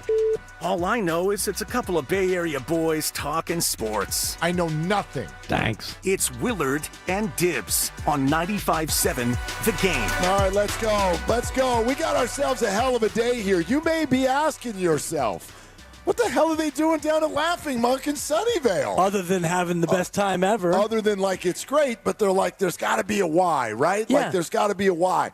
49er mini camp pretty much wrapped today. We were there for the final practice, and we've got some observations. We absolutely have some observations. Yes, it's an observation sensation. And we've also got someone coming on. He goes by the name Diamador Lenore. Diamador Lenore is going to be on in a half hour. We've got a big day today. The Giants are streaking. John Miller's going to come on the show. I'm making Shasky come on because he put a take on Twitter that I really we got to talk it out with him. Yep. So he's going to jump on. We were at Niners camp. We'll get to a lot of that. I will say there's some things that I don't know. Like you and I, you were over there and I was over here for the most part. So I want to kind of match maybe some of the things I saw for sure with some of the things you saw. There's some things that matter here that I think we saw today. Not just ooh, that rookie looks good. Like actual tangible things that you Niner fans are going to want to know. But yeah, mix that in with the weirdest winning streak in the history of baseball. Do I have this right that they tie the all-time record if they do it again tonight? In one-run victories? One-run consecutive victories. I don't think anyone's ever done it more than 7. Our Supreme Engineer Tim Jordan says yes, and I believe everything that he says. I appreciate you, Tim. Yep. Yeah, thank you. And Grandy would like to say yes as well. Well, thank you, Grandy, for being there. 1927 Cubs did it 7 times in a row. Good there you Lord. go. So, yeah. Grandy was awesome yesterday, and he always is locked in, and so that would be spectacular. And it's funny because right before we got off the air yesterday, we talked about the spread, the run line, and the Giants were -2.5, which if you don't do gambling, normally in a baseball game, the favored team is -1.5. Almost always. It's 1.5. The Giants were laying 2.5 because Colorado Rockies. Right, so, but like Giants, are you watching? Right. I would have put my kid's college education on that. The Giants are going to win a game by 3? Well, that's absurd. And then they're down 5-2 in the ninth, and you're thinking, oh my God, I should have bet the Rockies in the 2.5. It turned out that side was the winning side, but even in that game, down 5-2, any other game, I would think, wow, you're going to lose this Not one. happening. But Yeah. with the Rockies, and you could feel the pucker factor coming through the TV, watching these poor Rocky relievers try to hold on to a 3-run lead. As soon as Casey Schmidt gets a hold of one, it's like we were talking about on the crossover. Late innings at Coors Field, things get going downhill, and it can happen in a hurry. So as soon as he got a hold of one, the inning did feel completely different. And a 2-run rally, so different than a 3-run rally, just because as soon as you get a base runner, everybody's immediately thinking, dude, someone else going to hit the ball out of the park and tie this thing. They ended up doing it in the most non-Coors Field way ever, which is walk, move runners over, wild pitch, hit a 4-mile-an-hour dribbler over to third base, whatever. And then Yaz finally gets a line drive, and they win the game. But I tell you what. Just real quick, I love the StatCast factors on hits like, obviously, the big home runs, but the Wilmer Flores, 49.3 miles an hour. I'm surprised it was that high. Launch angle, minus 72 degrees. Yeah, that was down. I saw it. It went down. Hit distance, 2 feet. They have it as 2 feet. Well, now that's not accurate. It's talking about until it hit the ground? Yes. I guess. It hit the ground at 2 feet. 2 feet. Yes. Sure. Casey Schmitz went 408. You sure they're not, confirming that Wilmer Flores has 2 feet? Because I actually, for most of the year, I'm not sure if that's been evident. Have you ever seen Wilmer Flores run that fast in your life? No. I can't believe he beat that out. I'm telling you, my experience, having been at dinner and not watching this live, when I got home, this is what I do. Do you do this when you miss a big? I'm like, and Jude will come over and he's like, oh, let's watch, Let's watch the Schmidt homer. Let's watch the Yaz hit. So I pull up all the highlights and I go, let's take a look at the Wilmer one. I'm not kidding. I had no clue what the hit looked like. Line drive to left. Did he go to center? Oh, yeah. Let's take a look. Hit play. I'm like, excuse me? Right. How did this end up being a hit? No. And the third, because as soon as he hits it, I'm like, okay, did the third baseman throw it away? Fall did he throw down? it in the dirt? Right. As the third baseman picks up the ball, I'm like, I've watched Wilmer run to first 1,000 times. He's going to be out. And he threw the ball, and Wilmer was already there.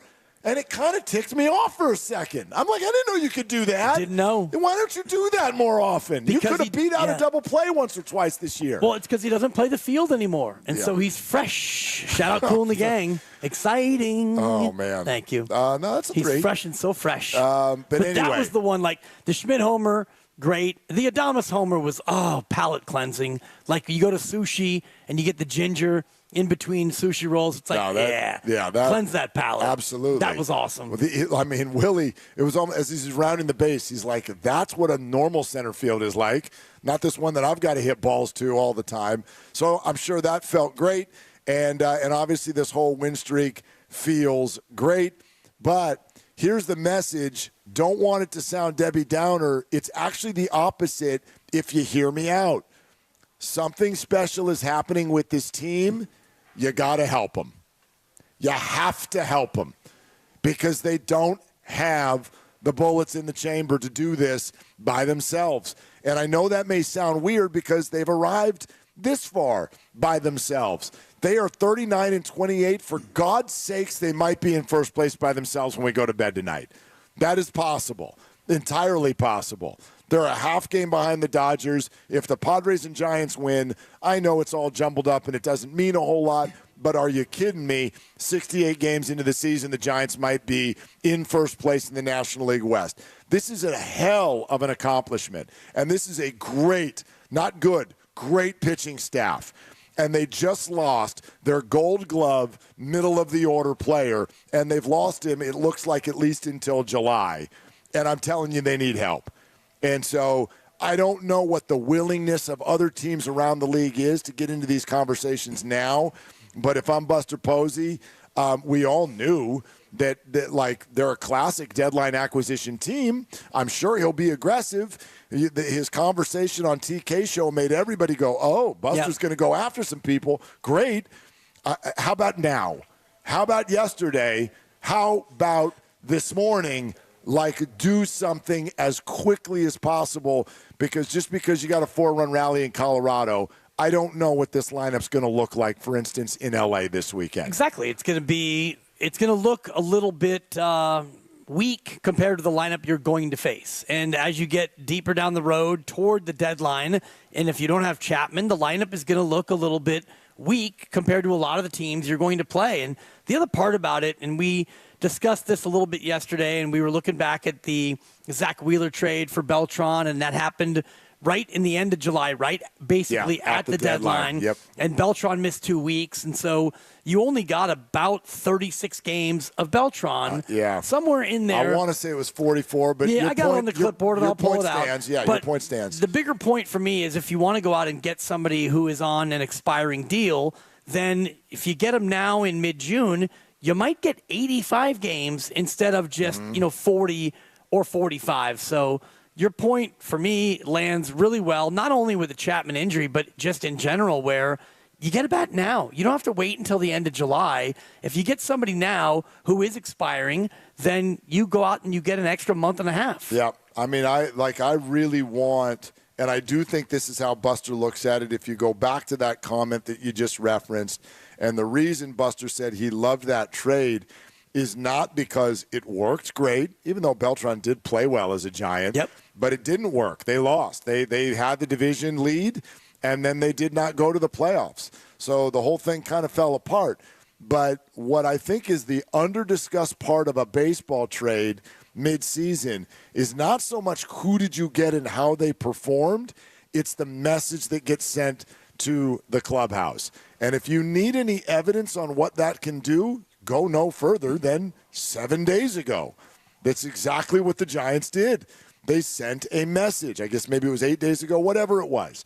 No, it was. It was 7 days ago. It was last Wednesday, right? It was last Wednesday that they sent a message to the clubhouse. And Buster Posey did an interview, and he said the phrase twice, "It's time to go." And they moved 3 players off the roster, and they brought 3 new players in. And they were more minor-ish moves. They weren't major, but the messaging was big. Guys, it's time to go. Time to go. It's time to go. And yes, it may be a little fluky, but they've won 6 in a row since that happened. And so I think that is huge. This pitching staff, they deserve more. That's the way I would say it. This pitching staff deserves more. And you have to go do everything you can right now to find a way to give them more, because they are a championship caliber pitching staff. Yep. But that's only going to get you so far. And now Chappie out 3 to 4 weeks or whatever it may be. Who knows? Who knows? Could we'll be find longer, out more on Friday when right? he goes to the specialist. But I'm also worried about even like when he does come back. Like I remember his last year in Toronto before the Giants got him. There was a whole thing about like, ooh, he really played poorly in the second half. And then it came out. It's like, well, he's kind of fighting a hand injury. Oh, great. So like just because he's back, is he going to play well, or is that thing still going to be hurting him a little bit?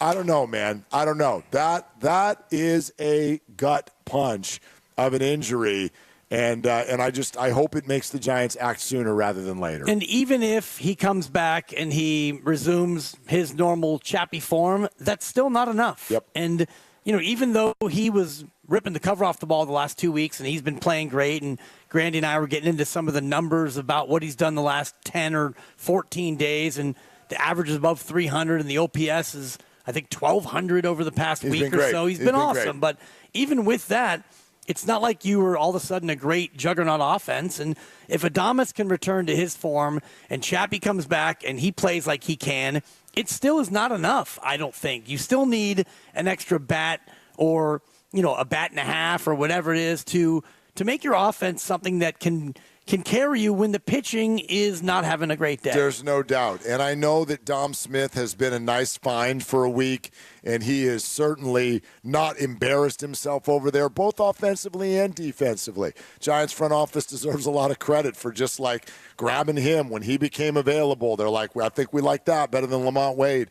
And he's been fine, but I don't know if he's done anything to make you feel like that's the answer for the remainder of the year. There are, and by the way, I don't know if you saw this, because you and I have been saying it for 4 weeks, and I don't know if the average baseball fan even knows who this is, But Jim Bowden did his normal thing in June, and he said, here's someone I'd like every team to go acquire. And he listed one player that's like, that's the acquisition you need to make. And you know exactly what I'm going to say, because he said the same guy you and I have been talking about since we talked to Buster Olney about him like 4 weeks ago. And his name's Ryan O'Hearn. His first base / outfield / DH, left-handed power bat for the absolutely embarrassing Baltimore Orioles. Yeah. Go get him. Go get him. Go get him yesterday. And if you need to overpay a little bit for him, I would do it. This pitching staff has earned that. They need help. Right. They need help. And as Buster said to Tim Kawakami on the TK show is, the Beltran trade actually was great for them. It was an infusion of offense. And we talked about it yesterday, Mark, where Beltran came in and he was good. The team in August that year averaged 2.6 runs a game, even with Beltran. So sometimes you make a trade and the player works out, but the rest of the team doesn't hold up its end of the bargain and you still don't win. But I do like what you said about the pitching staff, quote, deserving it. And honestly, you look at the National League, there is no juggernaut team. The Dodgers' rotation is in shambles. Yep. The Padres are underperforming, and you are right there. So if you want to talk about like a window where you might be able to make some noise, this is the year. Well, you can see who's going to be there, and we get it. Like, I don't know exactly the way it's all going to play out, but you know who's going to be there. The Dodgers will be there. The Padres will probably be there. The Cubs are going to be there. The Mets are going to be there. The Phillies are going to be there. That's who's going to be there. And those teams can all rip the cover off the ball. I don't think they can all pitch with you. The Mets can. That's about it. So you have some things that you can throw at them that they can't throw at you. You don't need to be the best hitting team, but you need to be a hitting team. Right. You need to be able to win a game 5-4, sure, as opposed to trying to win 3-2. And it just struck me when they had the 4 runs last night, and I wanted to go back and see just how long it had been since they scored 4 runs in an inning. And I went back to May 16th, my younger son's birthday. My older son's birthday is coming up on Friday. Their birthdays are 4 weeks apart. So it was almost a birthday-to-birthday gap without them getting 4 in an inning. I don't know how many times this year they've done that at all.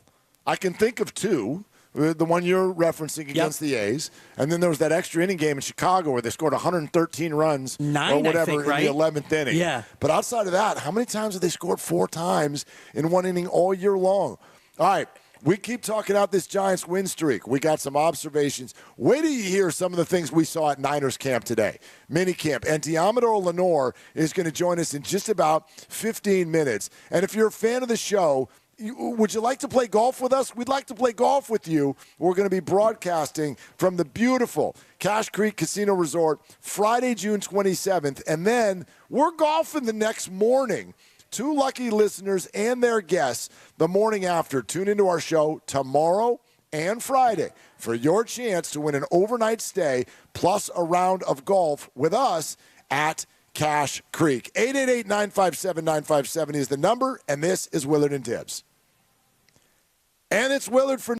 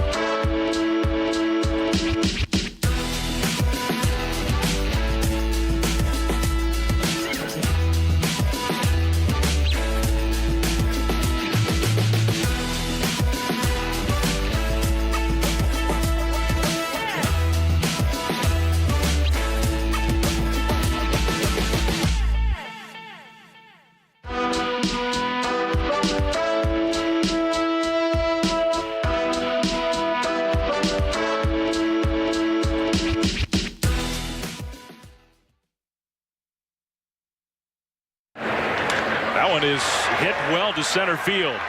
Doyle at the wall. Gone! Hard work pays off.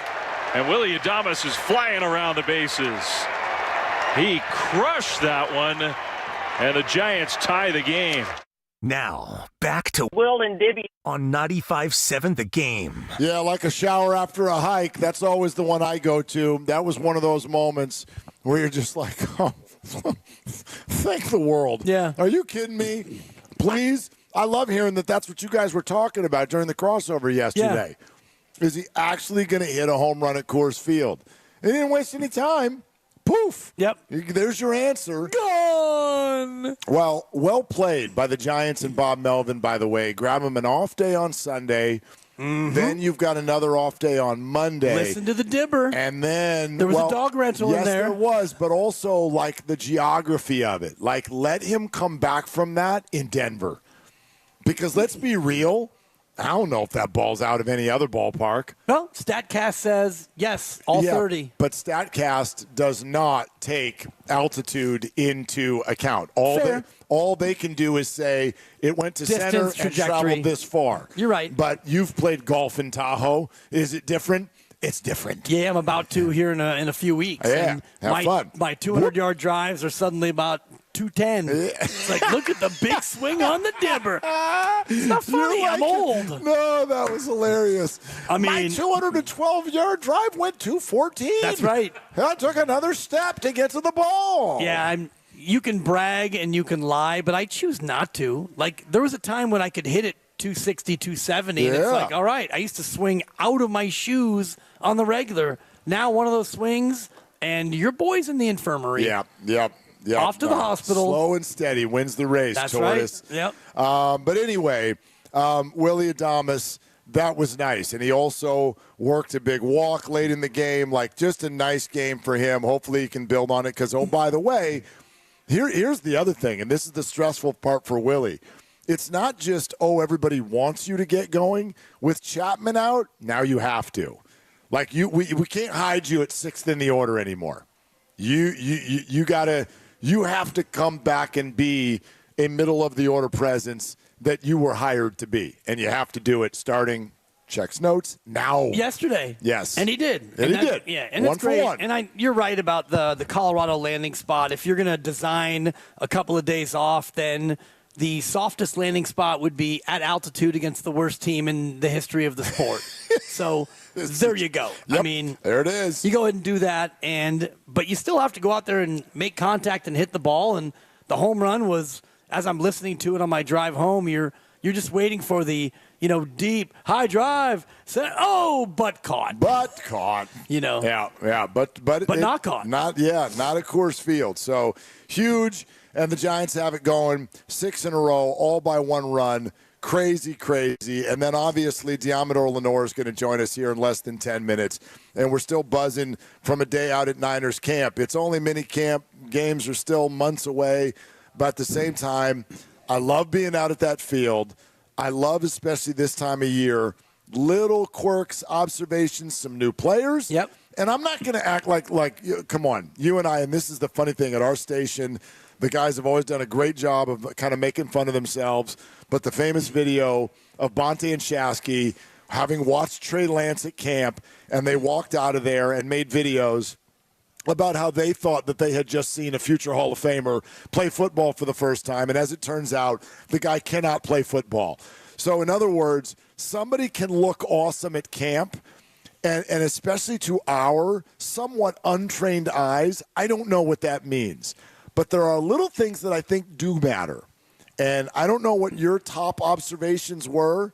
I can tell you what the number one thing that I walked out of there with today was. McCaffrey looks fast. Yeah. McCaffrey looked completely like himself.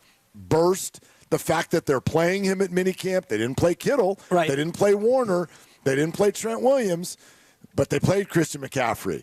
That matters to me. And he looked like Christian McCaffrey. And I don't know if anybody's expecting that this year. But the Niners are. And wouldn't that be nice? It is mandatory. I mean, beyond nice, because the other running backs that kind of stood out to me were Garendo and Patrick Taylor Jr. They both had good plays in the 7-on-7 portion where, Garendo showed great burst, and Patrick Taylor Jr. actually got down the field, and he almost ran me over on the sideline. And, because there's no tackling, but he didn't even get pushed out of bounds, but he was coming right for me. And I was like, fast. He is fast. I'm going to go ahead and take about 3 steps back. Yeah. Luckily, I had the knee injected yesterday, so my mobility is not at an all-time high, but I'm moving great right now. But my number one takeaway was Nick Bosa and just watching him. And, again, it's drills in, shorts and a uniform top, but his get-off and just watching Chris Kasarik, the defensive line coach, and he's just shouting at all his guys, and they're all going through the individual drills, and they're doing, the get off and, the punch through and the drive and the swim, and just looking at Bosa. And maybe I'm projecting my thoughts into his camp, but if I'm Nick Bosa, I'm looking at this year as the year I get back to DPOY level play. You've got help. You've got a draft pick who wasn't out there, Mykel Williams. Right. He's being held out until camp. But I do think that you've got more depth and you've got more help than you had last year. And so if you're Nick, who, by the way, had a good year last year. Not a great year. It was a good year. And I know we're going to play some of the sound from Robert Saleh. You and I sat there and listened to him, and he was talking about, win rate and all that. And Nick Bosa rated very well on wins. It doesn't mean you get a sack every time, but just watching Nick today, I was seeing him and thinking he's poised for a really good year. Well, fun to see Robert Saleh back at his rightful position as defensive coordinator for the 49ers. And when he was talking about Bosa, he made the comment at one point, the great ones always do a great job of sort of assessing self. And so yes, there were parts of him saying Nick Bosa's great, and that's already established, but he was really focused on the things that Nick does want to do better and feels like he can do better. And so maybe that makes 49er fans feel really good that Nick Bosa is not resting on his $34 million salary. He's not satisfied either, just the same way a lot of you are, is not satisfied. At least that's kind of the takeaway that I got in listening to Saleh talk about him. And yeah, they're not going full speed yet and all that, so we'll see where it goes, and you need health and all those breaks to go your way. But I do think that Bosa shares probably a little bit of what a lot of the fans think about him right now, which is like, yeah, it's good, but let's make it better. Be great. Yes, please, be great. You're paid to be an A-level player, and last year was probably a B. It wasn't a bad year, and he talked about, Robert Saleh was talking about his disruption rate. How many plays do you disrupt things and, make the running back cut inside or make the quarterback flee the pocket, things that don't necessarily result in a tackle for loss, a tackle, or a sack, but his disruption rate was really high. And so now when you've got Bryce Huff on the other side and you've got Mykel Williams at times, you've got a team that should be able to benefit by your ability to disrupt. And so with Robert Saleh back, I've got pretty high hopes on what this defense can be. You made a comment there also about the running backs who looked good. I wanted to make sure that Grandy's not back at the station getting upset. You're not upset, are you, Grandy? Because I want to – what's your boy's name out of Oregon? Is it James Jordan? Jordan James. Jordan James, whatever. Yeah, he's a rookie, so we got to get that all figured out. But he looks very fast. He broke one into the open field out down the left sideline, and I thought he looked really, really good as well. The other conversation that I was getting into on the sidelines with some of our brethren over there is about the fascination of this wide receiver position and what the Niners are going to do about that, because they've got a bunch of bodies, but I don't know yet who they can count on, right? Pearsall's not out there. He's hurt. Lucas and I ran into Brandon Ayuk. We ran into Brandon Ayuk.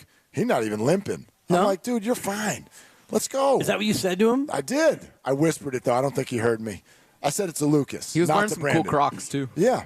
Cool Crocs. Yeah, cool Crocs. That was my scouting report. Okay. Yeah. Can Crocs be cool? I took a creepy picture of him when he wasn't looking. You want to see it? I kind of do. Okay. Hi, Brandon. I'm Mark. There. See? See that right there? That's Brandon Ayuk. Great radio. Oh, with the hood on, yeah. Yeah. Well, I mean, it's just a picture. It's two people talking. I'm showing them a picture of Brandon Ayuk. We were They walking say they behind don't him. want me. But no limp. It's good news. Yeah, Although I did read something from Matt Mayoko, who also was out there today, that the expectation is that he'll start the season on the PUP list. On the PUP, for sure. So 4 games on the PUP. Look, so you don't know about Brandon. Ricky Pearsall is hurt right now, not supposed to be. Juwan Jennings is hurt right now, not supposed to be when camp starts. We know that there might be something for Demarcus Robinson, who, oh, by the way, he looks good. To me, the Purdy, Demarcus Robinson kind of connect, that looked nice. And again, it's camp, it's practice. People aren't hitting each other. It doesn't count yet. I'm not going to overdo it, but he's one of those kind of like his presence on the field. I was like, oh, I could see things going really well for him in this system with this quarterback. But he may miss a couple of games off the top. And then they got a bunch of other guys. Yeah. Jordan Watkins, I thought stood out for me. I thought Cowing looks great. Yep. Jacob Cowing looks really good. And then they've got a bunch of other receivers who are just kind of like, are they going to fit? Are they not? Do they need to add another guy? My prediction is you're going to see one more name come in. Oh, interesting. But I don't think it'll be a big name. Not Amari Cooper. I don't think it'll be Amari Cooper. Gabe Davis, maybe. I call that's not a big name. Keenan Allen would be a big name. Yeah, I don't know what Keenan's got left. He's getting older. I like the Gabe Davis idea. The reason I told you earlier this year that I wasn't really into the Amari Cooper idea is that's Amari Cooper. Like, you're not going to get him and then not, I would think, make him a very big part of what you're doing going forward. Buffalo did just that. But they did, exactly, but I don't think that was their plan. Right. And he was dealing with injuries as he arrived there.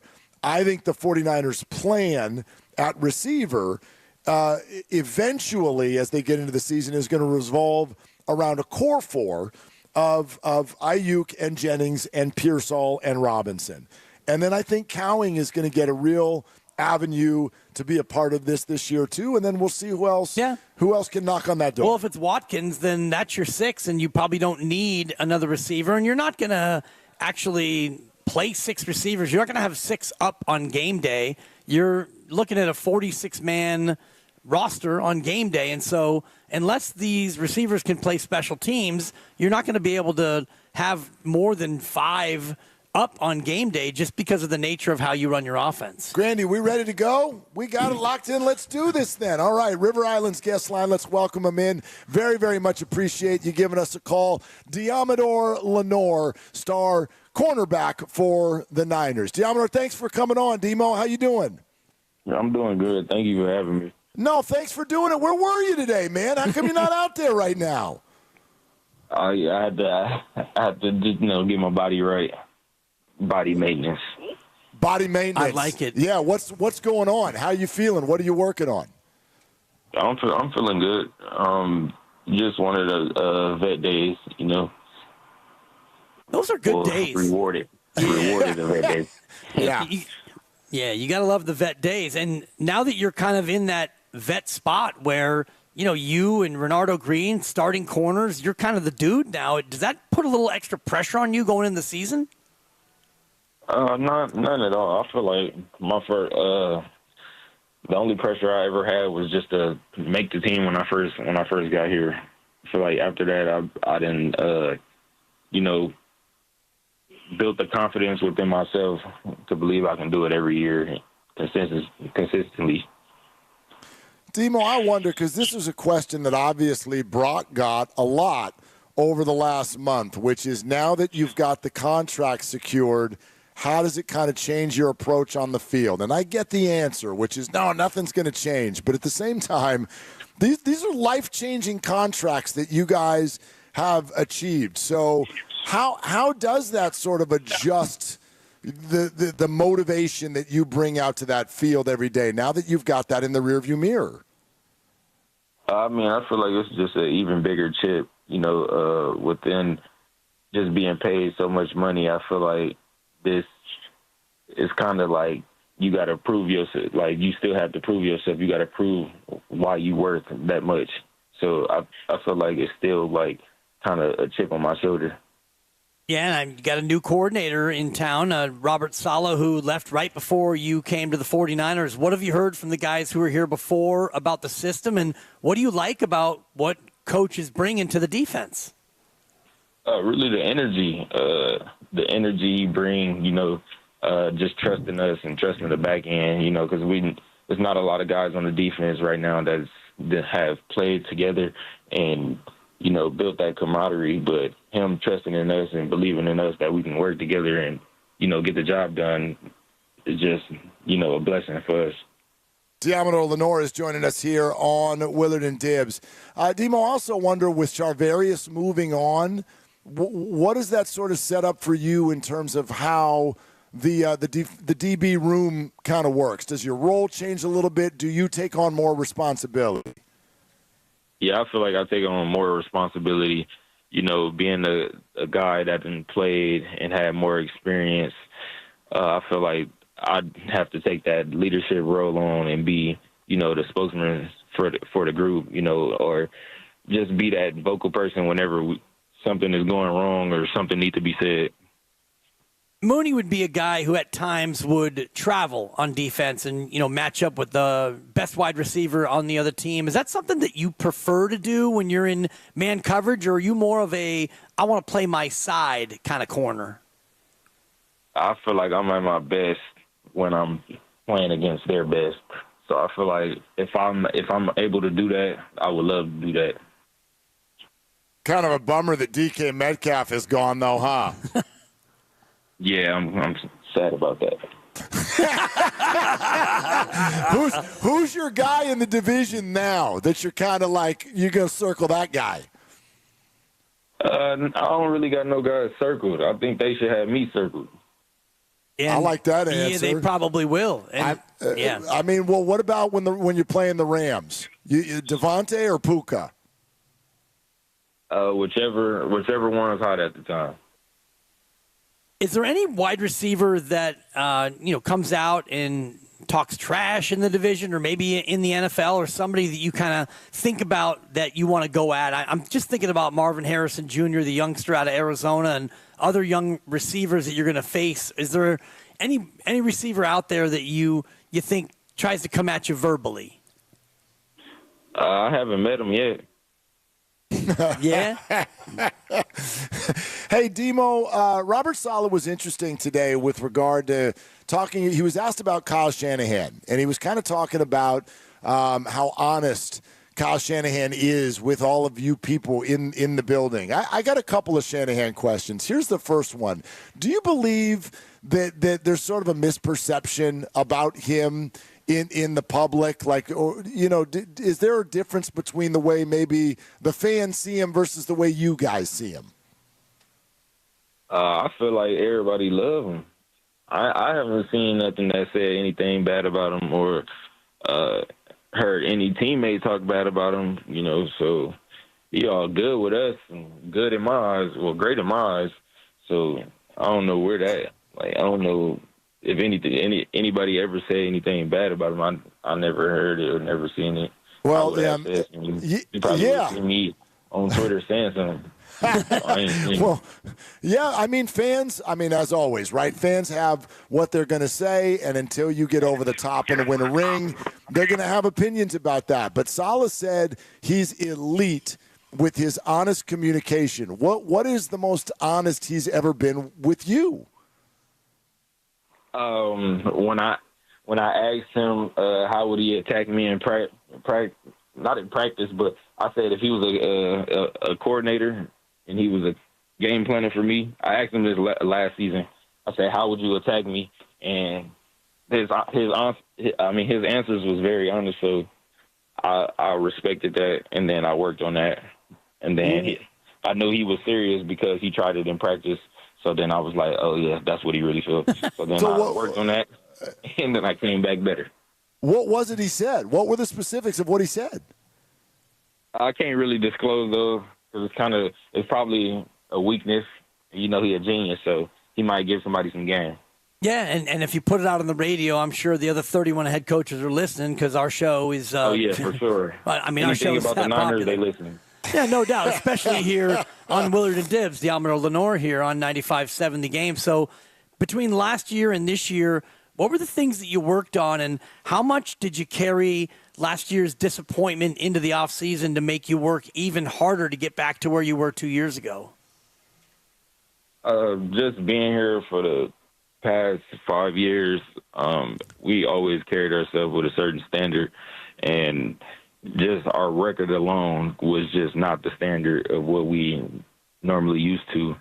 Ever since I've been here, we've been in the playoffs, a championship game, and the Super Bowl. So that's what the standard was. Like, we're not missing the playoffs. Like, that's rule number one. And for us to do that last year, it was just like a sickening feeling. Like, I felt like we let each other down, with just not holding that standard.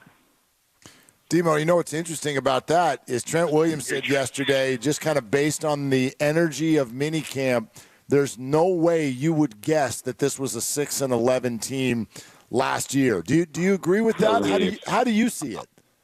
I wholeheartedly agree with that. I was talking with Coach Bullocks the other day at practice, and I was telling him I was proud of our group. How far we came with, guys like Luder, Jalen Mahoney, Chase Lucas, like practice squad guys that has bought in and, learned how we do things here and just been excelling and always getting better. So OTAs and minicamp are in the rearview mirror, and you got about 5 or 6 weeks until actual training camp. So what does Demo do between now and then? Is there a little vacation, or is it just all work for you? Just really sharpening my tools. I'm going in to play corner and to be the CB1, and I got to play 60 minutes, combative football, and I got to be ready and prepared. Demo, before you go, Pro Football Focus ranked you as the 23rd best cornerback in the league. What is your reaction to that? It was funny. I mean, to say that when I ain't gave up a touchdown in 3 years, it's crazy. But, the rankings, they really don't matter to me because I was drafted in the 5th round, so I was already ranked. I was already ranked lower than everybody. So that really don't matter. It's just about who show up on Sunday, and I'm betting on myself again that I'm going to show up every Sunday, and we're going to revisit this 23rd ranking or whatever they said, and we just going to see who get the last laugh. So what if instead of going to PFF.com for the rankings, we went to DiamedoRlenore.com? What would the ranking be there? You said, I'm sorry, I can hear you. What would your ranking be for you? For me? Yeah. 1, no doubt. Okay. Yeah. No doubt. May have to change that uniform number from 2 to 1. Am I right? Something. It got to be.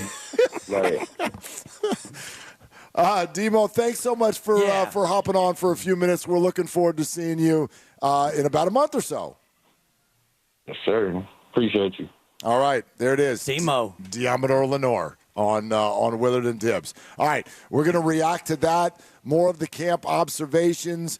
John Miller's going to join us in about an hour and 20 minutes. Shasky's going to call in about 45 minutes. We got some stuff to talk out there. Very glad you're with us. 888-957. 957 is the number. We're live from the Laughing Monk Brewery here in Sunnyvale. Having a great time. We're brought to you by Fremont Bank, here for you, here for good. It's Willard and Dibs.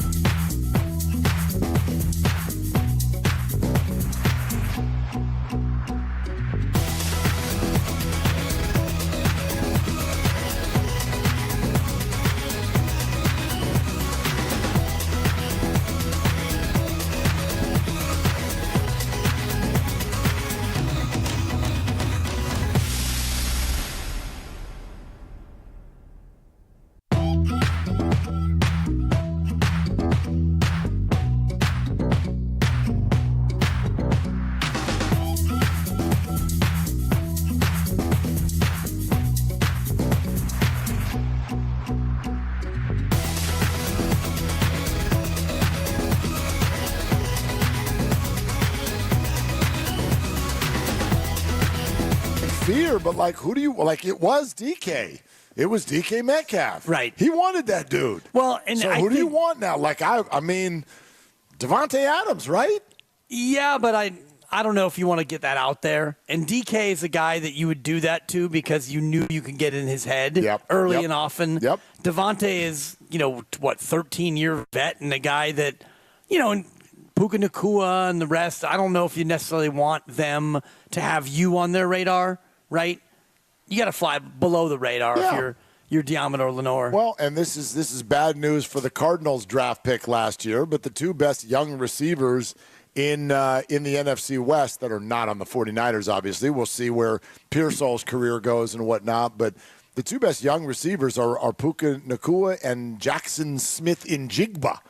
Those are the guys that Lenore is probably going to be locked up with for a long time. And Marvin Harrison Jr. would be the other one. Well, that's kind of the guy, like, actually, I thought he was a little disappointing, to be honest with you. Rookie year, I didn't think it was that bad. And, it's a team where you had the tight end who was wide receiver one, much like with this team here, the 49ers, same thing with George Kittle.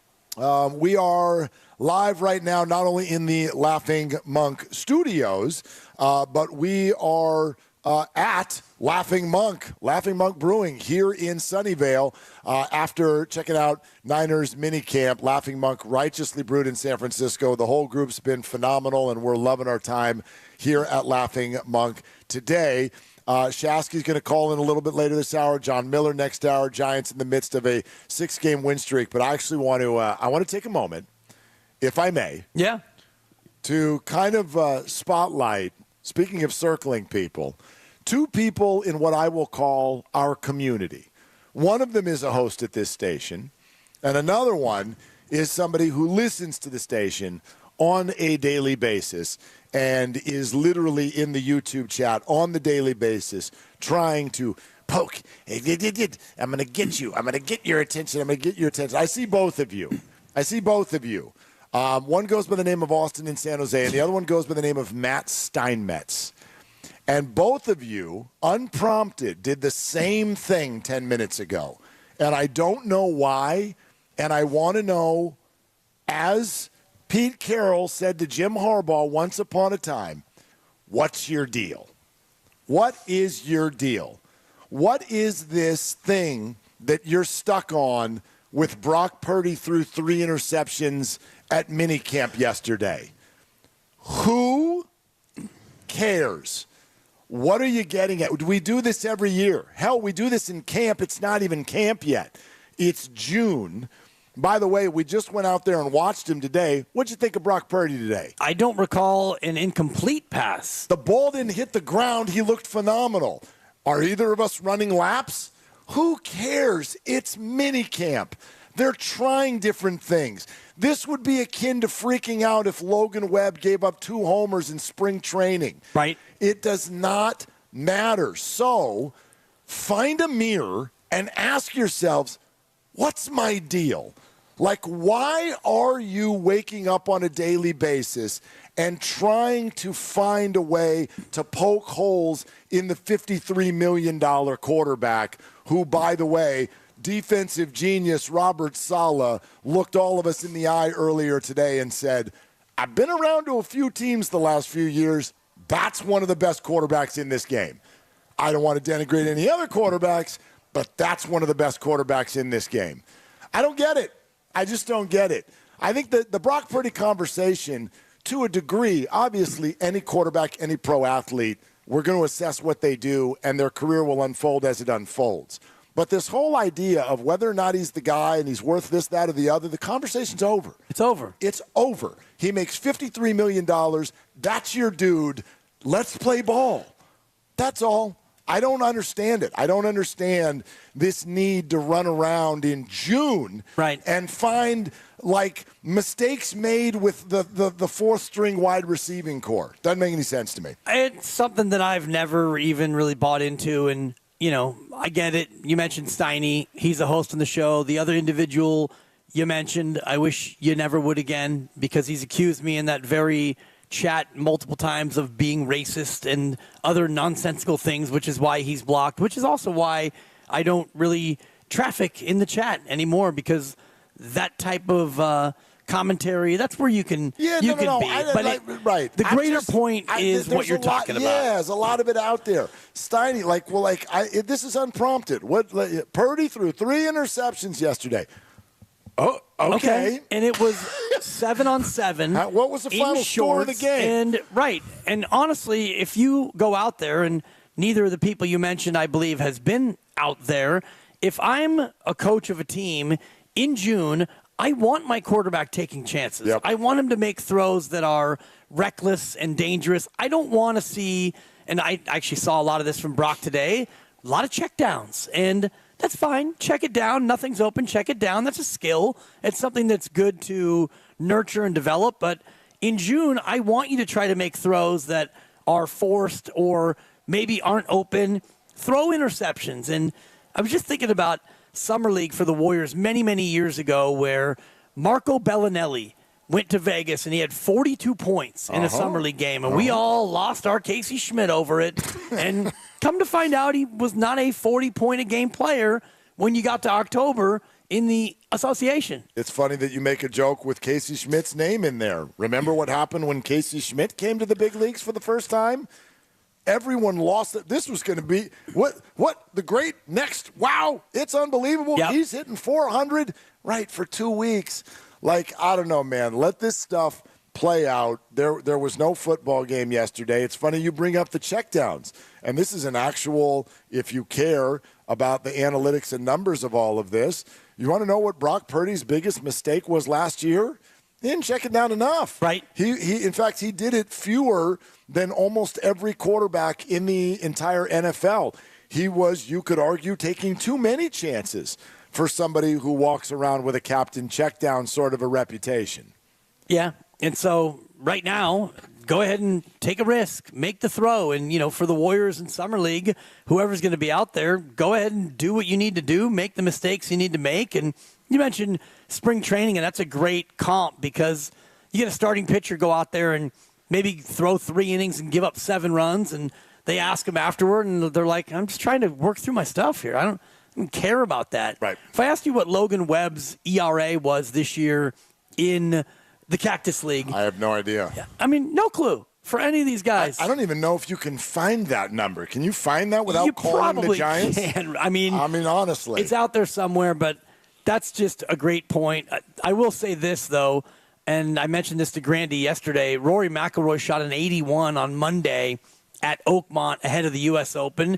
It's a practice round, but that has a little bit more import to me because, you're just a couple days away from the actual event. But Brock Purdy, I'm sure he has numbers from today. I haven't seen them. I didn't tabulate them. I'm not going to seek them out because they are meaningless. Yeah, absolutely. There was, you know what? I stand corrected. The ball did hit the ground one time. One time? Remember, yeah. The receiver went the wrong way. Yeah. Remember that one? Mac Jones threw a pick today. Yes, he did. The defense went bananas over that. Well, they were happy. It's an excitable group. Yep. It's an excitable group. Anyway, we're sponsored by Safeway. We'll get back to the Giants in a little bit because actually, among other things, there is some breaking news with regard to the San Francisco Giants. So we'll get to that coming up next. Your phone calls are always welcome. 888-957-9570. Live from Laughing Monk. It's Willard and Dibs.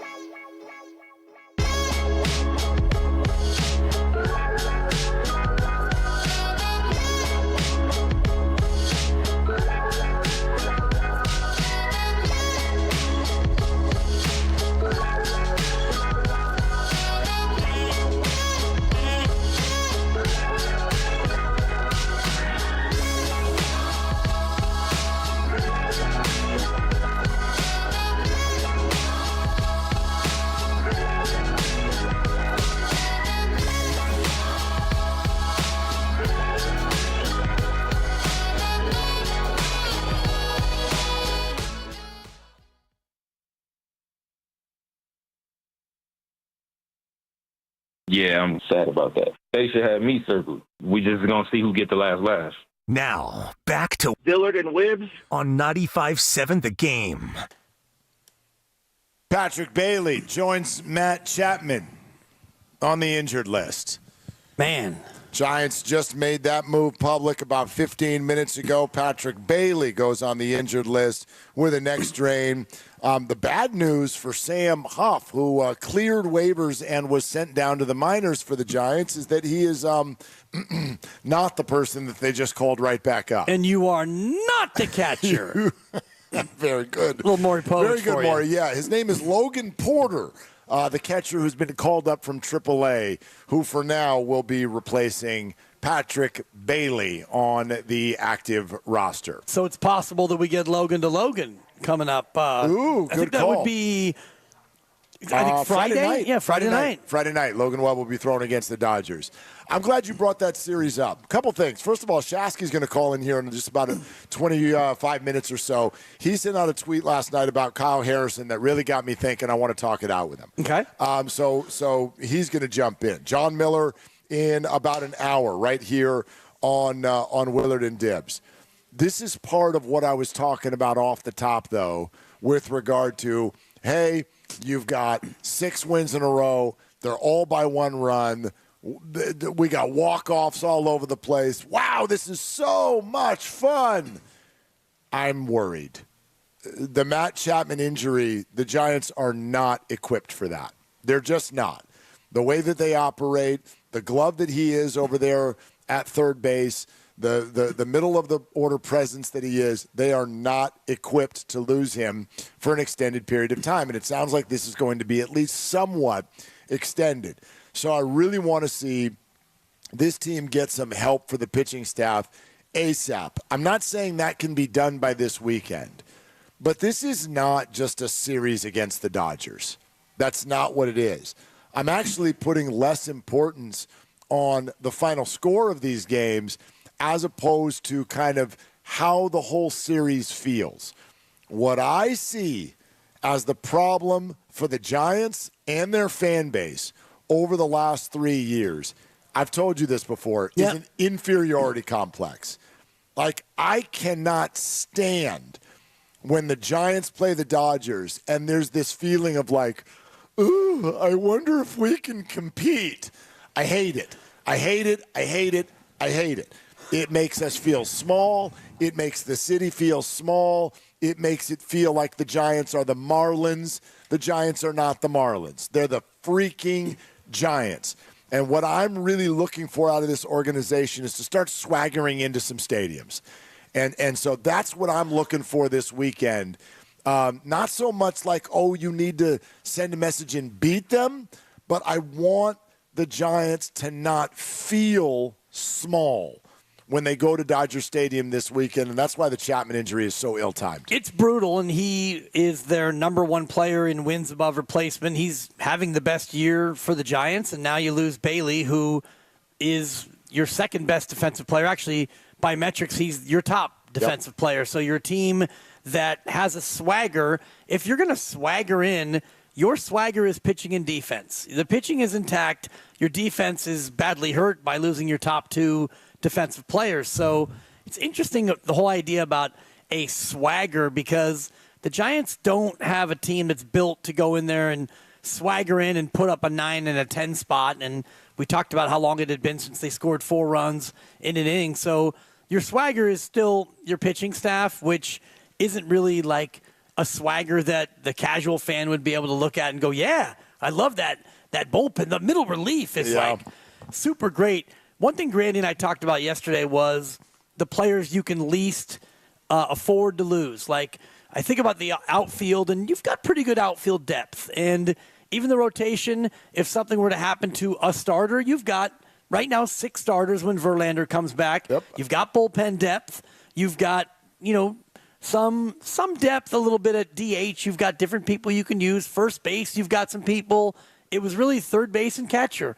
Your backup catcher, who's now going to be your third-string catcher, and your starting catcher, neither of them is good enough defensively, and neither one of them can really hit either.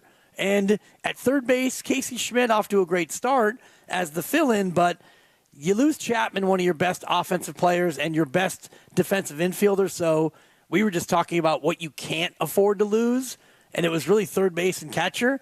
And now you're without your third baseman and your catcher. Exactly. Now, I know that it's not kind of in to say this right now, but I'm going to throw shortstop into that mix as well.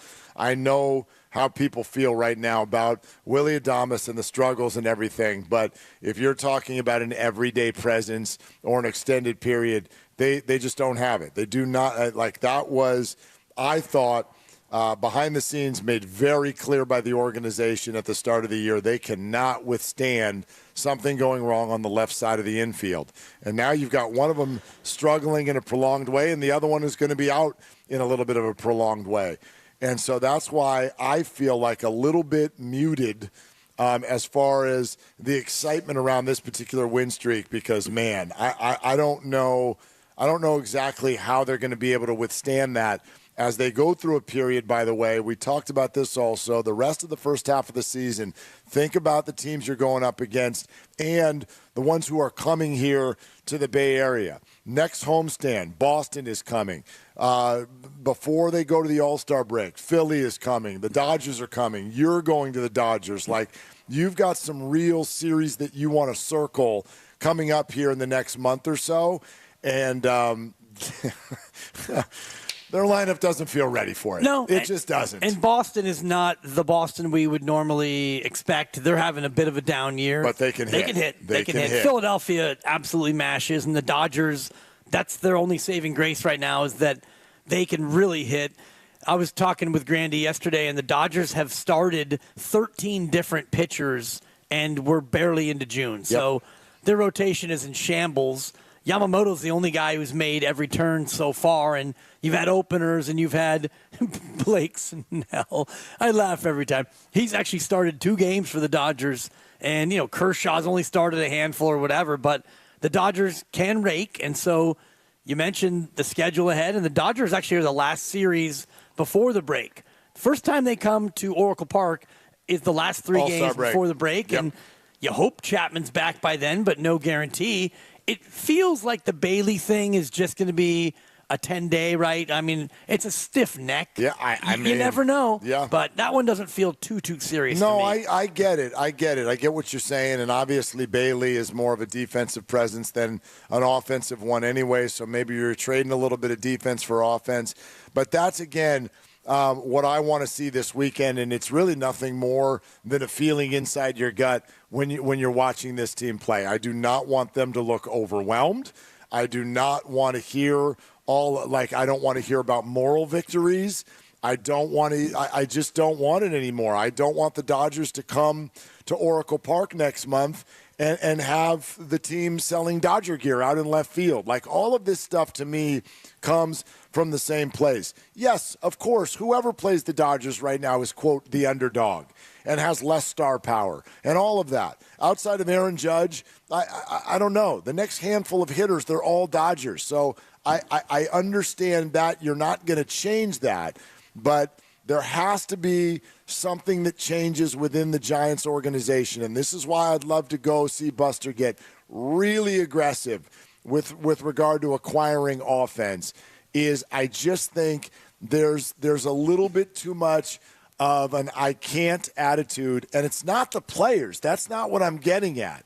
But I want Giant baseball to feel different. It needs to feel more confident, bigger, able to compete on the highest stage, because if they keep pitching like this, the highest stage is where they're heading. Right, and I think about 2021, and we did a little bit of a dive into that year yesterday when the Giants win 107, the Dodgers win 106, and that team was a team that had swagger. It was a very good pitching staff led by Kevin Gausman, and they were second in baseball in home runs.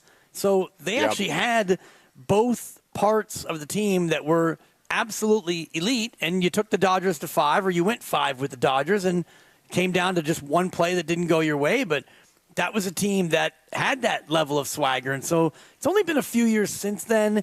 This offense is not that offense, and just looking at some of the individuals from that season, Crawford, career year.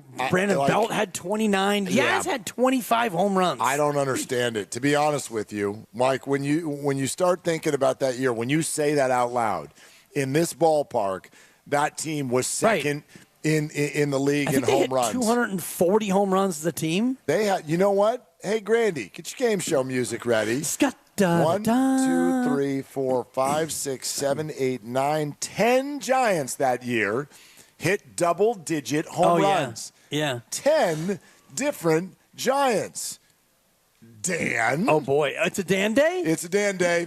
Well, that means I'm getting called in the office. Yeah. What do you think? How many of those 10 can you name? I should be able to name all 10 because we did this yesterday, but You did this yesterday? We didn't do like all 10 of them, but I literally looked at the baseball reference and I was like, you played the game show music and no, everything? but we talked about that year, and I was struck by the fact that they had all these guys with career years, but I know it's Belt and Crawford and Yaz, the aforementioned Yaz. Correct.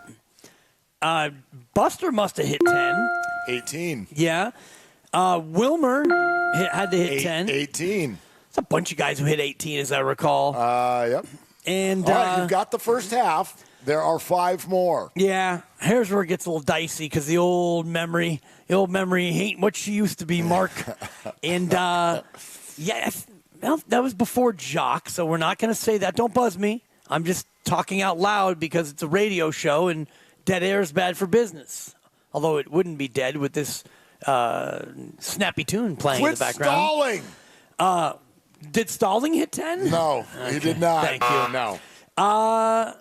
Scutero was probably gone.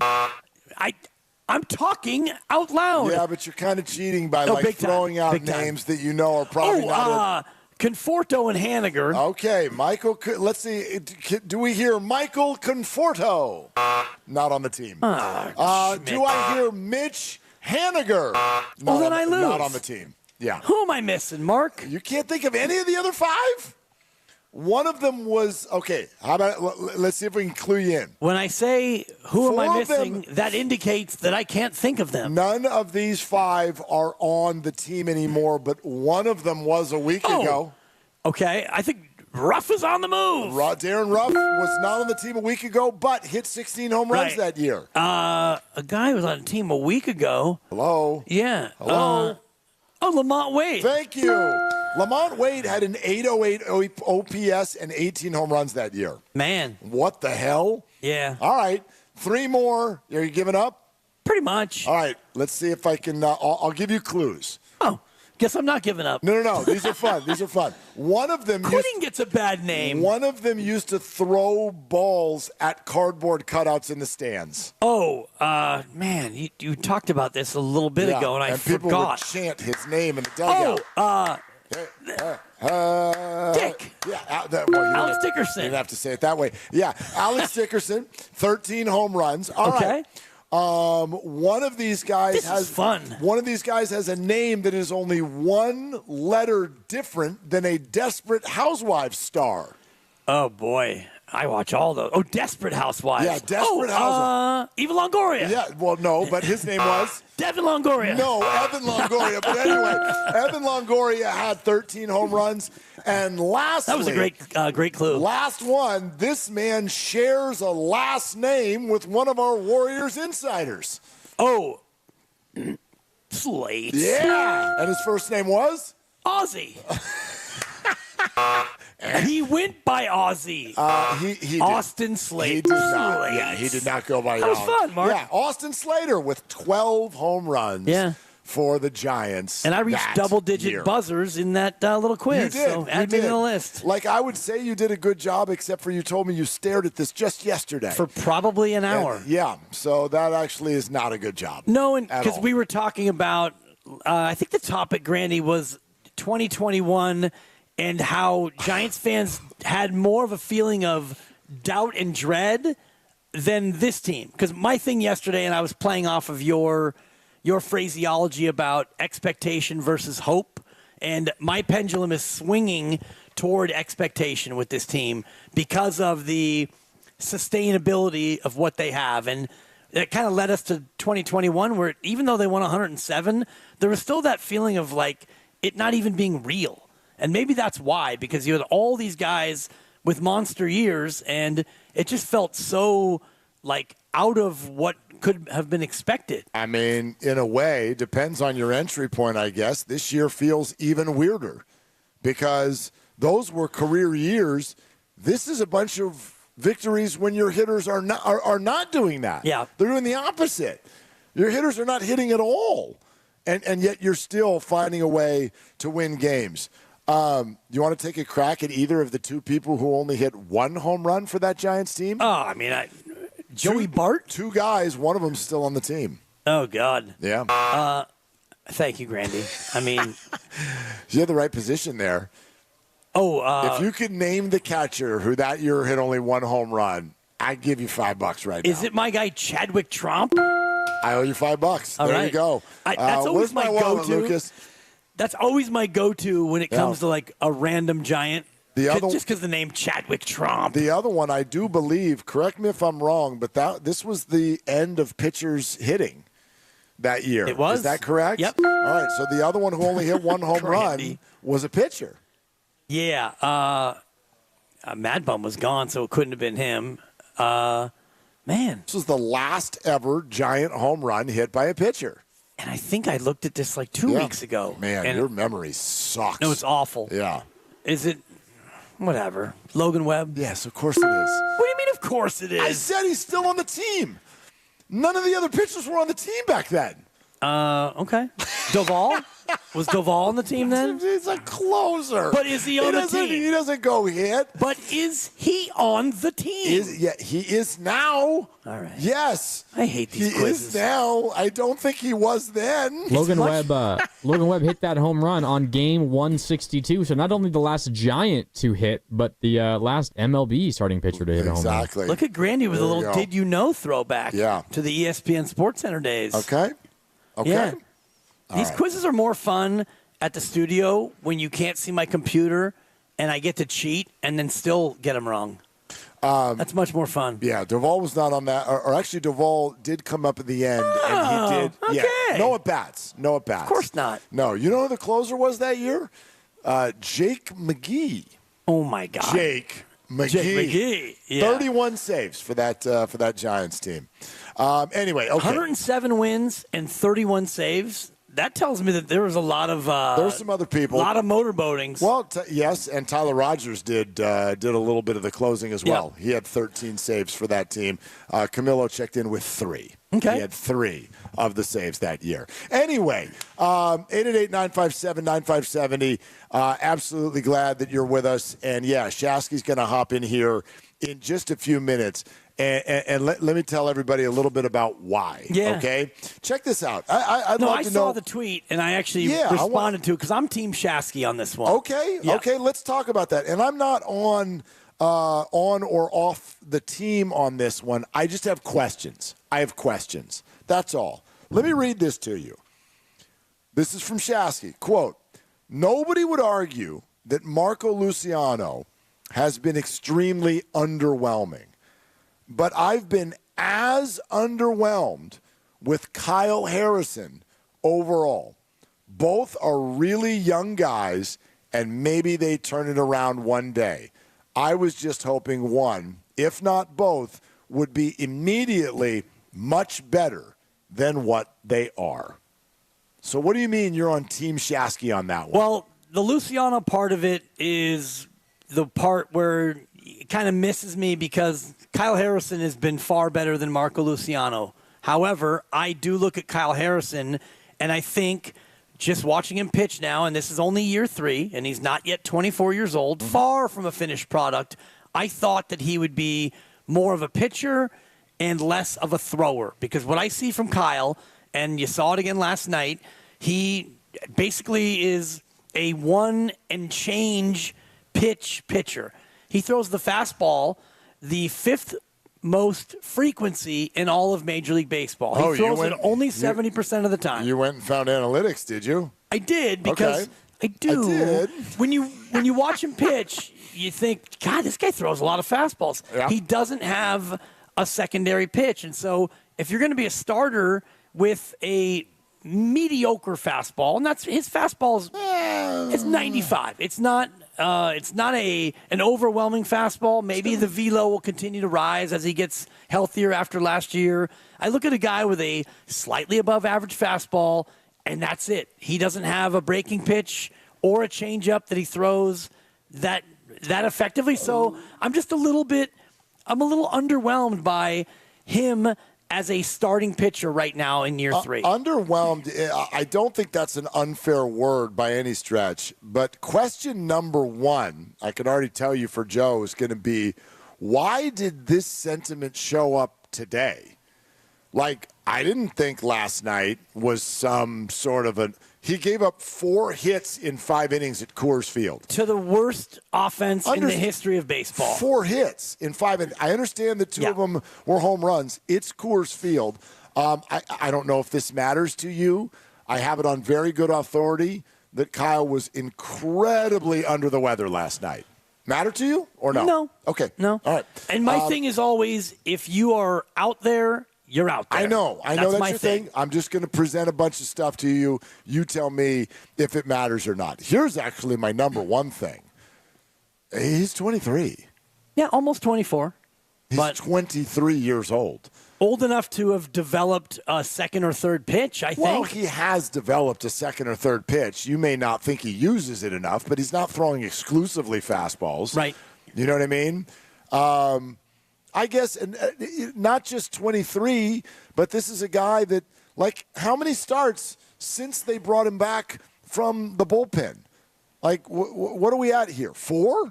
4 starts? Yep, 4 starts. Is that where we're at? Yep. 4 starts. Last year he pitched hurt. He was pretty much hurt, like multiple injuries that he was dealing with. He lost his command. He lost his mechanics. All of those things. Tried to pitch through it. It didn't go great. But, yes, he's, like, still building. He's, like, I don't know, man. He's in the he hasn't pitched more than 5 innings in a game yet this year. Like, he's clearly building up strength and stamina back to being a starting pitcher again. And, gosh, I mean, last night, 4 hits in 5 innings. Sure, the game against San Diego was not great. The time before that, 5 shutout innings and 1 hit.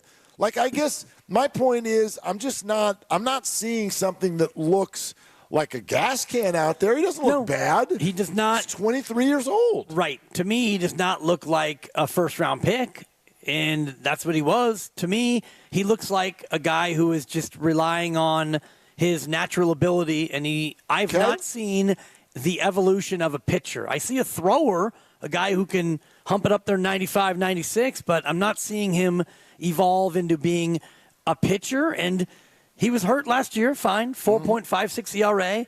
This year, 4.56 ERA. Yeah. So, and that's just one number. Very limited outings so far. I'm just a little bit disappointed in the arc of his career. I'm not seeing the development of the arsenal and him as a pitcher. Interesting. You know how what do we say on this show so far in 2025? All roads lead to Kaminga. Okay. I just want, like, Kyle's 23. Right. 23. No one's asking for other 22 and 23-year-olds to be finished products yet. I'm not expecting him to be a finished product, but much like Kaminga, I'm looking for development. And I don't think that Kaminga's game has developed to where I would be comfortable. That's actually not a bad comp. Also, he's not 23. No, Kaminga. I know he's 22. He's 22. Big difference. Yep. Although been in the pros a lot longer than Kyle Harrison's has. about to be 24. Yep. Fair. Yeah. And Jonathan is about to be 23. That's what happens every year. Usually. We're brought to you by Fremont Bank. Here for you. Here for good. 888-957-9570. Are you getting impatient with Kyle Harrison? It sounds like Shasky is. He'll hop in here next. John Miller joins us in about a half hour. Live from Laughing Monk, this is Willard and Dibs.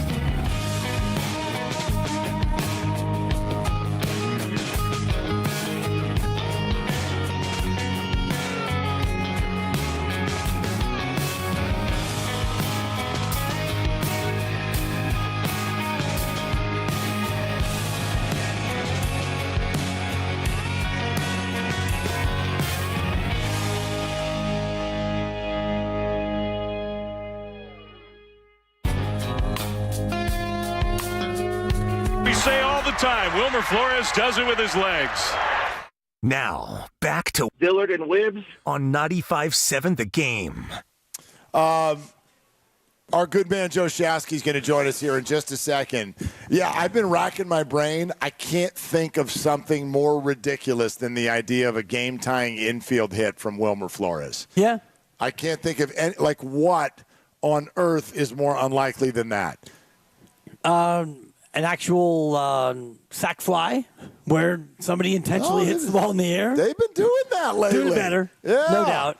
Yeah. And just the idea of a hit that, according to StatCast, was 49 miles an hour off the bat, which is not very fast. Negative 72-degree launch angle. If it's 90 degrees, that means it goes straight down. And, yeah, the hit distance was 2 feet. It flew 2 feet before it hit the ground. So, as Kruk would call it, it was a duck snort. Do you know what you're describing? It sounds like you're describing one of the golf shots that you or I are going to hit later on this month.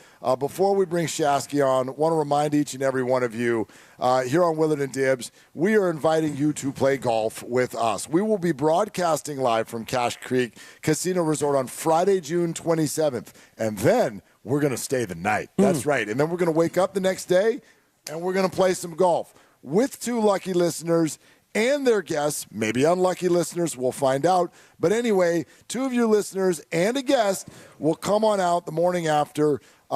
Tune into our show tomorrow and Friday for your chance to win an overnight stay at Cache Creek plus a round of golf with us. We are very much looking forward to that. We're looking forward to hanging out on the River Islands guest line with our buddy Joe Shasky, obviously from the Morning Roast as well. Hey, Butch, what's going on, man? Cache Creek Golf, I've never played there. Maybe I might have to wiggle my way into this. It's not a new Callaway driver. I am actually looking for a +1. Yeah, word is we have some pull out there at least that day. So you should come. I mean, what day is it? Put me down. What day is it? Saturday, June 28th. Put me down as tentative. Got to talk to the wife. Saturdays, I got to run through the missus. All right. I don't want to get in trouble. But put me down. Put me down. That means you're a definite no. You just gave us the I'm going to try to stop by. That's a definite no. Well, I mean, if we tee it off first thing in the morning, I'm there. You know, Saturdays are for my family. I'm sorry. No, that's fair. I mean, jeez. That's fair. That's why I'm bringing my family out with me as my +1, potentially even +2. But how come you won't treat Kyle Harrison like family? What's up with that, Shasky? What do you mean? I don't get what like why am I all of a sudden deemed like a Kyle Harrison hater? I don't get it. No, I'm kidding. But we just read your tweet, and the way I looked at it was, I don't think this is disagreeable, but I do have questions. And the number one question I would center everything around is, wouldn't it be fair to say he's 23 and I think deserves a little bit more time before we kind of make up our mind about Kyle Harrison? Yeah, well, who said that his career's over? Like, who's jumping the gun and saying he's a bust? Number one, number two, who is saying that his career's over? I mean, I view him very much similar to, like, here's a great example. I'll give you an analogy, football analogy. Alex Smith was a fine player. He was fine. He was whatever. As a number one pick, meeting all the hypes, probably a little underwhelming, right? And that's kind of the way I view Kyle Harrison right now. It's not just Kyle Harrison in a vacuum. Look, it's not about one start. It's about the body of work. And he's a one-pitch guy who really can't command that fastball. When you watch, he misses wide. He misses high. He has no secondary pitch. No one is saying his career's over. This is from the same guy who watched, Ryan Vogelsong bounce around and then show up and be an absolute monster late in his career in like his 30s, and he figured it out. Jason Schmidt famously had his best years later in life, longer in the process. I'm not saying he's done. I'm talking about where he was before he came up, how Farland specifically talked about him, how the organization viewed him, how us fans viewed him, what he represented. It's been a little underwhelming. And nobody's saying his career's over and he's finished and he sucks. I mean, he's a fringe 4th, 5th starter right now in a very good rotation, mind you, all right? And if he's not that, he's probably a bullpen arm. He's a big leaguer, but a top-of-the-end, frontline rotation guy? Yeah, and he's only started 35 times, which is barely more than one full season of Major League starts. But I'm with you, Butch, as far as the one-pitch element of it. If you were a coach of his, and I know you're a coach of many, what pitch do you think would be a good companion to his fastball, which it's a good fastball. It's not elite, but what pitch would you like to see him develop to where he becomes less of a thrower and more of a pitcher? Well, I think, Dibs, it's a great question. And the answer is, like, right now, it's not a curveball slider. I don't really know what that pitch is. They call it a sweeper. I'm not really sure it hangs. He can't get that over for a strike, especially early in counts. I think it's the changeup, but he hung the changeup twice last night, and it got hit. Does that look last night? I actually thought it was an okay start last night. Just all things considered. You go 5, it's Coors Field. I don't love that you give up a run immediately after we scored a run. A shutdown inning is really important when you're a pitcher. But again, these ways I view him aren't off of one start. It's the totality. Look, when you close your eyes, okay, and you watch the two guys pitch, okay, or I guess open your eyes, and you watch the two guys pitch, Hayden Birdsong looks much more refined than where Kyle Harrison's at. And what's ironic is if you go back and you dig into the details of last year, their numbers are very, very similar. Yet when I watch the two of them, I watch one guy who clearly can get breaking balls over early in counts and can get ahead in counts and wipe guys away in Birdsong. And then I see another guy who struggles and he falls behind in counts, leading to him having to get into the zone predictably and guys getting two butt cheeks into it. Now, I'm just telling you, I've been more impressed with Birdsong. Obviously, he didn't have the hype than I have Harrison. But I'm not saying that Harrison's career's over. It's also what he represented. I mean, Farhan, I found the quote today because I was like, am I tripping? He said it over and over.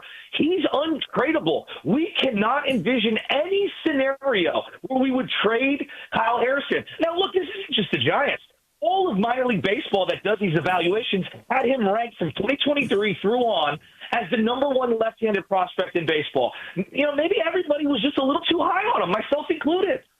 Well, here's what I'd say, Butch. And I'm not trying to say by any stretch that you're ending his career. I'm almost wondering, is it too early to even start sort of assessing it in that kind of a way when you do dig in to where he's been? Because we know that last year, the guy, he lost his mechanics. He was pitching hurt. I happen to know for a fact he regrets it. He now wishes he had just shut it down because it messed him up for a while. This year, he's building arm strength back up. I'm not here to make excuses.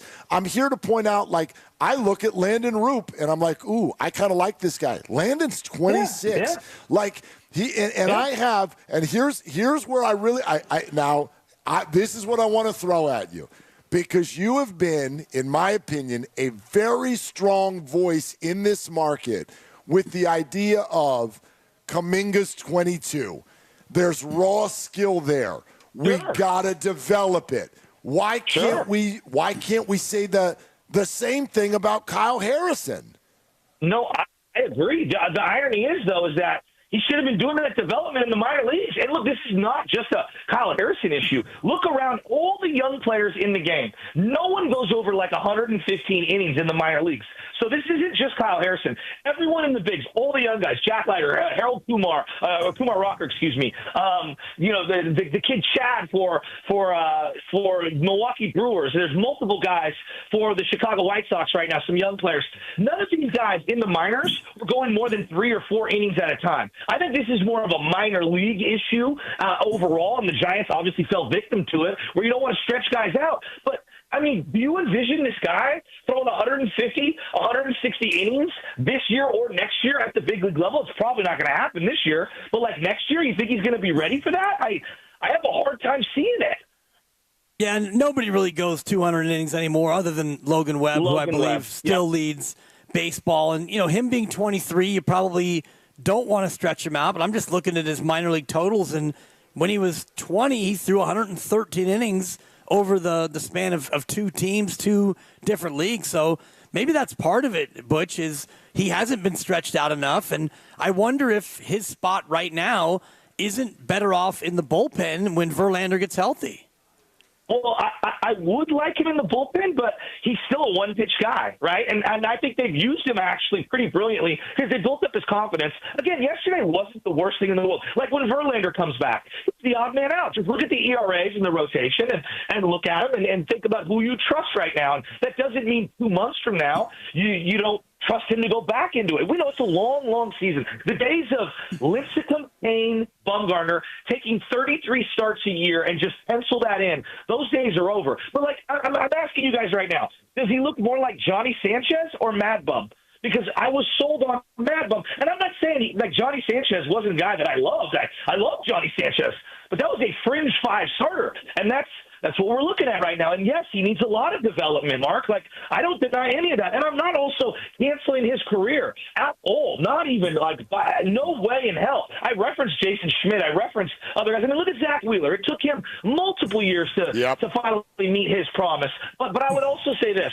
He's got to be able to hang his hat on something at the big league level. Otherwise, you're going to get sent down. And now they're getting pushed by someone like Carson Wisenhunt, who I haven't seen a whole lot from. But when you sell me on the hype, and it's 5 years, and it's not just him, it's kind of what he represents, him and Marco, this is going to change how we view the farm and how we develop, and we're not trading anybody. This is a new regime. It's been underwhelming, and that doesn't mean his career's over. It's just, I wanted a little more. You're listening to 95.7 The Game, KGMZ FM and HD1 San Francisco and Odyssey Sports Station, and the home of the Golden State Warriors and Valkyries, always live on the free Odyssey app. Coming to you live from the Laughing Monk Studios. We're at Laughing Monk Brewing in Sunnyvale, live after going to Niners camp today. Our buddy Shasky from the Morning Roast is joining us right now. Yeah, Joe, everything you're saying, again, as I said to you earlier today, I'm like, this is all very discussable. The tweet you sent, there's only one thing that I did kind of take issue with. Why would you put Luciano's name next to it? That to me was the one where I'm like, there is no comparison right now to the disappointment level of those two players. Luciano, quite frankly, looked like an embarrassment when he came to the bigs. Well, the reason I clumped them together is because they kind of represented the offensive and pitching version of hope, right? Like, that's why I lumped them together, and we kind of lumped them together as an organization, number one and number two prospects, depending on how you want to view it. And both have been underwhelming. I guess this is a Kuminga versus James Wiseman then situation, if you put it out that way. I just meant more like I was disappointed in both of them, and there's levels to the disappointment. You know what I mean? Like, there's no doubt about it. Rashawn Woods is disappointing. J.J. Stokes is also disappointing, even though J.J. Stokes played for 10 years. You know, Rashawn played like 2 weeks for us. You know what I mean? So, yeah, Marco Luciano is Rashawn Woods in this analogy. But you would understand, like, Mark, you and I mean, I didn't want to trade either of these guys. I thought it was absurd. I couldn't wait to see them. So I am not pretending like, told you so. No, I just kind of wanted a little more, you know, like, that's all. And again, that doesn't mean his career's over. But like right now, let's say you're going up against Dodger, you're going to Dodger Stadium right now. Hey, hypothetically, you got a healthy Verlander. I mean, isn't he the one who's out of the rotation heading into that particular series? No doubt. No doubt. And that, I don't think it's a knock on him, though, Dibs. Also, like, I by the way, I don't know that it's no doubt. I hear what you guys are saying. Oh, for me, it's no doubt. It really, but there's a lot that goes into this. You're talking about a major future of the organization investment versus a 43-year-old who is definitely only here for 3 more months. And if there is any equality to what you're thinking about the two of them at all, you lean Kyle. I don't know what they're going to do. I really don't. Me, I would lean toward trying to win the game. And right now, when you look at what Kyle's doing, he's throwing the fastball 70% of the time, and you're going up against a really good lineup that is probably going to eat that fastball alive. I mean, you guys are talking about Kyle's ERA. Justin's is the same. No doubt. What I mean? But he's pitched better. He's pitched better than the numbers, I would argue. And I'm not trying to cape up for Verlander. But here's the thing. Like, and then this is maybe just me and the war wounds of being a Giants fan over the years. Kyle's I mean, if I bring up the name Solomon Torres, like, you know exactly what I'm talking about. Game 162, it's Dave Forgetti, it's Solomon Torres. They went with Solomon Torres. He had to bounce around. He actually had a pretty good career. You know, even Sean Estes, he had the one great year with the Giants. He underwhelmed. William Van Launchingpad, Kevin Correa, Brad Hennessy, Jerome Williams, Jesse Fopper. I can go right down the list of guys, Tyler Beatty, guys that I thought were going to be next generation. And then a guy like Birdsong comes out of nowhere. But look here, let me also say this. Dave Fleming told us they were a week away from cutting Elliot Ramos. So baseball is very weird. Things can turn around. I mean, think about what I'm about to say. They were going to cut him. They were a week away from cutting him. They bring him up. You could make an argument he should be a back-to-back All-Star. That's crazy. Yeah, and you just never know, and that's kind of what leads me to my final question, Butch, is if you do get Kyle Harrison out of the rotation, what's better for him, to be in the bullpen or to go down to AAA and be able to tinker and develop additional pitches? That's a great question. See, this is the age-old adage. Do I want him with the big league club with the best technology, the best trainers, against the best competition? Like, a part of me kind of still wants to see him up. I think he can learn a lot from the bullpen. I think Hayden Birdsong learned a lot from the bullpen. I thought he was an invaluable piece for this team. And when I look at them right now, you know, Bivens obviously didn't have the greatest start last night. You can give Kyle 2 or 3 innings in a given game to be able to spell you. His career is not over. That is not what I'm saying. I hope that I'm making that clear, because I understand where you're coming, Mark, and I believe me. I know when I put it out there, people were pissed off. I don't know what you do with them, but I do know this. They have an embarrassment of riches when it comes to pitching. And yes, one pitch could change everything for their rotation and their bullpen. Winston Hunt is knocking on the door, right? So someone's going to have to move to decide whether that is Winston Hunt, whether that is Harrison, whether that's Verlander. They've got a decision to make, and they clearly need bats. I'm not ready to surrender anything, but the days of everyone's untradeable, I'm kind of past that. Well, I agree. Yeah, I think we're all on the same page there, and possibly they need to do something real soon, especially with what just happened at Chapman. Hey, Butch, go to bed. I know you're on the air here in a few hours. Hey, boys, I love that the Giants are making us all love them again, because how freaking fun was that game last night? Hey, I couldn't sleep last night. You might not be able to sleep tonight if they're in first place. They might be in first place tonight. Oh, God, could you imagine the first-place Giants going down to Chavez Ravine this weekend, Father's Day, U.S. Open at Oakmont? Are you kidding me? God, I love sports. Yeah, I think you said it this morning, and I'm with you. It's DeChambeau's Open this year. DeChambeau's going to win at Oakmont. Yeah. Thank you. And by the way, if I hear another Soakmont from some of the media, God, why do we have to do this? I can't wait for Sunday afternoon, boys. Have a great one. Thanks for having me on. All right. Happy Father's Day, Joe. All right. And I stand corrected. I didn't know that the Dodger-Padre game had already happened. The Dodgers have won, so the Giants are not going to be in first place. But they're not going to be in third either. So that's exciting. That is exciting. Yeah, because the Padres have already lost. You know, and it's fun to look at the standings this time of year when your team is doing well, but I don't know if a lot of other teams like Baltimore is probably not checking the standings, and the White Sox, and certainly the Rockies aren't either. But Giants, just stay close. I made the analogy yesterday it doesn't about matter at this hour. A baseball season is a marathon. We know that, but if you actually watch a marathon, and the Giants right now are probably at mile 9 of 26, and you get to that spot in an actual marathon race, you have to be in that lead pack. You don't ever get a chance to roll from behind. And right now, they're one of those runners that's up there in the front. Well, and I would say this is kind of what it means, even though it's only June 11th. You know how sometimes you get to late June, early July, and it's a very good sports radio question of like, do you buy or do you sell? Right. And there's a lot of people who are like, oh, don't fall for it. You're only a game over 500. This isn't real. You're not actually going to contend. You can't do that with this team. Like, I don't care how many of you think that they can't hit. It doesn't matter. They're 39-28. Right. Period. You have to add to this team. The other question that does sit in front of them, though, which we just started talking about, and it's probably something we should get further into, and I know we'll ask John Miller this. He joins us in 5 minutes. I don't know what you do when Verlander is ready to go, or if he is ready to go. This is not as simple of a question as I think it sounds some of you think it might be. Just insert Verlander back into the rotation and send Harrison to the bullpen or send him to the minors. Look, it's big league baseball. We're not in the business of worrying about people's feelings. Yeah. But at the same time, you ain't got to worry about people's feelings. Your first-round draft pick has not come out and been bad. No. He's not come out and been bad. But he's been your 5th best starter. But Justin was too when he was throwing. So what do?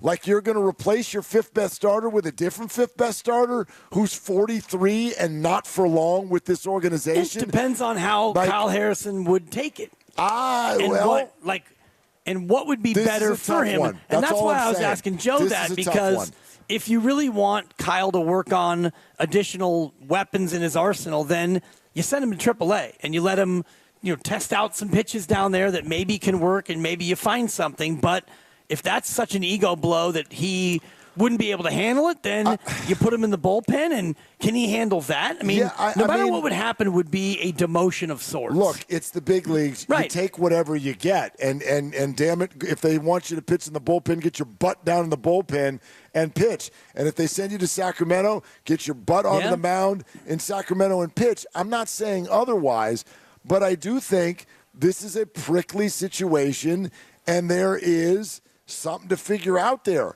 Look, I don't sit here today fully feeling like, oh, definitely Verlander gives you a better chance to win than Harrison. That's not that clear to me. No, it's not. That's not that clear to me at all. And I would say this, all ties go to Harrison. If you feel like it's tied, all ties go to Harrison.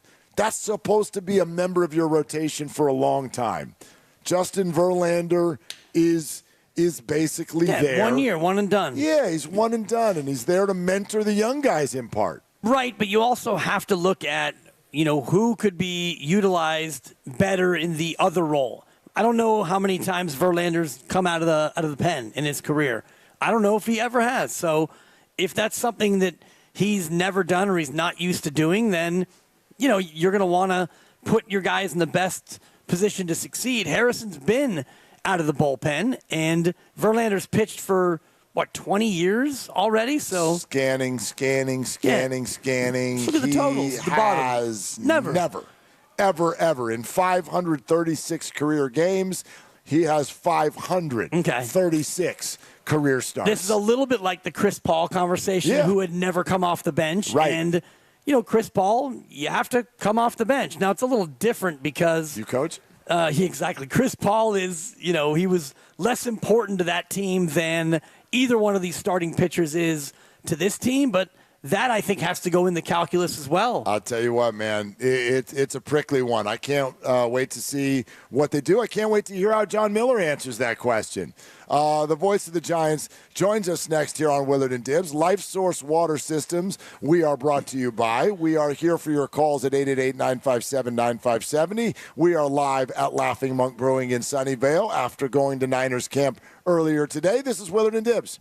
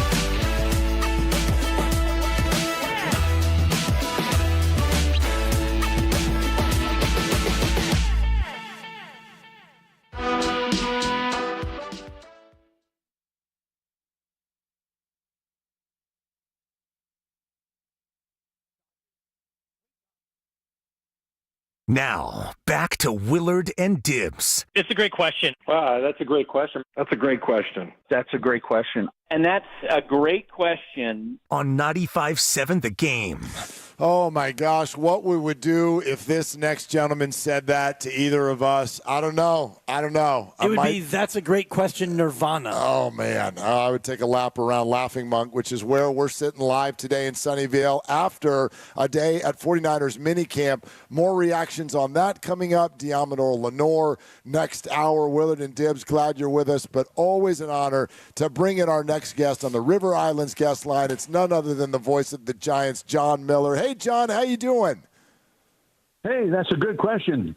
There it is. Yeah. There it is. And It's this over. interview Hey, is over. John, thank you for coming on. Yeah. Congratulations. Yeah. Man, Thank you. how you doing? Thank you. Yeah, boy. I got to go call my parents now, and Dibs can do the rest of the interview. Man, I can't follow up that question. I mean, I've got nothing but baseball chatter, John. I mean, other than how you doing? Are you? Hey, that's a good point.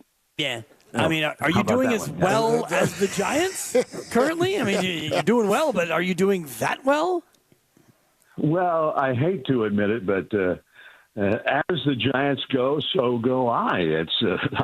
This has been like one of the great weeks I've had since I can remember. So, wow, I'm doing really well. Yes. Well, I mean, John, you're so good at the historical reference of where everything sits. So I wonder what kind of perspective you think of when you see something like this. 6 consecutive one-run victories. Well, I think that's maybe the Giants have never done that before. I've never seen a team, the Giants or otherwise, do it. I saw a note today that the Angels did it just 36 years ago, but and no big league team had done it since then until now. So I think at one point you think, well, there are some good breaks that go your way when you win any one-run game, or some breaks that went against you when you lose a one-run game. It's that kind of a game. A broken bat bloop can turn into a game-winning hit, or Wilmer Flores. And Wilmer has been just incredible this year at being the guy who gets the big hit. And we used the phrases about just trying to put the ball in play and get a ball into the outfield to get those runners home, that sort of thing. And then Wilmer did one last night that even for Wilmer was a little out of the ordinary, because he hardly hit one at all. He hit it so badly, so poorly, that he beat out an infield hit. And when's the last time he did that? Now, there's a good question. Yeah. It might be when it was like 12 or something, so. And I love how you work the StatCast. Kind of things you need. Yeah, and you work the StatCast into the broadcast, and that one was 49.3 off the bat, and it traveled 2 feet. So, I mean, those are the ones, like you're saying, that you definitely remember in the opposite direction. And I guess the real positive takeaway for me was Willy Adames maybe finding something that he hasn't had for the majority of the year. Well, I'd like to see it happen. I think, Willy, and he's a great guy, and he's a great guy in the clubhouse, and everybody loves him. But I think, he may have put a little too much pressure on himself to deliver. And even if he didn't actually do that, I think that it still comes out, because the thing goes deeper and deeper, and you're like, man, I've got all this money and I'm doing nothing. The fans gave me a great welcome, and I'm not driving anybody in, and I'm made some throwing errors, and just everything seems to be going bad. And who knows, it might be hard to sleep at night, and these things can trouble a player. So anyway, but I like to see him have some more success there at Coors Field, because it's a great place to have success when you're a hitter. And sometimes ills go away. I remember Rich Aurelia, he'd go have a little trip to Denver, and he'd be a new man for the next several weeks after that. And Pablo Sandoval, same thing. So hopefully it keeps up for him tonight and tomorrow in the afternoon game. And then they'll have a few guys who are rolling into L.A. on a hot streak on Friday. John Miller with us here on Willard and Dibs. John, I wonder if you could shed some light on something we were just discussing, because I don't know what they're going to do. Like, Justin Verlander comes back ready. Does he jump back into the rotation? And if so, who's out? Yeah, I think I know that they've discussed maybe even going with a 6-man rotation for a while. And if they're going to go with the 5-man, I think then you could well be talking about Kyle Harrison going back into the bullpen, give him an extra left, because that's another area where the Giants are a little bit short. They've only had the one lefty in the bullpen most of the year, Eric Miller, and that's when he first came up to the big leagues this year, was Kyle Harrison for the first time being a bullpen guy. So that would make sense. And, they'll need probably a little bullpen help when Verlander does come back, because he probably won't be ready to go 6-7 innings yet, at least the first couple of times out. So anyway, we'll see. But I think they'd like to get him back, because even though he kept, it was newsworthy, I guess, that he didn't have any wins. But we're in an era now where wins are kind of irrelevant for a starting pitcher. It's about how often does he give you 6 strong or 7 strong and keep you in the game. And after that, it's kind of out of his hands whether he gets a win or not. And he had some games where he not only should have gotten a win, but I think there were some relief pitchers that, because they love him, and he's a guy who holds such great respect in the clubhouse, that they might have even been trying a little bit too hard to secure those wins for him. So anyway, I think everybody's anxious to get him back. And he started the season, John, and I was looking at the numbers. He was maybe going to be the final pitcher ever to get to the 300-win plateau, and now having no wins through the first couple of months, it doesn't look like that he and not many people behind him will have a chance to get there. Do you think they'll ever change the qualifications? Maybe you only need to go 4 innings to get the win, or is the 300 club going to go the way of the dodo bird? Well, I think that that's been something that's been said for a long, long time, that we may not ever have another 300-game winner. And, when I was a kid, we had Juan Marichal, Gaylord Perry with the Giants, both on their way to the Hall of Fame. Sandy Koufax, Don Drysdale with the Dodgers. And these guys would make 40 starts a year. So, number one, they would start every 4th day and not every 5th day as they do now. And they might get 25 to 30 complete games every year. The idea was not to have to go to the bullpen. You only went to the bullpen for those guys, especially when they started showing signs of losing it. All of a sudden, he looks a little too tired. We better get somebody up in the bullpen. So a win was really not only coveted, but it was an important accomplishment that you were going out there to finish what you started. Earl Weaver once told me that he said, the best closer I ever had was Jim Palmer. And that was closing a 2-1 victory. There was no way he was going to give it up in the 8th and 9th innings. I wouldn't even think about going to the bullpen to relieve him, because he was finishing it and he was going to win it. So now a different time, different era. And now if you go 6 or 7, and let's face it, Logan Webb has become one of the not just top starters in Major League Baseball, but a guy who is a workhorse, and he might average 6 2/3, 6 1/3 innings a year, or per start for a year. So he'd give you 208 innings, 210 innings, and that's the workhorse. And it is in this era of baseball. But how many times does he give you the 9th inning? Not very often. And I think that's the best thing for him, the best thing for the team. And it's the same on every staff, on all the teams. So there's always stuff that is out of his control as to whether he gets that win or not. And I think the baseball writers, who are the ones who vote for the awards like the Cy Young Award, have done the right thing in terms of discounting wins for starters, because they're not as important as how well did the guy actually pitch. So, and the innings pitched are very critical to help keep the bullpen fresh. And that's a primary value of Logan Webb is that, the day after he pitches, most of the time, the bullpen is fresh and ready to go. They only may have gone a couple of innings in his stead the day he's out there. So anyway, it's just a whole different thing. So wins. I'm not banking on Verlander getting to 300 wins, and I don't think it will matter in the slightest in terms of how he gets voted into the Hall of Fame and when. John Miller with us, Willard Dibs. John, how do you see the Matt Chapman injury in terms of the Giants' ability to fill in for a presence like him, both in the lineup and in the field? Well, it's really cool to me that they have Casey Schmidt because, it wasn't so long ago that we were hearing about Casey Schmidt that, man, we have a young guy. And, Matt Chapman wasn't with the Giants. He was with the Blue Jays and before that with the A's and whatnot.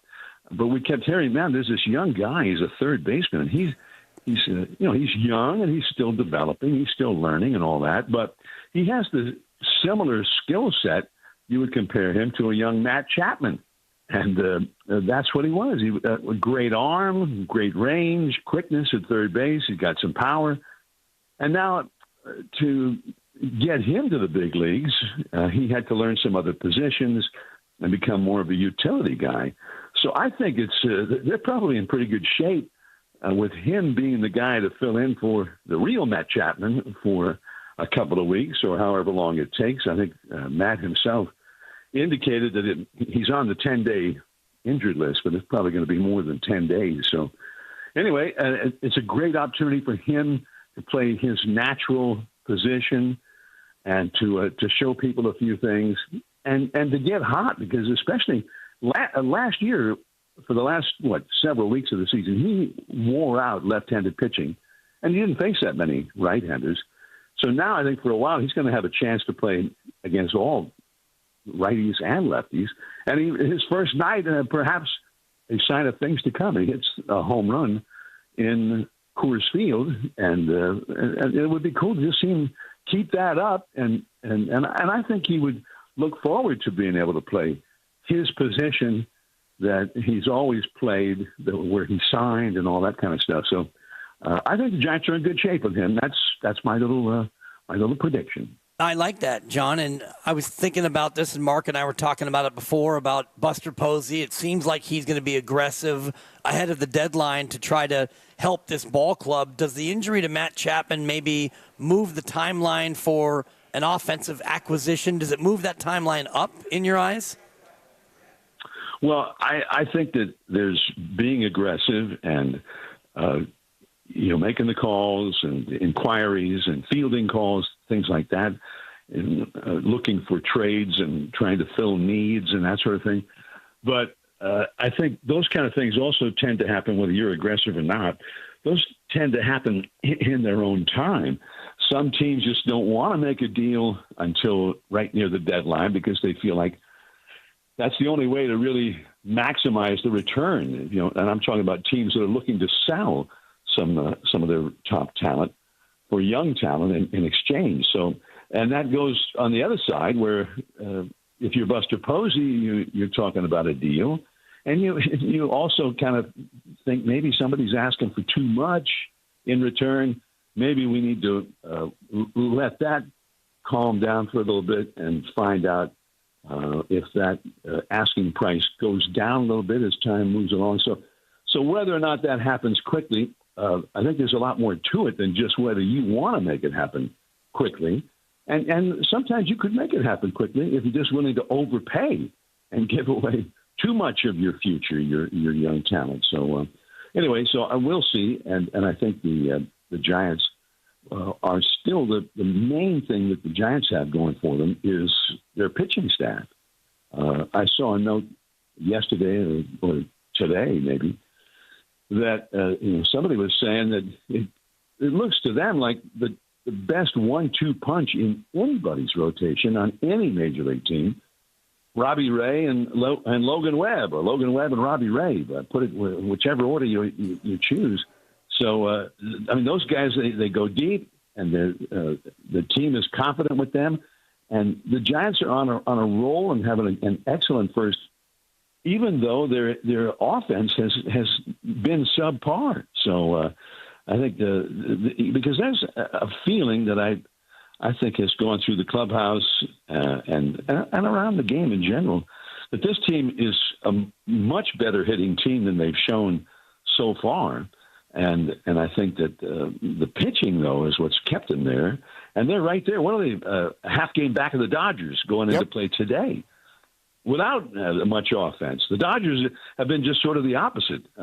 They're hoping that they get some injured pitchers back pretty soon and that their pitching picks up, because they have all kinds of offense, but their pitching has been really a sore point for them. And they had just so many guys who were hurt, so many injuries. So anyway, that's always kind of interesting. And sometimes in baseball, you go back over the years, you have a hard time. The team that hits the best is also a team that's a little suspect with their pitching, or vice versa. So that's why the Dodgers, I think everybody was unanimous that the Dodgers were the team to beat, because it looked like they had a little bit of all that plenty of offense, deep bullpen, some big-time starting pitchers, and yet, as deep as they are with starters and relievers, look how many of them are injured, right? It's incredible the number of injuries they've had. John Miller is with us, voice of the Giants on Willard and Dibs, 95.7 The Game. Yeah, I wonder kind of how you see that dynamic playing out. We always hear, and we know the Giants are built, pitching and defense is what wins in the postseason. But how far does that go, John? Like, I mean, obviously you got to be able to offer something offensively. So do you see the Giants as having enough, even though the pitching staff is clearly ready to roll? Well, I think the one thing that the Giants that we have seen from the Giants so far is that they're not quite half the lineup, but a very large chunk of the lineup is way below what their track record has been. I mean, Patrick Bailey has not been around that long, but he has been around long enough for us to see him hit and hit well. How many times did he hit cleanup last year or even the year before? A lot. Now, he maybe didn't keep that thing up that he kept going for the first half of the season offensively, but because he really wore out his rookie year, his second half, and he admitted as such. And then last year he went into an all-time slump, and at one point, what was it? He had 8 hits and 90 at bats or something in August and into September.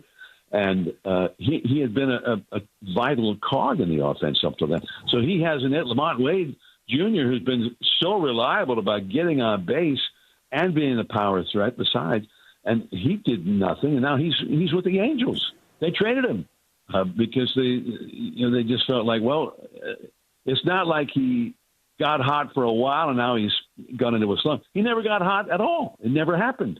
There were just some hard line drives occasionally where you thought, well, he's hitting into some bad luck, but he's starting to make hard contact. But that's about it. So there were several of those guys that were not hitting at all, and then of course Willy Adames is sort of at the top of that list. So I think that's something where you think these guys they've all shown that they can do a way better than what they have done. Tyler Fitzgerald, he had a hot stretch just before he got hurt, and then he went on the injured list, and he has not been driving in runs. And the best hits for him are like the Wilmer Flores hit last night. If he hardly hits it at all because he got great speed, and I think half the hits he's had since he came back have been hit very soft. What did you say? 49.3 miles per hour last night. The number, yeah, that's been a prime time kind of a contact for Fitzgerald since he got back. So these are all guys I think that have a lot more to show offensively than what they have up till now. Yastrzemski went 5 weeks without an RBI. What? Are you kidding me? Well, he was like one of the guys carrying the team all through the whole month of April. and he had like a 400 on base average. He was hitting the homers and knocking in runs, and then he didn't knock in a run for 5 weeks from May the 4th until just a few days ago. So, and now all of a sudden he's looking like himself again. So there's been some bizarre things that have been going on, and I don't anticipate that it's going to have all of those guys for the rest of the season. I think they're all about going to show the same things they've been showing us in the past. Well, thanks to you, John, I now geek out on StatCast around the clock, and just a little more on that Wilmer Flores moonshot, negative 72-degree launch angle, and the hit distance was 2 feet. Well, that's the 2 feet off the bat until it hit the ground. And eventually, I think it eventually traveled some 50, 38 feet. Exactly. And then, way out there. Wilmer picking him up and putting him down that first base line. That's right. And that's the tying run. That was the tying run that he knocked in, right? So expected batting average on that, 160. Yeah, you got me all over these numbers, He may not get another one of those the whole year. Yeah, right. That may be the only one he gets all year. John, just wonderful to have you, man. What a treat. Thank you for doing it. We look forward to the next one already. And the Dodgers beat the Padres. Yep. And so now the Dodgers don't play again until the Giants get there. Is that it on Friday? That is an accurate statement. Crazy. Yep. How they write this schedule, but and the Giants need to beat let's face it, the Rockies, and the Rockies feel like they should have won last night. And I watched that ninth inning, because I'm on assignment right now. Yes. As soon as I heard that you guys wanted me on your show, I said, okay, well, I'm not going to Denver then. I'm just watching it on TV, and so I can do this. Yeah. This was the assignment. So you got an A on the assignment. Beautiful. And but they had some great, and they're not official at bats. When you get a walk, it's not an at bat. But I thought those walks they got to set up that inning, those were gritty, determined at bat. Nobody was swinging at bad balls, and they picked up this guy's start because that guy had a lot of success for the Rockies. It's Agnos, and yet they coaxed 3 walks out of him, and that's how they set it up. So, and hey, let's face it, if he'd thrown more strikes, it's Coors Field. They might have done a lot more hitting in that inning, but I just was really excited to see the way they do it because it was against that bullpen, and the bullpen had shut them down until that ninth inning. Right. It looked like there was nothing there for them last night, and all of a sudden they get 4 in the ninth. So pretty cool to see, and I wouldn't mind if they went ahead and won the game tonight by, 2 runs or 3. Whoa! I wouldn't mind to see Let's that not get streak greedy. ended, Whoa! Yeah, that's a lot of runs, John. Jeez. We'll see. No, it's a crazy run and fun to chat it up with you about all of it, John. Thank you so much. Hey, we're getting toward mid-season. The pennant races are taking shape, and it's a pretty good pennant race going on in the National League West so far. I'm kind of into it. So it's thanks for very having me good. on. Yep. No, thank you, Thanks, John. We appreciate it. There he is, voice of the Giants, John Miller. We'll react to that. Diamador Lenore is right around the corner. We are live at Laughing Monk. We're brought to you by Fremont Bank. Here for you, here for good. This is Willard Dibs.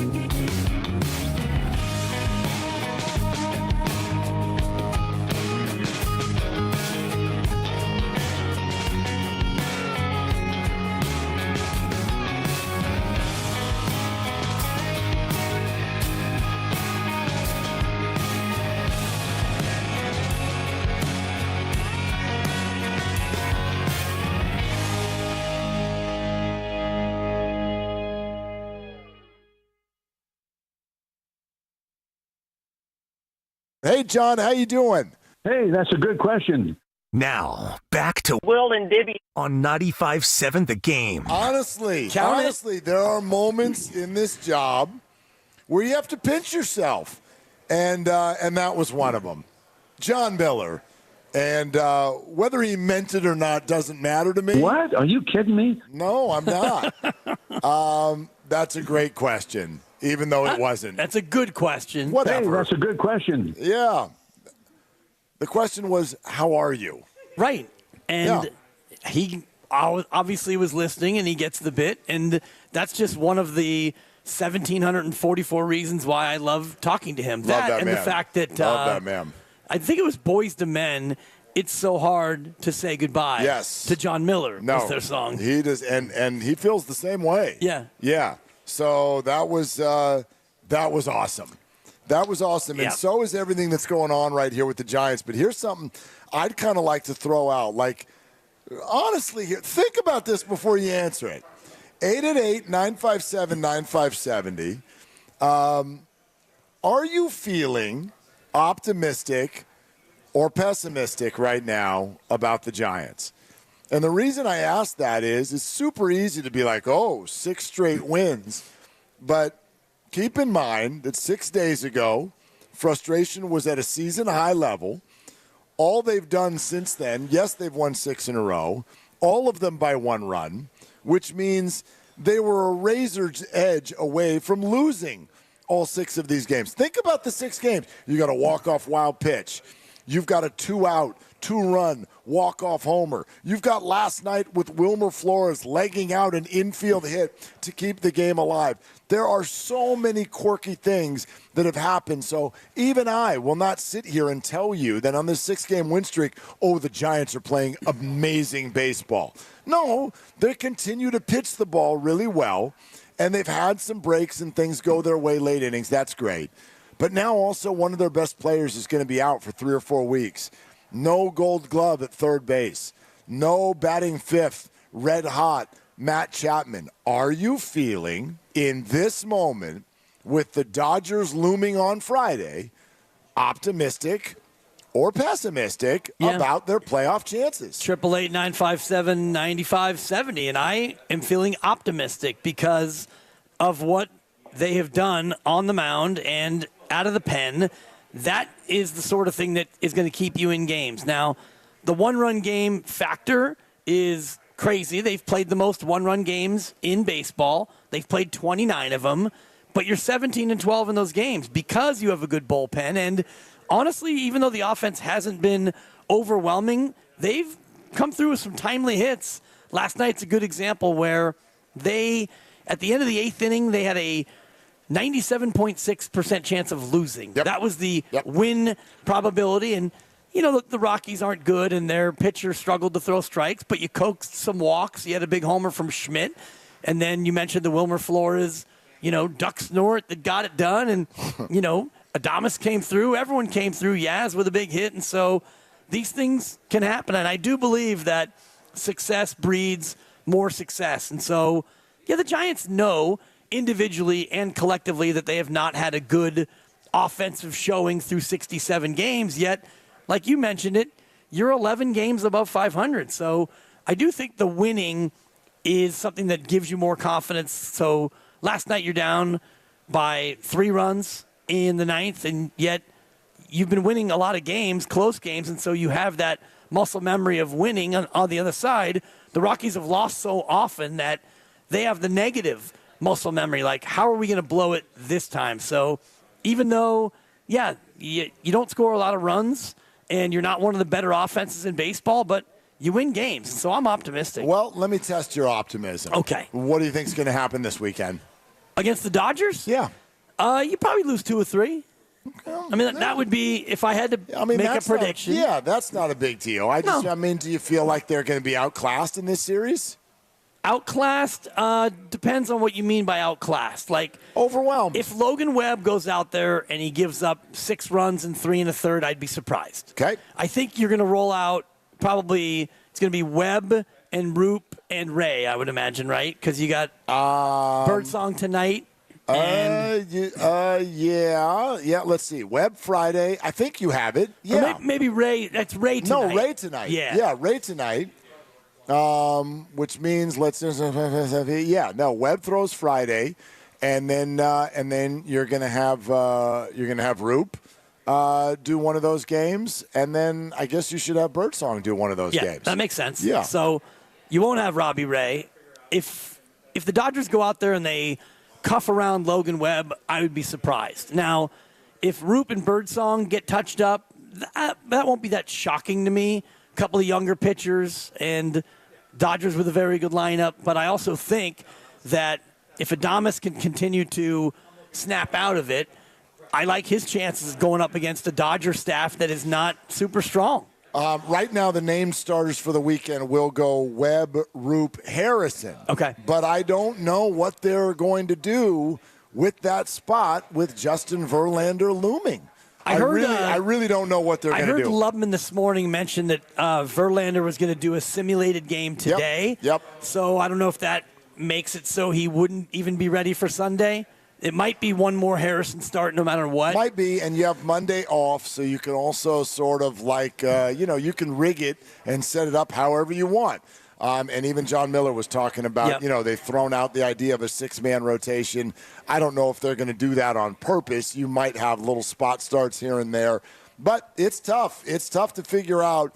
Verlander's never gone out of the bullpen in his life, and Kyle Harrison, until this year, has never gone out of the bullpen in his life. It's a much shorter life than Justin Verlander so far. But look, sure, they brought in Verlander to start. Harrison, they're planning on him being a starter for a long time in this organization. I don't know how you play this one this year. This is one of those good problems to have that usually works itself out. But by next week, I don't know if it's going to work itself out. Yeah, and John made a good point, too, about the paucity of left-handed arms in the bullpen. Yep. Only Eric Miller is present there, throwing from the left side. So I do think that plays into it as well. Where What? Are you kidding me? If you do go to Harrison in the pen, you at least have a second lefty. And it's something that is less important now that you have to have the three batters. You can't just bring in the lefty for one batter, but nice to have a different approach out of the pen with a lefty. And I think that Harrison's stuff right now, with his lack of pitch mix, I think it plays better in a shorter stint out of the bullpen. Here's where I throw all the optimism and pessimism stuff at you, though. Like, I honestly think, in a way, we're being coached. You know what I mean? Like, we don't know to not be optimistic because they're 39-28. You can't look at that record and feel any sort of pessimism. But if you do want to dive in to the actual facts that surround this team, like I said off the top of the show, I don't even know how to be a Debbie Downer, but by no stretch can I look at this current situation and say, yeah, the Giants are in good shape. This is not the most sustainable method. Let's get late into the games of a close game and win by one run every single time. Let's now do it without our stalwart on defense and to a degree offense, not with the team the next few weeks. And we're going up against teams like the Dodgers, like the Red Sox next weekend, what have you. This is going to be difficult. The pitching staff plays, so I have no doubt about it that the Giants are going to continue to win probably more games than they lose. And because of the way this first half is playing out, that might be enough to kind of get them into the postseason picture at some point. But with all of that said, I can't lay claim to, hey, Dodger fan, like, would you call your buddy who's a Dodger fan and start talking smack? Oh, we're going to take you this weekend. Wait till you see what we do. Wait till you see our 3-2 wins. Wait till you see the ball off the end of the bat that'll flail over the first baseman's head in the top of the ninth inning to give us a 3-2 lead with a runner on third who walked and then went to second on a wild pitch and went to third on a grounder to second. I don't know, man. Yeah. That's what I'm looking for from the Giants. I'm looking for a little bit more swagger. I get it, but I don't think that you're going to receive that feeling because this team is not built for swagger. You don't have a real threat at the plate, somebody who you're just going to have the other team really be worried about. You've got some good professional hitters. Chapman was getting hot before he got hurt. Adames is better than what he's shown, but by and large, you're not built to have this vaunted lineup. You just don't have that threat. Elliot Ramos is probably the closest to it, a guy who if you make a mistake, he might put it 430 somewhere with a loud thump, and he's really the only at-bat in the lineup, I think, that has that swag factor. Yet it's a team that can just, not necessarily punch and Judy, but you can get it done in different sorts of ways. And another reason why I'm optimistic, Mark, is I'm looking at some of their recent losses, and these are losses that aren't bad beats per se, like, oh, the other team got lucky, but going backward, they gave up 3 runs and lost, 1 run and lost, 1 run and lost, 4 and lost, 3 and lost, 3 and lost, 3 and lost. So these are losses where, you're kind of getting it the other way now, where you're getting the wins in a similar way to where you were losing those games. You know what I mean? Yeah, no doubt. First and foremost, you are listening to 95.7 The Game, KGMZ FM and HD1 San Francisco and Odyssey Sports Station, in the home of the Golden State Warriors and Valkyries, always live on the free Odyssey app. Coming to you live from the Laughing Monk Studios, and we're at Laughing Monk Brewing in Sunnyvale. We went to Niners minicamp today, and in our 5 o'clock hour, we're going to be all over the map. And I mean that in a good way. Giants are on a 6-game streak. We went to minicamp today. NBA Finals Game 3. Coming up here. It's pivotal. But no, it's not pivotal, but it's big. It's big. This is a big game. Is it a must-win for Indiana? I'm not going to call it a must-win, but I would say that if you are a believer that the Pacers actually have a realistic chance to go all the way to the end here, they probably have to win tonight. I won't rule it out, but let's just say if they're truly here, not just for a good showing, if they're truly in it to win it, they win tonight. They win tonight. The energy in the building will be absolutely through the roof. They've got an answer to last game that they need to give, and if they're truly in it to win it, they'll win tonight. Even if they then go out and lose Game 4. Absolutely. Yeah. Absolutely. That's not an easy path for them at all. But if you lose tonight, it kind of up a creek. Yeah. You're kind of up a creek a little bit if you lose tonight.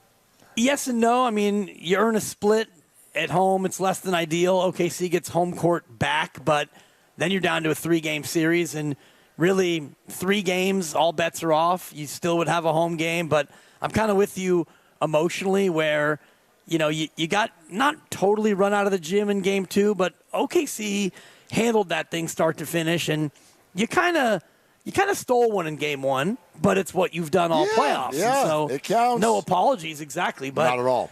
I think if you're a Pacer fan, you're looking for them to come out and look to be as good, if not a little bit better than OKC, take the lead, control the game, win the game. Agreed. I think the X's and O's need to look good for the Pacers tonight. Yeah. Because so far in the series, they haven't. You know what I mean? Yes, they stole one, but it didn't look great for the majority of the game. OKC outplayed them for the majority of the game. Would love to see them come out and outplay the Thunder for a period of time.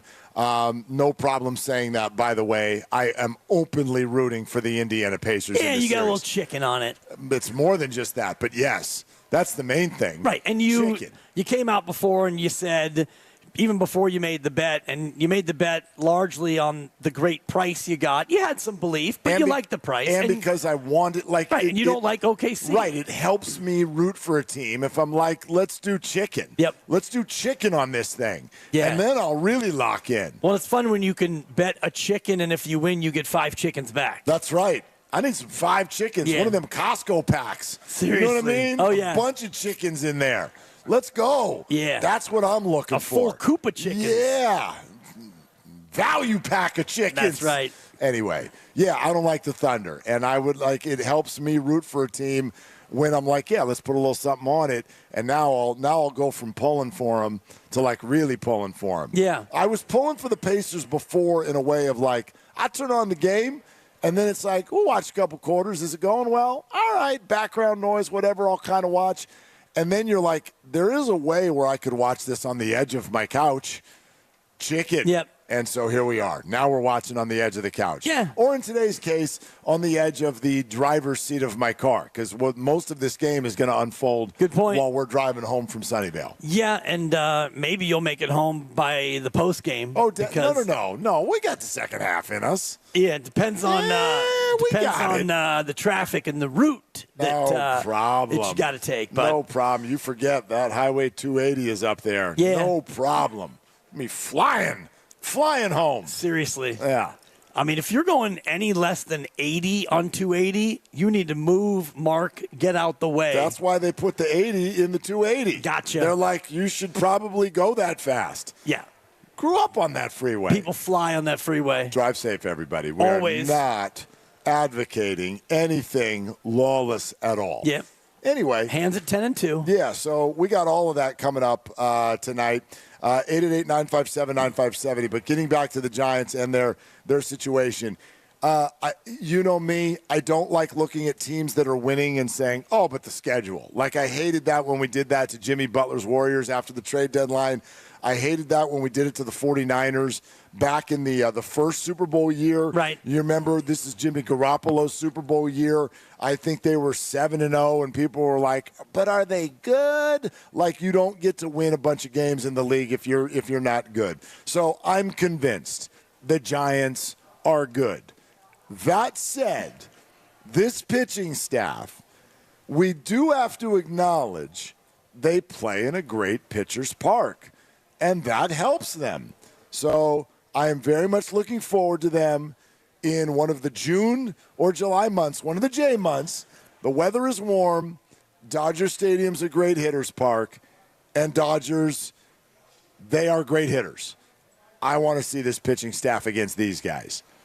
And if they can do these 3 games in, say, 10 runs or less, then I'll be really impressed. Yeah. Really impressed if they can do that. That's an interesting number because I think the Dodgers average 5 runs a game. Uh-huh. So, you're asking for not a ton, but you're asking for a lot, especially like you said, in a pretty hitter-friendly ballpark, and you're only throwing 1 or 2 aces. So that's where my optimism would be a little shaken, not shattered, but shaken, if they get to Logan Webb and they touch him up for a big number in the opener, because this Giant team is number 1 in baseball in ground balls to fly balls given up. They give up a lot of ground balls. Logan Webb is the king of the sinker. That's a good thing. Yeah, and so, Logan Webb, if he's in control and has his command, you're not going to give up a lot of home runs usually because he keeps the ball down, and so you make the Dodgers beat you with 2 and 3 hits at a time, and Logan's been great at limiting damage. Yeah. So that's the one that would shake me. This lineup's a little bit different. It is. It's a little bit different. It hits different. Yeah, literally. No doubt. Shohei Ohtani doesn't hit, feels like a whole lot of ground balls. Yeah. 5.53 runs a game, and that's not including today. I didn't see how many they put up, but they're number 2 in baseball. They put up 5. There you go. Yeah. So that average goes down. Yeah. But still, you're looking to hold them to 10, and normally in a 3-game set, they'd get 16. I say 10 as, again, not like the benchmark, but that would be really impressive. Oh, yeah. If you are one of the best pitching staffs in baseball, if you can go in there and hold them to 10 or less, that's incredible. I'm not saying if they give up 12 that it's like, oh, you guys suck. Right. You've been exposed, any of those things. But if you could hold them, hell, I'd even extend it to almost 11 or 12. If you can hold them to 4 runs per game or less, you got to take that as a win. And as a lineup, you got to be able to go score 5 runs a time or two and win a couple of those games. And the Dodgers pitching staff is not that good. And so, you got to be able to do that. I don't know if this Giants team right now is capable of that, but that's what it's going to take to beat this team. So, anyway, there is a little bit of that, the measuring stick idea when you go into this one this weekend. No doubt. And, the Dodgers, great offense. And then around the corner, you've got Boston. They're 5th in baseball in runs per game. You got Philly coming up. They're a top 10 offense. And Cleveland, not so much. Miami, not as much offensively, but Cleveland's a good team. So you're coming up to a bit of a gauntlet and it starts with the Dodgers, but I look at these next 2 games and think these are not musts, but if you can go into L.A. with an 8-game win streak, 13 above 500, then it's a little bit less pressurized to go out there and, take care of business against L.A. If you go in there having swept Colorado, not that you want to get swept, but you feel good no matter what happens down in L.A., I think, based on what you've built up. I think that's fair. I just saw this come across today in The Athletic.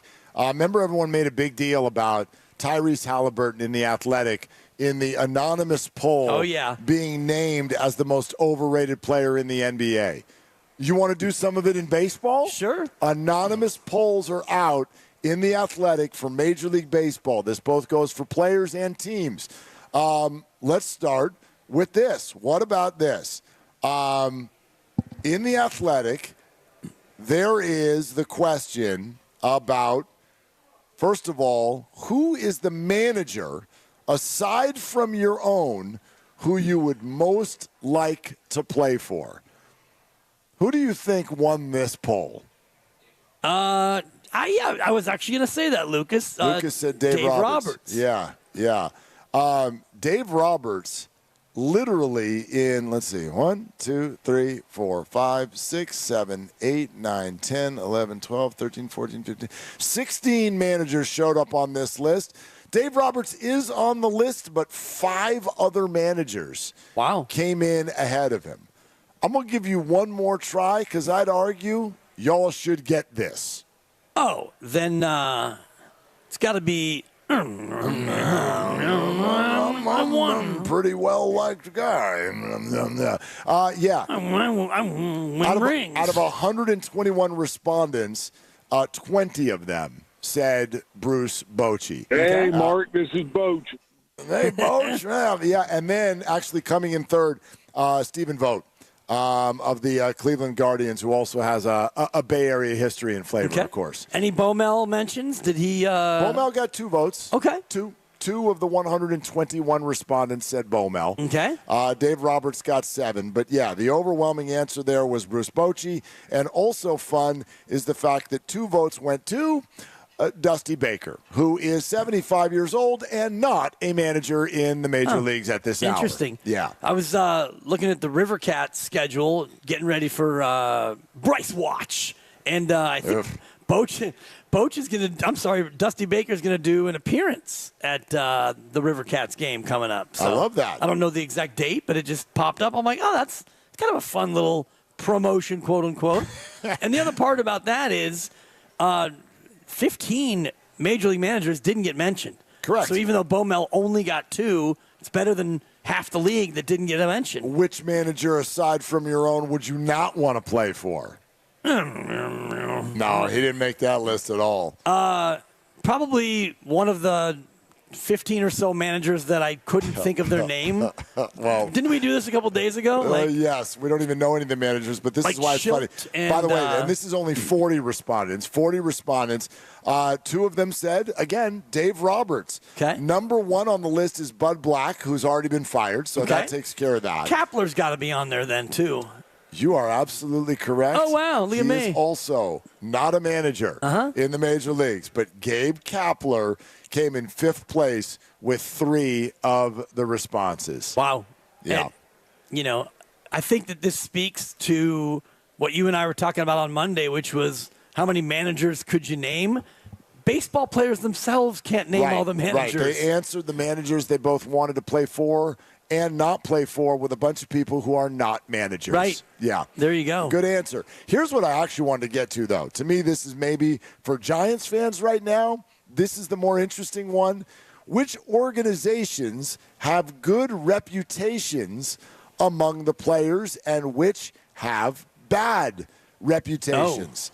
So 126 respondents said, name a team that has a really good reputation with you. Who do you think comes in first? The Yankees. They came in second. Oh, wow. One more guess? The Dodgers. Of course. Of course, those are the top 2. Because they spend the most money. In fact, 122 responses came toward the Dodgers and the Yankees. But where do you think the Giants land on this list? I would say that they have more good rep than bad rep, and they're slightly above the average. I would say a little bit more than slightly above the average. Okay. They are 1, 2, 3, 4, 5, 6, 7, 8, 9, 10, 12th. 12th in good rep. 12th in terms of good reputation. Only one player listed them on the bad side. Jock Peterson. Yeah, but I bet you can immediately come up with the organization that came up first and foremost as far as having a bad reputation. Probably one of those, like the Miami Marlins would be my guess. They're down there, but come on, man. Come on, man. The come Rockies? on, man. Come on, man. Come on. You can do it. Huh. I Put know your you back can do into it. it. Put your back into it. Bad reputation.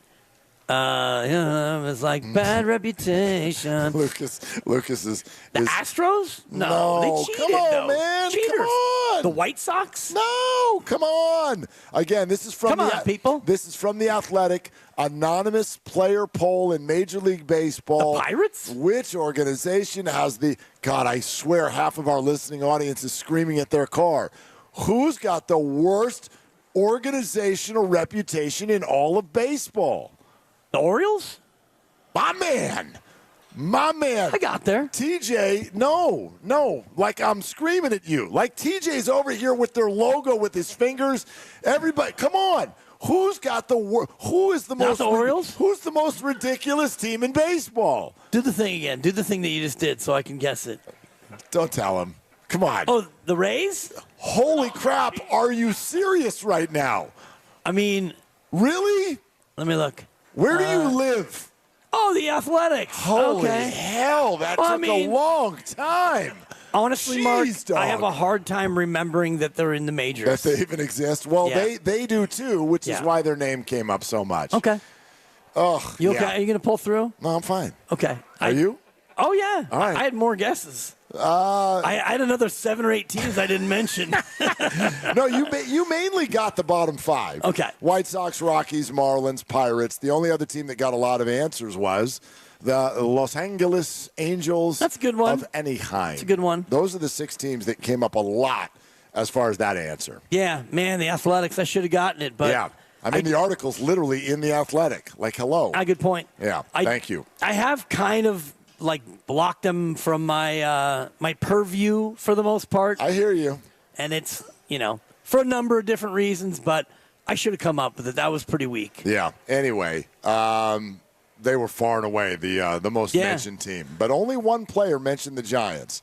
And we'll have to do some more digging to find out if that was A.J. Pierzynski or not. Yeah, I thought Jock Peterson would be a candidate, but maybe Jock Peterson. And I mean, if you talk about the Giants' organizational reputation, I don't know what the knock would be. Like, the knocks on the Giants would be the ballpark, and if you don't like certain aspects of the city. And if that's is that even a knock, right? I That's mean, my sure, point, yeah. if you're a home run hitter, I guess maybe, but that's not a knock on the organization. Yeah, that's my point. Yeah. Like, the ballpark is splendid, and, the front office is one that tries and they spend, and it seems like from a player standpoint, they do things in a first-class way. You don't always win, and if I'm a player and I'm looking at a team that has a bad reputation, I would think about the Athletics. The field is literally a minor league field. You don't spend money. You don't treat your people right. And you do everything in a third-rate way. Well, you know what's popping in my head right now? And just for those of you who don't know, we're at Laughing Monk in Sunnyvale, partially because we spent the day at 49ers minicamp. And one of the questions that was asked, Robert Saleh, the defensive coordinator, he spoke post-practice in the facility. And one of the questions that was asked to him was about Kyle Shanahan and sort of his communication efforts and the way that he is received and viewed within the building. And the answer, I think, might surprise a lot of fans. And I get it. I'm not asking for fans to know anything about the way Kyle communicates because you don't work for the 49ers. Kyle doesn't communicate with us. When he does communicate with the media, it's in front of a podium, and Kyle often looks like he doesn't want to be there. And the reason for that is because he doesn't. right? That's the truth with a lot. So I do think there is probably a building misperception to a certain degree. You also bake in the fact that fans maybe don't care about that stuff. They want wins, losses. You've lost the lead in 2 Super Bowl fourth quarters. Therefore, I'm going to brand you with XYZ. But in bringing up this exact poll that we just talked about with the Giants, loop the 49ers in too. And I find it fascinating that what I often hear as far as a reputation out in the world from our listeners, from our friends, our fans, your thought on the Giants and the 49ers is kind of not shared inside the actual leagues. Like Kyle Shanahan is loved. Yeah. He is uber respected. The Giants are seen as a very, very positive organization by players and agents. And I think that a lot of times, even the fans of those teams, they don't have that kind of confidence that that's where their organization stands. I think a lot of that stems from, in the case of the 49ers, from a lack of success. And by success, I mean winning the ultimate game, the last game of the year, the Super Bowl. But if you look at the 49ers, certainly of recent vintage, they're almost always good. And this past year they weren't, 6-11, yeah. But you come back this year and the expectations are right back up. I think about teams in the NFL, organizations, franchises that would probably be on the bad reputation list. A team like Cleveland, a team that's never good. Cleveland's never good. They're constantly cycling through quarterbacks and head coaches, and the Bears are kind of similar. The Bears go a long time without being good, and they change out their coach all the time. So if you're a player in the NFL and you're looking for a stable organization, you're looking for a team like the Niners where the GM has been there now a long time, the coach has too, ownership is, seems to be supporting their players with contracts. Some contracts you may think as a fan are too big, but if you're a player and you see Brock Purdy get $53 million average annual and you're a player around the league, you're thinking, yeah, they took care of their guy. Same thing with Ayuk and same thing with George Kittle and Fred Warner and Nick Bosa. And so if you're a player outside looking at that organization, I don't know how you can think other than that's a team that if they draft a guy they like, they pay him. The defensive coordinator, Robert Saleh, we referenced what he said about Kyle Shanahan. We've actually got those comments when he was asked about coming back and working with the same group a second time. He expects things done a certain way like everyone else does. And, just working with him for so long now, I can, differentiate the tone, if that makes sense, when he gets upset, which is expected. And having been in the chair, I could see why he can get annoyed every once in a while. But he's elite in that regard. He's elite with the players. He's elite with the coaching staff, and he just does a really good job of letting you know why he wants things done. It's just not barking and having you do things. Everybody in the building knows what their role is. They know why their role is what it is, and they know exactly why they're doing things. So, you'd be hard pressed to find somebody as good as him. Yeah, I mean, you'll say, I know a lot of people, oh, this is coach speak. What else are they going to say publicly? But part of the conversation you're about to hear with Diamado Lenore, who came on with us earlier today, that question kind of came up. We wanted a reaction from him about what Robert said, and it was almost as if he didn't understand why the hell we were even asking. It's like, what are you talking about? Are there people out there who don't like Kyle? We love Kyle. Yeah. We love Kyle Shanahan. Love Kyle Shanahan. Yeah, that's the only answer I've ever heard from people who play for the 49ers. And what's not to love if you're inside the building? The guy usually gives you a great chance to win and stuff. And stuff, yes. Ever since he took over, they went from worst roster in football to a much better roster to the Super Bowl twice and championship game another time. So for the most part, you're competitive and you're in the mix. And like I said, the organization supports its players, and Diamado Lenore is another one. You draft him, he's good. He got $88 million. Not fully guaranteed, but he got paid. Yes, he did. So, organizationally, that's what you want. If you're a player, you want to get drafted, do well, and get rewarded. And that's what's happened here. Let's hear from him, in fact. As mentioned, Diamador Lenore came on with us earlier today live from Laughing Monk. We want to let you hear the thing in its entirety, and so here it is. River Island's guest line, let's welcome him in. Very, very much appreciate you giving us a call. Diamador Lenore, star cornerback for the Niners. Diamador, thanks for coming on. Demo, how you doing? I'm doing good. Thank you for having me. No, thanks for doing it. Where were you today, man? How come you're not out there right now? I had to just, get my body right. Body maintenance. Body maintenance. I like it. Yeah, what's going on? How you feeling? What are you working on? I'm feeling good. Just wanted a vet days, Those are good days. Rewarded the vet days. Yeah. You got to love the vet days. And now that you're kind of in that vet spot where, you and Renardo Green starting corners, you're kind of the dude now. Does that put a little extra pressure on you going into the season? None at all. I feel like my first, the only pressure I ever had was just to make the team when I first got here. I feel like after that, I didn't, built the confidence within myself to believe I can do it every year consistently.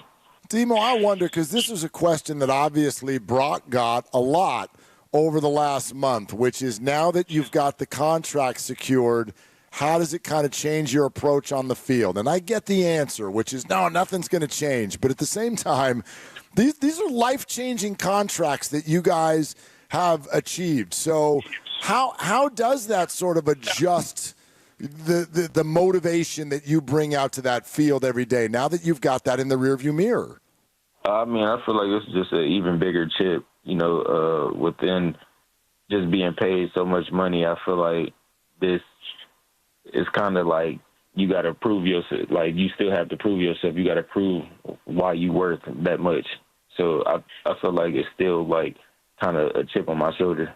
Yeah, and you got a new coordinator in town, Robert Saleh, who left right before you came to the 49ers. What have you heard from the guys who were here before about the system, and what do you like about what Coach is bringing to the defense?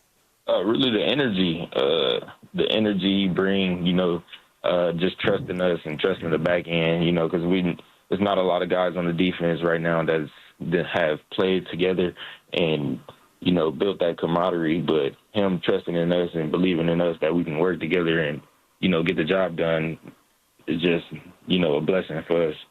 Diamador Lenore is joining us here on Willard and Dibs. Demo, I also wonder, with Charvarius moving on, what does that sort of set up for you in terms of how the DB room kind of works? Does your role change a little bit? Do you take on more responsibility?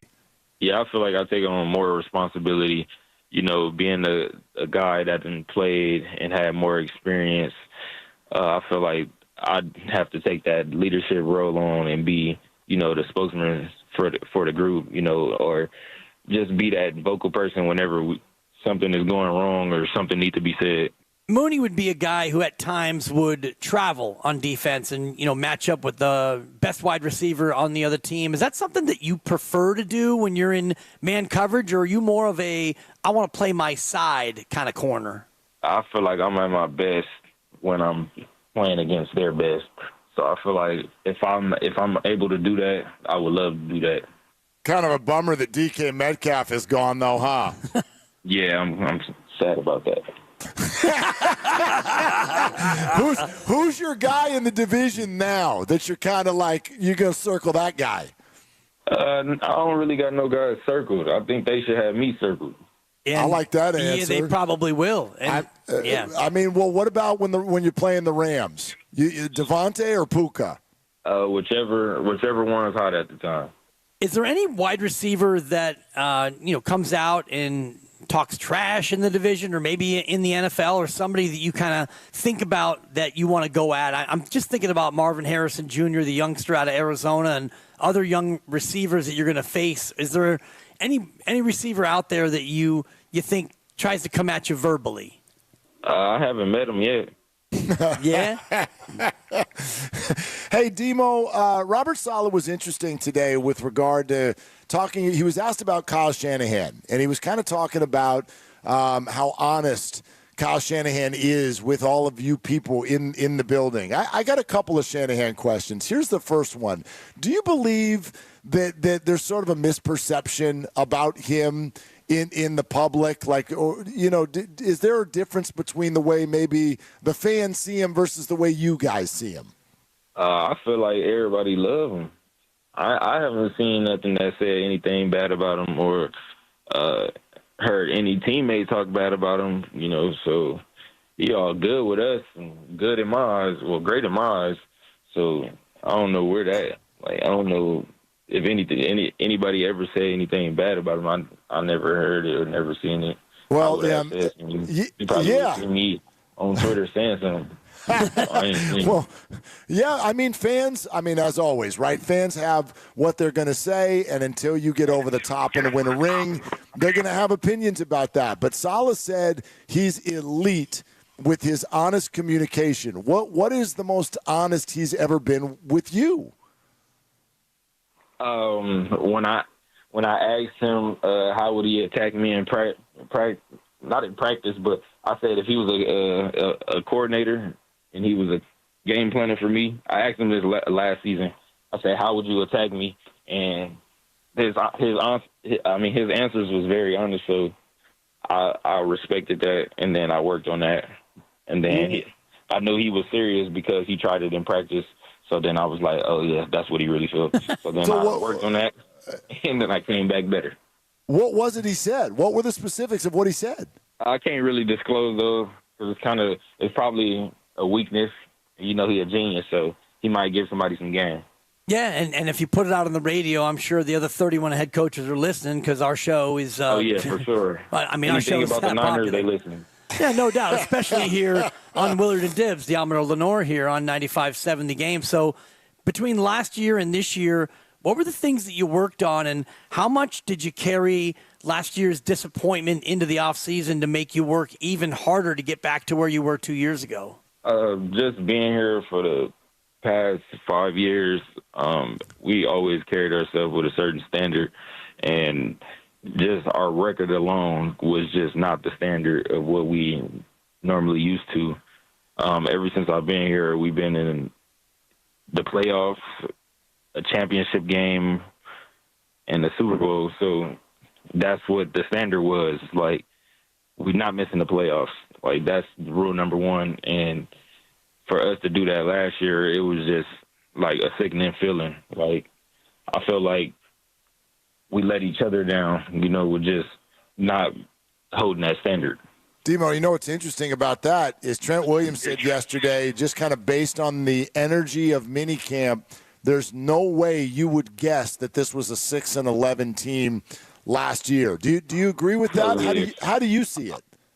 I wholeheartedly agree with that. I was talking with Coach Bullock the other day at practice, and I was telling him I was proud of our group. How far we came with guys like Luter, Jalen Mahoney, Chase Lucas, like practice squad guys that has bought in and learned how we do things here, and just been excelling and always getting better. So OTAs and minicamp are in the rearview mirror, and you got about 5 or 6 weeks until actual training camp. So what does Demo do between now and then? Is there a little vacation, or is it just all work for you? Just really sharpening my tools. I'm going in to play corner and to be the CB1, and I got to play 60 minutes, combative football, and I got to be ready and prepared. Demo, before you go, Pro Football Focus ranked you as the 23rd best cornerback in the league. What is your reaction to that? It was funny. To say that when I ain't gave up a touchdown in 3 years, it's crazy. But, the rankings really don't matter to me because I was drafted in the 5th round, so I was already ranked. I was already ranked lower than everybody. So that really don't matter. It's just about who show up on Sunday, and I'm betting on myself again that I'm going to show up every Sunday, and we're going to revisit this 23rd ranking or whatever they said, and we just going to see who get the last laugh. So what if instead of going to PFF.com for the rankings, we went to DiamadorLenore.com? What would the ranking be there? 1, no doubt. Okay. Yeah. No doubt. May have to change that uniform number from 2 to 1. Am I right? Something. It got to be. Demo, thanks so much for hopping on for a few minutes. We're looking forward to seeing you in about a month or so. Yes, sir. Appreciate you. Okay, there he is. Diamador Lenore joining us here on Willard Dibs 95.7 The Game after a day out at Niners minicamp. I'm trying to figure out how to sort of accurately summarize for everybody what it was like out there. There are definitely question marks everywhere. There are definitely question marks. And I'm sure some of them will have good thumbs-up answers, and then others won't. Like who's going to step forward opposite Nick Bosa, and do they have enough at the wide receiver position? All of those things are fair. I don't think it's a team that's going to, is at least prepared in this moment to go out there and just completely dominate. That said, there's a lot of talent on that field. I have a huge amount of faith in that coaching staff, as you know, especially with Saleh coming back. And then what everyone keeps going back to is that schedule.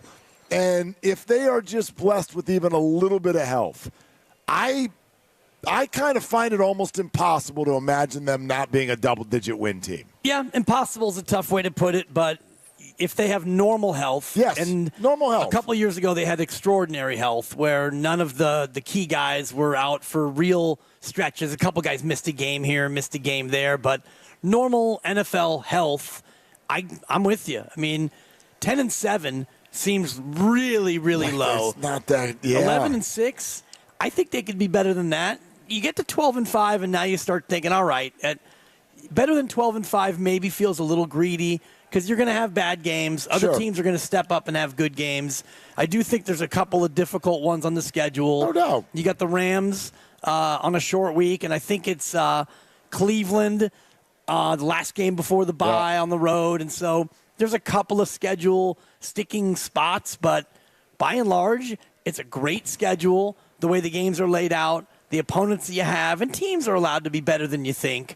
But when you look at some of the other last-place teams that you're going to face, and you get both South divisions, which are probably the 2 worst divisions of the 8. There's no question. So 80 or 17 games are against the 2 worst divisions. Yeah. I mean, you have to deal with the Texans and the Bucks and maybe, I guess, the Falcons. But, again, the quarterbacks who will get thrown at you from the New Orleans Saints, the Carolina Panthers, the Tennessee Titans, the Indianapolis Colts, even if they may be good someday, they just don't have that much to throw at you. And so if Saleh is able to find any sort of answer at all at the positions of need on that side of the ball, I have a hard time feeling like any of these teams are going to come in and light up the scoreboard against the Niners. Agreed. And one thing that Robert Saleh mentioned today, a name that I was just thinking about on the drive over here,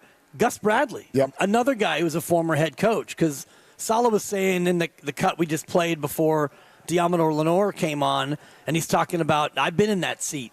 And so he knows how hard it is to communicate and how well Kyle does at it. And Gus Bradley's been in that seat as well. He was in Jacksonville a few lifetimes ago. And so the roster, a lot of turnover. We don't yet know how the new guys are going to fit in, but the coaching staff, a big turnover. And you got a new special teams coordinator, and you've got a new defensive coordinator and a new assistant defensive coordinator, both of whom are former head coaches. So I can't help but think that the coaching staff itself is going to be better. Well, and I also think we should pass this along to everybody. Not that you can just openly tell, but you know how, sometimes, and I bet this happens sometimes, don't take this the wrong way. This is true for everybody. When you get home from work, when you walk in the house, you can kind of feel how it's going. Is there tension in the room? Is everybody really happy to see you? Is everyone tired? I don't know what's going on, but you can feel it. Oh, yeah. And they can feel it on you. It happens every time. I'll walk in and the kids, it's like, oh, how's your day? Or they may do it today. How was Niners camp? Or sometimes I walk in and they're like, oh, Dad, are you okay? Because they can see the fatigue or whatever on my face, because I've been talking to you for 4 hours. Yeah, it's exhausting. It just absolutely wears you out, right? Walking into the Niner facility today after everyone has gone, hey, good vibes, good vibes, good vibes. You walk in and I went, oh, and I can't speak to vibes, but I can say this, drama-free.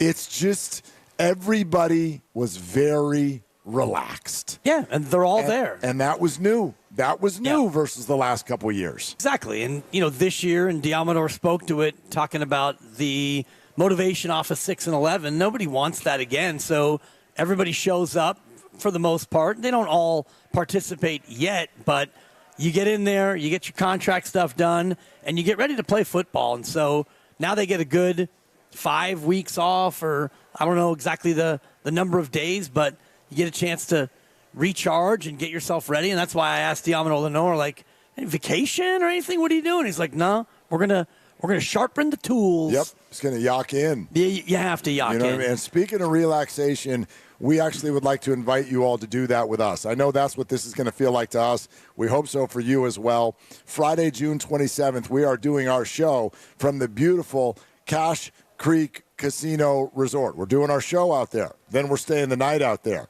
Then we're golfing the next day. Would you and a guest like to do that with us? If you're nodding your head, here's what you need to do. You need to be listening both tomorrow and Friday for your chance to win. Again, this is an overnight stay at Cache Creek and then a round of golf with us at Cache Creek. You and a guest, us and a guest, 2 different foursomes out there playing golf on Saturday morning, June 28th, after a night inside Cache Creek Casino Resort on Friday, June 27th. We're really looking forward to that. We can't wait to see you out there if you're one of the big winners. Again, tune in tomorrow and Friday for your chance to win. 888-957-9570 is the number, and this is Willard and Dibs. And this is Willard for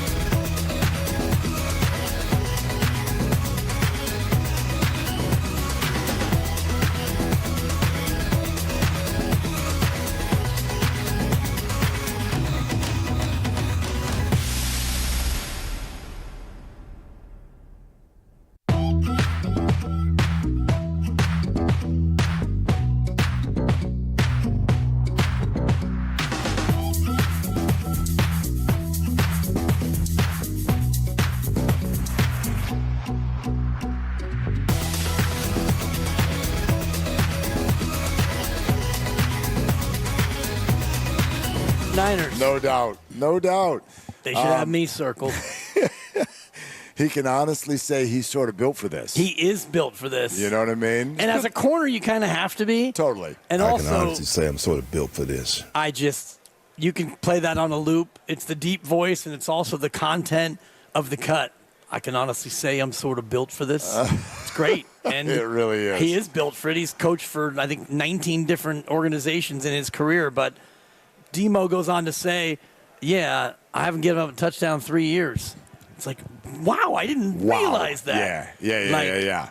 That's pretty good. He's fantastic. So when you're a corner, you kind of have to have that swagger, but then you back it up with that stat. It's like, okay, Demo. Well, you have to be a nut because all of the rules are set for you to fail. Right. All of them. You get 5 yards to touch a guy. Right.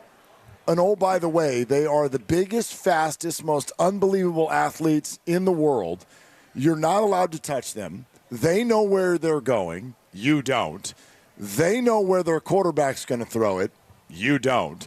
And the whole NFL has set up the rules so that if anything kind of goes wrong in this whole process, it's your fault. Right.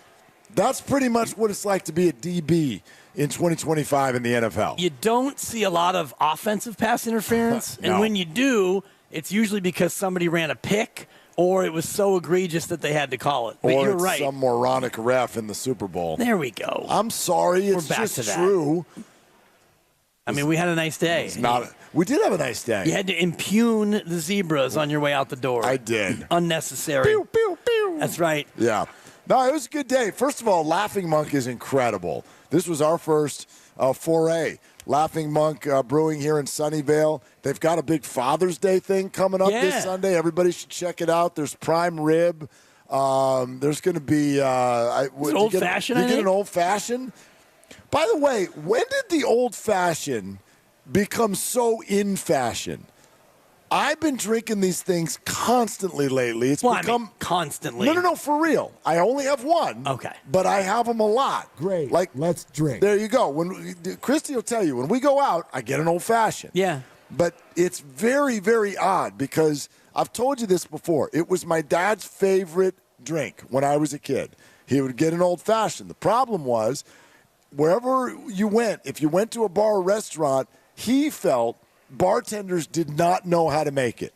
If you ordered an old-fashioned, the first thing you'd see is some kid named Jim turn around and look for that little bar book that's over there by the register. And they'd have to read about how to make this drink. What is in this drink of yours? Well, it's a bourbon drink. Yeah, it's got the oranges. I don't, like the ones I make at home, I cheat because the authentic way to make them takes a little bit of time. Gotcha. I buy this mixer where you're just like bourbon, bang, orange slice, old-fashioned. Let's drink. Done, okay. Not a real old-fashioned, but I'm not a real drinker, I get so it's that. okay.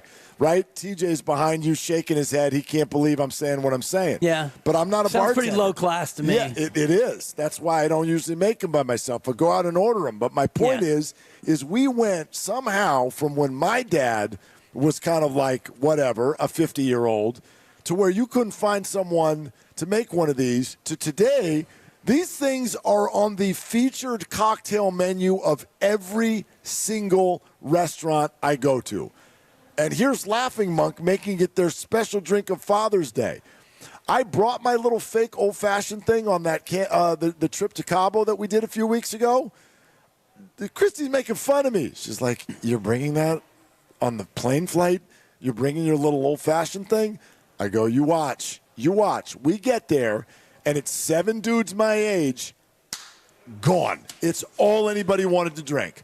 Old-fashions. Yeah. When did that happen? Well, I'm just looking at something from Toast Tab, the 10 most popular alcoholic drinks at a bar, and old-fashioned is on there. There you go. And the other one that's made a rally is the martini. Oh, I thought you were going to say the Manhattan. No, the Manhattan is on here. The Manhattan's on there, too. Along with margarita, tried and true. Well, that's... Although a friend of mine, their version of a margarita is to open like that pre-mixed jar, glug, glug, glug over ice. That's and that's going to be a no from me.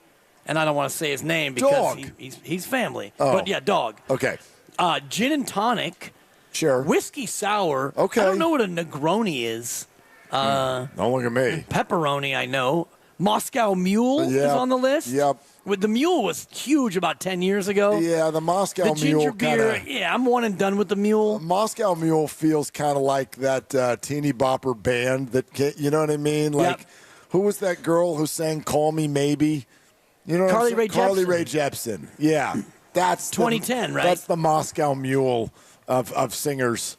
Well, It's you like know, really hot. Everyone knows this song. All right, Yeah. I've had enough. The Frank Sinatra of drinks on this list is the Bloody Mary. Just a tried and true. And I know you don't like tomato juice. Yeah, I'm not doing that. I'm not either. And if you're going to make a Bloody Mary and you need like a strip of bacon in there and like a carrot and olives and onions and celery, put a piece of celery in there and maybe an olive. And you don't need to have a meal with your Bloody Mary. I've never understood that. Bacon goes in everything, though. Everything can use bacon. Bacon on anything. Cosmo, Manhattan, old-fashioned. Old-fashioned. Old school drinks that are, coming back around for these kids. There you go. Old-fashioned is anything but. Yeah. I'm waiting for Zima to make a comeback. For God's sakes. Zima. Jack Before Daniels your Country time. Coolers. Do you not know what a Zima is? You don't even know what a Zima is? Bartles and James wine coolers it. in high school. What 2 was it? liter bottles. A drink or a musical artist? Bartles and James? Zima. Oh, Zima. Talking about Zima. Yeah. There's SZA is a musical artist. Yep. Zima is a drink. Jeanne, also a musical artist.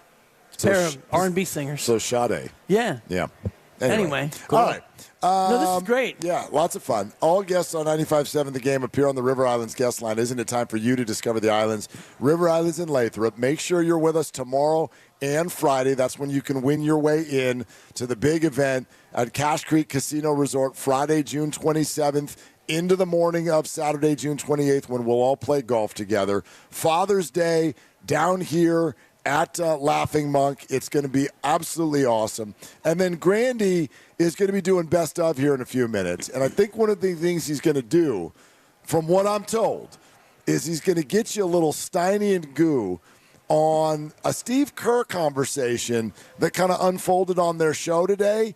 And it's about this whole idea the Knicks are poking around for a coach. Would you give him permission to speak to the Knicks? And it got everybody, a few people have come up after listening to that conversation. They're like, hey, didn't you guys ask Steve Kerr about his experience with the Knicks a few months ago? And I guess the answer is yes. Grandy, do you have that clip?